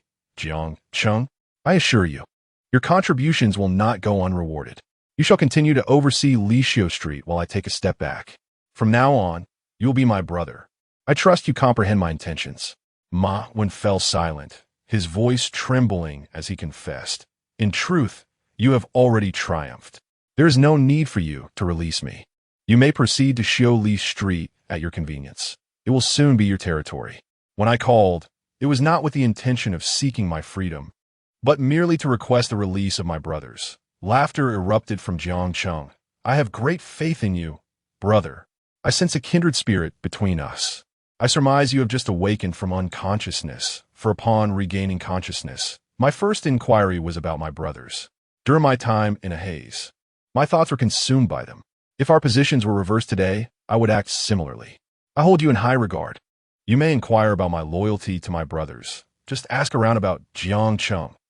Jiang Cheng, to be candid, I have refrained from intruding upon you despite our proximity, because I have heard of your commendable nature towards your brothers, your sense of loyalty. If others were engaged in trade, even if it were just for a month or two, I would not allow them to rest easy. Brother, enough of this. Were you hospitalized? I wish to visit you, Jiang Cheng declared. I am at Huadan Hospital. Please come. Ma Wen hesitated before divulging the information. Jiang Cheng ended the call. At that moment, he was able to walk, though occasionally he experienced discomfort in his arms. Just then, his sister-in-law returned with a lunchbox. Where are you off to? She inquired. Ah, sister-in-law, I'm going out to visit a brother. By the way, I need to discuss something with you. Are you able to leave? You're not yet fully healed, are you? What is it that you wish to convey? Can you release Ma Wen and his companions? I desire to take them as my brothers. Have you lost your senses? He struck you, and you still wish to accept him. Laughter filled the air. Do you know what he just secretly conveyed to me? What did he say? He pleaded with me to release his brothers and Director Liang. He himself is willing to endure anything as long as his brothers are freed. I could hear the tears in his voice. He implored me to free his brothers.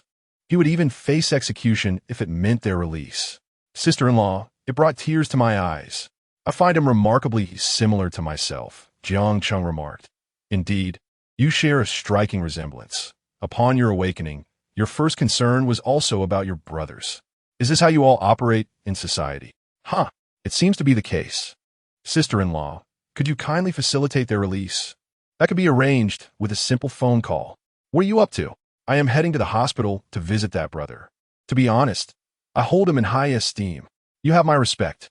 I shall accompany you, she replied, assisting Jiang Cheng as they exited the hospital and climbed into her vehicle. She drove towards Huadan Hospital. Chapter 27. Subduing Ma Wen's sister-in-law drove Jiang Cheng to the flowerbed hospital, parking the car in the hospital lot.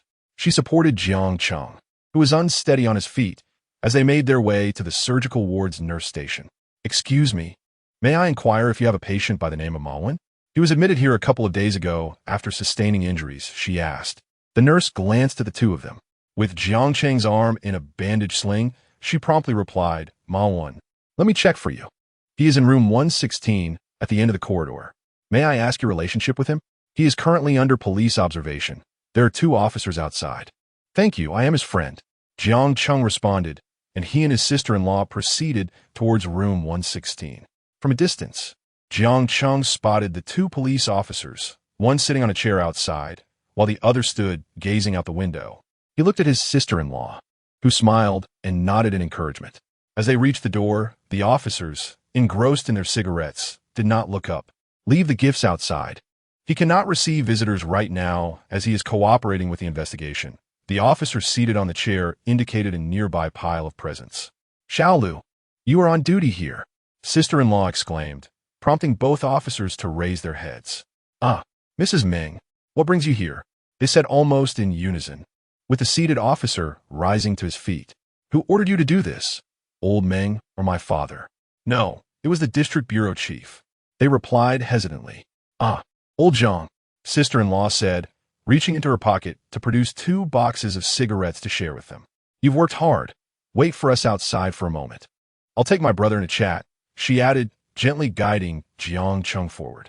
The officers exchanged glances, feigning ignorance, and moved aside. Sister-in-law pushed the hospital room door open, assisting Jiang Cheng as they entered. Ma Wen lay on the bed, visibly more injured than Jiang Cheng. His head was bandaged, and his arms were also wrapped in gauze. Frankly, anyone who entered and beheld Ma Wen at that moment would undoubtedly feel a pang of sympathy. Ma Wen slowly turned his head towards the entrance, initially thinking it was another officer arriving.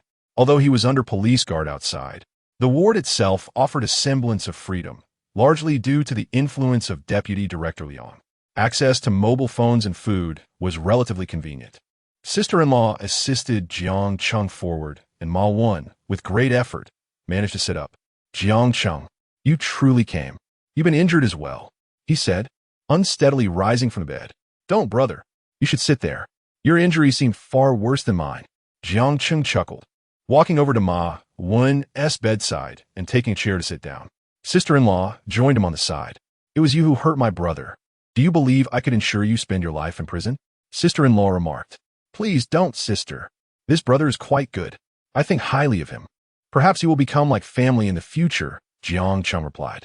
Moreover, I had inflicted quite a serious blow on him, didn't I, brother? As he spoke, he patted Ma Wen's thigh. Ma Wen glanced at Jiang Cheng and then at the woman beside him. Who is this lady? Oh, this is my sister-in-law. Oh, sister-in-law. Greetings, Jiang Cheng inquired. Were all your brothers present that day? Well, nearly so. To be honest, I underestimated your strength. I initially thought a single charge from me would scatter you all, Ma Wen replied slowly. Ha, I honestly didn't anticipate your prowess either. Especially your 5 formidable protectors. They truly possess remarkable skills, Jiang Cheng chuckled. Have you inquired about me? Ma Wen asked, puzzled. Ha, I never engage in an unprepared battle.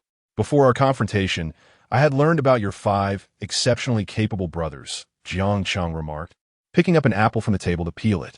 He handed the peeled apple to Ma Wen and smilingly added, I don't believe you didn't inquire about me. Ma Wen glanced at Jiang Cheng, accepted the apple, and said, actually, some of my subordinates have shared drinks with Wen Zhanlong. He praised you highly. He kept saying how generous and kind you are to your brothers. Jiang Cheng laughed heartily. Ha, that Zhanlong. He is currently my most trusted brother. I met him when I first arrived in Chaodong. I admire his loyalty. He even ventured from Guangxing to Chaodong for his sister. Such a person is worthy of respect. Hence, I invited him to join me in Chaodong.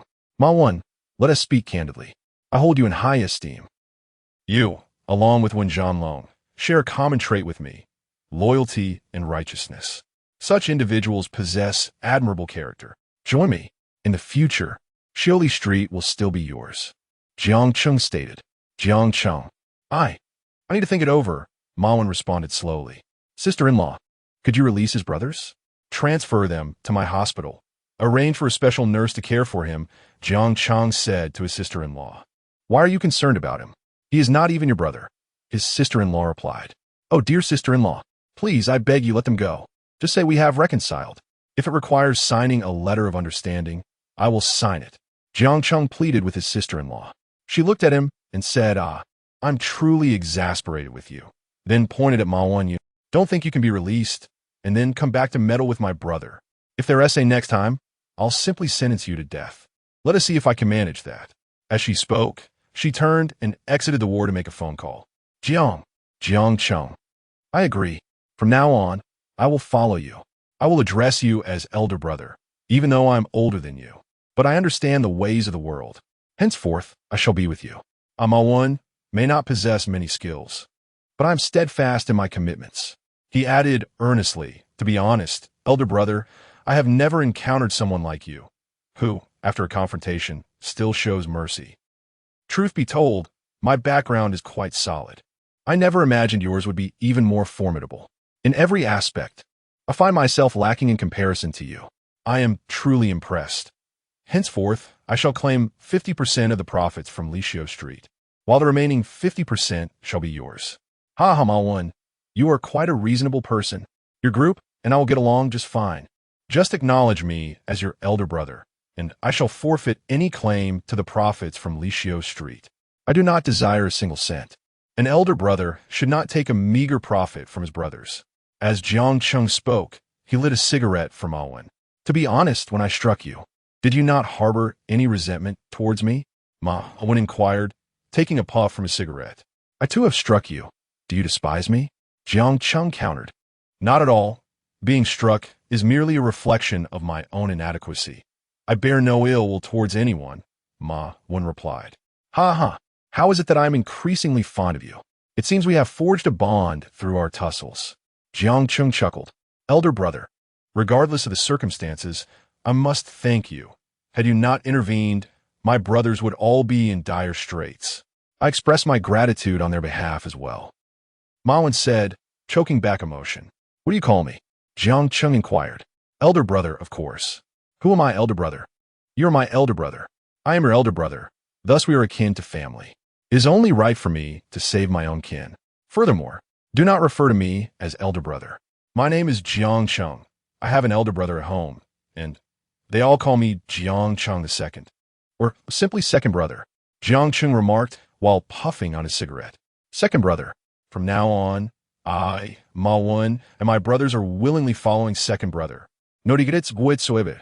As he spoke, Ma Wen staggered as if to kneel on the ground.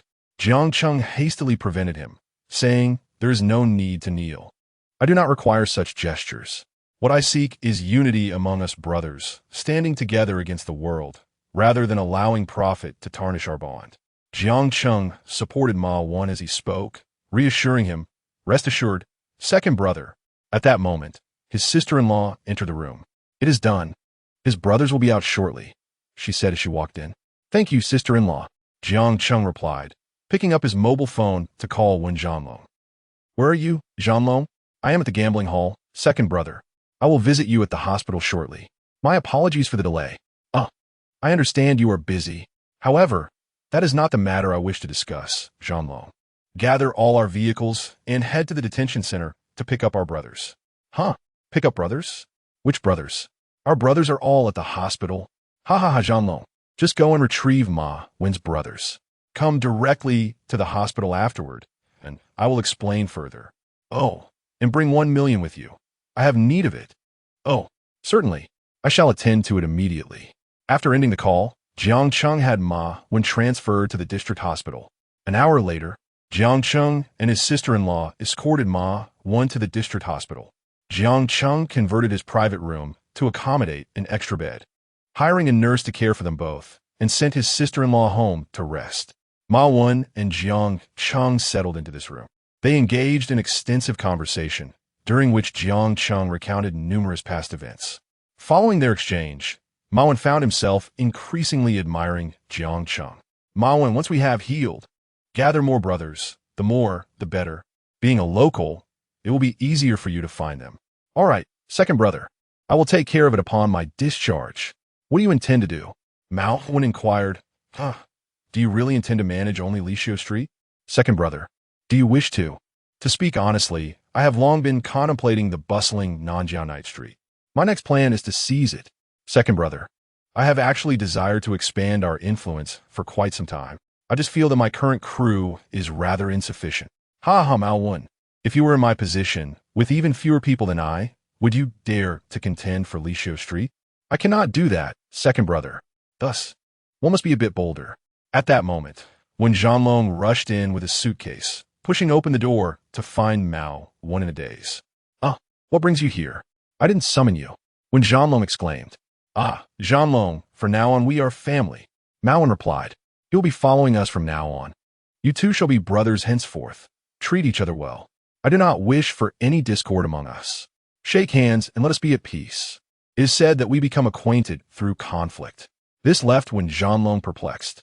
Yet he felt compelled to heed second brother's words and stepped forward to shake Ma Wen's hand. Ma Wen added, Zhanlong, I apologize for the rough treatment towards your brother. But now that I follow second brother, we are indeed family. Upon hearing this, Wen Zhanlong responded, I am uncertain about what transpired, yet I trust second brother. His actions are always just. Brother, I also dealt quite a blow to your kin. Shall we turn a new page from this moment onward? We are all family now. Ha ha ha. Zhanlong, is the money ready? Yes, it is When Jianlong replied, placing the suitcase beside the bed. Mao Wen, this money is not for you, but for the injured brothers. Please distribute it among them. No, no, no. Second brother, Jianlong's brothers have also suffered greatly. I cannot accept this. From now on, we are family. It is only right that I provide for the injured brothers, Jiang Cheng said, handing the suitcase to Wen Jianlong. Jiang Cheng continued, You have seen Mao Wen's brothers, have you not? You should distribute the funds shortly. Understood, second brother. I shall take care of it right away. Thank you, second brother. Mao Wen expressed as Jiang Cheng and the others chatted at the hospital bed. At 8 in the evening, Su Jiayu arrived. Oh, who is this? Jiang Cheng asked. Su Jiayu responded, He is my newly acquired brother. This is your sister-in-law, isn't it? Greetings, sister-in-law. Mao Wen chimed in from the side. You recruited a brother in the hospital? Who has he been beaten by? Su Ziye in Guit? By me, Jiang Cheng chuckled. Huh? Ha! I was merely engaged in a brawl with him. What? Jiang Cheng? You fought him? Yes. We became acquainted through our altercation. Now we are family. I have taken him under my wing, Jiang Cheng said while affectionately ruffling Su Jiayu's hair. This is quite remarkable. I am impressed, Su Jiayu teased. Hey, do not come tomorrow. Focus on your studies. Obediently, Jiang Cheng gently addressed Su Jiayu. I will come whenever you are discharged. Su Jiayu playfully zepondé. Just then, Jiang Cheng's phone rang. A call from Uncle Ching. Xiao Jiang, I have arranged 5 shotguns and 3 11 shotguns for you, along with 600 rounds of ammunition. I truly did my utmost, Uncle Ching conveyed. Thank you, Uncle Ching. When can you deliver them? Jiang Cheng inquired. They should arrive around 12 o'clock. I have dispatched a brother to accompany the speedboat for delivery, Uncle Ching replied. All right, Uncle Ching, how much do I owe you? I will have the brothers prepare the payment. Do not concern yourself with that. I have already settled the cost. Just ensure to monitor the dock for inspections. Uncle Ching concluded before ending the call. Second brother, what is that sound of gunfire? Mao Wen asked, astonished. Indeed. Without firearms, how can we proceed with our plans? Do you know how to handle a gun? Jiang Cheng queried Mao Wen. Those are simple enough to learn. My 5 brothers have all served in the military, Mao Wen responded. Excellent. When it comes to confrontations, we shall wield guns, while the brothers behind us carry machetes. Jiang Cheng declared. Mao Wen could not help but admire Jiang Cheng's composure and ambition at such a young age, recognizing his talent in balancing care for his brothers with a fierce determination. Jiang Cheng then dialed Director Meng. Brother Meng, there won't be any inspections at the port tonight, will there? A shipment of mine is set to arrive shortly, and I'm concerned about inspections. The port will not be inspected until next Thursday. There are no checks today, Meng assured him. That's a relief. Thank you, Brother Meng. I know you are busy, Jiang Cheng said before hanging up. He then called Wen Jianlong. Jianlong, listen carefully. The 5-shot firearms we purchased from Macau will arrive at Chaodong around 12. Please have the brothers collect them and do not let them stay in the entertainment venue, Jiang Cheng instructed. Understood, second brother. I will handle it right away, Wen Jianlong replied. Jiang Cheng, it seems you do not require my presence any longer, with your brothers and a caregiver here. I shall return to school. Su Jiayu remarked nearby. Go ahead, Xiaoyu. You have worked hard during this time. I will be discharged soon, so do not worry about me, Jiang Cheng reassured her. Take care of yourself. Eat on time, understood? And do not rush your discharge. Heal properly first. Do you hear me? Su Jiayu said while embracing Jiang Cheng. Mao Wen, standing beside them, chuckled. Rest assured, sister-in-law. I will keep an eye on second brother. After bidding farewell to Jiang Cheng, Su Jiayu turned to head back to school. Mao Wen laughed. Sister-in-law truly cares for you. It is evident. Ha ha ha. Are you married? Jiang Cheng asked. Not married, but I do have a girlfriend. I open a bar for her on Lishio Street, Mao Wen replied. Very well. Let me meet my future sister-in-law someday, Jiang Cheng said as he conversed with Mao Wen in the hospital room. At 12:30, Jiang Cheng's phone rang again. Jianlong, has the cargo arrived? It has arrived. Second brother, I've never encountered such items before. They're fantastic. They're stored in our gambling hall's warehouse, Jianlong confirmed.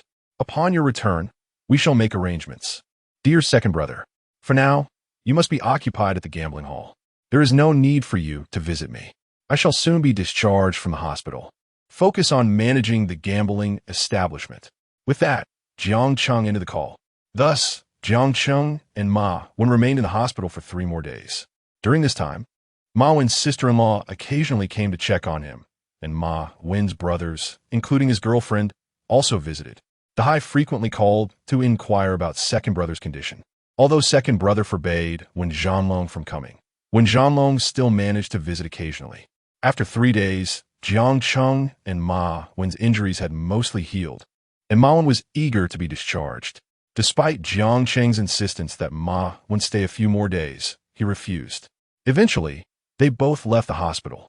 Ma Wen had 2 brothers who were seriously injured and needed to remain hospitalized for a few more days, while Wen Zhanlong had 3 brothers still requiring care. All the remaining brothers who were ready to be discharged had done so. At 8 o'clock in the morning, Wen Zhanlong arrived with a convoy of 6 vehicles, which he parked in front of the hospital. As Jiang Cheng and Wen Zhanlong exited, the brothers greeted them in unison. Second brother, wishing you a healthy discharge. Jiang Cheng smiled and replied, Brothers, let us board the vehicles and head back to the gambling hall. Ma Wen, Zhanlong, let us share one car. With that, Jiang Cheng entered a vehicle, followed by Wen Zhanlong and Ma Wen. The other brothers also took their seats, and with a press of the accelerator, the convoy set off towards the gambling hall. Wen Zhanlong was at the wheel, with Jiang Cheng and Ma Wen seated in the back. In the vehicle, Jiang Cheng spoke. Ma Wen, summon all your brothers to gather at Zhanlong's gambling hall on South Bridges Night Street. I have matters to discuss. Understood, second brother. Ma Wen replied, promptly picking up his phone to call his brothers. 40 minutes later, Jiang Cheng's convoy arrived at the entrance of Wen Zhanlong's gambling hall. The establishment was quiet in the morning, devoid of patrons. The brothers disembarked, and Jiang Cheng addressed them, Brothers, let us enter the gambling hall. I have something to share with you. The brothers surged into Wen Zhanlong's establishment. Before long, Ma Wen's group of brothers arrived as well. The brothers stood in the lobby on the first floor, while Jiang Cheng, Wen Zhanlong, and Ma Wen positioned themselves on the staircase. Jiang Cheng proclaimed loudly, Brothers, here we have Wen Zhanlong's brothers and Ma Wen's brothers. From this moment forth, we are all one family. All my brothers, Jiang Cheng. Ma Wen added, My brothers, you shall call him second brother. Call a brother Wen. Henceforth, we are all brothers under second brother. Second brother. Second brother. Brother Wen. Brother Wen. Ma Wen's brothers shouted enthusiastically. Wen Zhanlong chimed in, Brothers from Guangxing, call out second brother. Brother Wen. Second brother. Second brother. Brother Wen. Brother Wen. Wen Zhanlong's brothers echoed the call. Jiang Cheng smiled and said, Later, we shall go out for a meal. We won't return until we're thoroughly intoxicated. The brothers below cheered and celebrated, the atmosphere vibrant and lively. Jiang Cheng, Wen Zhanlong, and Ma Wen ascended to the second floor, arriving at the storeroom. Jiang Cheng opened a shipment of firearms sent from Macau, inspecting one with enthusiasm, exclaiming, What fine pieces these are! At this moment, Zhanlong, Ma Wen, and I each have an 11-round magazine.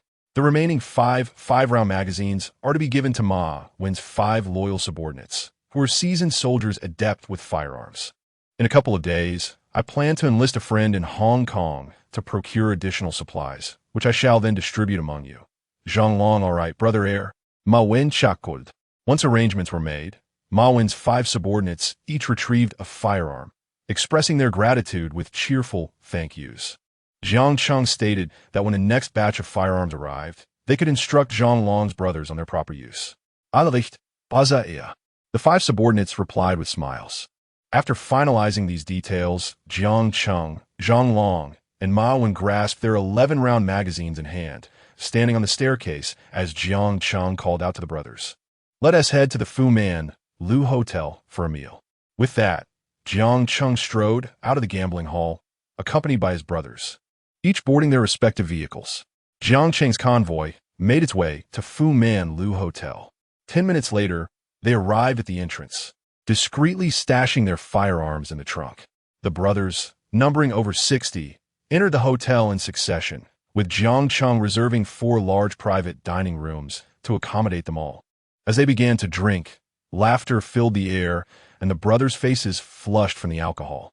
After 3 rounds of drinks and 5 courses of dishes, they enjoyed over 3 hours of camaraderie before dispersing. Zhang Long chose to stay behind while Ma Wen returned to Lishio Street. Zhang Long followed Jiang Cheng back to the entertainment complex and entered Jiang Cheng's office. What brings you here, Zhang Long? To speak plainly, Jiang Cheng encouraged. Hee, brother heir. Can you guess how much I earned in the gambling hall over the past 8 days? Zhang Long smiled. How much? You seem quite pleased, Jiang Cheng replied, offering Zhang Long a cigarette. Over 7 million. That's an average of more than 200,000 a day. What? That's incredible, Jiang Cheng exclaimed, astonished by the lucrative nature of the venture. I had no idea it was this profitable. I've already secured 1 million in our entertainment complex as safe. Why keep so much? You're just starting out. You'll need funds for various expenses. You needn't pay me back just yet, Jiang Cheng advised. Brother heir, I have enough. Rest assured, if I require more, I'll seek you out, Zhang Long replied with a grin. What are your thoughts about Ma Wen? Jiang Cheng inquired, taking a drag from his cigarette. What thoughts do I have? I'm simply delighted. I trust that my brother heir has his reasons for his actions. Besides, I believe Ma Wen is a worthy ally. As our ambitions grow, cultivating friendships becomes essential, and there will be even more brothers joining us. This is how we strengthen our collective presence, Ma Wen asserted. Your perspective is commendable. Truly, you are my esteemed elder brother. Jiang Cheng laughed heartily.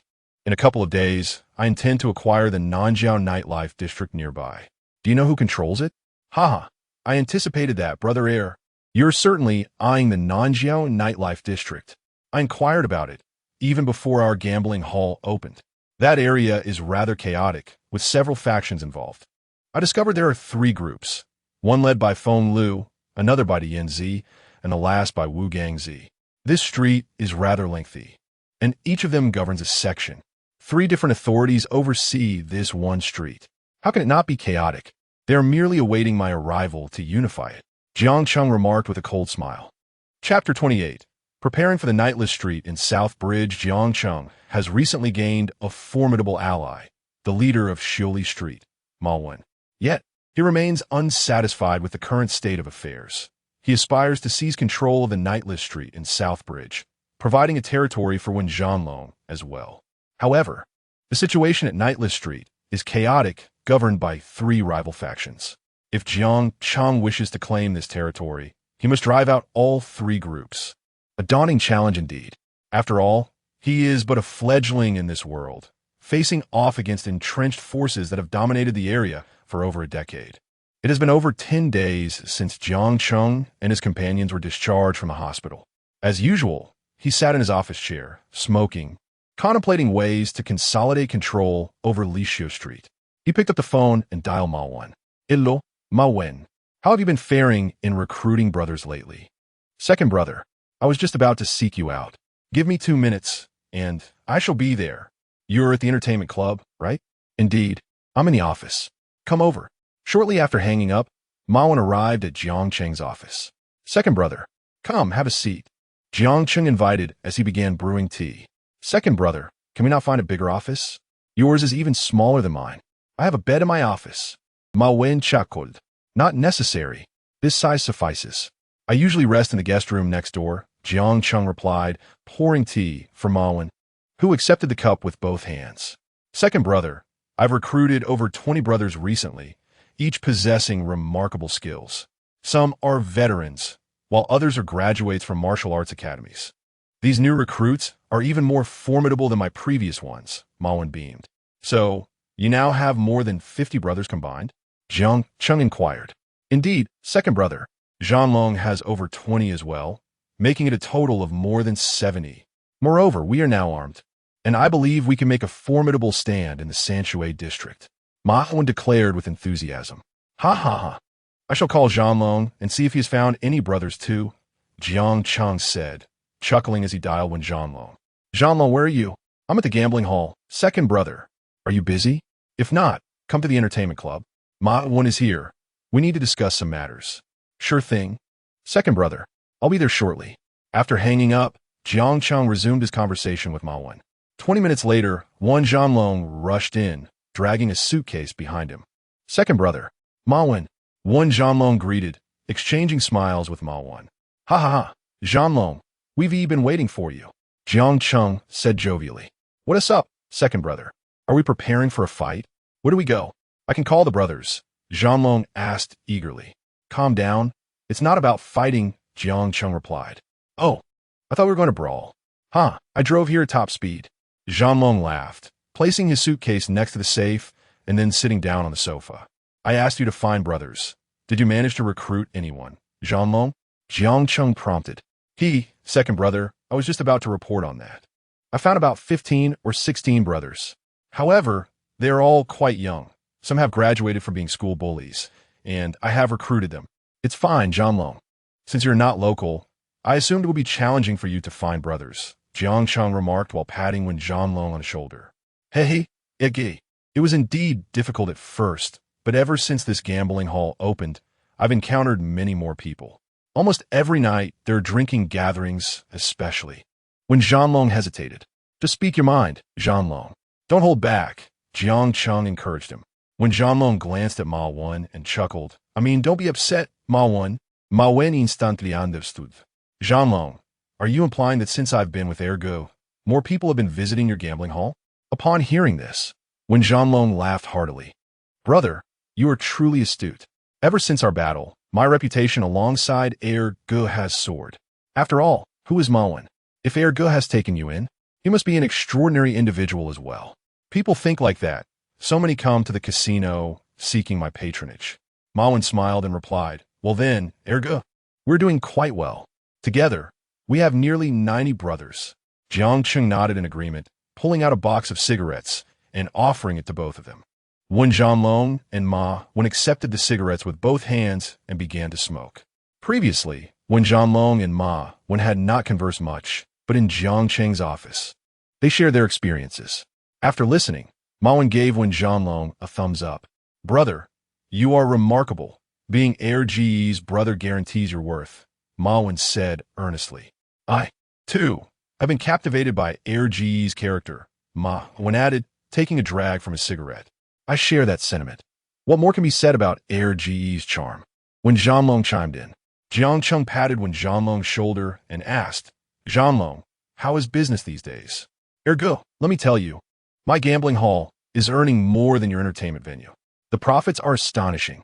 This week alone, I made over 2 million, with a minimum of 300,000 a day. I have 130,000 stored in a suitcase in the safe, which I report to the entertainment venue. Wen Zhanlong replied with a smile. Wow, you are truly making a fortune, Zhanlong, Jiang Cheng exclaimed in surprise. Indeed, Zhanlong, you've struck it rich. Ma Wen echo dindisbidiev. Zhanlong, would you like to have your own territory? Jiang Cheng inquired. I would. Ergo, I certainly want that. Wen Zhanlong replied loudly. Good. I plan to take over the South Bridge's nightlife district and hand it over to you. From now on, you shall be known as Southbridge, Wen Zhanlong. Jiang Cheng declared, looking at Wen Zhanlong. Ege, you are truly my brother. If I have my own territory, I can gather even more brothers. Ma Wen interjected. By the way, I have been meaning to ask you, what is your source of income? Is it just protection fees? How much do you manage to earn in a month? Ergo, I'm not short on money. Although I don't have a lot, I manage just fine. You need to worry about me, Ma Wen replied. What? You don't want to share your earnings with your brother?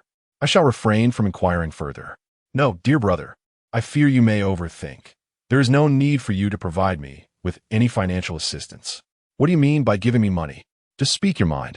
My source of income primarily stems from protection fees. Additionally, I own 4 establishments on Lishio Street. One has been opened as a karaoke bar for my girlfriend, while another has been transformed into a bathing center.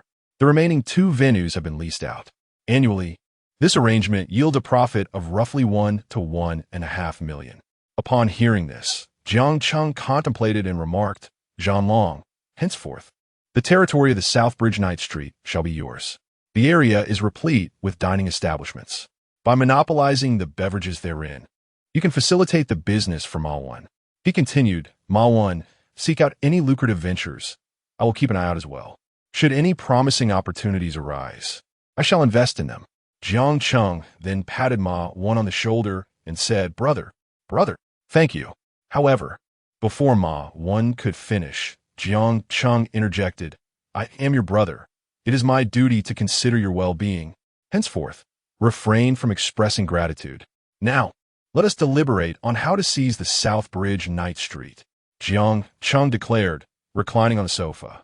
After a moment of thought, Ma Wen spoke, brother. There are 3 factions within the South Bridge Night Street. I possess some knowledge about them. Among these factions, Feng Lu Air is notably formidable. He commands a group of around 20 to 30 brothers. Following him is the Yin Zai, who leads about 20 brothers. Lastly, there's Wu Gangzi, who has a dozen or so brothers, yet his territory is the most expansive. In total, these factions boast over 60 brothers, not accounting for their affiliations with other gangs. Upon hearing this, Jiang Cheng chuckled and turned to Wen Zhanlong. Do you wish to add anything? Indeed, brother, I have some explosive news which I have uncovered. Wu Gangzi's wife is the mistress of the chief of the South Bridge police station. Huh? Jiang Cheng exclaimed in astonishment. Ma Wen, equally surprised, queried. Zhanlong, where did you glean this information? How was I unaware?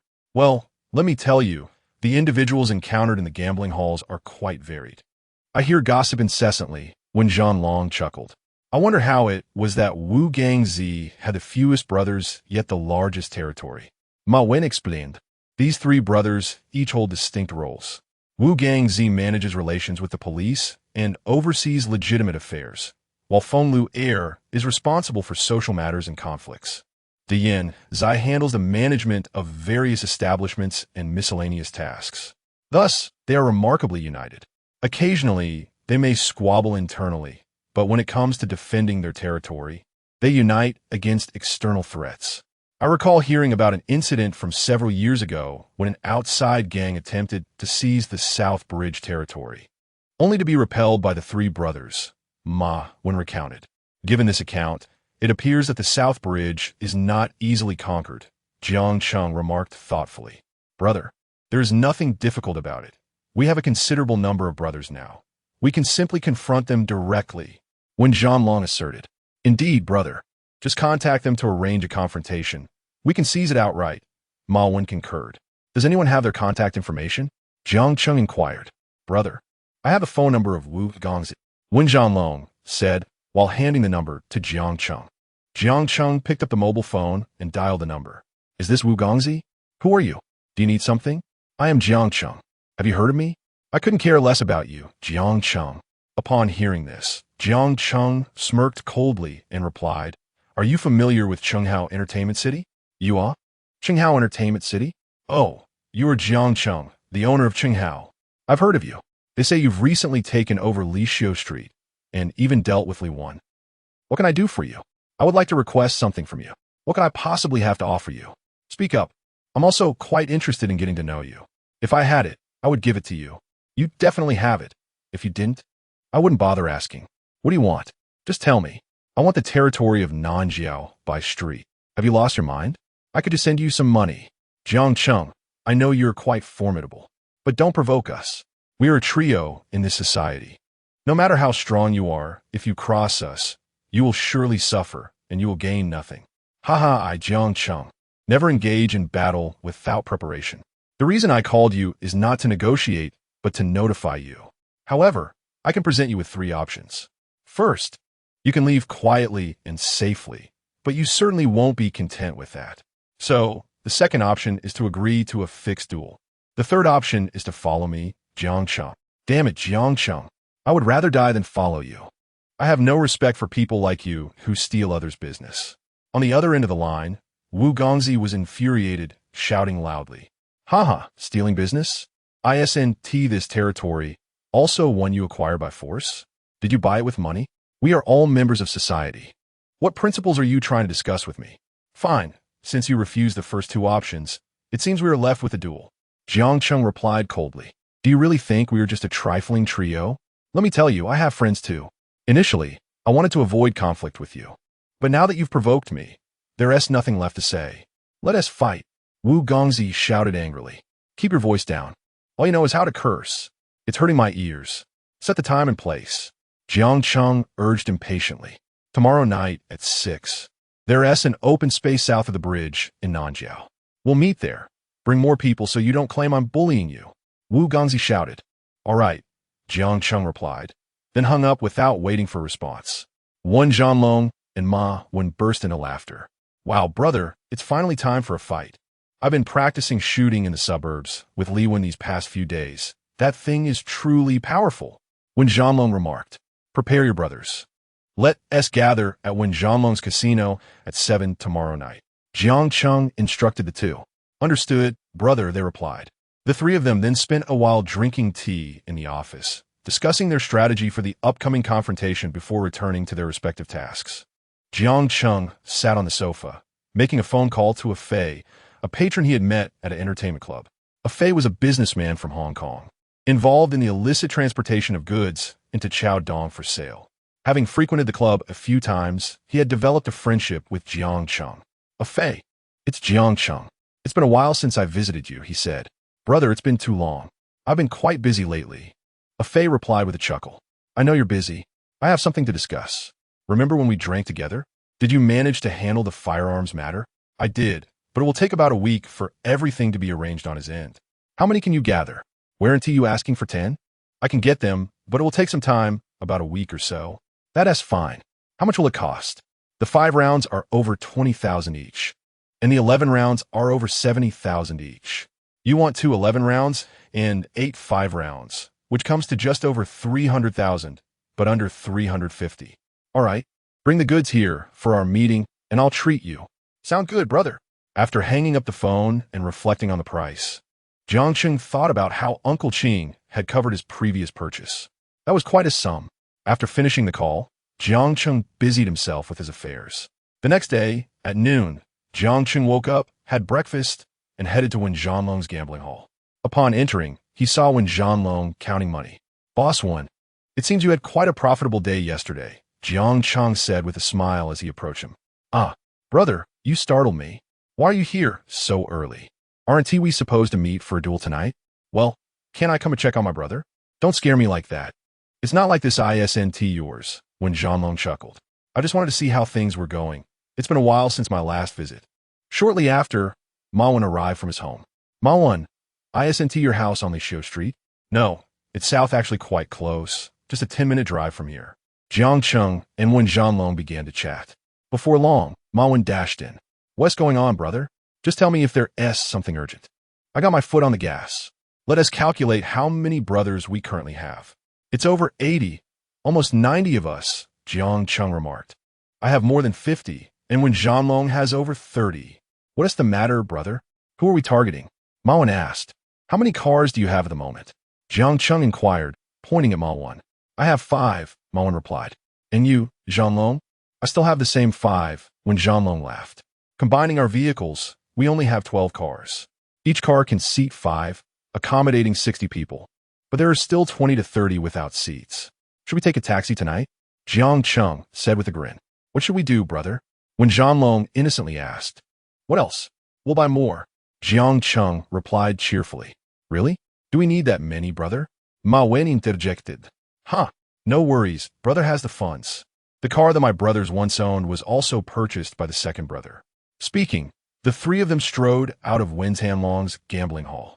Jiang Cheng, Wen Zhanlong, and Ma Wen settled into Jiang Cheng's crown, with Wen Zhanlong behind the wheel, while 3 other vehicles, filled with their brothers, followed closely. They were en route to the car dealership where they had previously visited. Days before, Jiang Cheng had already contacted the owner of the dealership to reserve 8 Santanas, fearing that there would not be enough stock on the day of their visit. 40 minutes later, Jiang Cheng's convoy arrived at the dealership, where the owner personally greeted them at the entrance. Jiang Cheng exchanged a handshake with the owner before leading Wen Zhanlong and Ma went inside to inspect the cars. What vehicle are you currently driving, Ma Wen? Jiang Cheng inquired. Second brother, I have a Golf, and it serves me well, Ma Wen replied. How about I arrange for you and Wen Zhanlong to each have an Accord? Jiang Cheng suggested. I don't need it, second brother. Just arrange one for Ma Wen. My Bluebird is quite satisfactory, Wen Zhanlong responded. I don't need it either. My Golf is just fine, Ma Wen added. Thus it was settled. Each would receive an Accord, while Jiang Cheng ordered 8 black Santanas for their brothers. As he spoke, he strode toward the front desk, finalizing the purchase of 2 Accords and 8 black Santanas, totaling over 9 million. Jiang Cheng had brought over 2 million in the trunk. thinking it's sufficient for their needs without requiring a return trip for more funds. After collecting the vehicles, they noticed the time was past 3 in the afternoon. They took their brothers out for a meal before driving back to Tianlong's gambling hall. At this moment, Jiang Cheng's convoy was arranged with his crown leading, followed by Tianlong's accord, 3 Santanas occupied by Tianlong's brothers, and Wen's accord, trailed by the newly purchased 8 Santanas. 14 vehicles in total, cruising along the roads of Chaodong, creating a striking spectacle. 40 minutes later, the convoy halted at the entrance of Tianlong's gambling hall. Jiang Cheng, Tianlong, Wen, and their brothers disembarked. Noticing the time was nearing 4, Jiang Cheng said to Tianlong and Wen, "Gather all our brothers. It's about time to settle this matter." "Understood, second brother," they replied, each beginning to make calls. Approximately half an hour later, some of Wen's brothers arrived by taxi, while others drove in, gradually joining the gathering. Many of Tianlong's brothers were not inside the gambling hall either, with several returning from outside. 40 minutes later, from a distance, the area outside Tianlong's gambling hall was bustling with people, a sea of heads. Fortunately, the outdoor space was ample. Otherwise, it would have been impossible to accommodate such a crowd. Jiang Cheng, Tianlong, and Wen now stood on the steps outside the gambling hall. "Brothers, today, let us work hard. Let's make a mark. Remember, do not fear. Whatever happens, I have your back," Jiang Cheng proclaimed loudly. Upon his declaration, Tianlong and the brothers erupted into applause. The brothers below were in high spirits, for most had clashed with second brother on several occasions and were well aware of his character. Jianlong and Wen each wielded 11 rounds. The 5 brothers under Wen, all of whom had served in the military, each held a 5-shot revolver, while the remaining brothers chose their preferred weapons. Jiang Cheng eloquently addressed his comrades, exclaiming, "Brothers, second brother has purchased cars for us. 8 Santanas. We shall all drive there shortly." Wen shouted enthusiastically from aside.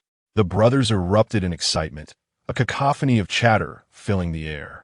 "Remember to stow your weapons in the car's trunk, and each of us should prepare a dagger, not to be tucked into our waistbands," Jiang Cheng stipulated, establishing a firm directive for his brothers.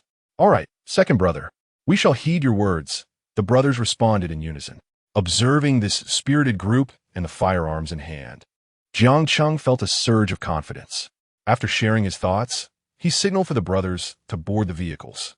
Jiang Cheng, Jianlong, and Wen took their seats in the lead car, with the other brothers following suit. In total, 20 cars set off towards Nanxiao.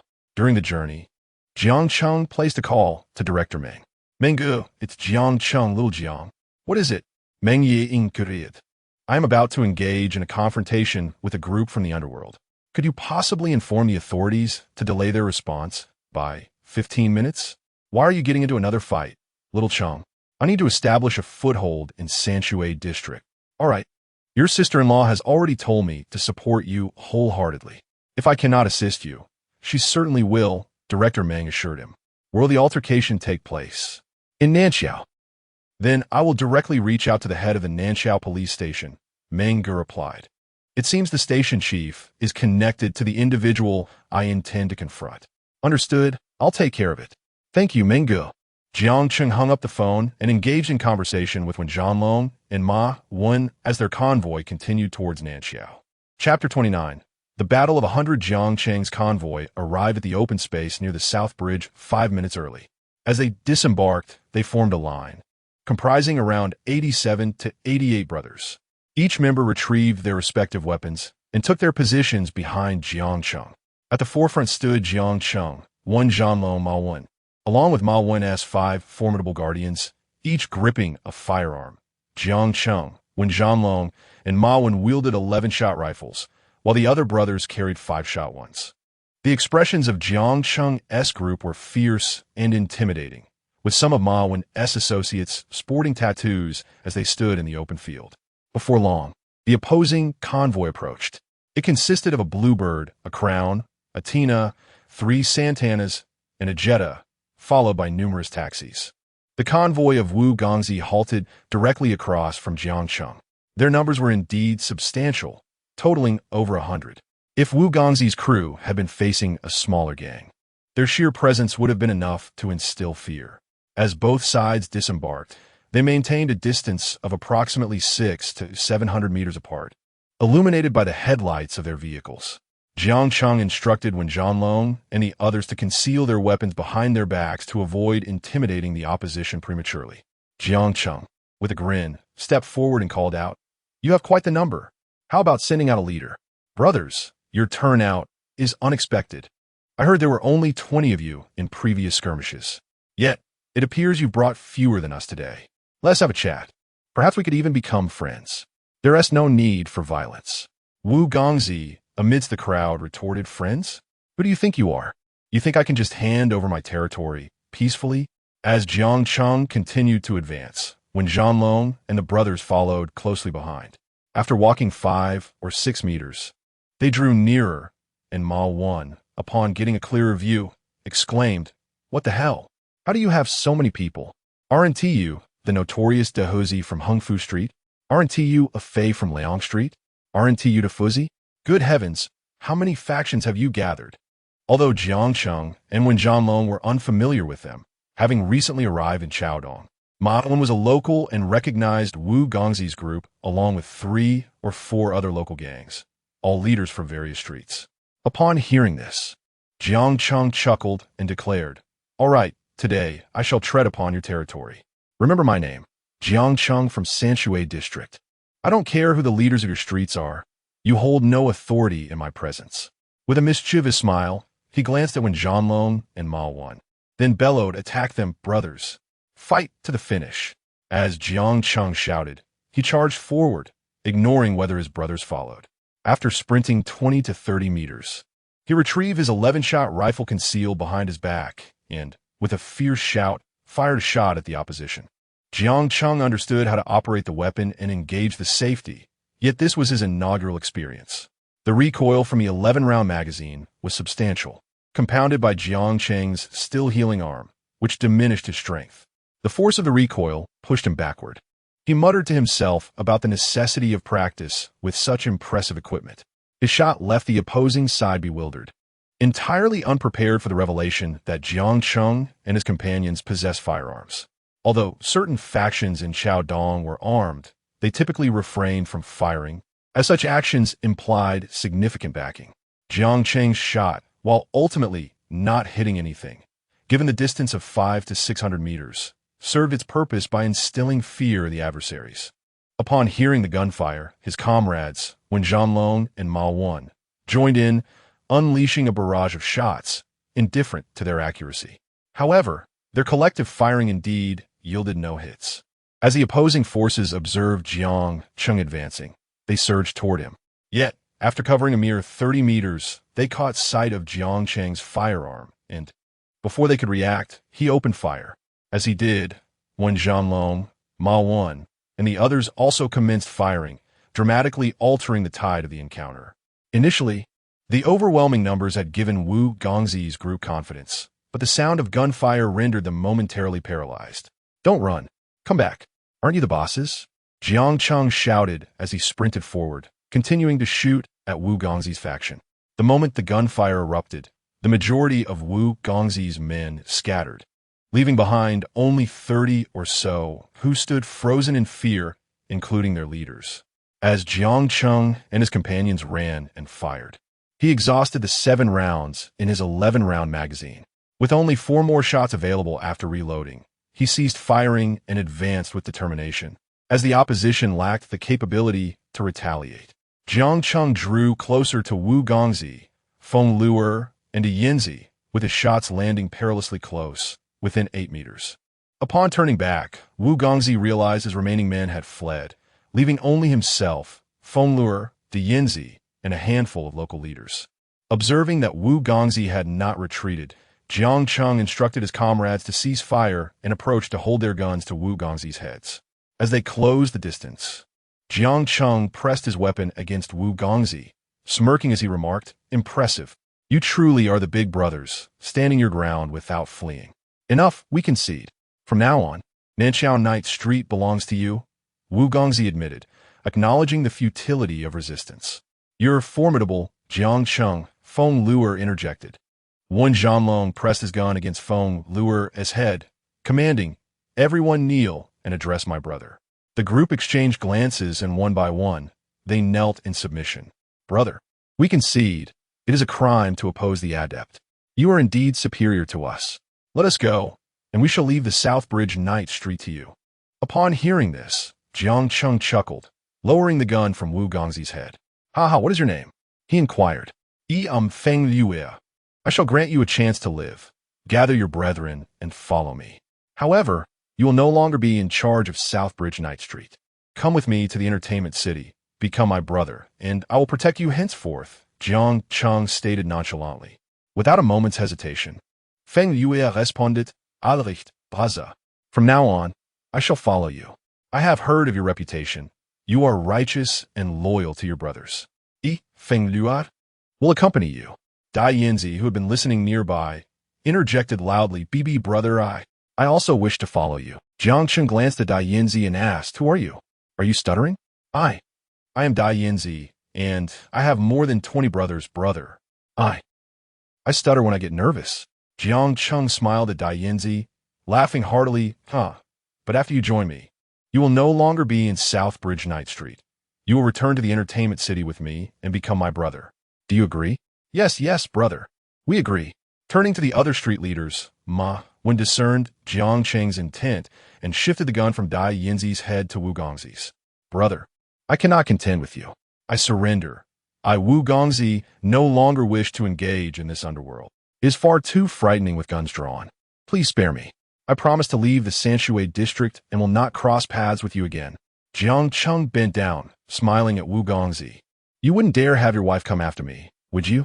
Wu Gongzi was taken aback, pondering how Jiang Cheng could possibly know. "No, I cannot, brother. Absolutely not. It's fine. I'm not afraid of you. However, I must inform you that my connections are more formidable than yours. Otherwise, I would not have brandished a gun. Should I discover you betraying me behind my back, I will ensure your suffering is beyond measure.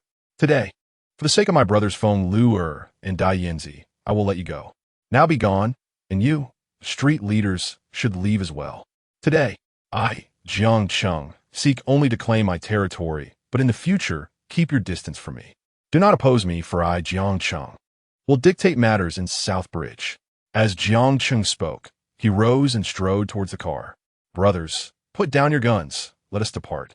Newly recruited brothers, follow us in the cars. We're going to dine."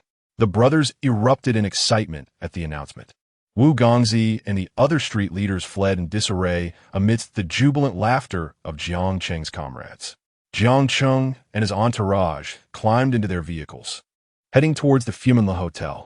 Inside the car, Jiang Cheng made a phone call to Director Meng. "Brother Meng, this is Jiang Cheng. We have concluded our business without any injuries. Thank you for your efforts, Brother Meng. Are you free tomorrow? I would like to invite you and your wife for a home-cooked meal. You may ask your wife. She might prefer you to return home for dinner. I heard from your sister-in-law. Don't ask me," Director Meng remarked. "Ha. All right, I shall give her a call later." The convoy halted at the entrance of the Fortune building, and Jiang Cheng alighted from the vehicle.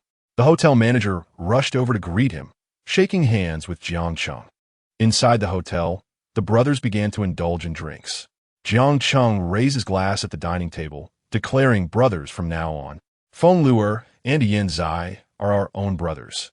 Let us extend our utmost support to them. Allow me to outline our personnel arrangements. Feng Luer and Yin Zai will join me at the entertainment city, overseeing its affairs. Wen Zhanlong will lead a group of brothers responsible for the gambling hall and the Southbridge nightlife district. Malin will temporarily manage Li Xiu Street with another group of brothers." "Good, second brother," they chorused. "Indeed, second brother," echoed the others, while said, "Big brother. By the way, you two need not refer to me as Big Brother. In my family, I am the second son, and they all call me Jiang Cheng Erge. You shall do the same." "All right, second brother." To second brother. Wen Zhanlong raised his glass and stood up, loudly proclaiming, while the others joined in the toast. "Cheers to second brother, the mightiest." In an instant, all the brothers present stood, cradling their glasses, offering a toast to Jiang Cheng, second brother. They raised their necks and downed the drinks in unison. The atmosphere was particularly jubilant. Jiang Cheng and his companions had not refrained from drinking. After a few rounds and several dishes, they had nearly finished. Jiang Cheng announced his intention to take the brothers back to the entertainment city for karaoke. One Zhanlong waved his hand, stating, "Second brother, our group will not be joining. The gambling hall is about to get busy. We shall not be going either. We are heading back to Li Xiu Street," Mawen added. "Then you all carry on. Mawen, stay. I have something to discuss with you. We will return to Li Xiu together." With that, Jiang Cheng's group dispersed, while Feng Luer, the Yin Zai, and Mawen boarded Jiang Cheng's crown vehicle. With the Yin, Zai driving towards Li Xiu. Inside the car, "Mawen, have you found any projects I asked you to look for?" "Not yet, second brother." "Then let me propose one. Listen closely. What about starting a logistics company? This industry has been thriving in recent years and is poised for even greater success. I will speak with Uncle Qing. We could establish a water route from Macau to Chaodong, with potential to expand to Hong Kong, transporting goods that others cannot handle. I will support you in this endeavor. You will flourish quickly," Jiang Cheng patiently elaborated. I will think it over, second brother. After all, the investment is quite substantial. You need not worry about the funds. I shall cover everything as a loan to you. Once you prosper, you can repay me." Jiang Cheng chuckled. "All right, second brother. I will consider it upon returning." Feng Lu and Yin Zai exchanged glances and nodded in tacit agreement. Before long, Jiang Cheng's car arrived at Li Xiu Street, dropping off Ma Wan, after which he drove back to the entertainment city with Feng Lu and Yin Zai. It was their first visit to the entertainment city, and they were filled with curiosity. "Wow, second brother. My goodness, I have never been to a place like this. My dear big-eyed friend has frequented various entertainment venues, and I must say, this style of DCOR is unlike anything I have ever encountered. It is exceedingly opulent." Jiang Cheng smiled upon hearing this, said nothing, and led the two of them to the office on the third floor. "Please take a seat. We're all family now, so there is no need for formality," Jiang Cheng remarked as he produced some cigarettes to share with them.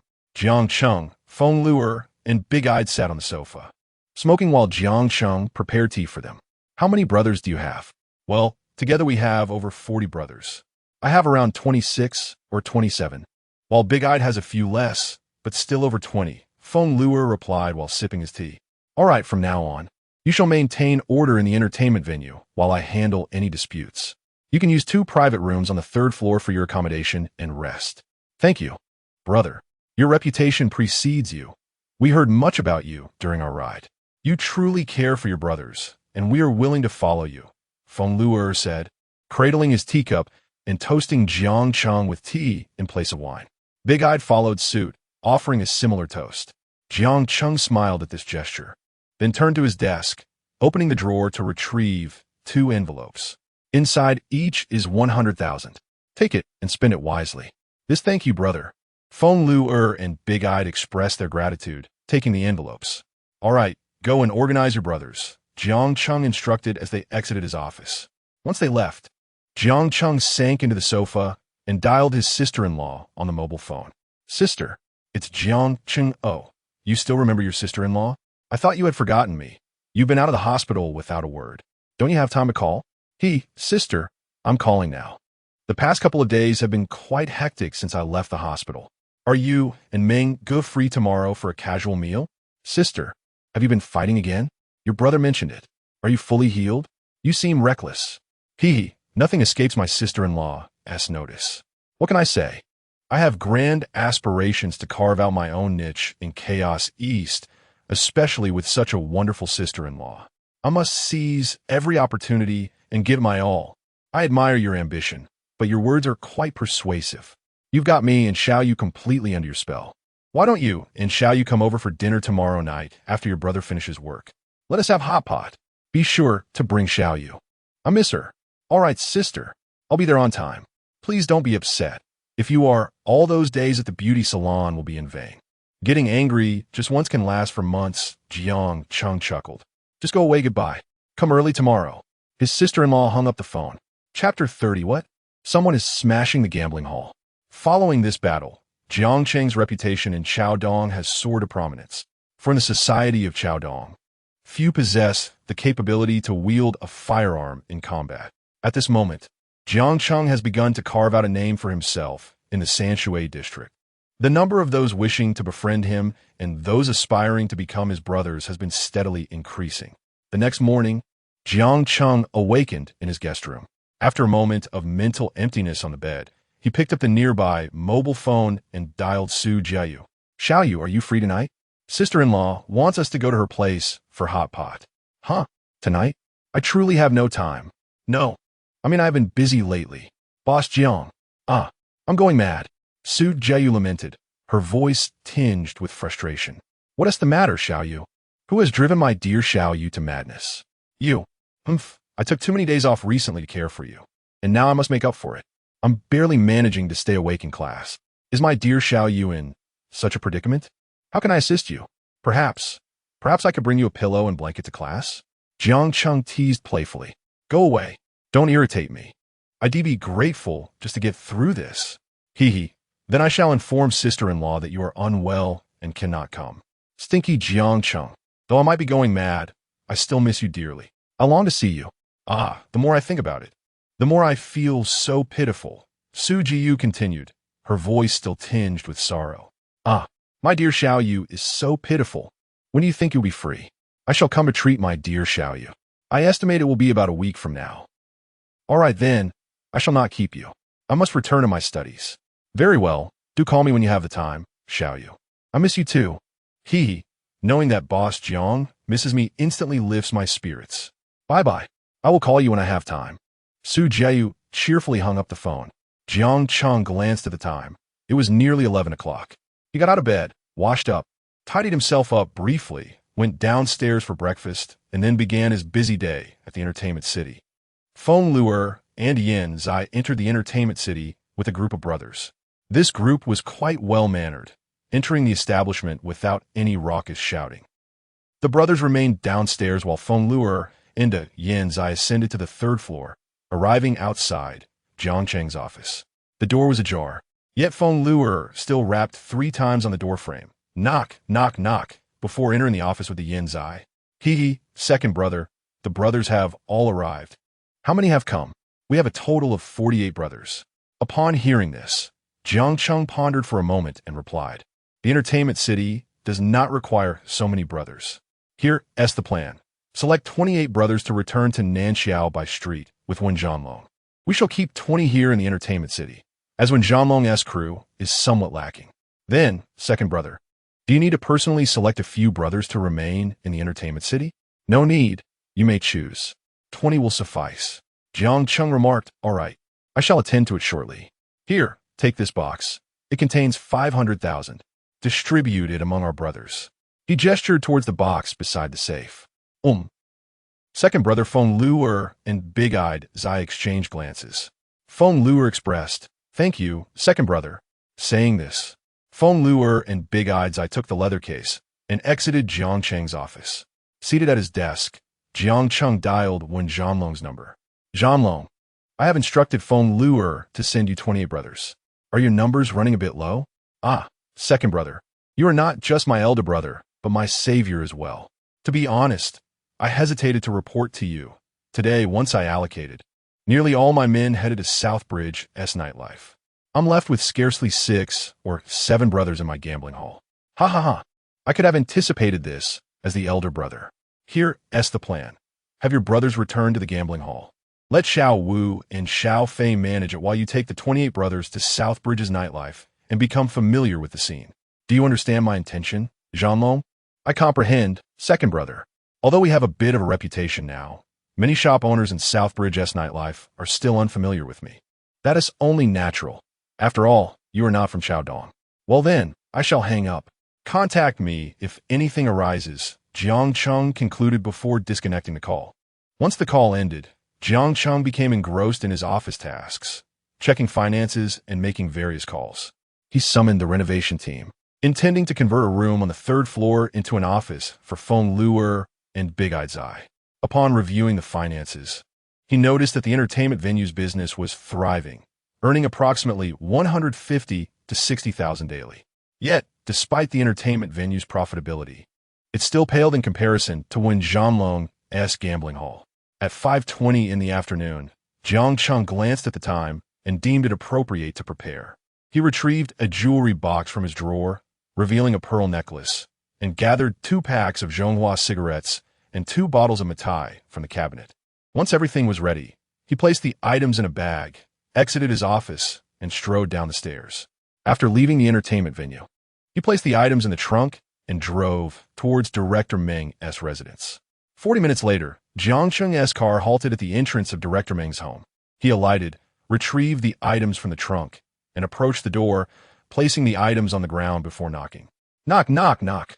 The housekeeper opened the door, and Jiang Cheng lifted the items, entering the house. He handed the cigarettes and liquor to the housekeeper. Aunt May, these are for my brother. Please set them aside. This.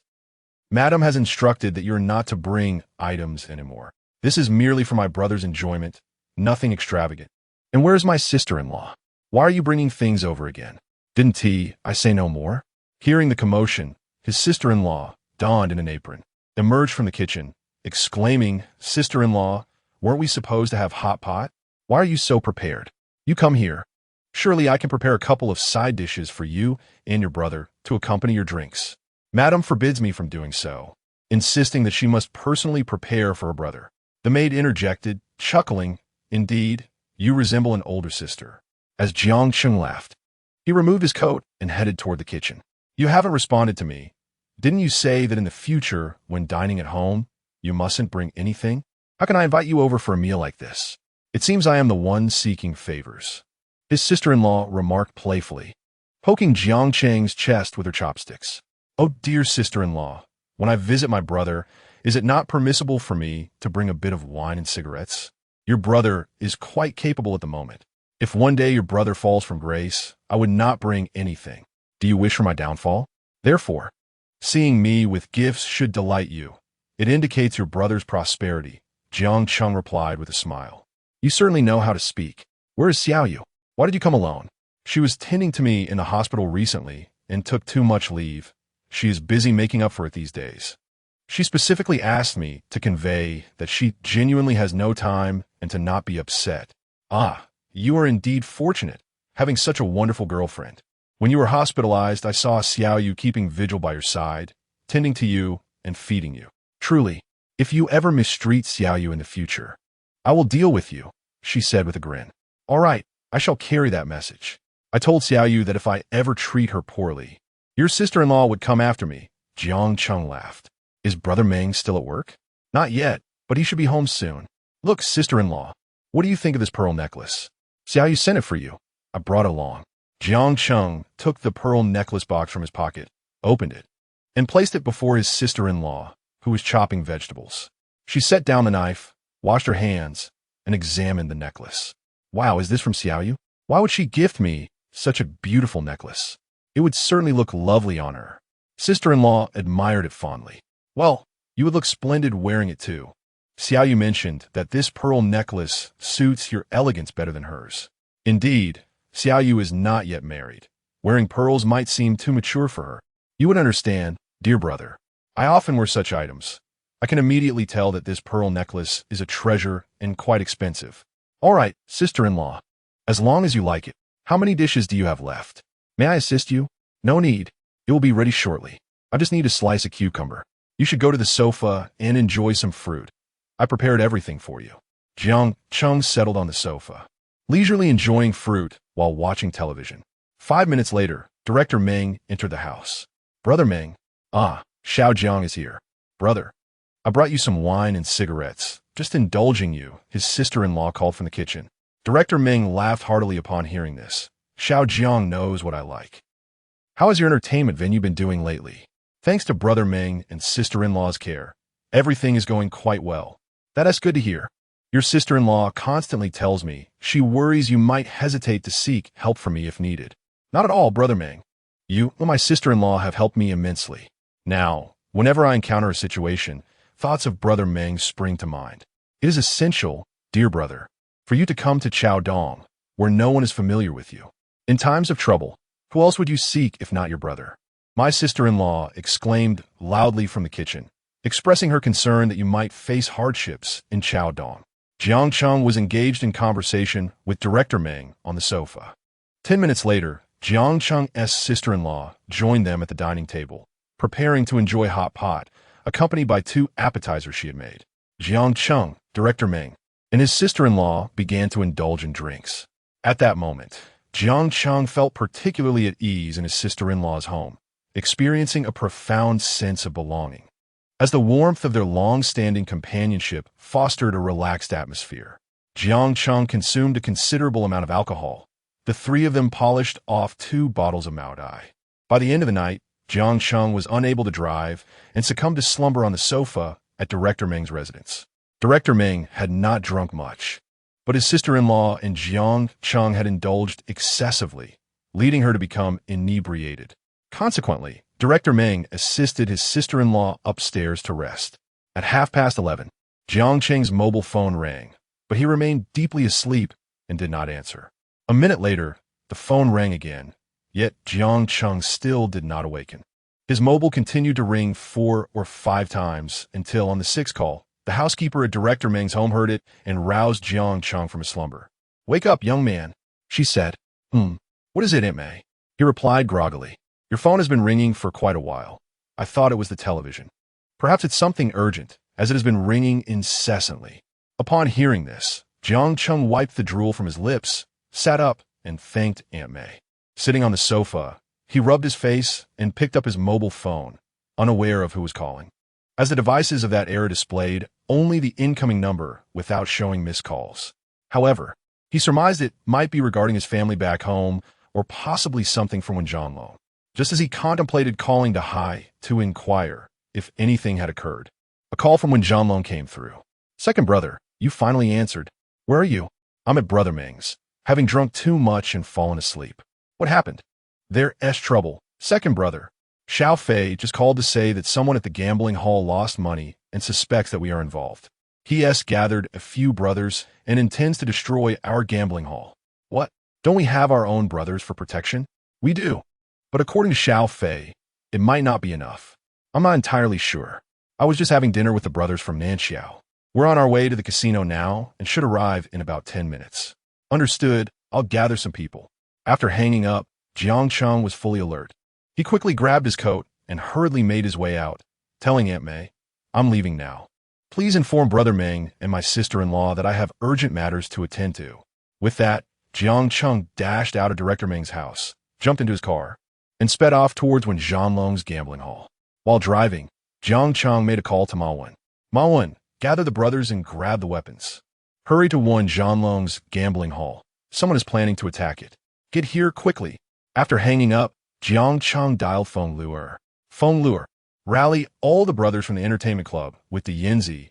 Head to the storeroom, arm yourselves, and make your way to Jianlong's gambling hall. Hurry. Someone intends to wreak havoc." Once everything was arranged, Jiang Cheng's car sped off, disregarding traffic lights, weaving through whenever there was a chance. What should have been a 20-minute journey, he completed in just 15. When Jianlong had already returned to the gambling hall with his crew, they parked at the entrance, and Jianlong, accompanied by over 20 brothers armed with weapons, rushed inside. From the vehicle, he retrieved an 11-shot firearm and concealed it beneath his clothing. Upon entering the gambling hall, they found their own brothers already present. Jianlong inquired about the situation from Xiao Wu. "Brother Long, 3 individuals came to our gambling hall tonight and lost over 200,000. They then asked about the owner and demanded to see you. I informed them you were not present and told them to relay any concerns to me. They claimed there was an issue with our equipment. I insisted that was impossible, as our equipment was imported from Macau. We exchanged a few heated words, and then these individuals began urging our patrons not to play here, calling us a scam. Some of our brothers then confronted them and expelled them from the premises. Before leaving, they warned our brothers that this matter is far from over, threatening to retaliate against our gambling hall. I fear they might indeed cause damage, and with our limited manpower, we could suffer losses. That's why I called you, Brother Long." At that moment, Jiang Cheng arrived at the gambling hall. "What is going on, Jianlong?" Jianlong and Xiao Wu recounted the situation to Jiang Cheng once more. They dare to trouble me, Jiang Cheng. I must make them pay. How dare they provoke my business?" Jiang Cheng seethed with anger. Just then, Ma Wen, Feng Luer, and a Yinzi arrived with their brothers. Outside Wen Zhanlong's gambling hall stood over 100 of their own brothers, ready for action. Chapter 31. Are you really named Da Xiang? At this moment, Jiang Cheng and his companions exited the gambling hall, having searched the vicinity without locating anyone. Second brother, could it be that those three have fled after merely indulging in a fleeting thrill? Wen Zhanlong inquired. I am uncertain, but we must remain vigilant. After all, the gambling hall has just opened. Any act of sabotage would severely tarnish our reputation, Jiang Cheng replied. Then we needn't involve these brothers. You mentioned a potential attack. I assumed it had already occurred and summoned everyone, Wen Zhanlong retorted. I was unaware. When Xiaowu called me, he conveyed the situation with considerable gravity, Jiang Cheng responded. Feng Luer, big-eyed, you two take the brothers back to the entertainment city. Ma Wan, leave your 5 formidable protectors here. The rest should withdraw. Zhanlong, you may also send back 20 of your 28 brothers, retaining only 8 here. Too many people would create an undesirable influence, Jiang Cheng instructed. Feng Luer and Big-Eyed led their brothers back to the entertainment city. Ma Wan and his 5 protectors stayed behind, while Wen Zhanlong retained 8 brothers, with the remainder also having departed. Outside the gambling hall, Wen Zhanlong stood with over 20 brothers, alongside Ma Wan and his 5 companions, and 8 more brothers from Nanjiao's bustling streets. Together, they numbered more than 30, armed and stationed in the empty parking lot adjacent to the casino. In their haste, both Wen Zhanlong and Ma Wan wielded 11-round firearms, while the remaining brothers were equipped with machetes and fire axes. Zhanlong, Ma Wan from now on, conceal the firearms in the vehicle, including those of Ma Wan's brothers. Keep them at the ready, Jiang Cheng commanded. Understood, second brother. This matter is on me. I was careless, Ma Wan admitted, filled with remorse. Jiang Cheng patted Ma Wan on the shoulder, reassuring him, there is no cause for alarm today. You needn't draw arms in our own gambling hall. Possessing firearms here would adversely affect our business. I merely fear that this could hinder our future endeavors. Ma Wan nodded in acknowledgement upon hearing this. Wen Zhanlong and Ma Wan also placed their firearms into their respective vehicles and retrieved machetes from within. Meanwhile, Jiang Cheng and his companions lingered in the parking lot, smoking and waiting. After 20 minutes, Jiang Cheng suggested to his brothers that if their guests did not arrive in another 10 minutes, they should proceed into the gambling hall to await their arrival. Just 5 minutes later, 10 vehicles screeched to a halt across from the gambling establishment. Upon seeing the arrival of these 10 cars, Jiang Cheng murmured to his comrades, "Who on earth have we provoked? To have 10 vehicles show up in Chaodong without a taxi in sight is no ordinary occurrence. Whoever they are, it doesn't matter." "Brother, I'll take the lead," Wen Zhanlong exclaimed. "All right, you will be at the forefront. Today, I intend for you to gain notoriety in the Nanxiao area," Jiang Cheng replied, rallying his brothers to support him. As they spoke, the opposing group had already disembarked from their vehicles, totaling over 40 individuals, most wielding large machetes, with a few carrying daggers. They lined up across from Jiang Cheng's group. The leader, donned in a white hat and dressed entirely in white, appeared to be in his 50s, yet he maintained a spirited demeanor. He was a seasoned rogue, notably portly. A brother from Jiang Cheng's side whispered, "Brother, those 3 are the troublemakers from the gambling hall. The one in the white hat is their leader." Jiang Cheng nodded in acknowledgement, continuing to smoke as the other side seemed prepared. He then instructed his brothers, "Let's move. We won't engage in a brawl right at the entrance of the gambling hall." With that, Jiang Cheng strode confidently toward the opposing group, closing the distance to merely 2 or 3 meters. He pointed and demanded, "Which one of you is the leader? Step forward. I, Jiang Cheng, do not engage in senseless fights. I am the leader. Are you the owner of this gambling hall?" The man in the white hat replied, taking a step forward. "Indeed, I am the owner. Given your attire and age, you don't seem the type to engage in such underhanded deeds," he laughed. "You're quite young, yet managing to gather these individuals is impressive in itself. You must be from Chaodong. How could I not know you?" "I hail from Chaodong, but I am not from Sanshui district. I am from Shenyang. Today I came to Chaodong, having heard that your gambling hall is quite popular. However, upon my arrival, it seems there are issues here. Your establishment must be rigging the games. Otherwise, how could I consistently lose?" When Zhanlong, unable to contain himself, interjected, "You're practically begging for mercy. What childish nonsense. This is a casino, not a bank ATM. If others are winning, your losses indicate poor luck, not foul play. You blame my casino for your misfortune? Unbelievable. Jiang Cheng chuckled. Did you hear that? My brother is speaking to you. Do you care to introduce yourself? You seem to be a person of some standing. Who are you addressing, you little brat? The man retorted. The brothers across the way, filled with indignation, began to move forward, only to be intercepted by the man in the white hat. He addressed Jiang Cheng and his companions, asserting, "You are far too young. I truly do not wish to engage you in conflict. We are greater in number than you. You may inquire about Xuanyang's Daxiangzi. Do not underestimate us, for I could summon over 100 men, should you dare to doubt me. Simply return the money I lost, and I shall take my brothers and depart. In the future, when you require assistance in Shenyang, do not hesitate to call upon Brother Xiang. He will graciously host you." Upon hearing this, Jiang Cheng burst into laughter, inviting his companions to join him. After their meal, they refused to settle the bill, instructing their brothers to encircle the restaurant and demand the owner provide them with further funds. "I'm certain you can manage this," one of them remarked.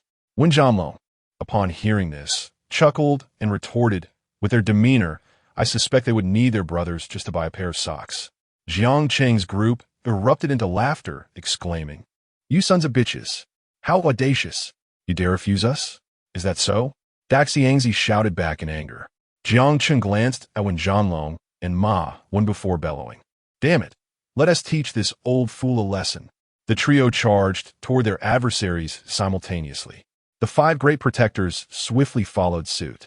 The distance was merely 3 to 4 meters, and within moments the two sides clashed.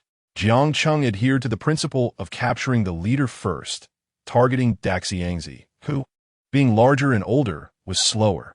With a leap, Jiang Cheng wielded his knife and aimed for Daxiangzi's head. Though Daxiangzi could not evade entirely, he instinctively shifted aside, resulting in a devastating blow that severed his right ear. Daxiangzi dropped his weapon, clutching his ear and crying out in agony. In quick succession, Jiang Cheng turned and struck Daxiangzi's back with his blade. He then executed a direct kick, aiming for Daxiangzi's rear. However, the latter's sturdy stance remained unyielding. Realizing Daxiangzi had not fallen, Jiang Cheng took a running start and delivered a flying kick to Daxiangzi's back, this time sending him crashing to the ground. Seeing Daxiangzi down, Jiang Cheng turned his attention to his remaining brothers. The moment Daxiangzi fell, his comrades sensed the tide turning, and some began to flee, particularly as Wen Zhanlong and Ma Wen fought fiercely. Together with the 5 great protectors, they managed to fell over 20 of Daxiangzi's men. Wen Zhanlong alone dispatched 5 or 6, while Ma Wen and his companions accounted for at least 2 or 3 each. Jiang Cheng himself dealt with 3 or 4 opponents, and soon the remaining brothers of Daxiangzi were scattered in fear. Observing that none remained to defend Daxiangzi, Jiang Cheng and his companions approached him, stepping upon his face while positioning their knife upright in the ground. With an air of indifference, Jiang Cheng declared, "You claim to be Xuanyang's Daxiangzi and encouraged me to inquire about you. How audacious you are! I have yet to dare call myself Jiang Cheng of Sanshui. Brother, I was mistaken today. I failed to recognize the mountain before me. Spare me. I, Xiangzi, shall no longer return to Sanshui." Jiang Cheng pressed down harder with his foot and coldly declared, "Zhanlong, come forth and sever a couple of his fingers. Let him taste the bitterness. Otherwise, anyone will dare to cause a ruckus in my gambling den. Shall we continue to operate this establishment? No, no, no. I truly erred, brother. Please, take me to the hospital." The Xiangzi pleaded, tears streaming down his face. Wen Zhanlong, one of his brothers, pressed his foot upon De Xiangzi's arm, rendering him unable to grasp hold of anything. I was wrong. I was wrong, brother." Wen Zhanlong raised the cleaver high above his head, swinging it down with all his might, severing 3 of De Xiangzi's fingers, then chuckled, "Second brother, I made a mistake and ended up taking 1 extra finger." Upon witnessing this, Jiang Cheng smiled and remarked, "No worries. He lost in the gambling den, so I gifted him an additional finger as a token of goodwill." The brothers of Jiang Cheng joined in laughter. Jiang Cheng then instructed Wen Zhanlong, "Call for an ambulance. As long as he doesn't die, it will suffice, understood. Second brother, I shall attend to it right away. I'll take the brothers out for barbecue. You should join us after you're done. At the same place we dined before. Jiang Cheng said to one Jianlong. Chapter 32. Is Da Xiang unyielding? After Jiang Cheng dealt with the gang led by old Xiangzi, when Jianlong and two of his brothers stayed behind to clean up the aftermath, while the remaining brothers accompanied Jiang Cheng to the barbecue restaurant on Nanjiao's vibrant night street. With over 30 brothers in tow, they made their way to the establishment, which was only a short 5 to 6 minute walk away. Upon entering the barbecue shop, they found it was already past 1 in the morning, and there were few patrons left. Jiang Cheng, a frequent visitor, was recognized by the owner, who greeted him warmly, exclaiming, "Boss Jiang, you've brought quite the crowd today." With a hearty laugh, Jiang Cheng replied, "Your barbecue is simply irresistible. I had to bring my brothers to savor it." "Thank you, Boss Jiang. I'll prepare a complimentary dish for you all," the owner said before bustling off to the kitchen. Jiang Cheng and his companions settled at a table, with Jiang Cheng, Ma Wan, and 2 brothers sharing one, while the others found seats at various tables. In total, they occupied 7 tables, with additional seating arranged outside, as the weather in Chaodong was quite mild. The brothers, unbothered by the chill, casually lounged, boasting and waiting for their skewers. Jiang Cheng did not place a specific order. Instead, he requested the owner to bring out whatever leftovers could be grilled, given their large number. As they waited for the skewers, they began to drink, and after indulging in the barbecue for over an hour, when Jianlong and his brothers finally arrived. "Second brother, Jianlong, come over. We've been waiting for you," Jiang Cheng called out, moving an empty chair to make space. "Second brother, I'm famished," when Jianlong exclaimed as he sat down and eagerly grabbed a skewer. Seeing this, Jiang Cheng laughed heartily. "So, did you send them all to the hospital?" When Jianlong, while munching, replied, "Rest assured, I've arranged for them to be taken to the hospital, and I even sent a brother along to keep me updated on their condition. As long as they're alive, we're good." Jiang Cheng raised his cup. "They won die. The worst they'll suffer is a disability." "Second brother, you're ruthless. That big-eared fellow got it worse than a pig's ear. I chopped it right off. I saw it when he left. The ear was completely severed." When Jianlong chuckled, "I didn't aim for his ear. I intended to strike his forehead, to bring him down in one blow. That old rascal managed to evade it." Jiang Cheng laughed heartily. "Second brother is formidable. Let us raise our glasses in his honor." When Jianlong stood up, holding his cup with both hands, prompting the other brothers to do the same. Even those seated outside came in to join the toast to Jiang Cheng. He raised his cup in return, and everyone downed their drinks in one go. As the skewers arrived in full, the brothers reveled in their meal, exchanging tales and laughter. When Jianlong's phone rang. "Hello? Yes, speak." "Uh-huh. All right. Thank you for your hard work. Stay there a bit longer and see if he's looking for anyone after hanging up." When Jianlong turned to Jiang Cheng and the others' second brother, the brother at the hospital said, "Da Xiang's ear has been saved. It has been stitched back on. 3 fingers must surely be missing. For I discarded them into the river after they were severed. Fortunately, the wounds on my back are not life-threatening. They merely require time to heal. My brothers have also sustained injuries, but will recover in due course." Upon hearing this, Jiang Cheng nodded and suggested that we should summon our brothers back. "What purpose does it serve to remain on guard? I fear he may recruit others to harm us." Jiang Cheng chuckled at this, asking if anyone could match my connections in the white world or if they could intimidate us from the underworld. He gestured to the brothers, affirming their courage, which prompted him to declare that he would call them back for a meal. When Jianlong, while speaking, picked up the phone, Jiang Cheng nodded, instructing him to invite the brothers for a feast. Jiang Cheng and the brothers reveled in merriment at a modest barbecue joint, the atmosphere relaxed and spirited, with hearty laughter and boisterous toasts. While they celebrated, a stark contrast loomed as the Xiangzi lay in a hospital bed. In Shenyang district, the Xiangzi was once a notable figure, a seasoned rogue and a well-regarded social leader. In his youth, he commanded respect within the local underworld, but has since aged. His reputation and prowess diminished. Despite this, the Xiangzi stubbornly clings to his youth, often dressing to appear younger. Though his physical strength has waned, his network remains extensive. He shakily reached for his phone, dialing a number with trembling hands. Hello, is this Delay? It's your brother Xiang. My goodness. You may not see me much longer. I've been assaulted in Sanshui. The person he was calling, Delay, had once been a loyal subordinate during Xiangzi's prime. Delay, a formidable figure in his own right, had surpassed Xiangzi in the hierarchy of their world. Despite their separation, Delay remained faithful, always ready to assist Xiangzi in times of need. Currently, Delay is a prominent member of the younger generation within Shuanyang's social scene, and Xiangzi's influence partly stems from Delay's support. What is troubling you, Brother Xiang? Xiangzi recounted the details of his beating, omitting the incident in the gambling hall, merely mentioning a dispute with the casino owner that led to his assault, during which his ear was severed and fingers mutilated. Upon hearing this, Delay urged, Brother Xiang, we are not young anymore. Is it not time to lead a quieter life? I can lend you money if you need it. Please, refrain from such reckless behavior. You are not as spry as before, and such injuries could be fatal. Delay, this grudge must be avenged. You are the only capable ally I have at my side, Xiangzi lamented. Enough of the tears. Were you hospitalized? I shall come to see you.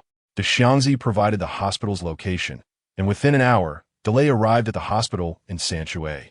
My word, Brother Xiang, this is quite serious. How many of you were involved? The situation has escalated to such an extent, with over 40 individuals involved. That is quite a considerable number, especially when the opposing side boasts over 80. Who from Sanshui could rally such a crowd? Surely, the other side consists of merely 30 or so. Upon hearing this, Delay couldn't help but chuckle. Jianghu, please do not jest. You've been beaten to this extent by just 30 individuals. What's the point of jesting with you? Honestly, each of them must be in their 20s, and they truly possess formidable strength, with one person overwhelming 3 or 4 of my brothers. Is there truly such a society in Sanshui? Delay asked incredulously. Regardless of the circumstances, having been harmed to this degree demands some form of accountability, even if it's merely for some compensation. As he spoke, Delay settled onto the chair beside Xiangzi's hospital bed. Do you have his contact information? I would like to give him a call. What is his name? Delay inquired. I do not possess his number. His name is Jiang Cheng. Jiang Cheng? That name seems quite familiar to me. I will reach out to my friends in Sanshui to see if I can obtain his number. Chapter 33. The challenge Delay, through acquaintances in Sanshui district, managed to acquire Jiang Cheng's phone number. He also learned that Jiang Cheng was a rising star of the area, gaining notoriety rapidly. In a mere fortnight, he had taken control of 2 streets, both of which were previously dominated by other leaders who had now allied with Jiang Cheng. Rumor had it that Jiang Cheng could summon over 100 men for a fight. How many? Delay was taken aback by the revelation that Jiang Cheng could rally over 100 individuals. All right, I understand, he said, concluding the call. He glanced at the pitiable figure of Xiangzi lying in the hospital bed, with his ears severed and fingers mutilated. Delay picked up the phone and dialed Jiang Cheng. At that moment, Jiang Cheng had just finished drinking with his brothers and was en route back to the entertainment district. Hello, are you Jiang Cheng? Yes, who is this? Let us get straight to the point. I'm Delay. Xiangzi is my elder brother, and you assaulted him. We cannot let this matter rest. Huh? And what do you propose? Let us meet. Such matters are not suited for discussion over the phone. Meet? Are we going to fight? I know your group is formidable, but the very fact that I'm calling you indicates I am not afraid. Very well. Let us meet at the open area beside Nanxiao. We can discuss things there. Could you grant me 2 hours? I need to gather my brothers, Jiang Cheng said. Huh, I'll give you 3 hours. I'll be waiting for you at Nanxiao in 3 hours, Jiang Cheng replied before hanging up. In Jiang Cheng's vehicle, Wen Zhanlong was driving while Jiang Cheng and Ma Wen occupied the back seat. What's going on, ergo? Who is looking for you? Wen Zhanlong inquired. Someone named Delay, claiming to be Xiangzi's brother. He wants to settle matters with him. Settle matters? What a ridiculous notion. Is this leading to a fight? Wen Zhanlong scoffed. Delay, the one from Shenyang district? Ma Wen interjected. You know him, Ma Wen? Jiang Cheng asked. I've heard of him. He is quite reputable in Shenyang, known for his fighting prowess. This guy has skills, and his subordinates are quite fierce. But Xiangzi is his elder brother? I wasn't aware of that, Ma Wen replied nonchalantly. Regardless of Delay or anyone else, let's take him down. When Jianlong exclaimed. After a moment of contemplation, Jiang Cheng said, Ma Wen, with your understanding of him, do you think we could defeat them? Gay. I've only heard rumors. I'm not sure of his actual strength, but based on our current capabilities, I believe we could overpower him. Upon hearing this, Jiang Cheng burst into laughter. Ha ha ha. Though my time with Wen Jianlong and Xiaodong has been short, we have fought numerous battles. To speak frankly, the most challenging battles are those fought against you. Ha ha. Indeed, brother heir, it is true. Among all the countless skirmishes we have engaged in, the toughest has undeniably been with you. Upon hearing this, Ma Wenwen chuckled heartily, remarking that despite having been in Xiaodong for over 20 years, he had never encountered such ferocity in combat. This is the unvarnished truth, devoid of any flattery. Jiang Cheng and Wen Jianlong erupted into laughter from within the car. I heard you made a call to arrange things? Yes, 3 hours from now, at that open space in Nanxiao. Then I shall summon the brothers. When Jianlong suggested, there's no rush. When the time comes, we'll gather your gambling hall and nightlife street brothers, along with Ma Wen's 5 great protectors. And that should suffice. Let us have the brothers bring their weapons. Why not gather all our brothers, brother heir? When Jianlong inquired, do you still need those brothers in your territory, Wen Jianlong? This time, you will take the lead, while Ma Wen and I will provide support. Since you have just arrived in Nanxiao, you must establish your reputation. Indeed, Jianlong, you shall charge ahead, while brother heir and I will flank you for protection. From now on, you are the boss in Nanxiao. Ma Wen Kaimdin. Wen Jianlong nodded silently, unable to voice his thoughts, as emotion choked his words. His eyes glistened with unshed tears. Shortly thereafter, Wen Jianlong drove back to the gambling hall, where Jiang Cheng and the others disembarked. Noticing the time, Jiang Cheng realized they had 2.5 hours left, ample time indeed. Jiang Cheng instructed Ma Wen to summon the 5 great protectors, reminding him to ensure they brought their firearms. Ma Wen promptly picked up the phone to call his elder brothers. You 5 should head to the gambling hall. Yes. That's right, it's for a fight. Don't forget your weapons. No need to rush, just arrive within 2 hours. After ending the call, Ma Wen followed Jiang Cheng and Wen Jianlong into the gambling hall. By this time, it was already 2 in the morning, and due to the ruckus they had caused, business at the gambling hall had closed early. The trio of Jiang Cheng settled into Wen Jianlong's office, each claiming a sofa to lie down on. Having consumed a fair amount of alcohol, weariness soon overtook them, and they drifted off to sleep, entirely unconcerned about the situation with Delay. Meanwhile, Delay was not enjoying such ease.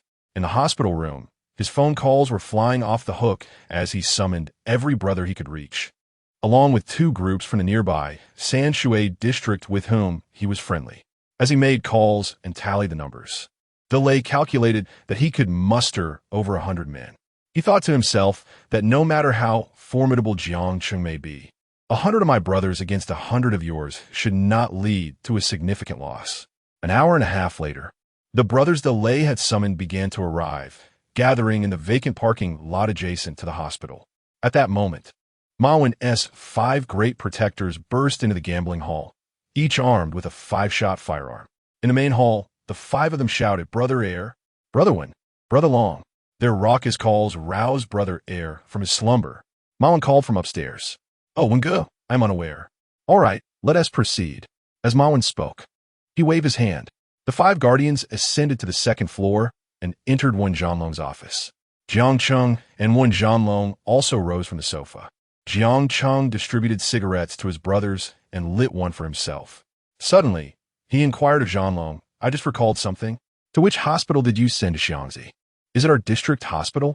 Yes, second brother. It is our district hospital, replied Jianlong. Then do you think the Xiangzi will be transferred? Jiang Cheng asked. Jianlong appeared momentarily bewildered, prompting Ma Wen to interject. Second brother. Are you implying? Ha ha ha, Jianlong. You should have your brother sneak into the hospital to check if Lao Xiangzi is still at the district hospital, for I have other plans. Though Jianlong was yet to grasp the full implication of Jiang Cheng's words, he was certain to follow them. He arranged for his brothers to revisit the hospital. Half an hour later, a brother called back. Yes, come back. Do not expose yourselves. Second brother, my brother informed me that Xiangzi is still there. all alone in the ward. However, he noticed a multitude of cars parked in the district hospital's lot, and many people are present. Second brother, could it be that they are here to confront us? Ha ha ha. It seems their brothers have arrived. While speaking, Jiang Cheng picked up the phone to contact Feng Luer. Feng Luer, you and Yinzai take 3 brothers, armed and ready. You 5 will suffice. Drive to the district hospital. Park nearby, but do not exit the vehicle. Await my call. Understood, second brother. I shall lead my brothers there immediately. After hanging up, Ma Wen glanced at Jiang Cheng and remarked, second brother, your strategy is quite astute. When Zhanlong looked from Jiang Cheng to Ma Wen, then smacked his forehead and exclaimed, ah, second brother, I just realized. You intend to seize the opportunity while Delay and the others are absent, allowing Feng Lu and his group to return and confront the Xiangzi once more. Jiang Cheng and Ma Wen exchanged amused glances with Wen Zhanlong.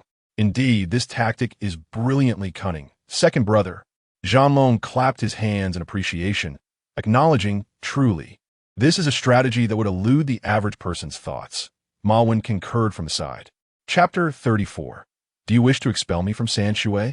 As Jiang Cheng glanced at the time, he rose from his seat and addressed Wen Zhanlong, instructing him to summon the brothers and gather their weapons at the open space near the south bridge. Brothers, let us depart, he exclaimed, waving his hand as he strode out of Wen Zhanlong's office, leading his comrades from the gambling hall. Each member approached their respective vehicles, retrieving firearms concealed beneath the mats in their trunks. Jiang Cheng brandished an 11-shot firearm, while the others gradually unveiled their own weapons. Let us go, brothers, Jiang Cheng declared, leading the way towards the open space by the south bridge, with his companions closely trailing behind. Within 3 or 4 minutes, they arrived at the designated area, where Wen Zhanlong's 28 brothers, armed and ready, also converged. In total, Jiang Cheng's group comprised over 50 men. Second brother, Dragon brother, Wen brother, Jiang Cheng greeted, nodding to his 3 companions. After a brief wait of 2 to 3 minutes, a convoy of vehicles approached from the opposite side, coming to a halt one after another, 26 vehicles in total.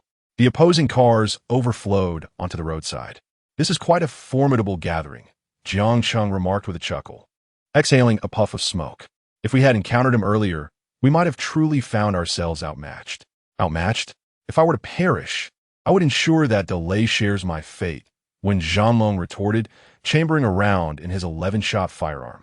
Meanwhile, the opposing group began to disembark, and Delay emerged from his vehicle, wielding an antiquated hunting rifle, not a 5-shot or 11-shot, but an old weapon capable of firing only 2 bullets. Which one of you is Jiang Cheng? Delay proclaimed arrogantly from the center. I am Jiang Cheng. You must be Delay, he replied. You are Jiang Cheng? I've heard tales of your prowess in battle, claiming you can summon over 100 men. Yet, here you stand with but a handful. Am I not merely bullying you? Dalai Lao Git, Didizived. My brothers are not worthy of my attention for this fight. Wen Zhanlong alone suffices. Dashun, Xiaoming. I hear you two have been quite brazen in Sanshui lately. Let us expel Jiang Cheng, and his territory shall be yours. Delay conspired with the 2 local factions he had brought along. Jiang Cheng, overhearing Delay's words, felt a surge of indignation. You two hail from Sanshui? Do you not recognize me, Jiang Cheng? He shouted, pointing at the 2 local ruffians. Indeed, we are from Sanshui. We have heard of you, Jiang Cheng. However, they fear you. I fear you not, especially with Brother Lei at my side. Today, we shall expel you from Sanshui. When Zhanlong, enraged, interjected, you 2 little imps, have you lost your senses? How dare you speak so brazenly? I cannot endure this any longer, second brother. Shall we fight? Jiang Cheng chuckled lightly. Wait a moment, Zhanlong. Let me make a call. Is it all right if I make a call? Once I finish, we shall engage, he said with a smile to Delay. Delay was momentarily taken aback, mistakenly believing that Jiang Cheng intended to call the police or that his companions were insufficient, prompting him to continue summoning his brothers. Don't play tricks on me. I assure you, I am unafraid of calling the police. I have connections, he declared, and I am not afraid to call my brothers. Bring them all here. Jiang Cheng, however, paid no heed to Delay, picking up his phone and stepping aside to make a call. Damn it, get ready, brothers. Delay shouted to his companions, not waiting for Jiang Cheng. Upon noticing movement from the opposing side, Wen Zhanzhong joined in, urging his brothers to engage. As he spoke, Wen Zhanzhong, armed with a shotgun, surged towards Dai Lei. Ma Wen and the others followed closely, rushing towards their adversaries. Wen Zhanzhong approached to within 80 or 90 meters of the enemy, raised his shotgun, and aimed for 3 or 4 seconds before firing a shot. Although he missed, the shot scattered sand and lead, hitting 2 of Dai Lei's brothers in the legs and bringing them down. Ma Wen, positioned nearby, fired 3 rapid shots. The 5 formidable guardians also advanced fiercely, shooting as they ran. The remaining brothers brandished machetes and charged forward. At that moment, Jiang Cheng had finished coordinating with Feng Lu and tucked his phone away. He raised his shotgun and strode purposefully towards the enemy.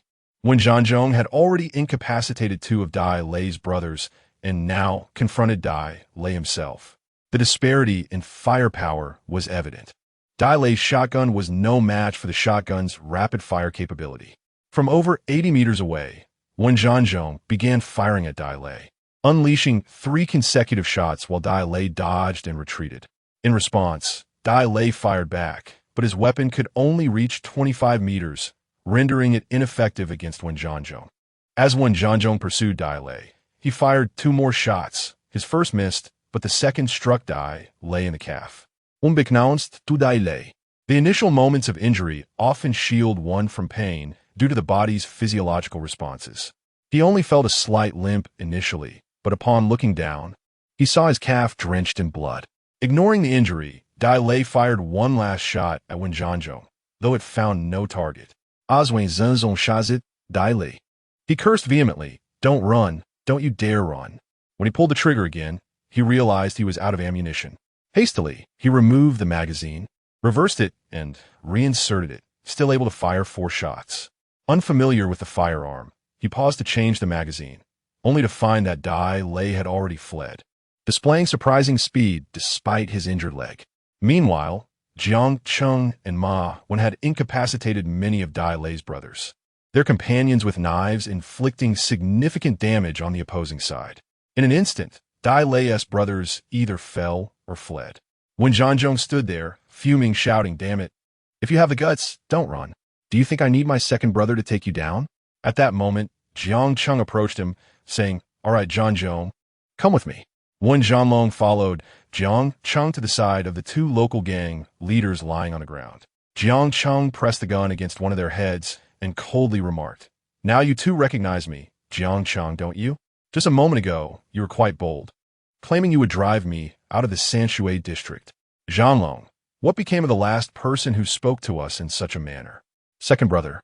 That individual had his arm removed by us," Wen Zhanlong replied, simultaneously stepping on the other person's body. "I was wrong, big brother. I won't dare again. I was just joking." The man on the ground pleaded, tears streaming down his face. Upon hearing this, Jiang Cheng lowered his gun and pointed at them, saying, "A joke, is it? Very well. I shall indulge you in a jest as well. Listen closely, you 2 on the ground. This is Nanxiao Wen Zhanlong, my brother. This is Lixiu Street Ma Wen, also my brother. If you ever entertain thoughts of trampling upon me or driving me out of the Sanshui district, I'm always ready for a challenge." Jiang Cheng patted the shoulders of Wen Zhanlong and Ma Wen. Wen Zhanlong and Ma Wen understood that this was Jiang Cheng establishing their reputation. Jiang Cheng then instructed, "These 2 brothers on the ground are now under your care. Remember to keep them alive. They must not die. Strike them hard and have the other brothers call for an ambulance."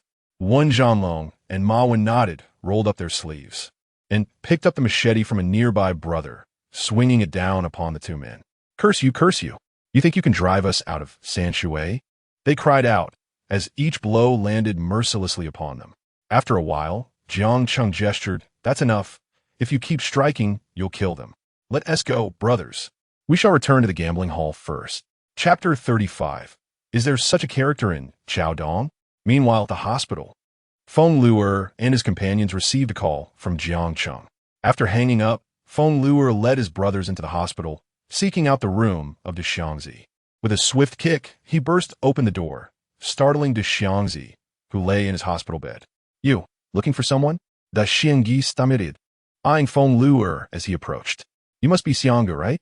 Haha, Let me enlighten you about who we are, Feng Luer declared, revealing a large machete concealed within his clothing. Hey, aren't you one of the Lei's brothers? The Xiangzi exclaimed, attempting to sit up. In a flash, Feng Luer dashed to the Xiangzi's bedside and glanced at the Yinzi. Slice him, he commanded, raising his left hand to strike the Xiangzi. The Yinzi and the other brothers, brandishing their own concealed machetes, joined in the fray, wildly hacking at the Xiangzi. Ah, help! Someone save me! The Xiangzi cried out, immobilized by the assault and hindered by his injuries. Damn it! Why are you calling your brothers to attack my second brother? Feng Luer shouted as they relentlessly slashed at the Xiangzi. By this point, the Xiangzi had sustained 20 or 30 cuts, and Feng Luer and his gang, panting from exertion, finally relented. All right, the second brother said not to kill him, leave him some breath. Let us withdraw. With that, they concealed their weapons once more and strode out of the hospital room. Passing the nurse's station, Feng Luer smirked at a nurse, saying, "You all should hurry. I just saw that fat guy in room 306. He looks like he is on his last legs. You should go check." Having said that, he and his companions hurriedly exited the hospital. At that moment, Jiang Cheng and his crew were concluding their own business. Feng Luer called Jiang Cheng, saying, "We've taken care of it. Just a breath left. Good, you all should take a rest." Jiang Cheng replied before hanging up. He, along with his brothers, then made their way to the gambling hall. 3 minutes later, they arrived at the gambling hall and entered together. On the first floor, Jiang Cheng instructed Wen Zhanlong to distribute 5,000 to each brother. After receiving their money, the brothers dispersed. At that moment, only Jiang Cheng, Wen Zhanlong, and Ma Wen remained in the gambling hall. The trio settled onto a sofa on the first floor, lighting cigarettes. That the Lei managed to escape, Wen Zhanlong mused. These guys are not as formidable as rumored, Ma Wen added. Upon hearing this, Jiang Cheng chuckled and dialed the Lei's number on his phone. Damn it, where did you run off to? Jiang Cheng demanded. You're impressive, Jiang Cheng. Your crew is certainly ruthless. I didn't expect you to have firearms. This matter has escalated. We are far from finished. Just you wait, the Lei hit or did. Ha, not finished? Fine, I shall accompany you to the end. I suspect you haven't even reached the hospital yet. How do you know? Why don't you return to the hospital and check on your big brother? What have you done to my elder brother? Damn you all. Enough. I'm hanging up now. I hope you don't go insane shortly. Jiang Cheng ended the call with a chuckle. Is this fool still unconvinced? Wen Zhanlong inquired. He wants us to wait. Jiang Cheng replied with a smile. Let him be. I shall accompany him to the end. It's already morning, and we've been fighting for days. Let's take a good rest. As Jiang Cheng spoke, he rose from the sofa. He and Ma Wen exited Wen Zhanlong's gambling hall, where Ma Wen drove Jiang Cheng to the entertainment city. Upon entering, Jiang Cheng reclined on the large bed in a third-floor guest room and soon fell into a deep slumber. He remained in slumber until 3 in the afternoon. After awakening, Jiang Cheng took a shower, enjoyed a massage, and then proceeded to have dinner in the second-floor restaurant. While dining, he called Li Qing. Uncle Qing, how have you been recovering? I've fully healed, Uncle Qing. I've been so busy lately that I haven't had the chance to call you. I've been busy too. I'm planning to open another hall in Macau. Oh, congratulations, Uncle Qing.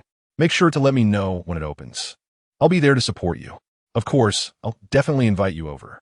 What preparations are underway, Uncle Qing? How long until the opening? 2 or 3 days. I acquired this gambling hall from someone else. Everything is ready. It just needs some simple operations. Is there anything I can assist with? Not at the moment, Xiao Cheng. If I need your help, I will surely reach out. Uncle Qing, I want to discuss something with you. What do you think about me starting a logistics company and taking over the shipping route from Macau to Chaodong? If you can genuinely pull it off, that business will surely thrive. However, the difficulty is quite significant. Difficulty? What do you mean, Uncle Qing? In terms of both the underworld and the legitimate world. I know your connections in the legitimate sector are formidable, but this business requires relationships not only in Chaodong, but also in Macau, including with your brothers. Your 20-odd brothers are simply not enough. Unbeknownst to Li Qing, Jiang Cheng had already amassed over 100 brothers in a short span.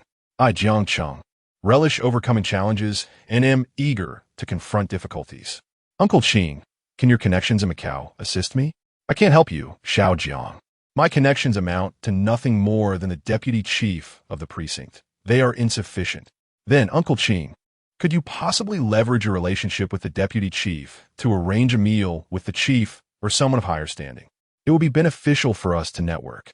If you truly wish to pursue this line of work, I can ask a friend to arrange a meal with the big leaders in Macau. That is still within my capability. That will suffice, Uncle Ching. I will conduct some research on my end, and I'll trouble you for assistance from your side. And this matter will essentially be settled. Xiao Cheng, I understand that youthful exuberance is a virtue, but remember, there are always greater beings and capabilities beyond what you can anticipate. Therefore, I hope you will contemplate this earnestly. What do you mean by that, Uncle Ching? The individual currently engaged in this business is Chao Lu. The recent shipments to you have all been facilitated through his dock. He has monopolized this trade. He is not to be trifled with. Both the legitimate and illicit circles hold more sway than you. Jiang Cheng, I am not attempting to intimidate you. Do not assume that you alone possess firearms. Each of their associates is armed, and those in this line of work are never short of weapons. Your mere 20 or so individuals are insufficient to contend with even a single push from them. Jiang Cheng was taken aback upon hearing this. There are indeed formidable figures in Chaodong. Little Jiang, you have just arrived in Chaodong, a place rife with both good and bad characters. Especially as you're just starting out, do take care not to find yourself entangled. I share this with you out of genuine concern for your well-being. Well, thank you, Uncle Ching. I understand. I will reflect on this further. Jiang Cheng hung up the phone, continuing to eat while his mind was preoccupied with thoughts. Chapter 36. Pick up after finishing his meal at the restaurant, Jiang Cheng ascended to his office. Seated within, he propped his feet upon the desk and lit a cigarette. Suddenly, his mobile phone rang, his elder brother's call. Hello, Ah Fei, it's second brother. The guns are ready. They can be shipped tonight. Then bring them over, right? 10 pieces, correct? Yes, second brother. 2 11-shot guns and 8 5-shot guns. Thank you for your hard work. Xiao Fei, will you be accompanying the shipment tonight? Of course, second brother. I will personally oversee your cargo. Very well, come over. Once you arrive, meet me at the entertainment venue for a face-to-face discussion. Understood, second brother. What time should I expect? I should arrive around 1 in the morning. I'll depart Hong Kong at 11, reaching Chaodong by then. Great. I'll prepare a warm welcome for you. Xiao Fei. As Jiang Cheng ended the call, he dialed Feng Luer. Feng Luer, come to my office. I need to discuss something with you. All right, second brother, I'll be there shortly. Feng Luer dashed to Jiang Cheng's office, knocking on the door before entering within a minute. What is up, second brother? Tell the brothers to gather at the dock at midnight. The guns I ordered from Hong Kong have arrived, Jiang Cheng stated nonchalantly. Upon hearing this, Feng Luer's excitement heightened. More guns are coming, second brother. How many this time? Jiang Cheng smiled and replied, there are some for you. I prepared one for you and Yan Zi, an 11-shot each. Really? Second brother, you truly got us guns? Feng Yue asked incredulously. Indeed. Now go. I have other matters to attend to. Of course, second brother. Leave it to me. I will ensure the brothers are well informed. Feng Luer left Jiang Cheng's office, his laughter echoing from the moment he heard about the guns until he exited. After Feng Luer departed, Jiang Cheng chuckled fondly. Ah, that Feng Luer. During the evening at the entertainment venue, numerous prominent figures and various leaders graced the establishment with their presence. Jiang Cheng had to go downstairs to the private rooms to engage in drinking and socializing. As midnight approached, Feng Luer had prepared the brothers, who awaited Jiang Cheng in their cars outside. Jiang Cheng called Ah Fei, who informed him that the speedboat would arrive in just over an hour. Exiting the entertainment venue with purpose, Jiang Cheng gestured for his brothers to remain in their vehicles. No need for that, brothers. Let us proceed directly. In total, Jiang Cheng brought along 10 brothers from the venue, each in their respective vehicles. He settled into the rear seat of the lead car, with the Yan Zi at the wheel and Feng Luer in the front passenger seat, heading towards the dock. An hour later, Jiang Cheng's convoy arrived at the dock, parking in an open area. All exited their vehicles, with Jiang Cheng smoking while awaiting Ah Fei's speedboat. He casually scanned the dock, noticing a group of 8 individuals directing the unloading of other vessels.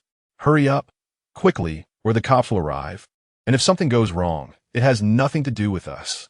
Upon hearing these words, Jiang Cheng pondered for a moment and strode towards the group. Feng Luer intended to follow him, but Jiang Cheng waved his hand, signaling her to stay back.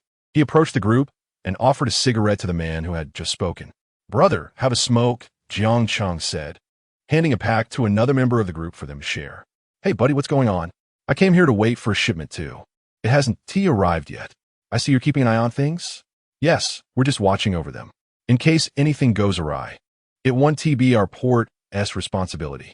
"Oh, you're from a port? So, you're Chao Lu's brother?" "Indeed. Do you know our sixth brother?" "Of course.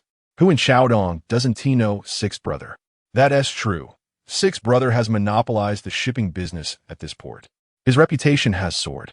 "Brother, you're in charge of this port, right?" Jiang Cheng continued, offering another cigarette to the man. "Yes. You seem quite distinguished yourself. If you encounter any issues here at the port, feel free to reach out to me." "Thank you, brother. Let us exchange numbers and become friends. I run an entertainment venue in Sanshui District. If you come by, I'll cover your expenses." "Sounds great. Note down my number. What's your name, brother?" "My name is Dachuan. And you?" Jiang Cheng.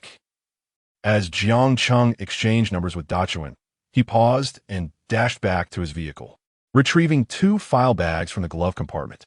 "Here you go, brother. I see you're a good person, worth befriending. 1 bag contains 50,000. Take both and buy your friend some cigarettes and liquor. Big brother you. I graciously accept this. I'll consider you a friend.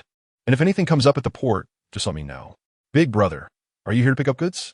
Should I call my brothers to help?" "No need, brother. I brought my own people. You all continue with your work. My goods will arrive shortly. I'll head back over there now." With a farewell to Dachuan, Jiang Cheng returned to Feng Luer. Feng Luer and Yin watched Jiang Cheng intently, ready to act if anything seemed amiss. "Second brother, where have you been?" "It's nothing, just handling some matters.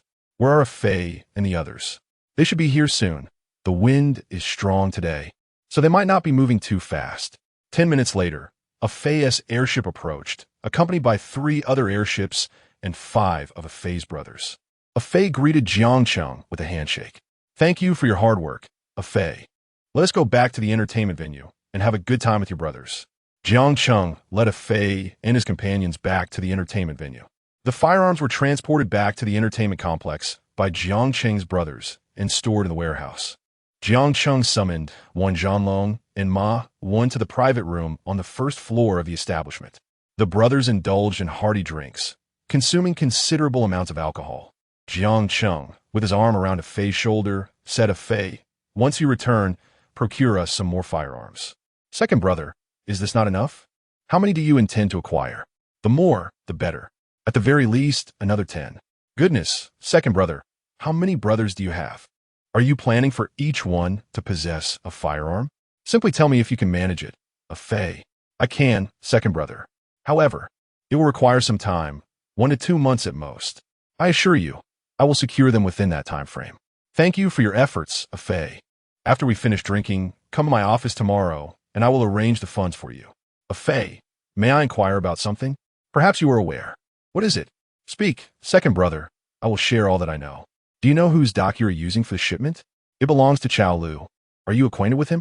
"I do not know him personally, but over the years I have utilized this dock for shipments, and through repeated transactions, I learned that the individual in charge is named Chao Lu." "Does Chao Lu hold any influence in Hong Kong?" "I cannot say for certain. I only know he manages that dock, and am not familiar with him beyond that." "What is it, second brother? Are you investigating him?" "No, I was merely inquiring. If you could take him down, I would no longer need to pay protection fees." "Protection fees?" "Indeed, there are fees associated with each shipment." "How much?" "It varies. It depends on the value of the goods. For this shipment, I paid a protection fee of 20,000. Jiang Cheng nodded silently, contemplating why Qing Shu had not informed him of this matter. Chapter 37. A tough nut to crack. Jiang Cheng and a Fei spent the night at the entertainment complex, indulging until the early hours of the morning. By 11 the following day, Jiang Cheng placed a call to a Fei. "A Fei, are you awake?" "Second brother, I just woke up. I drank too much last night. My head is pounding this morning." "Haha, tidy yourself up and come to my office." "All right, second brother." After the call, a Fei hurried to Jiang Cheng's office. "Come in, a Fei." "Second brother, I recall you mentioned that my goods amount to over 300,000, correct?" "Indeed, second brother. It totals over 330,000. You could just give me 300,000. It's all right if you earn a little less. A Fei chuckled. Jiang Cheng handed a Fei a cigarette, and the two brothers shared a smoke in the office. Brother, there are 500,000 in this box. The remaining 200,000 is your brother's reward for your hard work. I can't let you acknowledge me as your brother for nothing. Jiang Cheng indicated towards the box on his desk. Second brother, I cannot accept this money. To be honest, with 300,000, I can still make a modest profit. I want to be a loss. A Fei replied while preparing to open the box to return the excess funds. Jiang Cheng gently grasped a Fei's shoulder and whispered, Your brother can earn money more easily than you at the moment. Take it. You are recognized as my brother, Jiang Cheng. If you refuse it, it would mean you do not acknowledge me. Upon hearing this, a Fei fell silent for a moment before responding, then, second brother, if you put it that way, I shall accept it. Whenever you come to Hong Kong or need anything, just call me, and I, a Fei, will be at your service. Jiang Cheng nodded and patted a Fei's shoulder, saying, Let us go downstairs for lunch.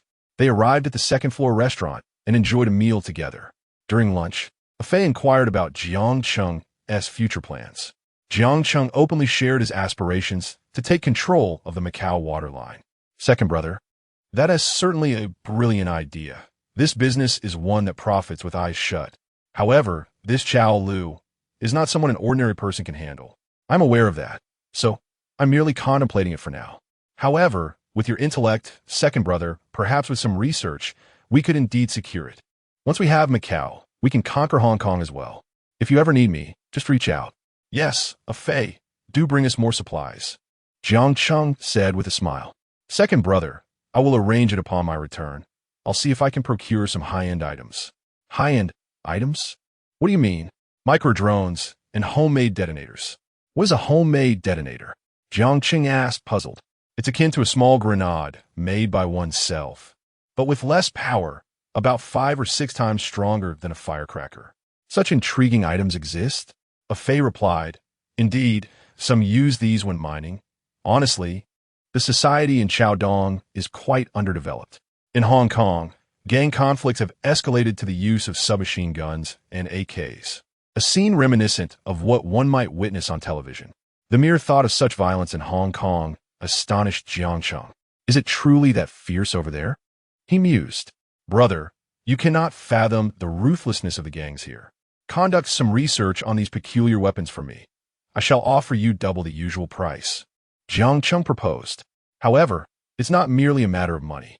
If I can procure them for you, I shall not take a commission. The challenge lies in acquiring such items. Jiang Cheng nodded, resolved to inquire further. After a meal, a Fei prepared to return to Hong Kong. Jiang Cheng did not insist on his stay. They exchanged a handshake, and a Fei, with his companions, departed from Chaodong, heading back to Hong Kong. Once a Fei had left, Jiang Cheng glanced at the clock. It was 1:30 in the afternoon. He dialed Wen Zhanlong. Zhanlong, come to my office at the entertainment club. I have matters to discuss. Understood, brother. I'll be there shortly, came the prompt reply. Jiang Cheng hung up and then called Ma Wen, Feng Luer, and a Yan Zi, summoning them to his office. In 3 or 4 minutes, Feng Luer and a Yan Zi arrived at Jiang Cheng's office. Jiang Cheng was seated on the sofa, preparing tea. Brother, come, sit down. Let us enjoy some tea while we await Wen Zhanlong and Ma Wen. As he spoke, he poured tea for the two of them. Within 5 minutes, Ma Wen arrived. Brother, come, take a seat on the sofa. I have something to discuss with you while we wait for Wen Zhanlong.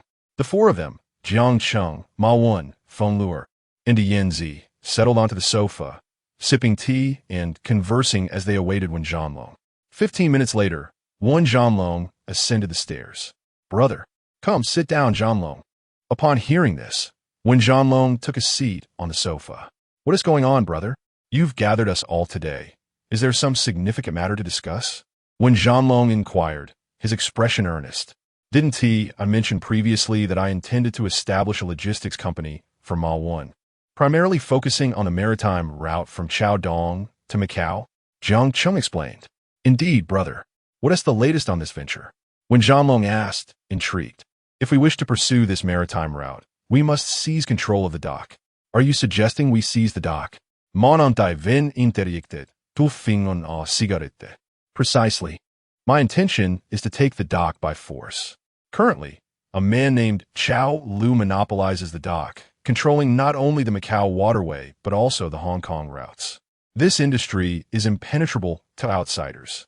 Thus, to enter this business, we must eliminate Chao Lu. Jiang Cheng stated with a cool demeanor as he took a drag from a cigarette. Feng Luer and Yin Zi exchanged glances, seemingly on the verge of speaking, but ultimately refrained. After a moment of contemplation, Ma Wen declared, "Brother, if you say we shall proceed, then we shall. We are your brothers. We would lay down our lives for you. However, taking the dock is not as simple as claiming territory. The 100 or so brothers we have will not suffice." At this juncture, Feng Luer chimed in, "Indeed, brother. I have heard that the individuals at the dock are utterly ruthless in their endeavors. If we were to encroach upon their territory, I estimate they could rally 300 to 400 men to confront us. We wouldn't have enough brothers to match them." Jiang Cheng fell silent for a moment before saying, "The reason I summoned you today is to seek your counsel. Do you have any good ideas? As for this dock, we must take it. When faced with difficulties, we tackle them head-on rather than retreating. Then let us fight. Second brother. The brothers are all counting on your leadership. We will prepare accordingly." Ma Wen, expressing his support, added, "Indeed. Second brother, whatever you set your mind to, success is assured." Feng Luer echoed, "What more is there to discuss? If second brother has made up his mind, it shall be so. Let us go. Soon, we shall have our own dock," Wen Zhanlong remarked with a smile. Jiang Cheng glanced at them and replied, "All right. But this is not something that can be accomplished in a short term. It requires careful planning. However, I will share my thoughts with you so that you may be mentally prepared." Jiang Cheng spoke with his brothers for a while in the office, inquiring about the business prospects of Wen Zhanlong and Ma Wen, both of whom reported satisfactory progress. By 5 in the afternoon, Wen Zhanlong and Ma Wen returned to their respective homes, leaving Jiang Cheng alone in the office. Suddenly, his phone rang. "Xiao Cheng. Uncle Qing, what's the matter? Come over tomorrow. My gambling hall opens the day after." "The day after, you say? All right, I'll be there tomorrow." "Good, I'll pick you up then." "All right, see you tomorrow, Uncle Qing." After hanging up, Jiang Cheng paced back and forth in the office, contemplating what gift to bring for Uncle Qing. Handing over cash felt too mundane until he recalled the gold bars he had presented to Director Meng last time. He hurried out of his office to find Feng Luer and Yin's newly decorated office, where both had already moved in. "Second brother," Feng Luer called out as he followed Jiang Cheng to his office. Jiang Cheng handed him a box and retrieved an envelope from the drawer of his desk. "There's a total of 600,000 here. It should suffice. Go to Ruixiang Gold Store and purchase 2 gold bars." "Understood, second brother. I'll take care of it right away." Feng Luer went downstairs and drove off to buy the gold bars. Chapter 38. A return to Macau. An hour later, Feng Luer returned and rushed to Jiang Cheng's office upstairs. "Second brother, I have brought back the gold bars." "Take a look," she exclaimed, pulling the gold bars from her inner pocket and retrieving a document bag from her trousers. With a smile, she added, "These 2 gold bars cost a total of 440,000, over 200,000 each. Here's the remaining 160,000, second brother." Understood. You may go about your business," Jiang Cheng replied, feeling the weight of the gold bars in his hands. "Wait. What is it, second brother? Did you truly spend 440,000 on these?" "Oh, right. Here's the receipt," Feng Luer said, extracting the receipt from her inner pocket. Jiang Cheng chuckled. "What are you thinking? It's not that I don't trust you. You are my brother, and I certainly do. I was merely wondering if you might be short on cash." Feng Luer hesitated. "Well, second brother, we do have money. Enough for our needs." Jiang Cheng laughed as he approached her, patting her shoulder. "You can't hide anything from me. Unlike Wen Zhanlong and Ma Wen, you don't have a steady income stream and must rely on my support. I have many responsibilities each day and may occasionally overlook things. If you run low on funds, just let me know. Don't feel shy about it." "No, second brother. We spend according to what we have. If there's nothing, we want to spend," Feng Luer replied cheerfully. "Take this 160,000 for now. It should suffice for your expenses during this period. In a couple of days, I will provide more. If Ma Wen's plan succeeds, The business for the nightlife drinks will be yours. Upon hearing this, Feng Luer embraced Jiang Cheng and said, choked with emotion, thank you, second brother. Both the Yin Zai and I will not be greedy. We understand your character. We will do as you say. We will follow your lead. Jiang Cheng smiled. Tomorrow, you and a Yin Zai will accompany me to Macau. Feng Luer, brimming with excitement, exclaimed, Macau? That's a wonderful place. Are we going to Macau to learn? Not exactly. My uncle is opening a gambling hall, and I'm going to show my support. Additionally, I want you both to see the world. Hey, Macau, the place I have always dreamed of. Thank you, second brother. I'll inform my brothers. Feng Luer rejoiced as she left Jiang Cheng's office, filled with elation. In his office, Jiang Cheng called Ma Wen. Are you coming to Macau with me tomorrow? Going to Macau? What's up, second brother? Are we going for fun or for learning? My uncle is opening a gambling hall, and I'm going to support him. Do you have time? Let us also discuss your doc project. That sounds great, second brother. I can make time. I'm in. What time tomorrow? I'll finalize the number of attendees and book tickets for a flight at noon. All right, second brother. See you tomorrow. After hanging up, Jiang Cheng called Wen Zhanlong. Zhanlong, are you free to join me in Macau tomorrow? My uncle's gambling hall is opening, and I need to show my support. Second brother, tomorrow several big bosses who frequently visit our gambling hall will be coming. They have already contacted me and requested that I personally accompany them. If it's just the two of us going, I will ask them to come another time. No worries. You carry on with your tasks. I will accompany Ma Wen, Feng Luer, and Yin Zai. That should suffice. As for Erge, I will call Ma Wen shortly to have him bring some gifts for Uncle Qing. After concluding his arrangements, Jiang Cheng hung up the phone and instructed his brothers to purchase 4 tickets for a flight to Macau, departing at noon the following day. Once everything was settled, he ascended to the second floor to take a shower and indulge in a massage, tidying himself up. The next day, at 10 in the morning, Ma Wen, Feng Luer, and Yin Zai donned sharp suits, looking rather dapper as they engaged in conversation at the entertainment club, when Zhanlong joined them, expressing his intention to send the brothers off. Though they typically did not stand out, once clad in suits, the brothers exuded an elevated aura of sophistication. At 10:30, the 4 of them departed from the entertainment club, with Wen Zhanlong at the wheel, heading toward the airport. After more than an hour, they arrived, and Jiang Cheng waved goodbye to Wen Zhanlong as they entered the terminal. Their flight took off at noon and landed in Macau at 12:30. Upon exiting the airport, they were greeted by Li Qing. Jiang Cheng shook hands with Li Qing, and Ma Wen and the others followed suit, exchanging pleasantries. Jiang Cheng introduced his brothers to Li Qing, who had yet to meet them. Come on, Xiao Cheng, let us first check out my new casino, and then we shall dine, Li Qing said while ushering Jiang Cheng into the vehicle. 2 cars awaited them, Li Qing's Mercedes-Benz and a Toyota 4500 he had arranged. The value of these vehicles nearly rivaled that of Jiang Cheng's entire fleet. The brothers hopped into the cars, joyously en route to the hotel. This marked the first trip to Macau for all of Jiang Cheng's companions, who found every sight a marvel. 15 minutes later, Li Qing's vehicle pulled up to his new casino. Jiang Cheng and the others disembarked. Unlike his previous establishment, this casino occupied the second floor of a hotel, boasting over 800 square meters of space. Upon entering, Jiang Cheng remarked, Uncle Qing, this hotel is even larger than the last one. The parking lot outside is more spacious too.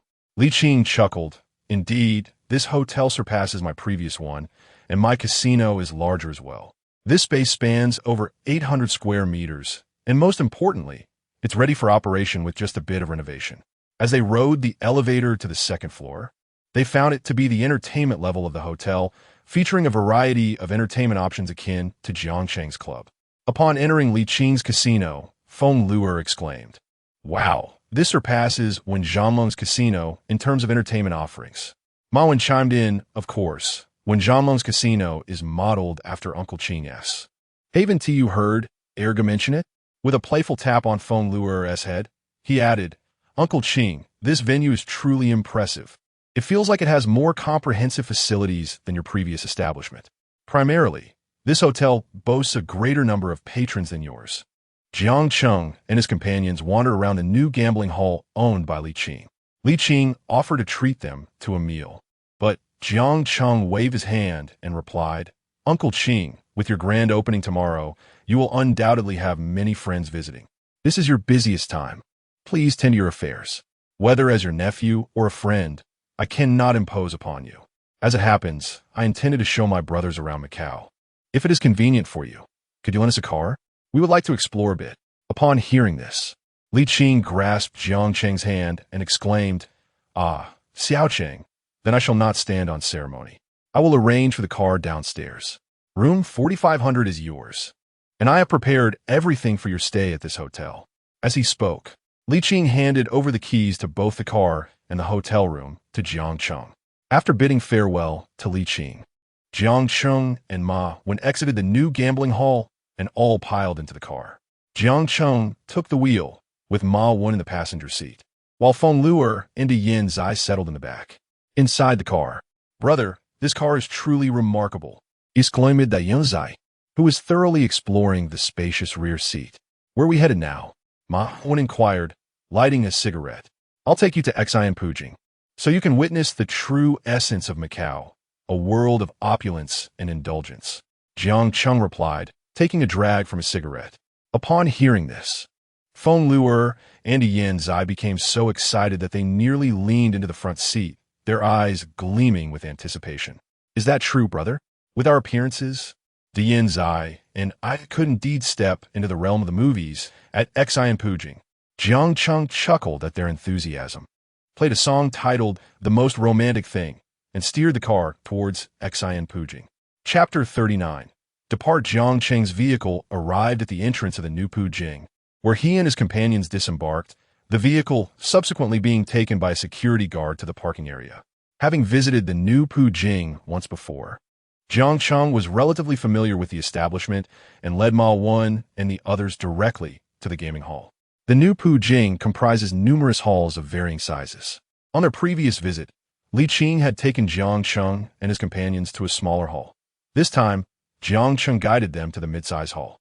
Approaching the exchange counter, Jiang Cheng produced a check for 600,000, which he exchanged for chips of the same value. With a smile, he distributed 20,000 chips each to Ma Wen and the others, instructing, "Take these and enjoy yourselves, but let me be clear, this is merely for experience.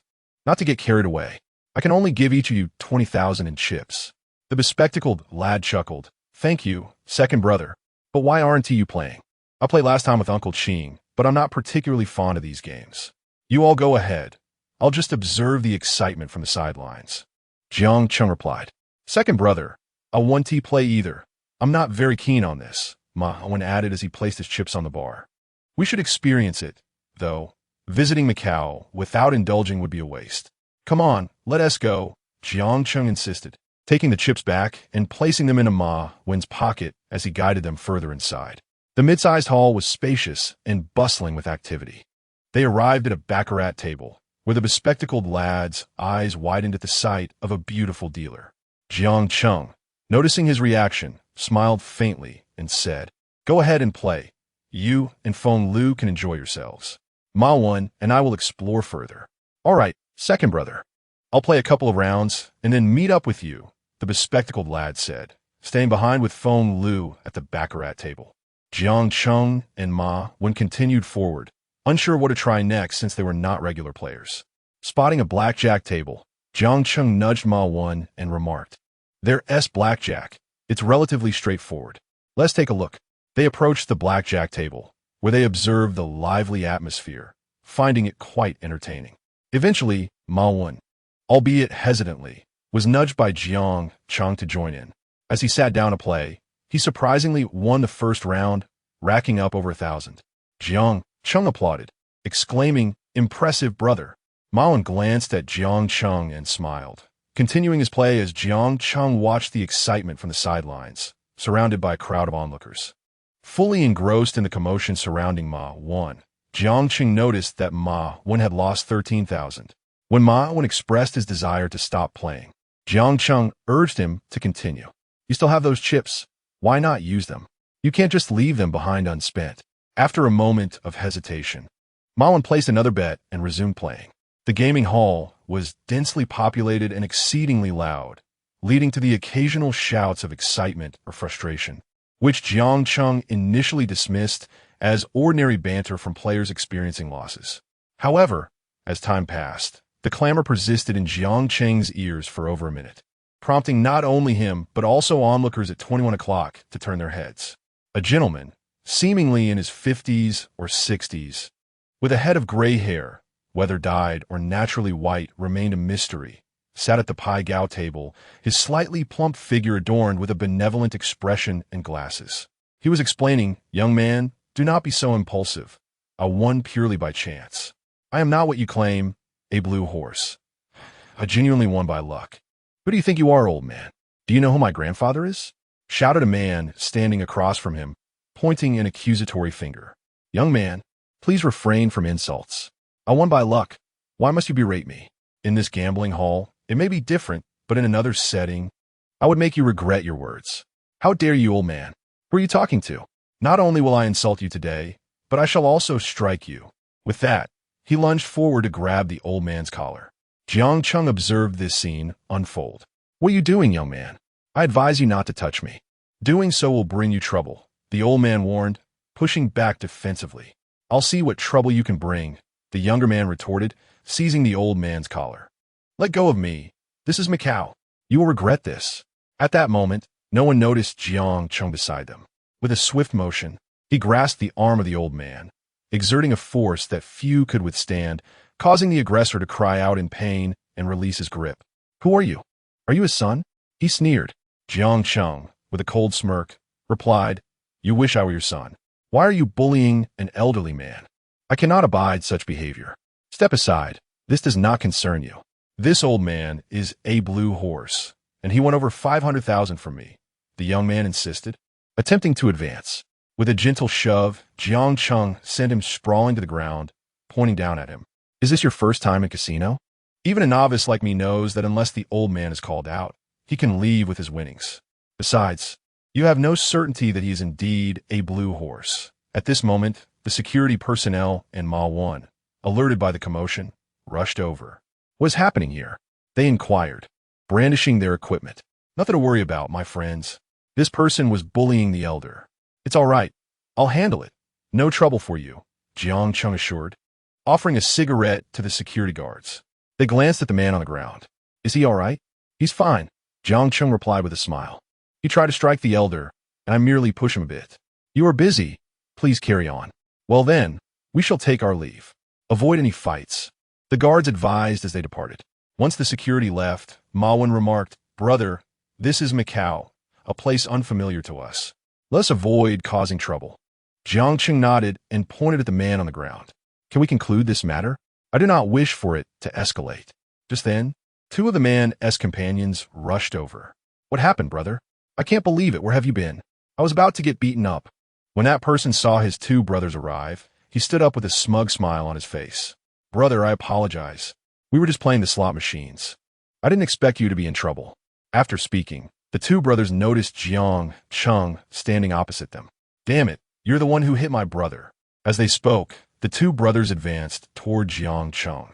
Just as Jiang Cheng was about to move, Ma Wan patted him lightly and whispered, "Second brother, go find Feng Luer and the others. Leave this to me." Unbeknownst to the two brothers, Ma Wan was Jiang Cheng's ally.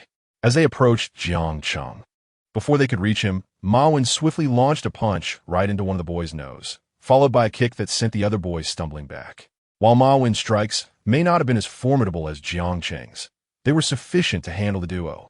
Quickly, Ma Wan stepped forward and delivered another punch to the boy's jaw. Once the kicked boy regained his footing, he attempted to charge at Ma Wan. At that moment, Jiang Cheng took a running start and executed a flying kick, landing directly on the waist of the boy who had been struck by Ma Wan. Ma Wan's blows could push someone back, but Jiang Cheng's flying kick sent the boy crashing to the ground. Jiang Cheng then rushed forward, pressing his leg against the boy's chest and delivering several slaps to his face. Meanwhile, Ma Wan had also subdued his opponent, raining down a series of punches onto the man's face. Panting heavily, Jiang Cheng stood up and approached their leader. "Do you still have any brothers left?" "Huh?" Jiang Cheng shouted furiously.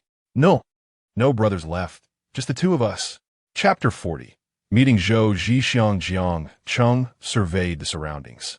where a throng of onlookers had gathered. Yet he had no intention of escalating the situation, as any real trouble in Macau could prove troublesome to resolve. He waved his hand dismissively and commanded, "Then why are you still here? Get lost." The two young men whom Jiang had knocked to the ground cried out in pain. "Aren't you leaving?" As he spoke, Jiang clenched his fists and advanced toward their leader. We're leaving. Don't hit us anymore. I don't want this money." Their leader, aiding his fallen companion to his feet, limped away. Jiang and his companions refrained from pursuing them further, as Jiang did not recognize the old man and had intervened solely out of a sense of moral obligation. In his heart, Jiang Cheng harbored a deep respect for the elderly and women, which set his boundaries. Thus, there was no need for further action. Merely driving them off sufficed. Once they departed, the older gentleman approached Jiang Cheng, clasping his hands in gratitude. "Young man, I won't say much, but thank you for stepping in to help me." After expressing his appreciation, he grasped Ma Wen's hand as well, saying, "Thank you, child. I owe you both. Otherwise, I would surely have endured a beating today." Jiang Cheng smiled and replied, "It's nothing, sir. You seem to be of considerable age. Is this your pastime? Next time, it will be wise to bring a bodyguard or something. You never know what kind of people you might encounter in such places. Today, it was us. What if you were to meet someone far more dangerous in the future?" "Ah, yes, I must be more vigilant. I assume no one would dare challenge me here in Macau. Well, let us not dwell on the unpleasantness of earlier. How about we go for a meal, chat, and get to know one another?" "Oh, no thank you, sir. I have two brothers over there still enjoying themselves. We'll head back to the hotel to rest shortly. You should return and rest too. You must be quite shaken." With that, Jiang Cheng began to lead Ma Wen away from the crowd. At that moment, Feng Lu and Yinzi rushed over, inquiring, "What happened, second brother?" "It's nothing, just a minor incident. I'll fill you in later. Let us go." Just as Jiang was about to leave, he felt someone tugging at his clothing. Turning around, he saw the old man again. "Young brother, you've helped me today, and I cannot let you leave without sharing a meal. It's a must, unless you refuse to befriend me." Upon hearing this, Jiang Cheng glanced at his brothers. He didn't yet fully comprehend who this elder was, assuming him to be merely a typical visitor in Macau, likely a wealthy individual. However, out of courtesy, he acquiesced. "Since you insist, I shall graciously accept, but I have a few brothers with me, 4 in total." The elder chuckled and replied, "Don't mention 4. I could easily treat 40. As he spoke, he began to usher Jiang Cheng and his companions outside, continuing to inquire, "What did you say your name was?" "I'm Jiang Cheng, sir." "Jiang Cheng, a fine name." Their conversation continued as they exited the Zinpujing, where the security personnel brought forth the vehicles. The elder drove a sleek black Audi 100. "Little Jiang, since you have a car, follow me. One vehicle, one tea, accommodate us all." Jiang Cheng nodded and followed his brothers into the car. The uncle's Audi 100 led the way, with Jiang Cheng driving his 4500, racing through the streets of Macau. Inside the vehicle, Ma Wen sat in the front passenger's seat, vociferously reprimanding Feng Lu and Yinzi. "What on earth were you two doing? Were you so engrossed in your game? Meanwhile, we might be getting beaten up here, and you still haven't shown up. Once it's over, you come rushing in. Next time, don't say I won deal with you. We were wrong, second brother, Brotherhood. This time it's my fault. I took the Yinzi to play the slot machines. I didn't pay attention to second brother," Feng Lu said, sounding pitiful like a child who had misbehaved. Jiang Cheng chuckled, "All right, Ma Wen. This matter has nothing to do with Feng Lu and the others. I told them to enjoy themselves. Besides, we have enough strength. With you, Ma Wen, can I still get hurt?" "Second brother, that's true, but I'm worried it might impede our plans in the future." "I was wrong, second brother. Brotherhood, we'll be more careful next time." Feng Lu and Yinzi replied in unison. Ma Wen turned to glance at their expressions and couldn't help but laugh. "All right, enough about you two. Second brother, I can't help but feel this old man is a bit pretentious. We saved him, otherwise he'd still be boasting. He was talking about how effective he was in Macau. If he is so effective, why did he still get beaten up?" Ma Wen analyzed logically. "I don't know. He does have an imposing aura. I suspect he might be some wealthy individual, but regardless, he said such things. We still need to have this meal. If this person isn't worth befriending, then the meal will conclude after we eat," Jiang Cheng remarked as he drove. 10 minutes later, The Uncle S car brought Jiang Cheng and the others to the New Era Hotel, one of the more prestigious hotels in Macau at the time. They exited the vehicle and followed the uncle into the hotel. The uncle had a private room there. The group took the elevator to the fourth floor and entered the spacious room, each finding a seat. Uncle, we really don't need to come to such a place. A small restaurant would suffice. We're not picky, Jiang Cheng said as he handed the uncle a cigarette. The brothers also lit up. Of course. You helped me. And besides, this room is my exclusive one. Ha ha. The uncle laughed. Jiang Cheng surveyed the room and nodded. Uncle, you must be a wealthy businessman. May I ask what business you're involved in? Ha ha ha. Don't call me uncle.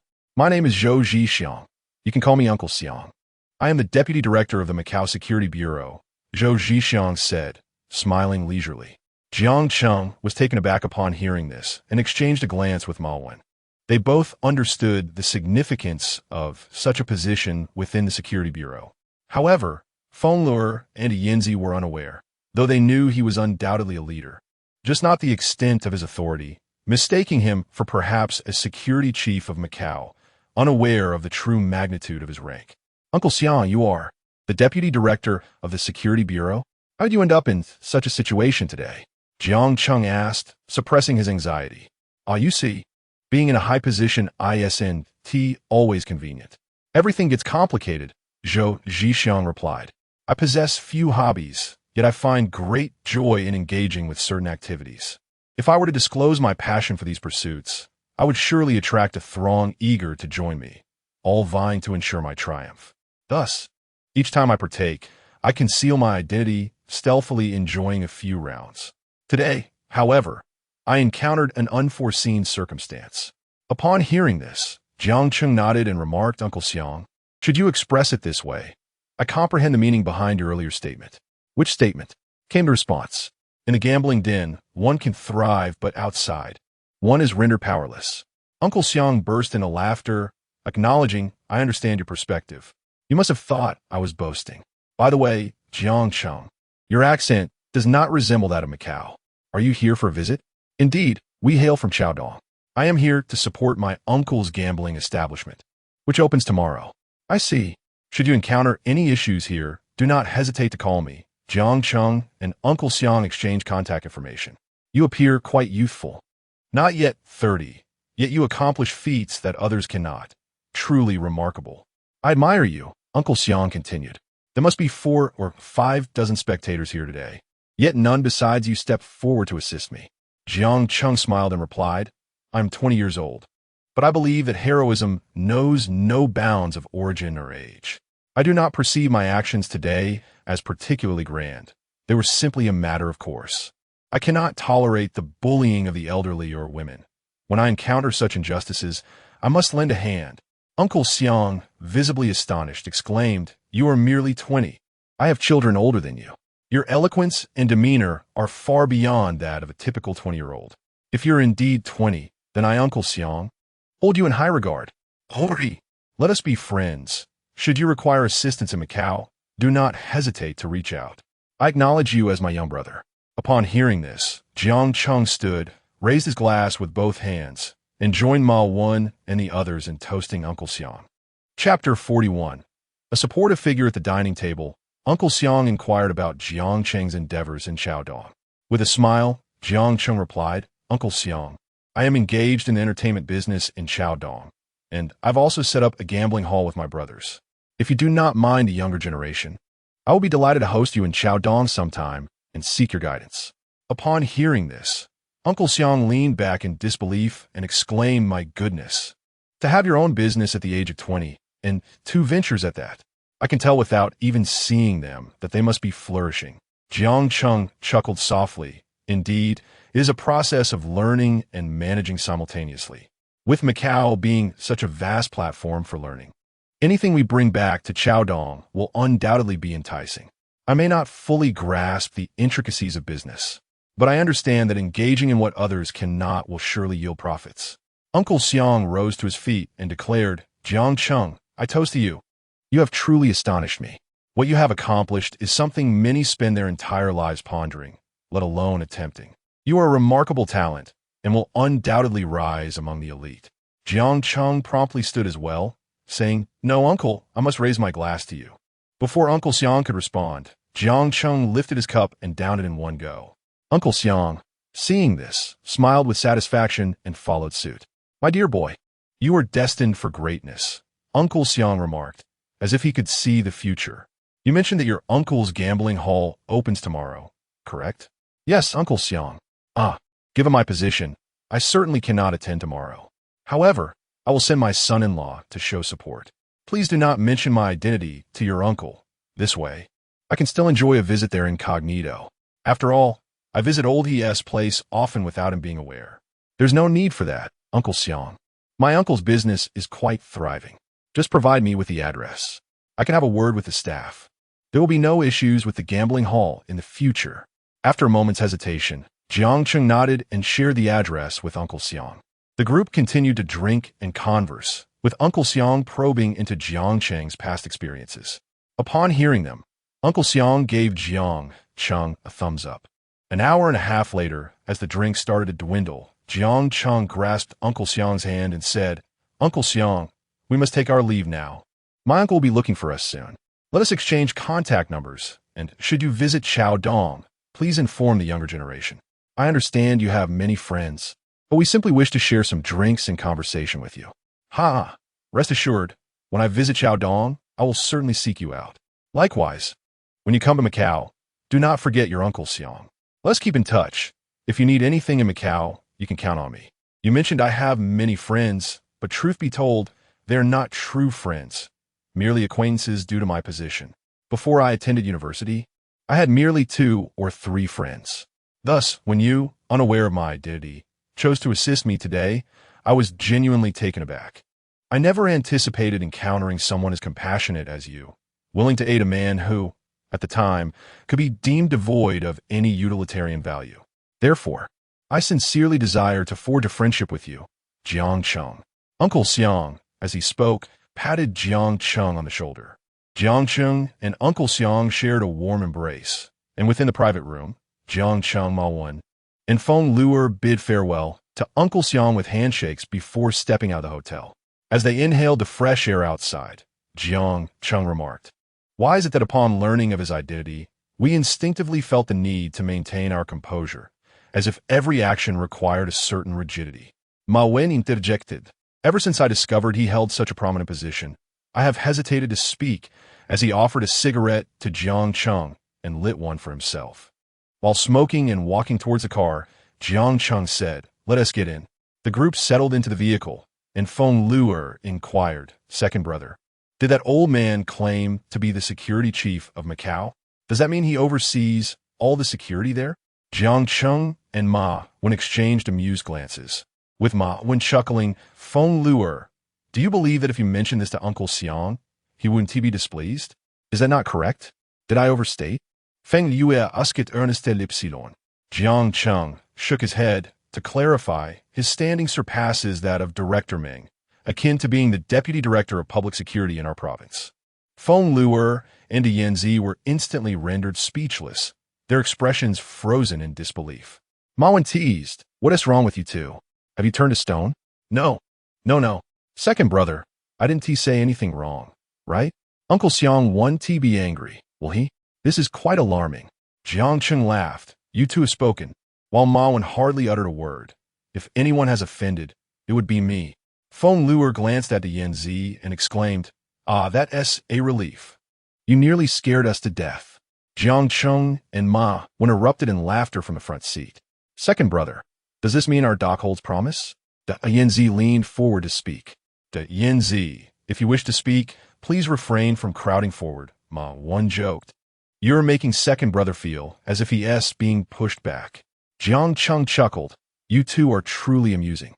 Indeed, I have been troubled by this matter, not realizing I would encounter such a personage. The issues with the white market should be resolved.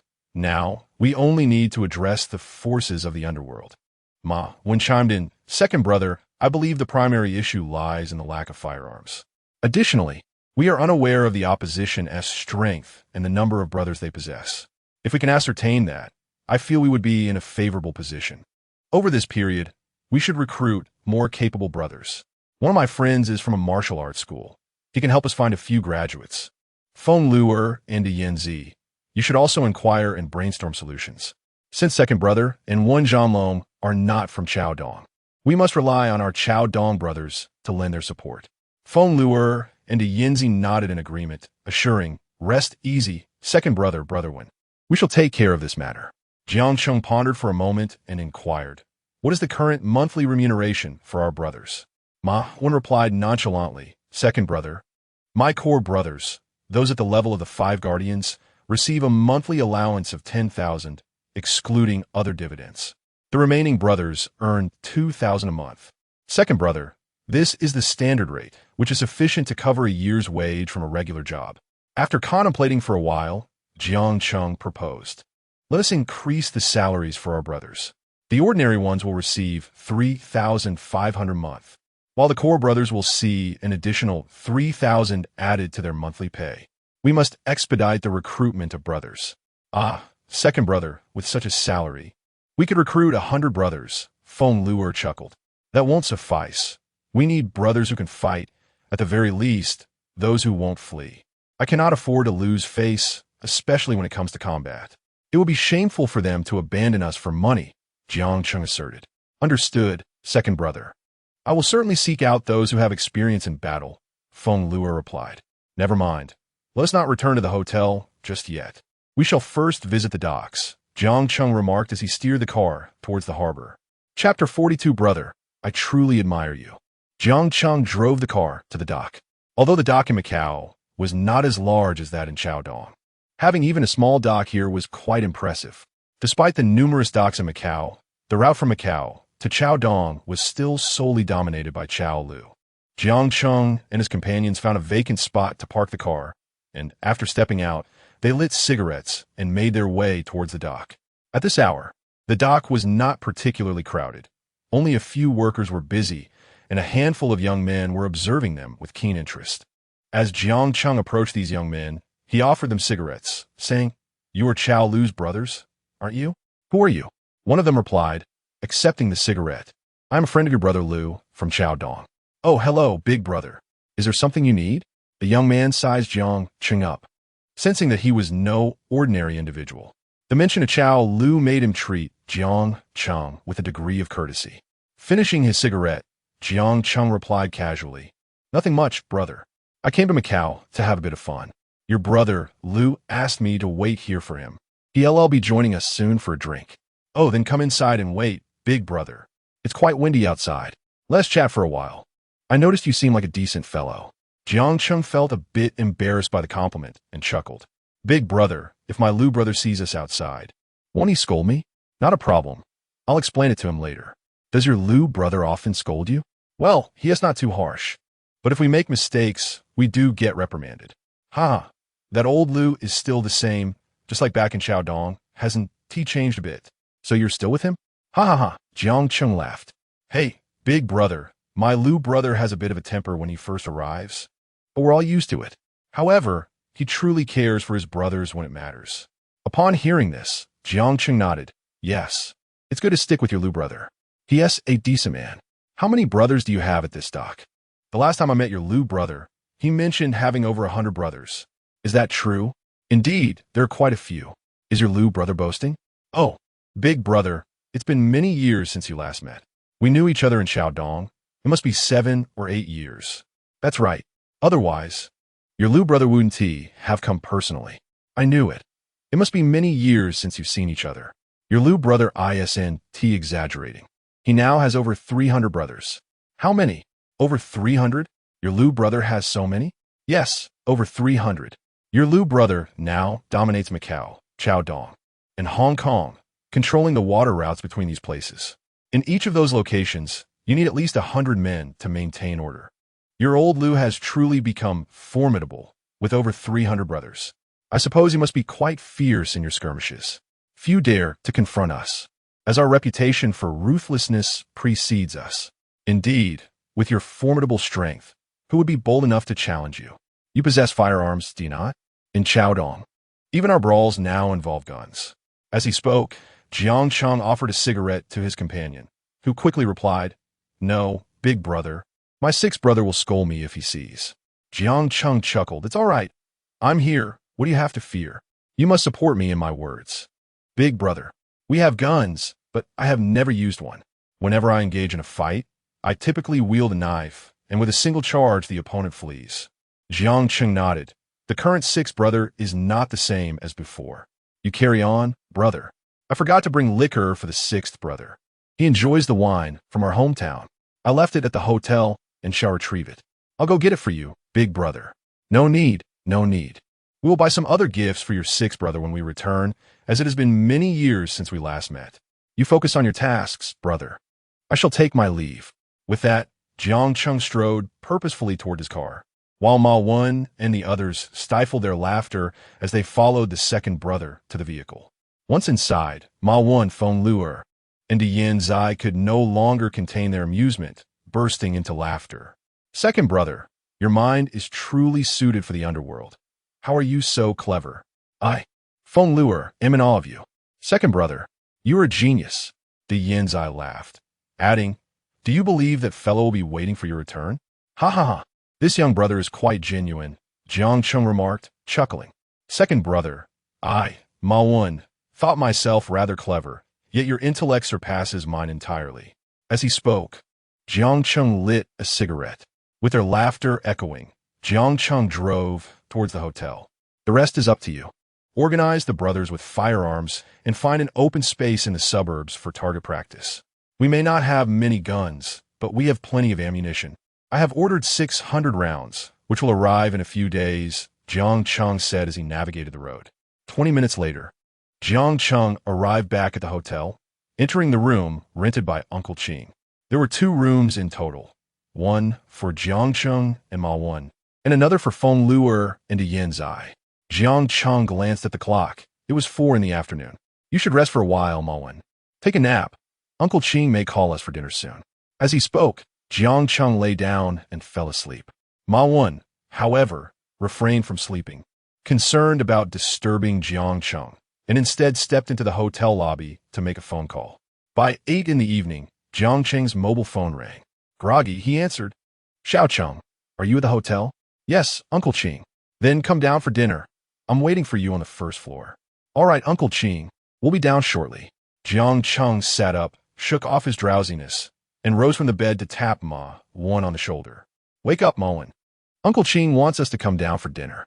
Ma Wen, roused from sleep, quickly washed his face. Following Jiang Cheng, they approached Feng Luer and Yan Zai's room, waking them before descending to the first floor together. On the first floor, Li Qing was patiently awaiting the arrival of many others, including his friends. Upon spotting Jiang Cheng and his companions, Li Qing took the initiative to introduce Jiang Cheng to his circle. They exchanged warm handshakes, and after a brief span of 5 minutes, Li Qing noticed that most of his friends had arrived. He waved his hand and declared, friends, let us embark together in our vehicles. For those without cars, please join my convoy. We are headed to the Wanshan Hotel for a splendid dinner, which I have meticulously arranged. Jiang Cheng and his companions continued to follow Li Qing's convoy in their 4,500, comprising more than 30 vehicles and over 100 attendees. 5 minutes later, the procession arrived at the Wanshan Hotel, where everyone disembarked and followed Li Qing into the establishment, proceeding to the grand banquet hall, where they all took their seats. Li Qing guided Jiang Cheng to his table, while Ma Wen and Feng Luer were seated at another table. The banquet hall was exceptionally spacious, providing ample room for dancing, and Li Qing's friends, accompanied by their partners, began to dance on the open floor.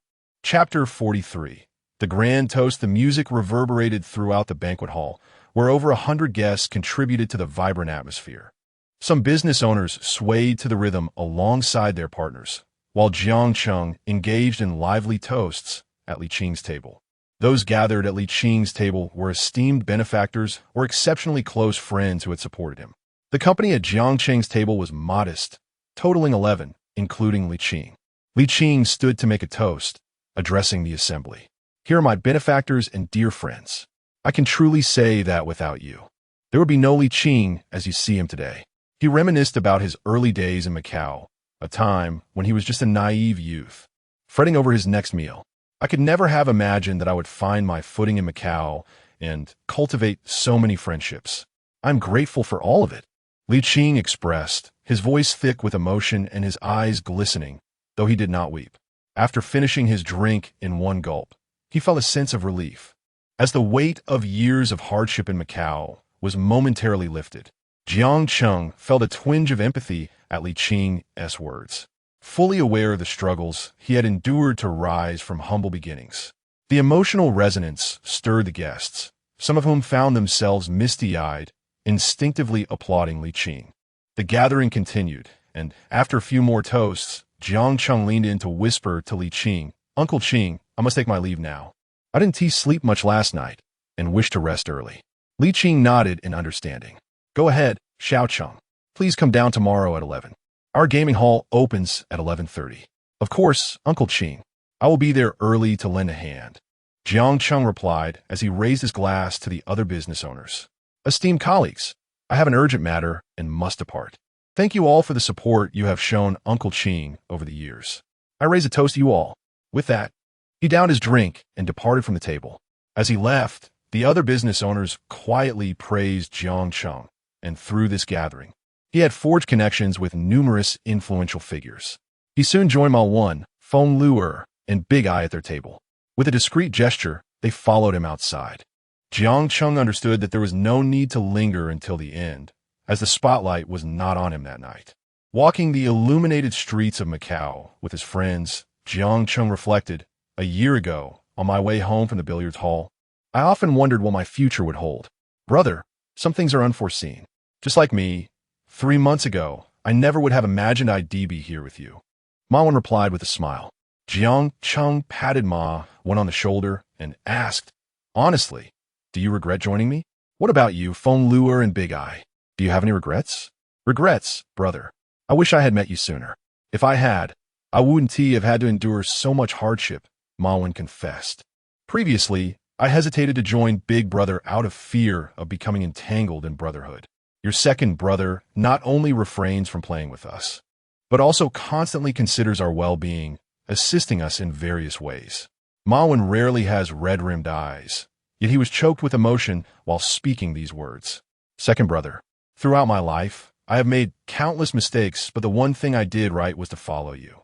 Feng Lu and Feng Diyin echoed in agreement. Before Feng Diyin could express himself, Jiang Cheng interjected with a smile. "All right, enough with the sentimentality. Life is improving day by day, so what is there to lament? Let's go dine." I had not satisfied my hunger, having only sipped on alcohol while in their company. Jiang Cheng and his group moved forward, exchanging laughter and conversation. They casually sought out a Macanese restaurant, where they found an empty table to settle down. Jiang Cheng selected several signature dishes from Macau for his brothers to savor. As they chatted and dined, they indulged in a few more drinks. What had been merely a dinner gathering, with Li Qing earlier transformed into a genuine feast with his comrades, as they heartily enjoyed their meal. During dinner, Jiang Cheng inquired, "Feng Lu, Feng Diyin, how did you fare at the gaming hall today? Did you win?" "Second brother, I did all right. I lost a little over 10,000. Feng Diyin pointed at Feng Lu and continued, "Second brother, Feng Lu lost more. He lost over 50,000. Had nothing gone awry, he would still be playing." Jiang Cheng nodded with a smile and asked, "And you, Ma Wan?" "Second brother, I lost more than 5,000. Jiang Cheng chuckled heartily. "That means you still possess some chips, and quite a bit at that. Once we finish our meal, we shall head to the new Lisboa to play a little more, as I still have Uncle Qing's car keys to return." "Huh? Second brother, we're going to play again?" Feng Lu's voice rose an octave at the thought. "Second brother, never mind. Let us not go. That place is just a money pit," Ma Wan remarked slowly from the side. Jiang Cheng lit a cigarette from the table. "Not going to play? What? Are you planning to return to Chao Dong with your chips? Go to Wen Zhanlong's gaming hall and have him exchange them for you." Jiang Cheng laughed, then passed cigarettes to his brothers. "Having made a trip to Macau, let us indulge freely. I can give each of you 200,000 to play with, enough for a night of enjoyment. Let loose. I will accompany you. Then let us play." "Second brother." Feng Lu grinned widely. "Just right. I haven't had enough fun yet." After a while of eating, they rose from the restaurant. Jiang Cheng dispatched Feng Diyin to retrieve the car from the hotel, while the rest waited at the restaurant entrance. 5 minutes later, Feng Diyin returned with the vehicle, and they all climbed in, setting off towards New Lisboa. 10 minutes later, they arrived at the entrance of New Lisboa, disembarking and striding confidently inside. Jiang Cheng and his companions were now well acquainted, heading to the same gaming area as before where they began to play. Jiang Cheng, not one to dampen the mood, exchanged for 100,000 in chips to join the fun. The group divided again, with Jiang Cheng and Ma Wen engaging in one area, while Feng Lu and Feng Diyin ventured elsewhere. Jiang Cheng and Ma Wen observed the commotion while searching for a game that suited their tastes. They soon spotted a game of high or low. Jiang Cheng smiled. "This looks good. It's not too difficult. It's purely based on luck." With that, he took a seat at the table. He took out 50,000 chips and placed them on the big bet. Ma Wen whispered to Jiang Cheng, "Brother, this is too risky. There are only 100,000 chips in total, and you're betting 50,000 outright." Jiang Cheng replied nonchalantly, "What is there to fear? Isn't the essence of coming here to enjoy oneself? If I lose, I lose. I can always play again." The other patrons at Xinpujing joined in the revelry, and the atmosphere became electrifying. The dealer shook the dice for over 10 seconds before suddenly stopping. All eyes were fixed on the dealer's hands. As the dealer lifted the cover, it was a small. Jiang Cheng burst into laughter. "Almost there, Ma Wen." He proceeded to place another 50,000 on the table. This time, he again bet on big.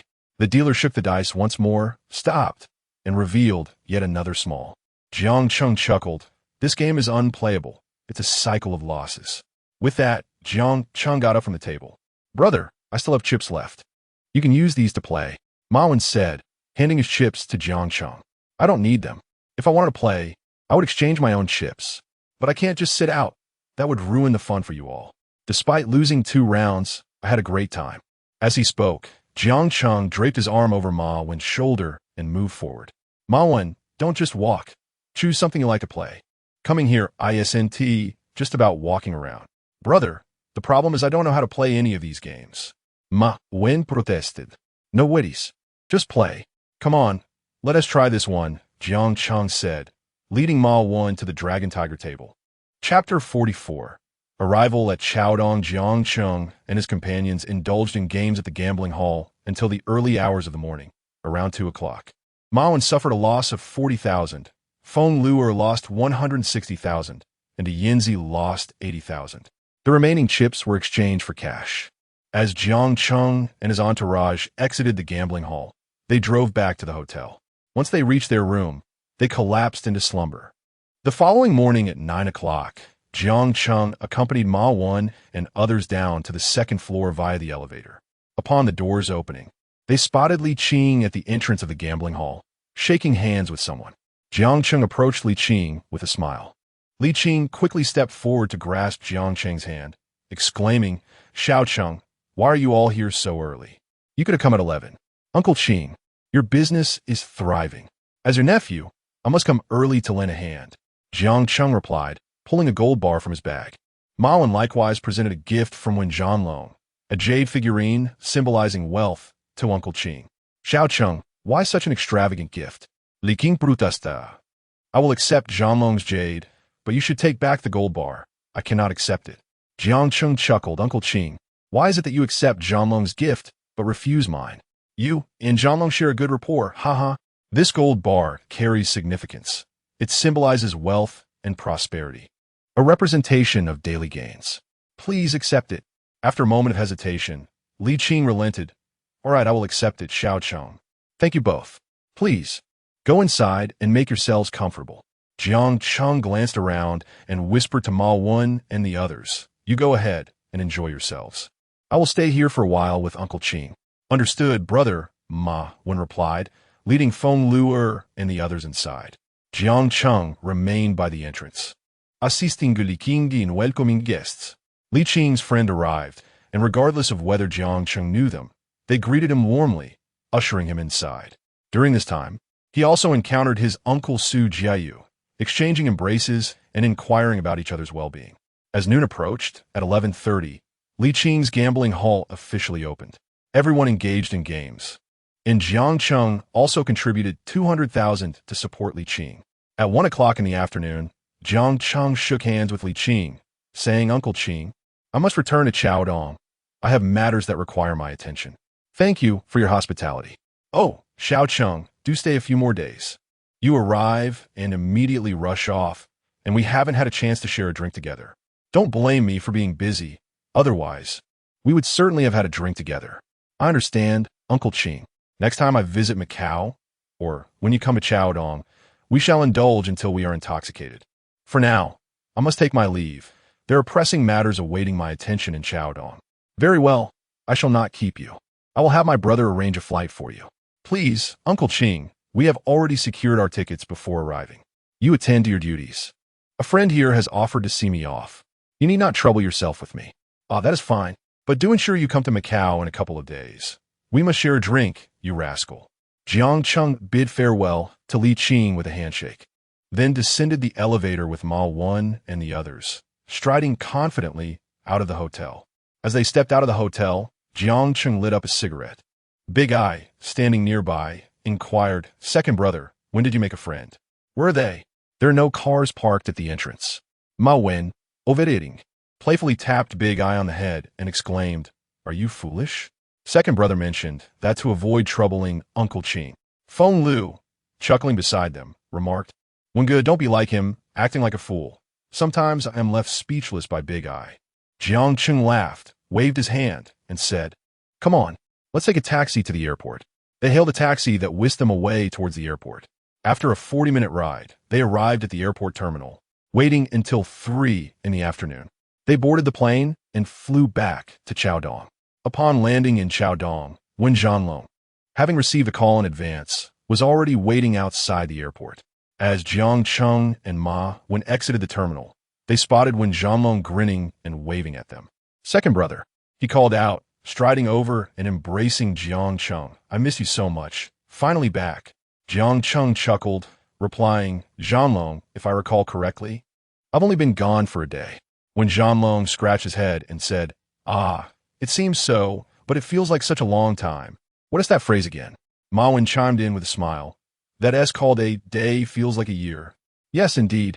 A day apart feels like a year, second brother, when Zhanlong laughed heartily. Jiang Cheng shook his head with a smile and said, Let us go, brother Long. Let us not linger here. Ah, yes, yes. Get in, second brother. Let us head back to the entertainment city and chat. As he spoke, Wen Zhanlong jogged ahead to open the passenger door for Jiang Cheng. Jiang Cheng settled in, while Ma Wen and the others took their seats in the back. With Wen Zhanlong driving, they sped along the roads of Chaodong. Inside the car, Jiang Cheng remarked, Zhanlong, you know what I like to listen to? So be prepared. He pointed to the tape player, which was playing the most romantic thing. After spending so much time with you, if I still didn't know this little quirk of yours, I'd have to reconsider my career. When Zhanlong joked, laughter erupted among them. While driving, when Zhanlong asked, Second brother, how did things go in Macau? How is Uncle Ching's new casino? If it weren't for my loyal customers, I would have gone to learn from you. Jiang Cheng explained, This casino is larger than the previous one, and its location is superb. Plus the hotel attracts a significant number of guests. Is Uncle Ching's casino also in the hotel? When Zhanlong inquired. Of course. In Macau, to have your own casino in a standalone building like you do in Chaodong is not something just anyone can achieve. Having a casino within a hotel is already quite impressive. True, the casinos there rival our restaurants here. They're everywhere. Jiang Cheng continued. How's business been for you these past few days, Zhanlong? Second brother, guess how much I made just last night? How much, Zhanlong? 200,000? I made 330,000. In the car, nearly everyone, including Jiang Cheng, exclaimed in unison, What the hell? Zhanlong, are you printing money? You made 330,000 in a single day? Ma Wen, seated in the back, smacked his thigh in disbelief. Ha, Ma Wen, don't be impatient. Once you secure the dock, you'll earn even more than I do. Goodness, Zhanlong, you're truly astonishing. I never anticipated such earnings. Yesterday, an old client of mine got a bit carried away. We had a few drinks, and things just spiraled out of control. By the way, Ma Wen, have you checked the dock in Macau? Any progress? Let me tell you, our second brother has befriended quite an extraordinary gentleman in Macau. A gentleman? An unexpected one at that. Who is he? I can't imagine. What does he do? Is he involved with the dock? He is the deputy director of the Macau Security Department, and has become good friend with our second brother. Oh, you could have just said the deputy chief of security. I was wondering who it was. Ma Wan, irritated, punched Zhang Long's shoulder from the back seat. You fool. The deputy chief of security. Jiang Cheng and the others in the car burst into laughter.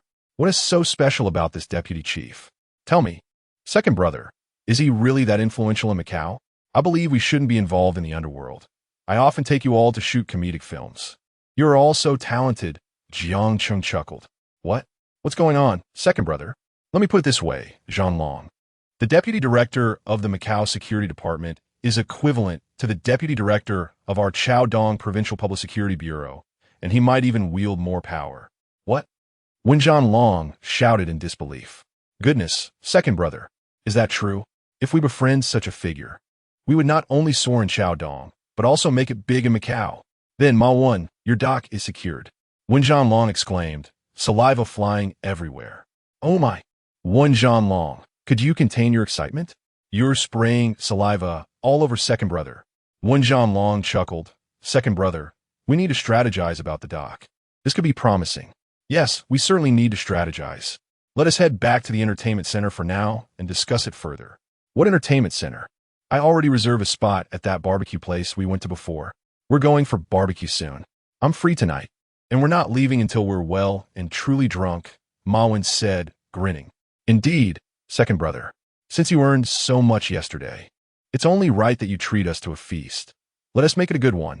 Jiang Cheng and his brothers burst into laughter, their banter lively as they drove towards the bustling streets of Southbridge.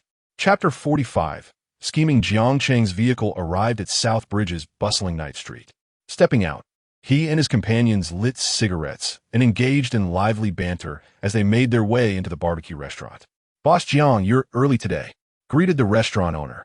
Jiang Cheng chuckled, waving his hand dismissively. Business is still thriving, I see. I simply adore your offerings. Indeed, it's all thanks to you and your friends for the support, the owner replied, leading Jiang Cheng to a large table that had been reserved in advance.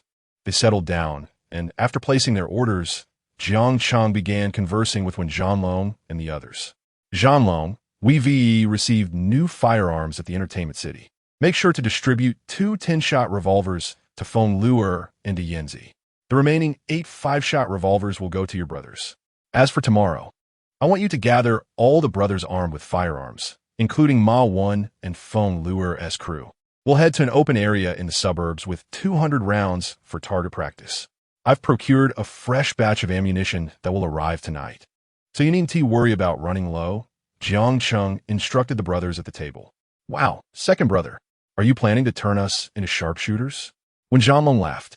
Otherwise, how can we face off against Xiaolu? We have no idea how many guns his brothers possess. We must be fully prepared for this battle, Jiang Cheng analyzed. Ma Wan, puffing on a cigarette, inquired, second brother, how do you intend to approach this conflict? We will give it our all. This battle must succeed. If we win, our influence will double. If we fail, we may no longer have a place in Chaodong. Xiaolu will undoubtedly cut off our path. Conversely, if we triumph, we will sever their escape route, Jiang Cheng elucidated. Don't worry, second brother. The brothers stand by you. Even if we have to leave Chaodong, we can develop in another city. As long as we're together, it doesn't matter where we go, Ma Wan raised his glass. The others followed suit, lifting their cups in solidarity. Indeed, second brother, let us drink heartily. If we can't manage here, we'll simply move to another city, with you leading us. We fear nothing, they proclaimed, raising their glasses in a toast to Jiang Cheng. Jiang Cheng nodded and also stood, lifting his glass. Honestly, I can't guarantee we will succeed 100, but as long as we are united, I believe we can overcome any obstacle. He returned the toast to Wen Zhanlong and the others, as the brothers sipped their drinks and exchanged stories. Feng Luer and Yanzi recounted recent events in Macau to Wen Zhanlong. Wen Zhanlong's cheeks flushed from drinking as he remarked, second brother, does this mean we can also establish a hall in Macau? If we do, wouldn't that signify our rise? We are so fortunate. Fortune is one aspect, but your character and actions are equally vital. You know how many people were watching? Over 30 spectators gathered at the gambling hall, yet not one stepped forward to lend a hand.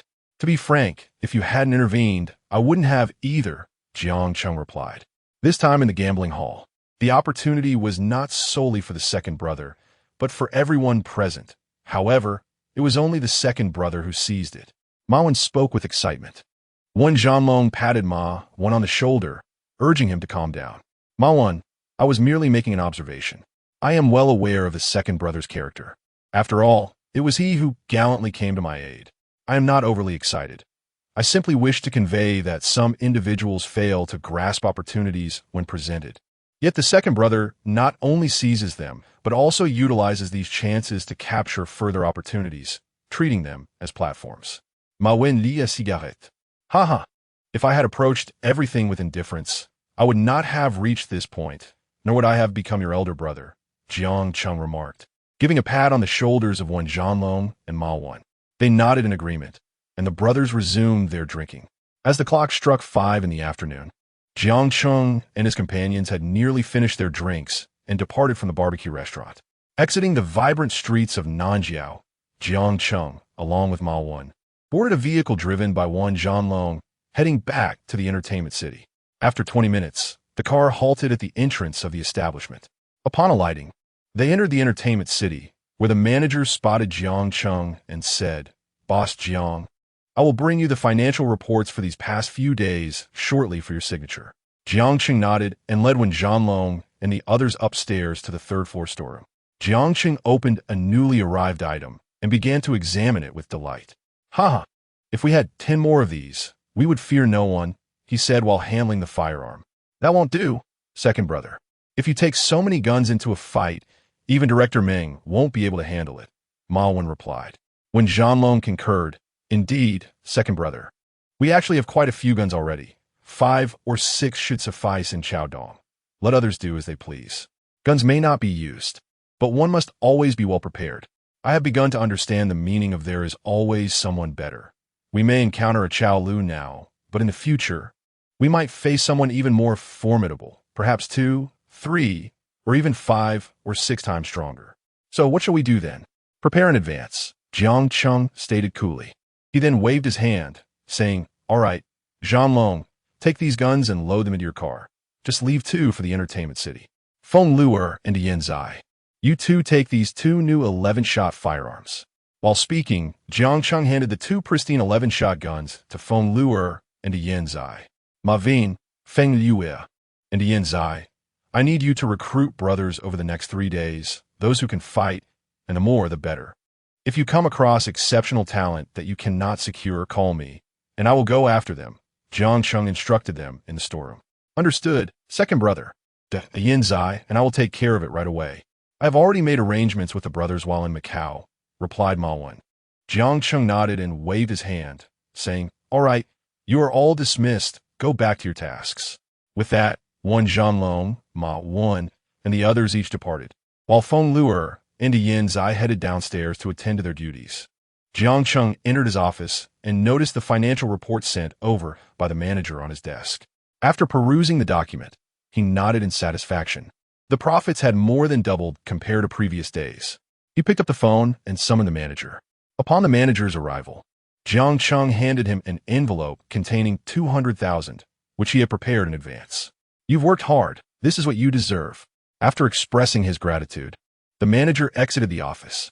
Jiang Cheng sank into the sofa, smoking a cigarette, leaning back in contemplation. His mind was still occupied with thoughts of seizing the dock. He then picked up his mobile phone and called his associate, De Chun, from the Chao Lu Chao dock. Hello, is this De Chun? Who is this? This is Jiang Cheng. Do you remember me? Ha ha ha, Jiang Cheng. That name sounds familiar. Brother, it seems you have forgotten your benefactor. We exchanged numbers a few days ago at the dock. Oh, Brother Jiang. My apologies. I've met so many people today. What is up, Brother Jiang? Do you need something? Nothing much. I just returned from Macau and thought of you. As I mentioned, I run an entertainment venue. I wanted to ask if you're free tonight. Would you do me the honor of joining me for a drink? To be honest, I've missed you. Ah, you flatter me. Brother Jiang, I've missed you too. So, when shall we meet? I'm free at 8 tonight. What about you? Brother, what time works for you? I can send someone to pick you up. Let us say 8 in the evening. I'll be waiting for you at the dock. Very well, brother. I shall await your arrival. Jiang Cheng hung up the phone. a faint smile playing on his lips as if contemplating something. Chapter 46. Are you playing me? At 7 o'clock in the evening, Jiang Cheng prepared 500,000 and placed it in a box at his office. He also arranged for his brothers to go to the dock to pick up Dechun. Once everything was in order, Jiang Cheng settled onto the sofa with a cup of tea. At 8:30, Dechun was brought to Jiang Cheng's office by his brothers. Hey, brother. Cool me. Have some tea. This tea was brought by a friend from Hong Kong, something called Chun. I don't know how to appreciate it. You give it a try. Is it good? Jiang Cheng said, gesturing for Dechun to come over. Dechun chuckled as he took a seat. Wow, brother Jiang, this entire club is yours? Jiang Cheng smiled and nodded. Indeed, what do you think? Not bad, right? He poured tea for Dechun as he spoke. Dechun, receiving the tea, excitedly exclaimed, This is amazing, brother Jiang. I just took a tour, and you have everything here. It's incredible. This must be the only one in Chaodong. I've never been to such a fine entertainment venue in Chaodong. Yes, learning from the hotels in Hong Kong. Only the unique can profit, Jiang Cheng said with a grin. Dechun nodded in agreement. To be honest, brother Jiang, when you previously mentioned opening an entertainment venue, I thought it would be one of those places. I never imagined it would be such a high-end establishment. It's even referred to as a leisure city. Huh, come on, let us go to the first floor. I've arranged a private room for us to enjoy some drinks together. I've been wanting to drink with you for a long time. Sure, brother Jiang, let us go. I also want to drink with you. As they chatted, Jiang Cheng draped his arm around Dechun's shoulders and led him out of the office, laughing as they made their way to the private room on the first floor, which was already prepared with food and drinks. Jiang Cheng and Dechun settled onto the sofa in the room, where only the two of them were present. Jiang Cheng pulled Dechun close and picked up a bottle of beer. Let us have a drink, Dechun. It's a pleasure to meet you, brother. From now on, this entertainment venue should feel like your own home. Feel free to come by anytime. I've spoken to the manager. Whether you bring your friends or come alone, everything will be complimentary. After taking a sip of beer, Jiang Cheng added, No need for any formalities, brother Jiang. Dechun, we'll say this. We are lifelong brothers. From now on, let us treat each other like kin. With that, Dechun raised his beer bottle, downing its contents in one go. Jiang Cheng chuckled and clapped his hands. Come on in, everyone. As his words fell, 3 stunning women entered the private room, each a beauty in her own right. Make sure to take good care of my friend Dechun. Accompany him for drinks, and such, Jiang Cheng instructed the 3 women. What do you think, Dechun? Don't be picky. These are the 3 most beautiful ladies in my entertainment city. Dechun's eyes widened as he swallowed hard, exclaiming, Wow, brother Jiang, this is a life of a deity. They could rival stars. Jiang Cheng laughed heartily, then gestured to the 3 women, saying, Come on over, and ensure my brother is well taken care of. Certainly, Boss Jiang, the 3 replied as they settled beside Dechun. These 3 are all for me, brother Jiang. Aren't you joining us? Dechun inquired. Jiang Cheng waved his hand, saying, They're all for my brother. I do not wish for anything. Your happiness brings me joy. Upon hearing this, Dechun exclaimed with excitement. Then, brother Jiang, I shall not hold back. Come, my dear, let's share a drink. With that, Dechun raised a glass with his companions. Shortly thereafter, Jiang Cheng also shared several drinks with Dechun, whose face was now flushed. At that moment, Dechun had consumed 6 bottles of beer. Jiang Cheng sensed that the time was ripe. He chuckled and clapped his hands. Xiao, come in. No sooner had he spoken than Jiang Cheng's brother entered the room, carrying a box, which he placed on the table. What is it, brother Jiang Air? Jiang Cheng wrapped his arm around Dechun's shoulders and whispered, Brother, open it and see for yourself. It is a gift for you. What could it be, brother Jiang? So mysterious. Dechun exclaimed as he opened the box. Upon seeing it filled with money, he gasped, Oh my. Brother Jiang, what does this mean? What does it mean? Are we not good brothers? Have the words we just exchanged lost their meaning? Is it not normal for an elder brother to shower his younger brother with gifts? Here, take this 50,000. If it is not enough, come to me again, for I am not lacking in funds at the moment, Jiang Cheng replied. He then turned to his brother and instructed, Xiao, place the suitcase in my car's trunk. We shall take Dechun home and deliver it directly. Afterward, Jiang Cheng's brother took the box away. This, brother Jiang, you are too kind to me. I am at a loss for how to repay you. Dechun expressed, filled with emotion. Jiang Cheng smiled and said, Brother, I am your elder. It is only natural to give you money. No need for repayment. Is Chao Lu treating you well? Brother, why not join me? Jiang Cheng patted Chao Lu on the shoulder. Well, Brother Jiang, after all these years with Chao Lu, even if I were to side with you, he would still cause trouble for you and me. It would be a betrayal, and I would be in grave danger if discovered, De Chun replied. Jiang Cheng nodded in understanding, saying, Then you should remain with Chao Lu, brother. Just remember that your well-being is what matters, regardless of whether you are by my side. Upon hearing these words, De Chun, whether from the effects of alcohol or another reason, began to weep, cradling his head in his hands. Oh, Brother Jiang, you do not know. This scoundrel, Chao Lu, treats us poorly. He insults us at will. His territory is built upon the efforts of brothers like us. Jiang Cheng gently patted De Chun's shoulder and said, Brother, you have suffered. I have heard that Chao Lu treats you well, does he not? Well, he may treat those around him decently, but he shows no regard for our younger brothers. Yet we cannot resist. Once, a young man clashed with one of Chao Lu's close associates and was personally killed by Chao Lu and thrown into the sea. Is Chao Lu truly that formidable? Do not cry, brother. Let's take a photo together to commemorate this moment. Who knows when we shall drink together again? Jiang Cheng suggested. All right, Brother Jiang. Jiang Cheng clapped his hands, calling a brother over. He embraced De Chun's shoulders, and they captured a photograph together. After everything was settled, Jiang Cheng confided in De Chun. De Chun, let me be frank with you. I intend to raid the dock, specifically Chao Lu's dock. What? Brother Jiang, you plan to raid the dock? Have you lost your mind? Huh. I'm not mad. I am determined to raid the dock. Can you assist me? Assist you? How can I possibly help? Do you have any idea how many people Chao Lu has? How many? Not just over 300, but nearly 400. They possess dozens of firearms. What do you intend to use to counter them? Upon hearing this, Jiang Cheng chuckled. I am aware, but I still have you. Don't I? I cannot join you in this endeavor, Brother Jiang. Although you have treated me well, if I engage in this raid, you will be outmatched. In turn, I would be doomed to Chao Lu's hands. He would kill me. Jiang Cheng laughed lightly. Not joining me? If you refuse, do you truly believe you can return to your previous life in peace? What do you mean? As he spoke, Jiang Cheng retrieved a small recording device hidden beneath the sofa and played back a recording of a derogatory remark about Chao Lu. What do you think would happen if Chao Lu heard you say such things? You cannot deny it was not you. After all, we just took a photo. How dare you, Jiang Cheng? Are you toying with me? De Chun exclaimed, slamming a half-empty beer bottle onto the table, pointing accusingly at Jiang Cheng. Jiang Cheng merely smiled, remaining silent.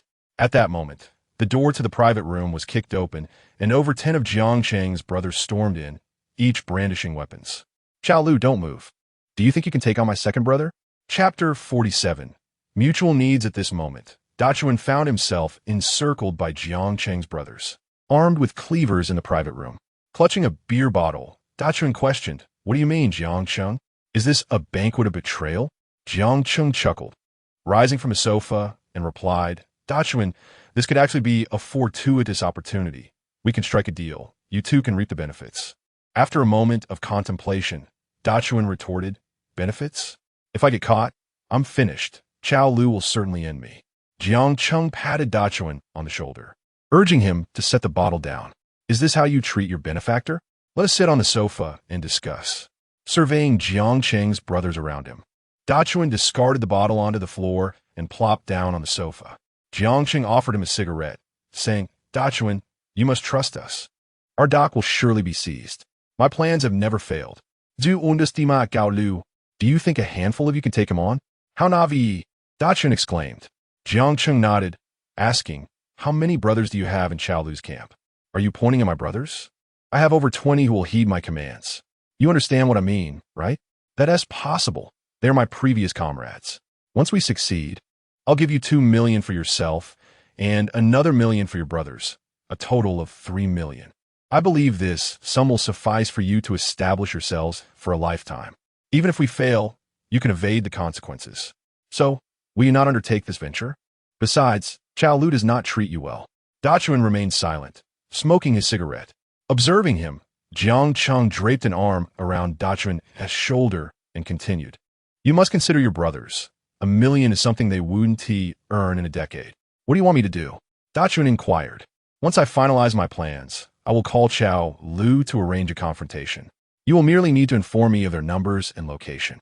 When the fight breaks out, you and your brothers can strike unexpectedly. We shall ensnare them like fish in a barrel.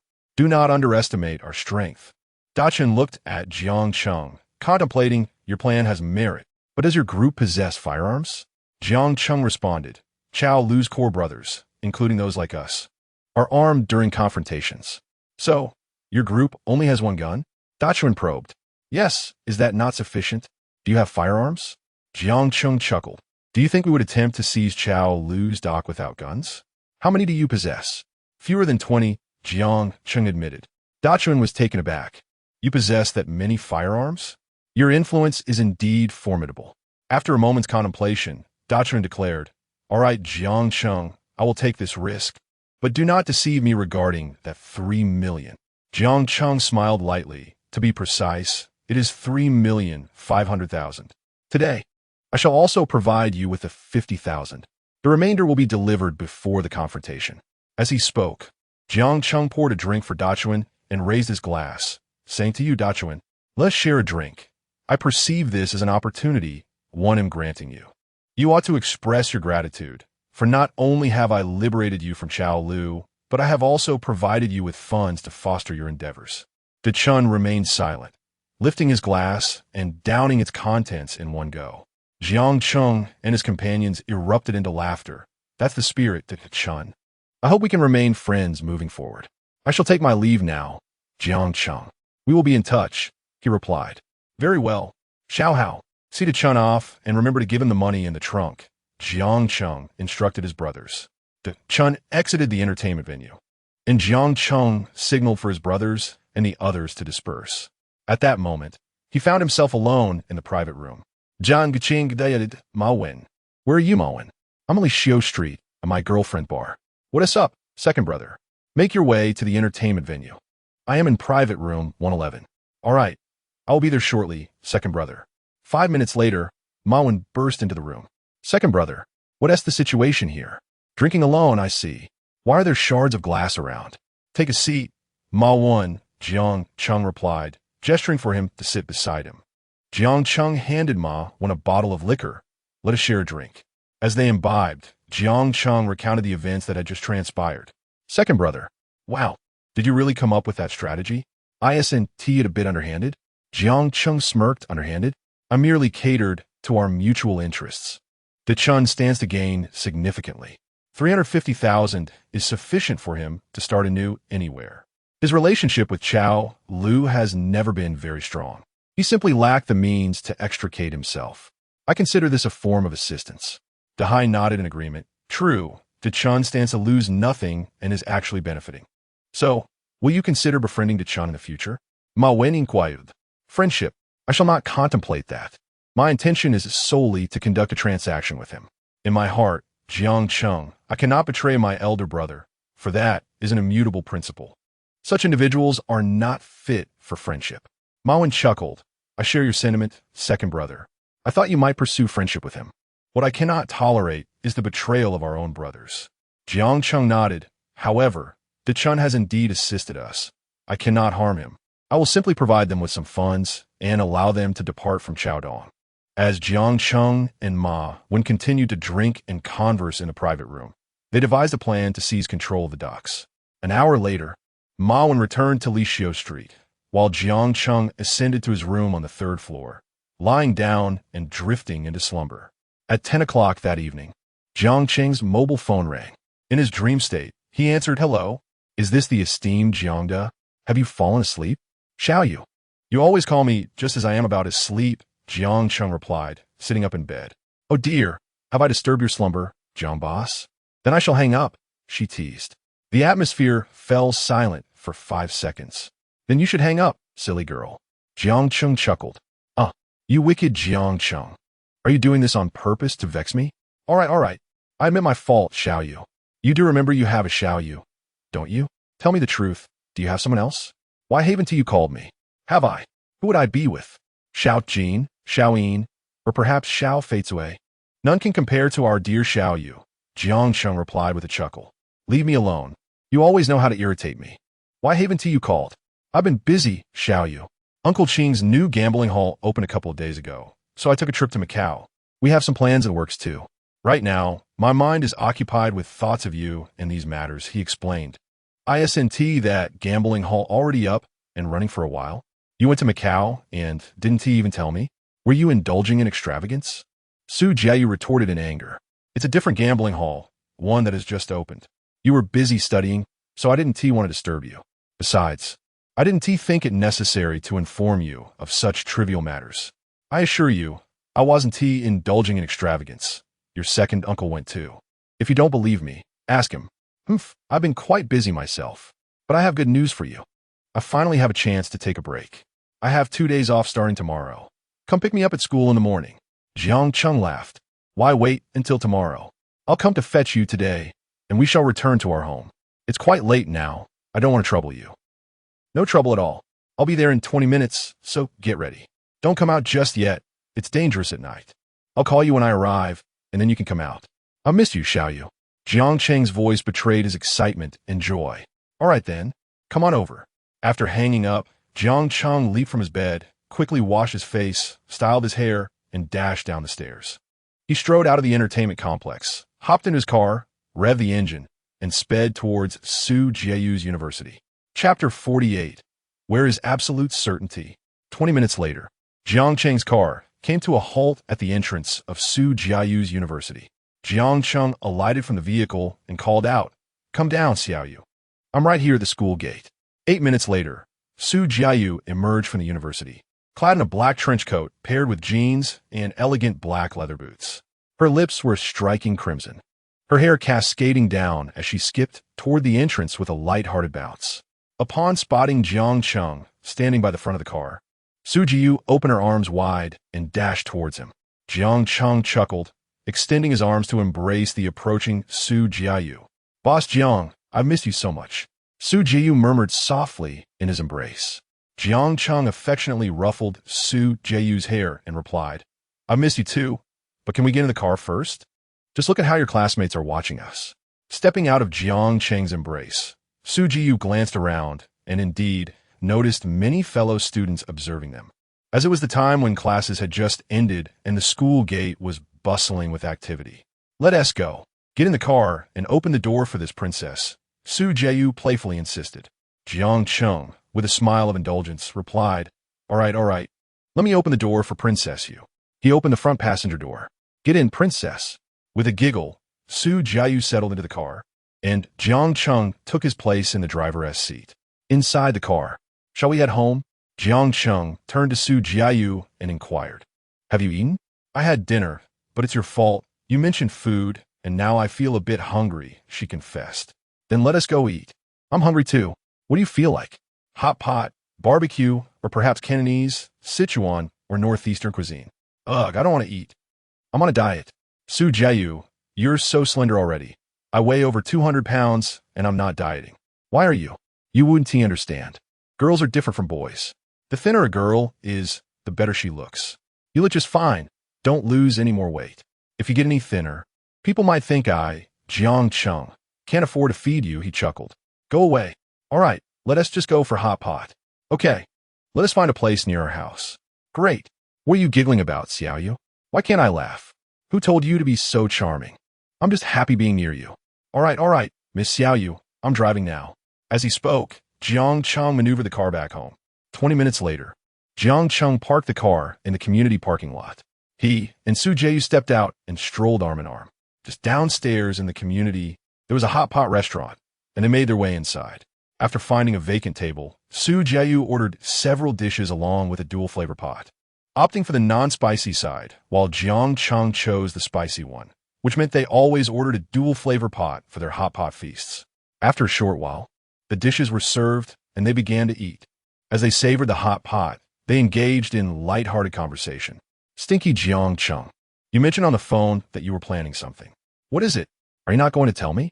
"Let me assure you, there is no cause for concern. Our plans are foolproof. Are we about to engage in a brawl once again? Will there be a respite in a couple of days?" "Jiang Cheng," Su Jiayu called out to him, "we need to seize a dock. My brothers are multiplying, and there isn't enough territory to divide among us. This dock will henceforth be under Ma when supervision. Rest assured, we have meticulously strategized. It is infallible. As he spoke, Jiang Cheng grasped Su Jiayu's hand. Get up. You only deceive me. Nothing is ever without risk.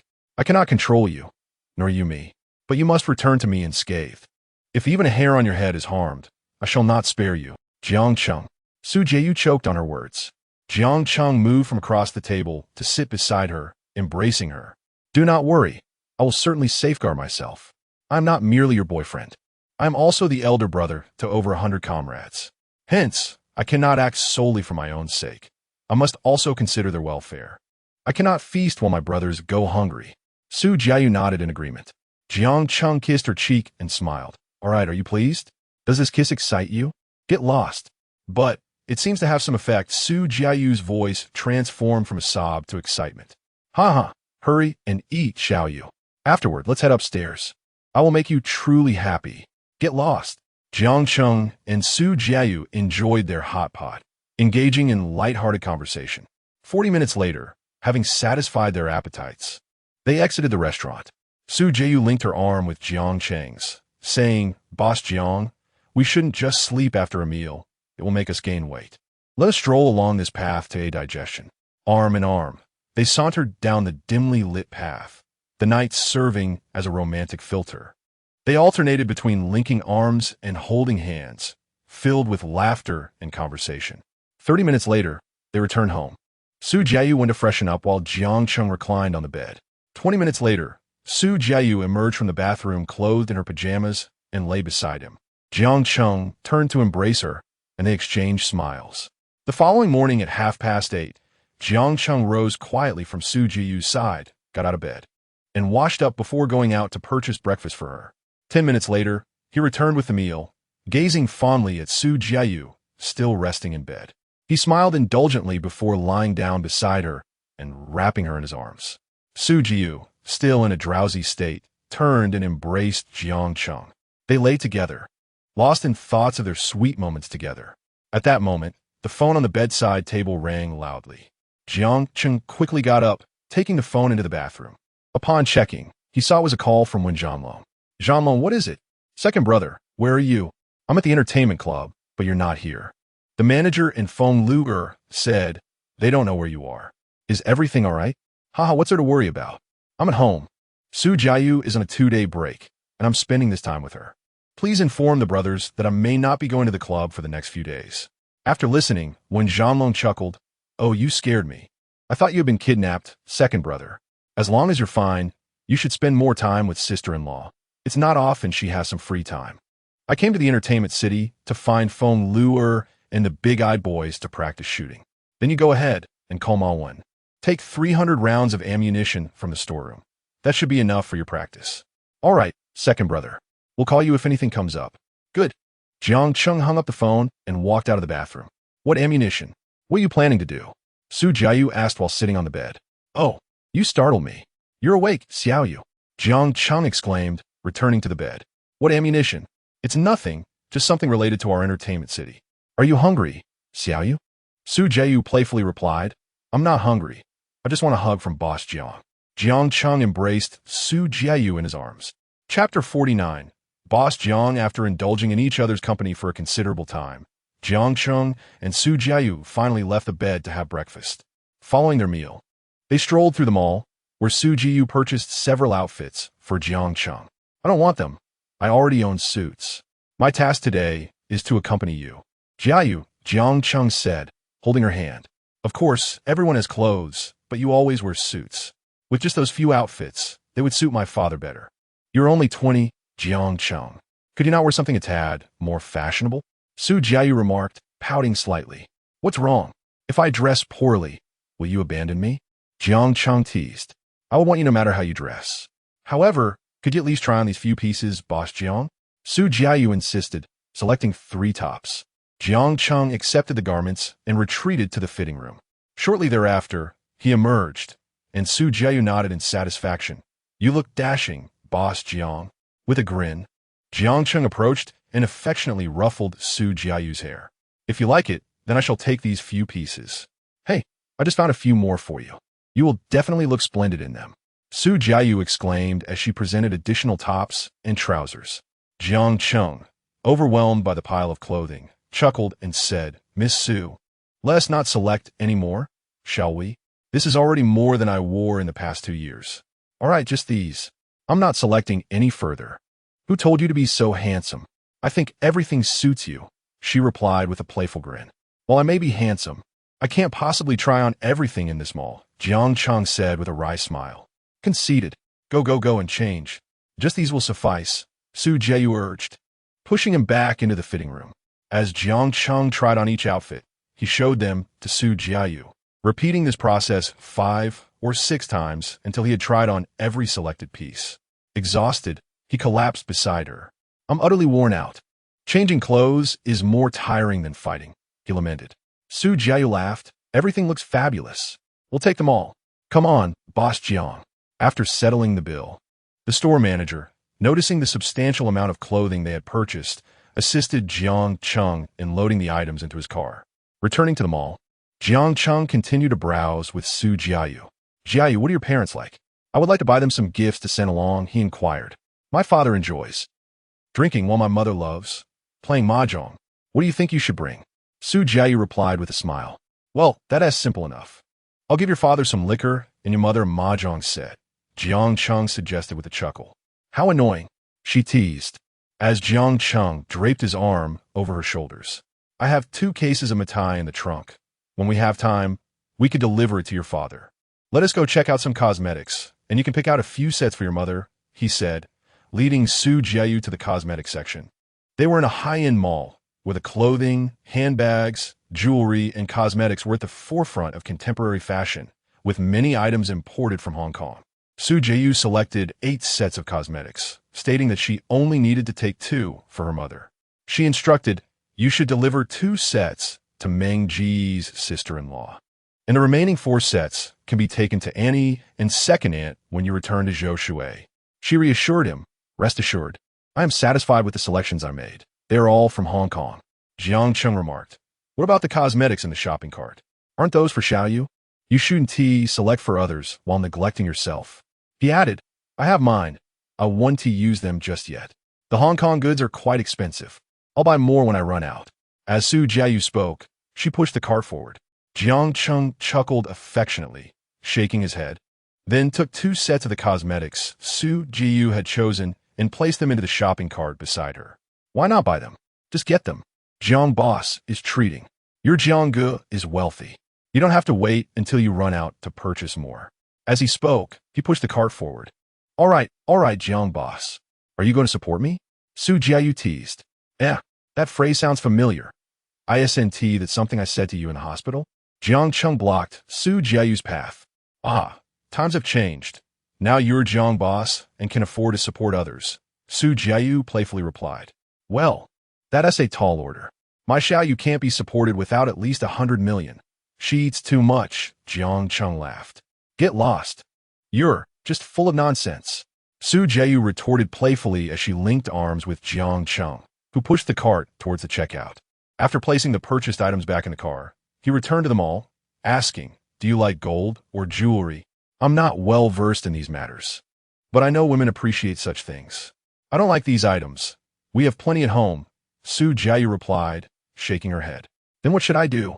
I want to gift you a diamond necklace, Jiang Cheng said, his face showing a hint of disappointment. Su Jiayu, seeing his pitiful expression, felt a pang of sympathy and hugged him, saying, I was wrong. Don't make that face. I can't bear it. Let's go look at gold jewelry instead. I have very little gold. Would you give me some gold?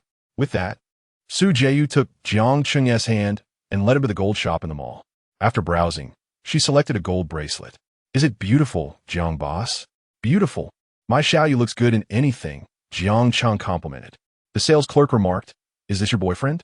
Not only is he handsome, but he is also quite eloquent. Su Jiayu smiled at the clerk, thinking, he has just tried to annoy me. Jiang Cheng laughed and said, I'll take 5 of these. Do you have them in stock? Are you buying in bulk, Jiang Cheng? Su Jiayu asked, tilting her head in confusion. For my sister-in-law. We should each get one for our mothers and my second aunt. The clerk was taken aback, exclaiming, Sir, not only are you handsome and articulate, but you're also quite generous. It's evident you're buying gifts for your mothers. How filial. The cashier's remarkable skills were on full display as they extolled Jiang Cheng. Due to his considerable purchases, the store manager also approached to commend him once more.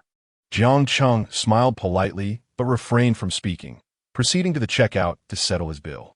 After completing the payment, he took Su Jiayu's hand and was about to exit the jewelry store, engaging in a farewell handshake with the manager when a man's voice emerged from a nearby counter. "What am I to do? I urgently need this. I left in such a hurry that I only brought 50,000. Here's the deal.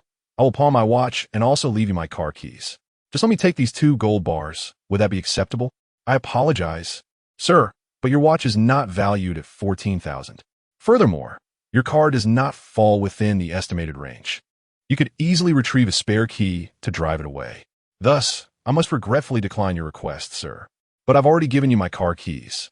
How am I supposed to drive away?" "Regrettably, sir, our policies are firm." Chapter 50. Thank you, Boss Jiang. Upon hearing the commotion nearby, Jiang Cheng approached the scene. "What seems to be the problem?" he inquired casually. The clerk glanced at him and explained, "This gentleman has reserved 2 gold bars, totaling 645,700. However, he only possesses 500,000 in cash. We do not accept car collateral. We do accept watch collateral. Yet his timepiece is insufficiently valued at 145,700. Why not write a check?" Jiang Cheng suggested. "Alas, my friend, I don't own a business and thus cannot issue a check," the gentleman replied. Jiang Cheng scrutinized the man, noting his tailored suit and slick-back hair, which exuded an air of affluence. "How much more do you need?" 145,700. "I shall cover that. I will write a check." Upon hearing Jiang Cheng's offer, the man grasped his hand tightly. "Brother, if you assist me, I will repay you double." Jiang Cheng chuckled lightly, "My friend, my assistance is not contingent upon a reward. I merely observe your urgency, and this falls within my capacity to help. Besides, does anyone who can produce such a sum truly concern themselves with doubling their gratitude?" The gentleman, slightly flustered, rubbed his head. "Rest assured, my brother, I am no swindler." Jiang Cheng pinned a check, and the man promptly dialed a number. "Brother, my name is Liu from the State Water Company. Please leave me your number. Tomorrow, I will have a friend deliver 200,000 to you." Jiang Cheng waved his hand dismissively. "Just repay me the original amount. Everyone encounters difficulties at times, and it is only right to lend a hand. Moreover, I'm also from the State Water Company." "You are also from the State Water Company? Brother, what a coincidence." As they exchanged contact information, Jiang Cheng disclosed his name as well. Jiang Cheng nodded appreciatively. What a stroke of luck, encountering a fellow townsman. "I am from the Peace District. My dear brother, what an incredible coincidence. I have pressing matters to attend to. Once y conclude, I will call you so we may dine and share a drink." Jiang Cheng smiled and nodded. Liu, clutching the gold bars, strode confidently out of the establishment. At that moment, Su Jiayu approached Jiang Cheng, teasing, "Boss Jiang, engaging in charity again?" Jiang Cheng chuckled. "Everyone faces challenges. That sum is negligible for me now. I find joy in being able to assist him, regardless of his intentions." Su Jiayu nodded. "Come on, Jiang the philanthropist. Let's go eat. I am famished." Jiang Cheng playfully touched Su Jiayu's cheek. "Ah, my dear Jiayu is hungry. What shall we have? Shall we indulge in Western cuisine?" "Western cuisine sounds delightful. Let us visit the restaurant my classmate recommended." Listening to my dear Jiayu, Jiang Cheng replied as they exited the mall and drove towards the recommended establishment. 15 minutes later, Jiang Cheng's vehicle halted at Housey Western Restaurant. Su Jiayu disembarked first to place their order, while Jiang Cheng proceeded to find a parking spot. 3 minutes later, Jiang Cheng hurried back, taking a seat opposite Su Jiayu. "Jiang Cheng, do you think I ordered enough? What would you like to eat? Feel free to order more." Su Jiayu offered, handing him the menu. Jiang Cheng accepted the menu with a smile. "To be honest, I have never dined on Western cuisine before and am unsure of what is delectable. Whatever you choose, I shall partake. However, I am well aware that one ought to indulge in red wine at a Western restaurant. I shall have a bottle of exquisite red wine to share with my wife." Su Jiayu cast a sidelong glance at Jiang Cheng. "Let's have these. And please bring another bottle of your finest-selling red wine, Su Jiayu instructed the waiter. After a while, the dishes were served, and Jiang Cheng and Su Jiayu savored their Western meal while sipping red wine. Jiang Cheng awkwardly wielded his knife and fork, eliciting laughter from Su Jiayu, who sat across from him. Mr. Jiang, is it you who uses the fork, or is it the fork that uses you? Oh, this is quite a challenge. Waiter, do you have chopsticks? Jiang Cheng inquired. The waiter hurried over and replied, I apologize, sir, but we do not have chopsticks. If you find it inconvenient to dine, we could provide tongs. After a moment's thought, Jiang Cheng decided against it. Never mind, the tongs are too cumbersome. I shall manage with these. Su Jiayu chuckled across the table. Let me teach you. Hold it like this.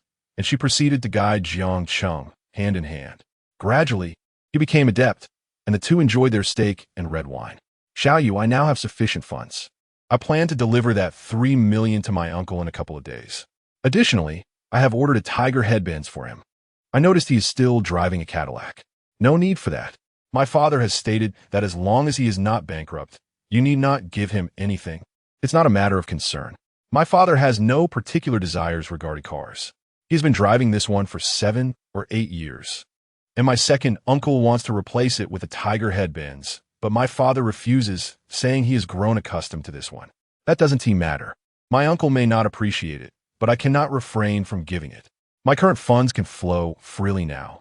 Initially, I intended to give 4 million, but that seemed rather commonplace, so I ordered a tiger headbands for my friend instead. Truly unnecessary. Just keep the money for now. There will be plenty of opportunities to spend it later. Do not concern yourself. I merely wanted to inform you. Tomorrow, I will accompany you home to deliver the car. You are quite presumptuous. You are beyond my control now, but perhaps I will manage you in the future, Su Jiayu playfully remarked. I am but a soldier of Su Jiayu. Wherever I am needed, I shall carry out my duties, Jiang Cheng proclaimed loudly in the restaurant. Su Jiayu covered Jiang Cheng's mouth with her small hand. Enough, Mr. Jiang, do not shout. I am Su Jiayu's soldier, Jiang Cheng continued, and Su Jiayu pressed her hand more firmly over his mouth. I was wrong, Mr. Jiang, I was wrong. Jiang Cheng burst into laughter. After they had their fill, Jiang Cheng and Su Jiayu exited the restaurant and drove around for a leisurely exploration.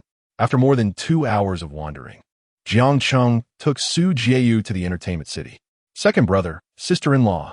The brothers at the entertainment city called out. Su Jiayu smiled and nodded, following Jiang Cheng to the office on the 3rd floor. Jiang Cheng handed the recent financial statement to Su Jiayu. Impressive, Mr. Jiang. Your progress has been remarkable during this period. Indeed, the expenditures have been particularly significant lately. That is to be expected. It is the perfect time for you to forge connections. Just then, Jiang Cheng's mobile phone rang. Hello, who is this? Brother Jiang, this is He Lu. I am the one from the jewelry store today. He Lu, what brings you to call? Hee, I have completed my task. But my friend will only be able to deliver the money tomorrow. Would you kindly wait for me for a day, Brother Jiang Cheng? It's all right, no rush. Brother Jiang Cheng, may I treat you to a meal? Would that be convenient for you? If it were anyone else, Jiang Cheng would have declined. But considering that he is from the same hometown as Zhou Shui, and this is his first encounter with a fellow townsman in Chaodong, Jiang Cheng did not refuse. What time do you suggest, brother? You decide. I am flexible with the timing. You can choose the location as well. As I am not very familiar with Chaodong, then let us meet at 3 o'clock in the afternoon at Fuman Lu. All right, brother. I will arrive punctually at 3. Jiang Cheng hung up the phone, and Su Jiayu, who was beside him, remarked, Boss Jiang, do you have a dinner appointment this afternoon? The Zhou Shui fellow I just assisted. I will take you along. You are quite fortunate. I shall not be joining your dinner gathering. I have made plans with my sister-in-law for a beauty treatment. Jiang Cheng chuckled and replied, that is fine. You might as well bring along the cosmetics and bracelet. Chapter 51. My beautiful, elegant, and fashionable sister-in-law at 2 o'clock in the afternoon. Jiang Cheng and Su Jiayu strolled out of the entertainment center, hand in hand, just as they encountered Feng Luer and Big-Eyed Z returning to the venue. Second brother, sister-in-law. Feng Luer and Big-Eyed Z exclaimed in unison. How's it going? Enjoying yourselves? Jiang Cheng inquired, producing a cigarette and offering it to them. Feng Luer rushed forward, grinning widely, and said, Don't even mention it, second brother. It was absolutely exhilarating. This 11-round burst was far more intense than a 5-round one. I've already fired all 7 of my bullets, while they've only managed 3 shots of their 5-round burst. Second brother, I truly believe our strength can now dominate Chaodong. We are invincible. Big-eyed Z chimed in, taking the cigarette with a smile. Don't get too cocky. There are always greater talents beyond our own. We struggled just to deal with Chao Lu, Jiang Cheng cautioned. All right, you two head back. My sister-in-law and I have some matters to attend to. Second brother, where are you going? I'll accompany you. Feng Luer offered. No need. You two can return. Feng Luer then playfully smacked Big-eyed Z on the head, exclaiming in frustration, Can't you see the situation? Sister-in-law finally has some free time, and you still want to tag along? Go be a third wheel somewhere else, you fool. All right, I didn't think of that, second brother. Big-eyed Z sheepishly replied, scratching the back of his head. Jiang Cheng laughed heartily. You two are quite the show. He then led Su Jiayu towards his car.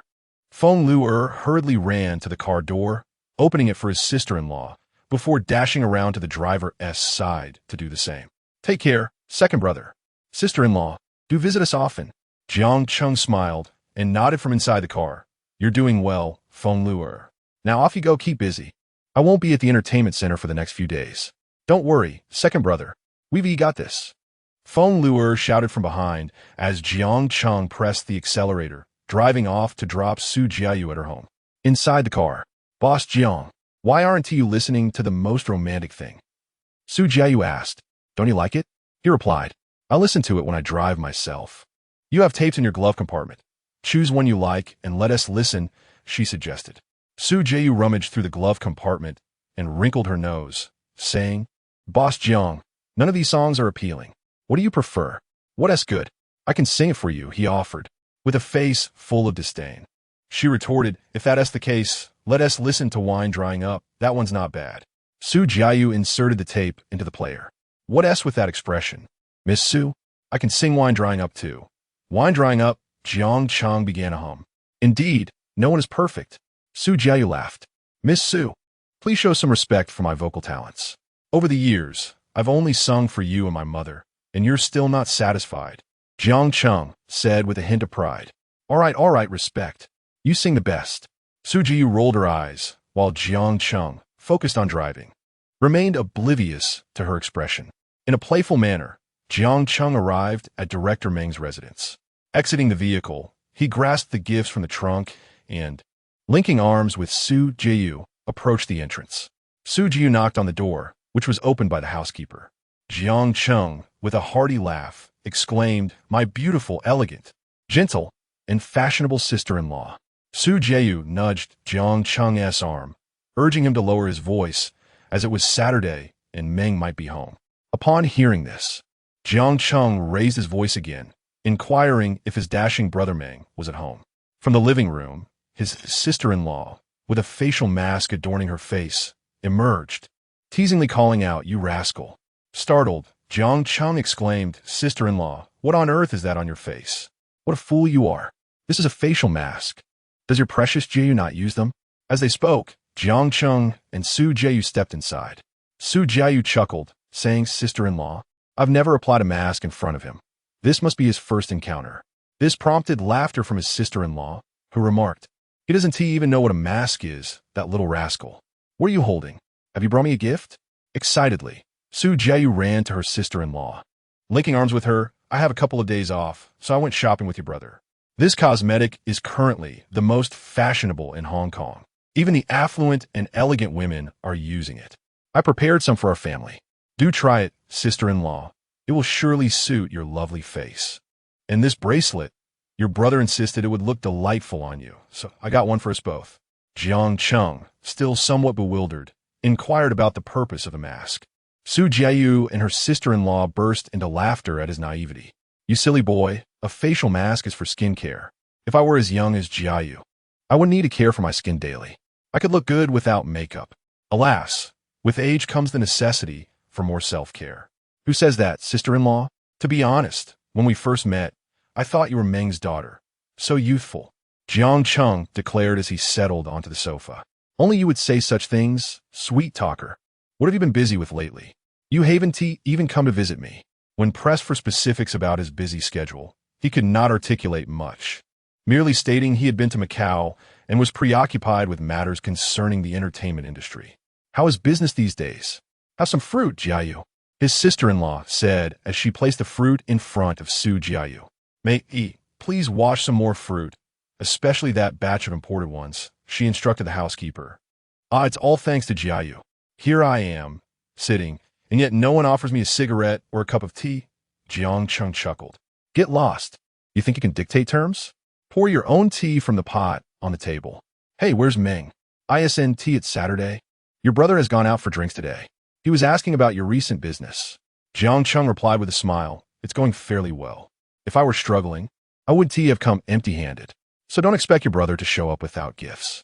As the housekeeper brought in the fruit, his sister-in-law instructed, you go to the second floor and fetch the cigarettes from the drawer in Lao Meng's study. Wait, sister-in-law, I was just joking. I have cigarettes, Jiang Cheng interjected, rising to stop the housekeeper, saying, relax, mate I have my own. I am aware that you possess cigarettes. And those that Menggu has are indeed fine gifts from others. I understand, dear sister-in-law. I comprehend. Jiang Cheng nodded and settled back onto the sofa. After spending a while at Director Meng's residence, Jiang Cheng glanced at the time and realized it was nearly time to leave. Xiaoyu, you may stay here with your sister-in-law for a while. You can go shopping and indulge in some beauty treatments later. I must take my leave as I have a dinner engagement. Jiang Cheng said with a smile, Sister-in-law, I entrust my wife to your care. You need not worry about us. Just leave Xiaoyu to me, and off you go. You are such a bother. His sister-in-law replied with a wave of her hand and a laugh. After bidding farewell to Su Jianghu and his sister-in-law, Jiang Cheng exited Director Meng's home, got into his car, and headed towards the Fumanlu Grand Hotel. Chapter 52. At precisely 2:45 p.m., Jiang Cheng's car pulled into the parking lot of the Fumanlu Grand Hotel. Noticing he had some time to spare, he indulged in a cigarette before exiting the vehicle. Upon entering the hotel lobby, he spotted Lu seated nearby, who immediately recognized him. Brother Jiang Cheng, Lu exclaimed, rushing over to shake Jiang Cheng's hand. Am I late? Jiang Cheng inquired. I recall seeing there were still 10 minutes left. Lu chuckled. I arrived 40 minutes early, brother.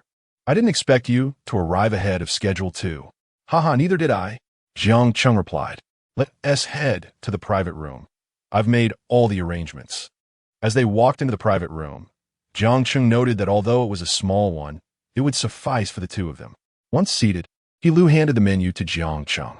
Brother, I've ordered some of their signature dishes. I'm unsure of your preferences, so please feel free to add anything you like. Jiang Cheng waved his hand dismissively. No need for extras. Just the two of us is sufficient.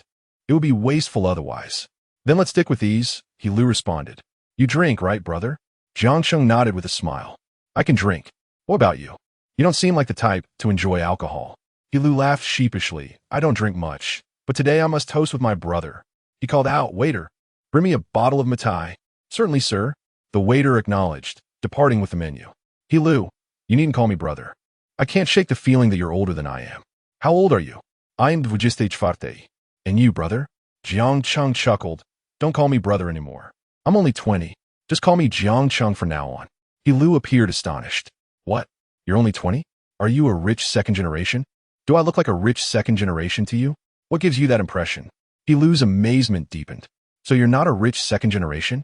How can you afford over 100,000? Haha, a year ago I couldn't either. But now I certainly can. Lu stood up in disbelief. Don't joke with me. You really are 20? Indeed I am. Born in 74, the year of the tiger. Before Lu could fully recover from shock, Jiang Cheng urged him, sit down, buddy. No need to stand. Are you really not a rich second generation? Lu probed. I am not. You certainly look the part. Lu replied innocently. Is that why you helped me? Jiang Cheng chuckled. Do you think I lack funds? Do you believe someone who can produce over 100,000 would seek the company of a rich second generation? Lu scratched his head, conceding, that's a fair point. So, what do you do at 20 to have that kind of money? I operate a nightclub in Chaodong. The Haotsing nightclub is mine. I have several other ventures as well. You claim you're not a rich second generation, yet you own a nightclub at 20? I truly am not. Why would I deceive you? Then it seems we're in the same boat. Don't try to fool me. Jiang Cheng chuckled upon hearing this, much like you. Are you also in the same situation? Jiang Cheng pondered what kind of big brother he Lu was in his region. Indeed, I mentioned that you seem unaffected. One cannot be like this at just 20. Which position does your father hold? Huh? What position? Jiang Cheng was momentarily bewildered by the question. You see, you're even concealing things from me. I wish to befriend you. You seem like a good person. Just tell me. What should I say? Jiang Cheng inquired, puzzled. Oh, why are you so evasive? My father is the district chief. Just be straightforward with me, considering you operate an entertainment venue. Your father must at least be a deputy director. Upon hearing this, Jiang Cheng was utterly taken aback. Wait, your father is the district chief? Yes. And what about your father? Mine isn't in any significant position. So, you're a second-generation official. Indeed. Aren't you as well? I'm not. I'm simply an ordinary citizen. My father passed away when I was young. Oh, then how did you come to run this entertainment venue? Jiang Cheng, smiling, poured a drink for He Lu and suggested they toast first. He Lu raised his glass and gulped it down, revealing his inexperience with alcohol as he coughed. Jiang Cheng laughed and remarked, You really can't handle your liquor, can you? I seldom drink white spirits. I usually prefer red wine. Jiang Cheng chuckled, nodded, and shared his experiences, including how he arrived in Chaodong and how he built his business. At that moment, He Lu's cheeks flushed crimson. He wrapped his arm around Jiang Cheng's and said, Jiang Cheng, it's my misunderstanding. Honestly, upon hearing your age, I assumed you were a second-generation heir. I owe you an apology. Moreover, I wish to befriend you. Given what you've shared, if you possessed even a slight deficiency in character, you and T have reached this point. If we must classify you as a second-generation heir, it would be for your character. Your integrity alone warrants your success. Jiang Cheng smiled. What do you do in Zhou? I studied abroad at 20 and just returned a couple of days ago. So, did you purchase gold bars today as gifts? Jiang Cheng said, downing another shot, with He Lu promptly following suit. Cough, cough, cough. Jiang Cheng. Perhaps fate has brought us together at this moment. I've been back in the country for a week, and I didn't realize the domestic gold prices had risen significantly. I thought I wouldn't need 500,000. Same here. I recently spent over 600,000 on 2 bars. The gold shop didn't deceive you. I also intended them as gifts. I just returned, and my father asked me to deliver some gifts to an uncle in Chaodong to familiarize myself for future projects. I was genuinely in a rush. Had I gone back to Zhou, I wouldn't have made it in time for our 1 p.m. appointment. I'm truly grateful to you, my friend, for helping me out. Did you say your father is the district chief? Which district? It can't be Hepping, can it? He Lu nodded, confirming yes. It's Hepping District.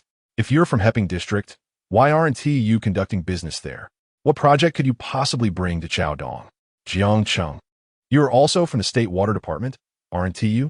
You must know that there are no notable projects in the entire State Water area, not just in the Peace District. All the good projects are in Chaodong.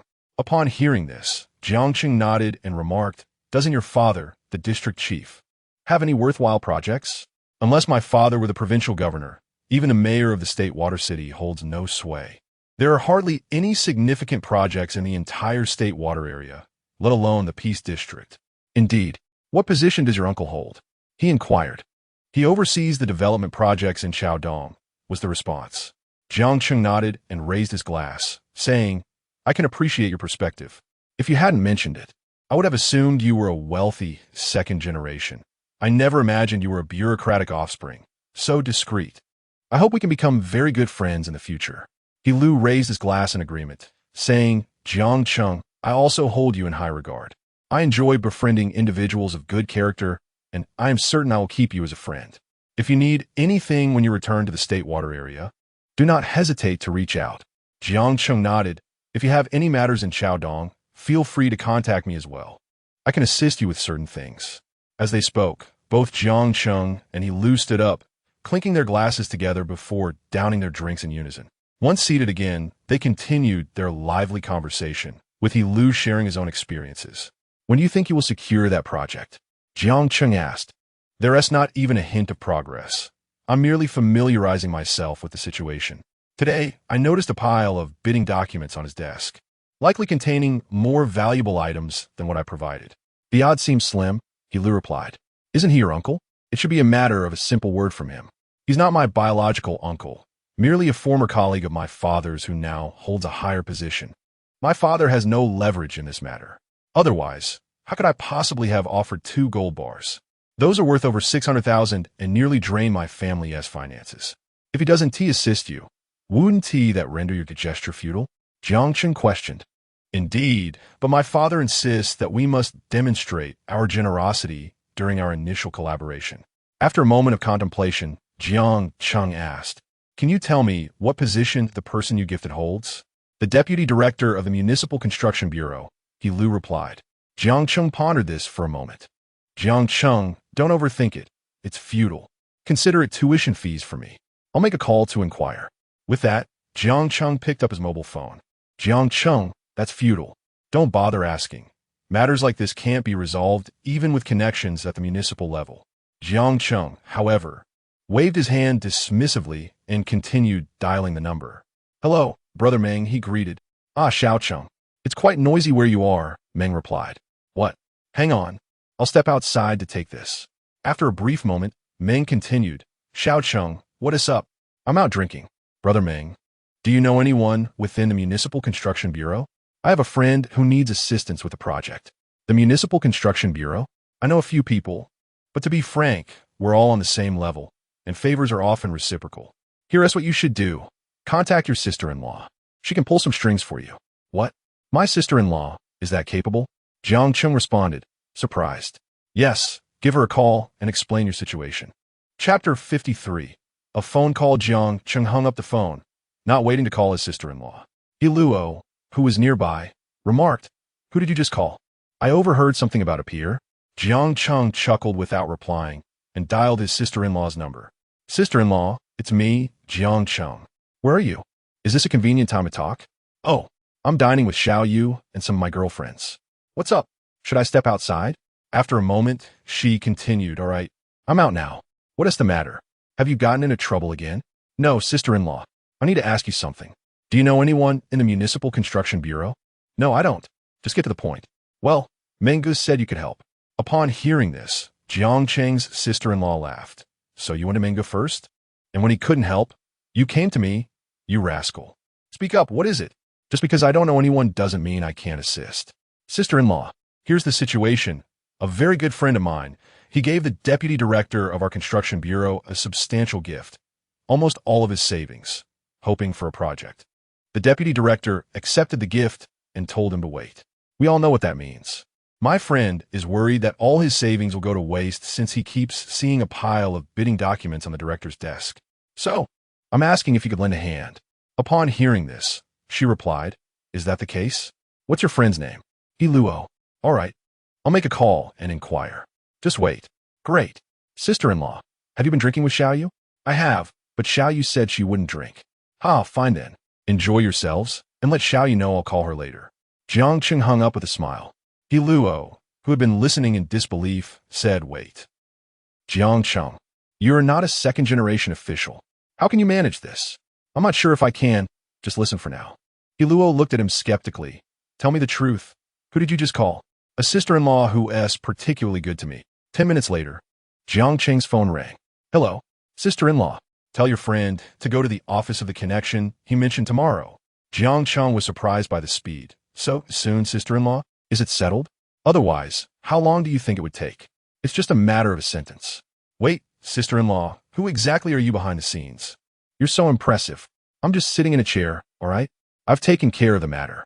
Goodbye." Jiang Cheng felt the efficiency was astonishing, even quicker than his meal. After hanging up, he looked at He Luo. "My sister-in-law said you should visit your uncle's office tomorrow." He Luo stood up in shock. "What? It's done?" "Jiang Cheng, my dad is the district chief, and he can't manage this kind of influence." "She is the wife of the municipal police chief." "Huh? The wife of the municipal chief. Does she hold such a significant position?"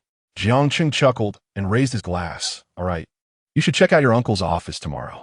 He Luo reverently lifted his glass. "Jiang Cheng, I must say, I didn't expect you to be even more formidable than me. I'm in awe.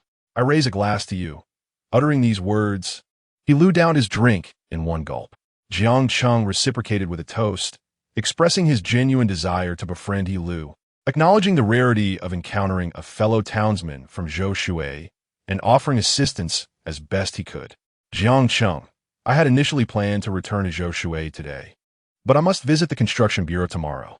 Hence, I shall remain in Chaodong for the night. Let us not leave until we are thoroughly inebriated. Jiang Cheng waved his hand dismissively, saying, "My friend, you're not heading back tonight, right? We agreed on that. Then let us go to my entertainment venue and drink there. Afterward, you can stay over. I will send a brother to accompany you back tomorrow." "Is it possible to stay at your entertainment venue? And do you really have brothers?" He Lu questioned, bewildered. "Indeed, everything is arranged. Just follow me." "Did you drive here?" Jiang Cheng inquired. "I did drive." "In that case, allow me to make a call and have two brothers bring your car back while we return together.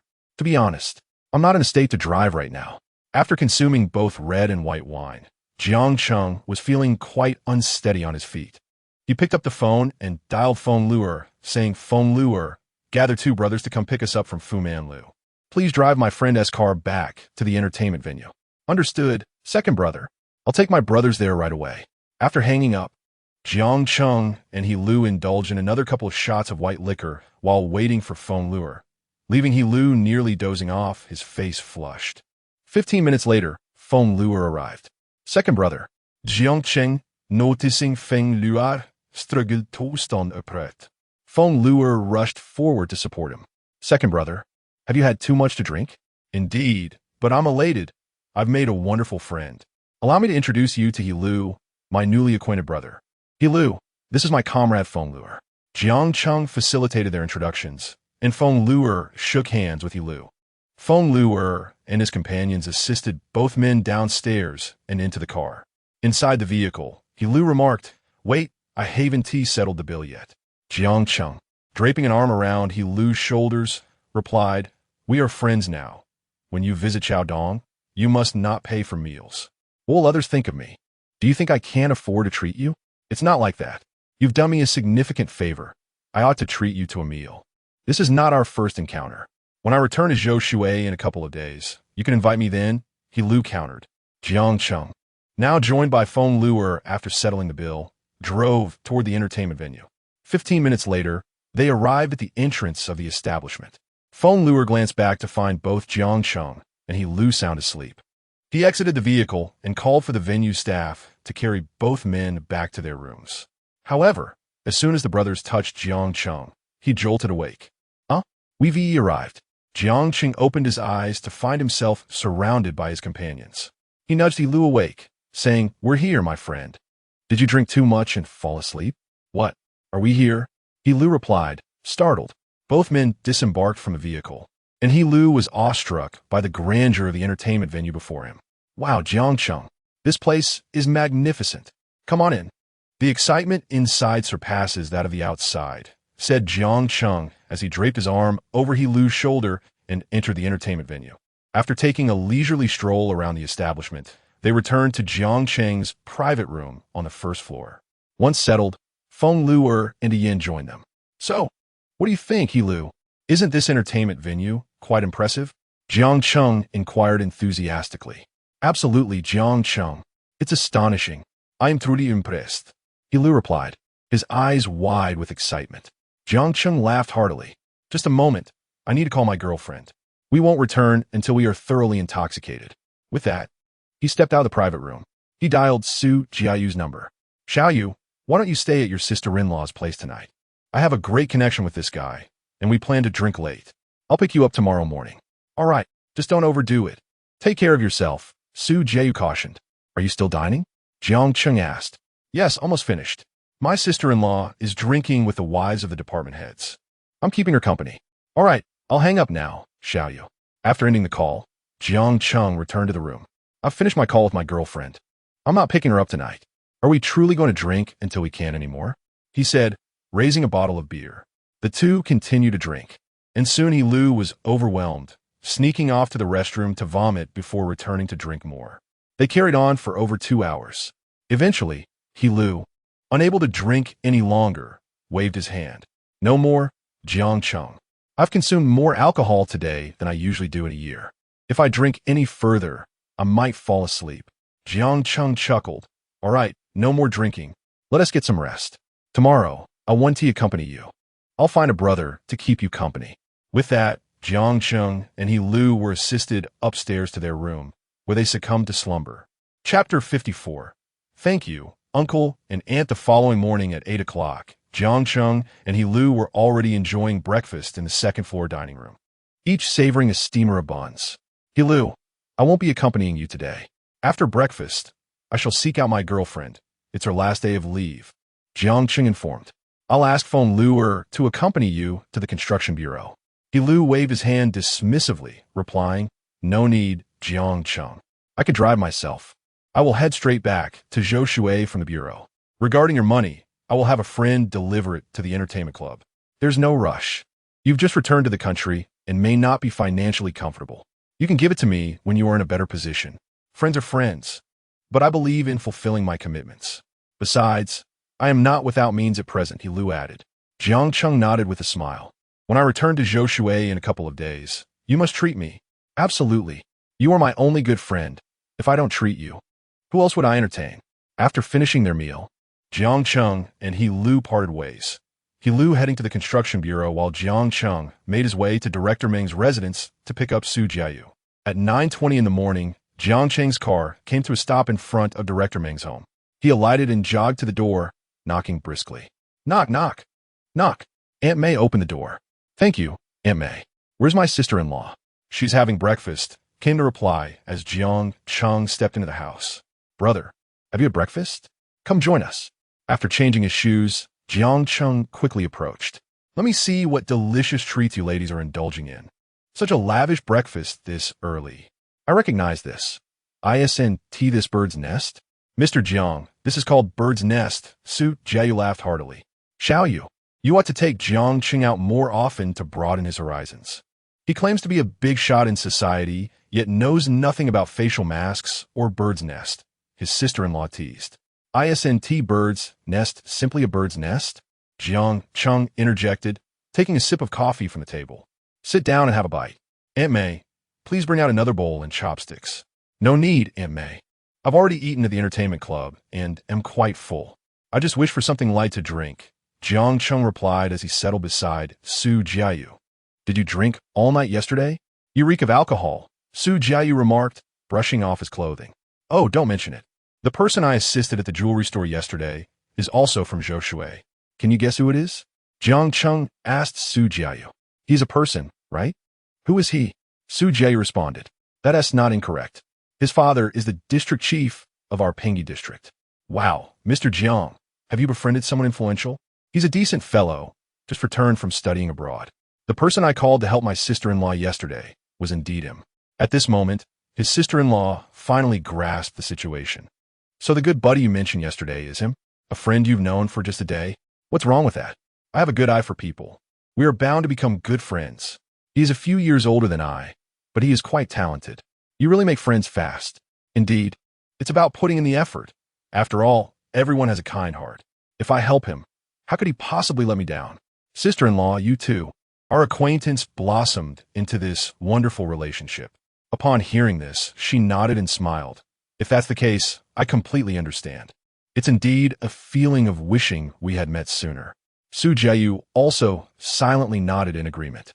"What time did you all return last night? Did Ming go out again? Don't even mention him. He has gotten quite bold. He didn't come home all night. This morning, he called to tell me that his wife had stayed out late, afraid of disturbing our sleep, and went back to work directly today." "Ha, how splendid. My Ming not only loves his work, but also cherishes you." "Get lost," she retorted playfully. "Last night, sister-in-law, we returned around 11. You truly have a remarkable capacity for drinking. You managed to outdrink those ladies. When we got home, we chatted for a while." "Indeed, sister-in-law, you can drink. I can't keep up with you, let alone those ladies. You possess quite the tolerance." Jiang Cheng chuckled. "Your sister-in-law was born with this ability. I could even outdrink my father. Xiaoyu, after we finish eating, we'll head over to your parents' house. I have everything ready." "All right, I'll finish my meal." "No rush, take your time."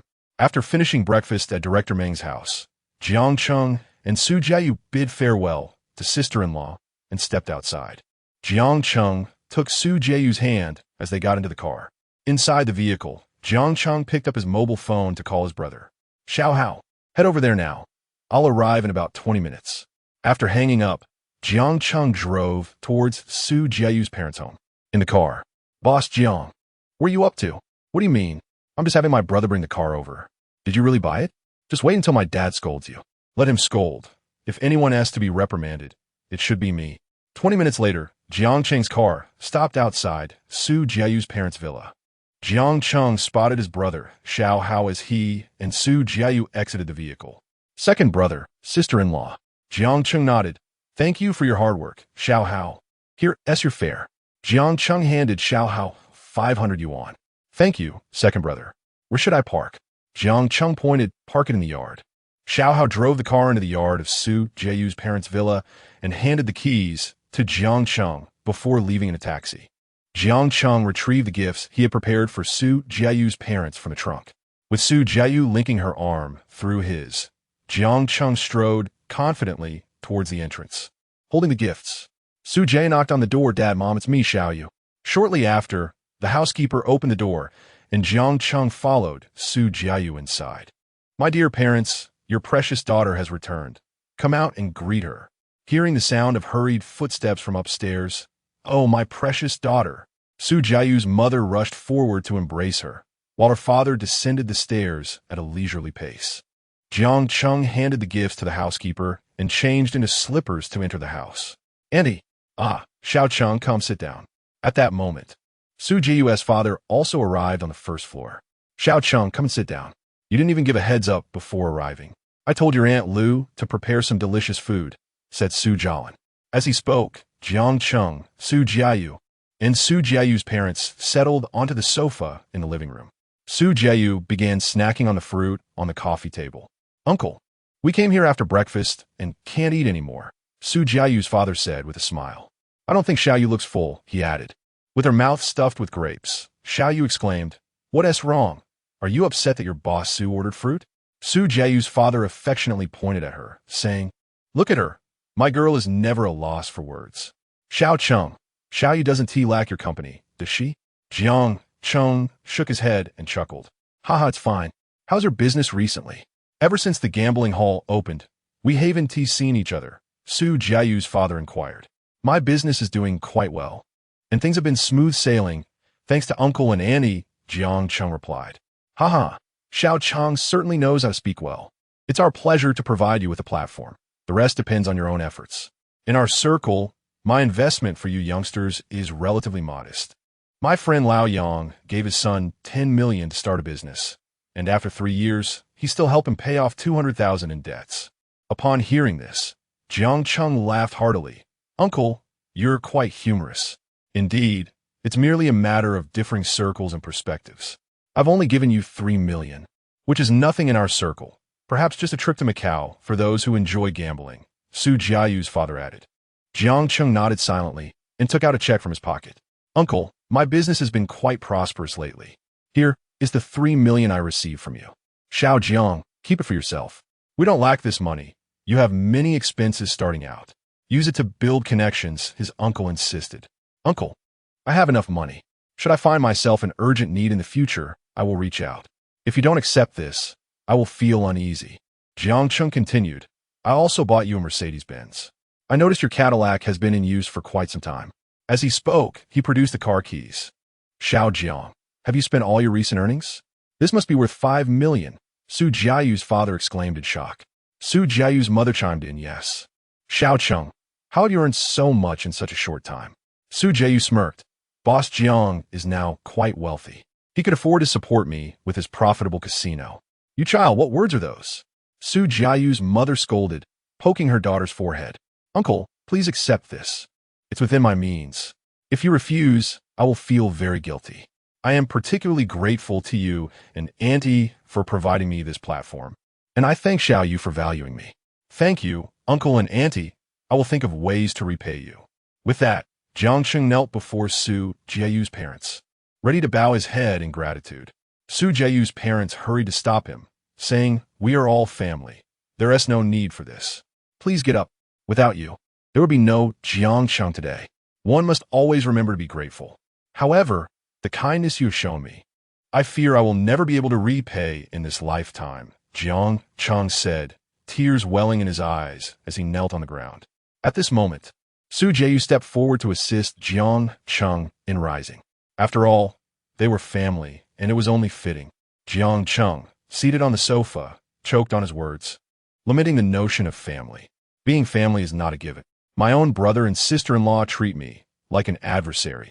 I, Jiang Cheng, have forged numerous friendships, yet my own brother remains distant.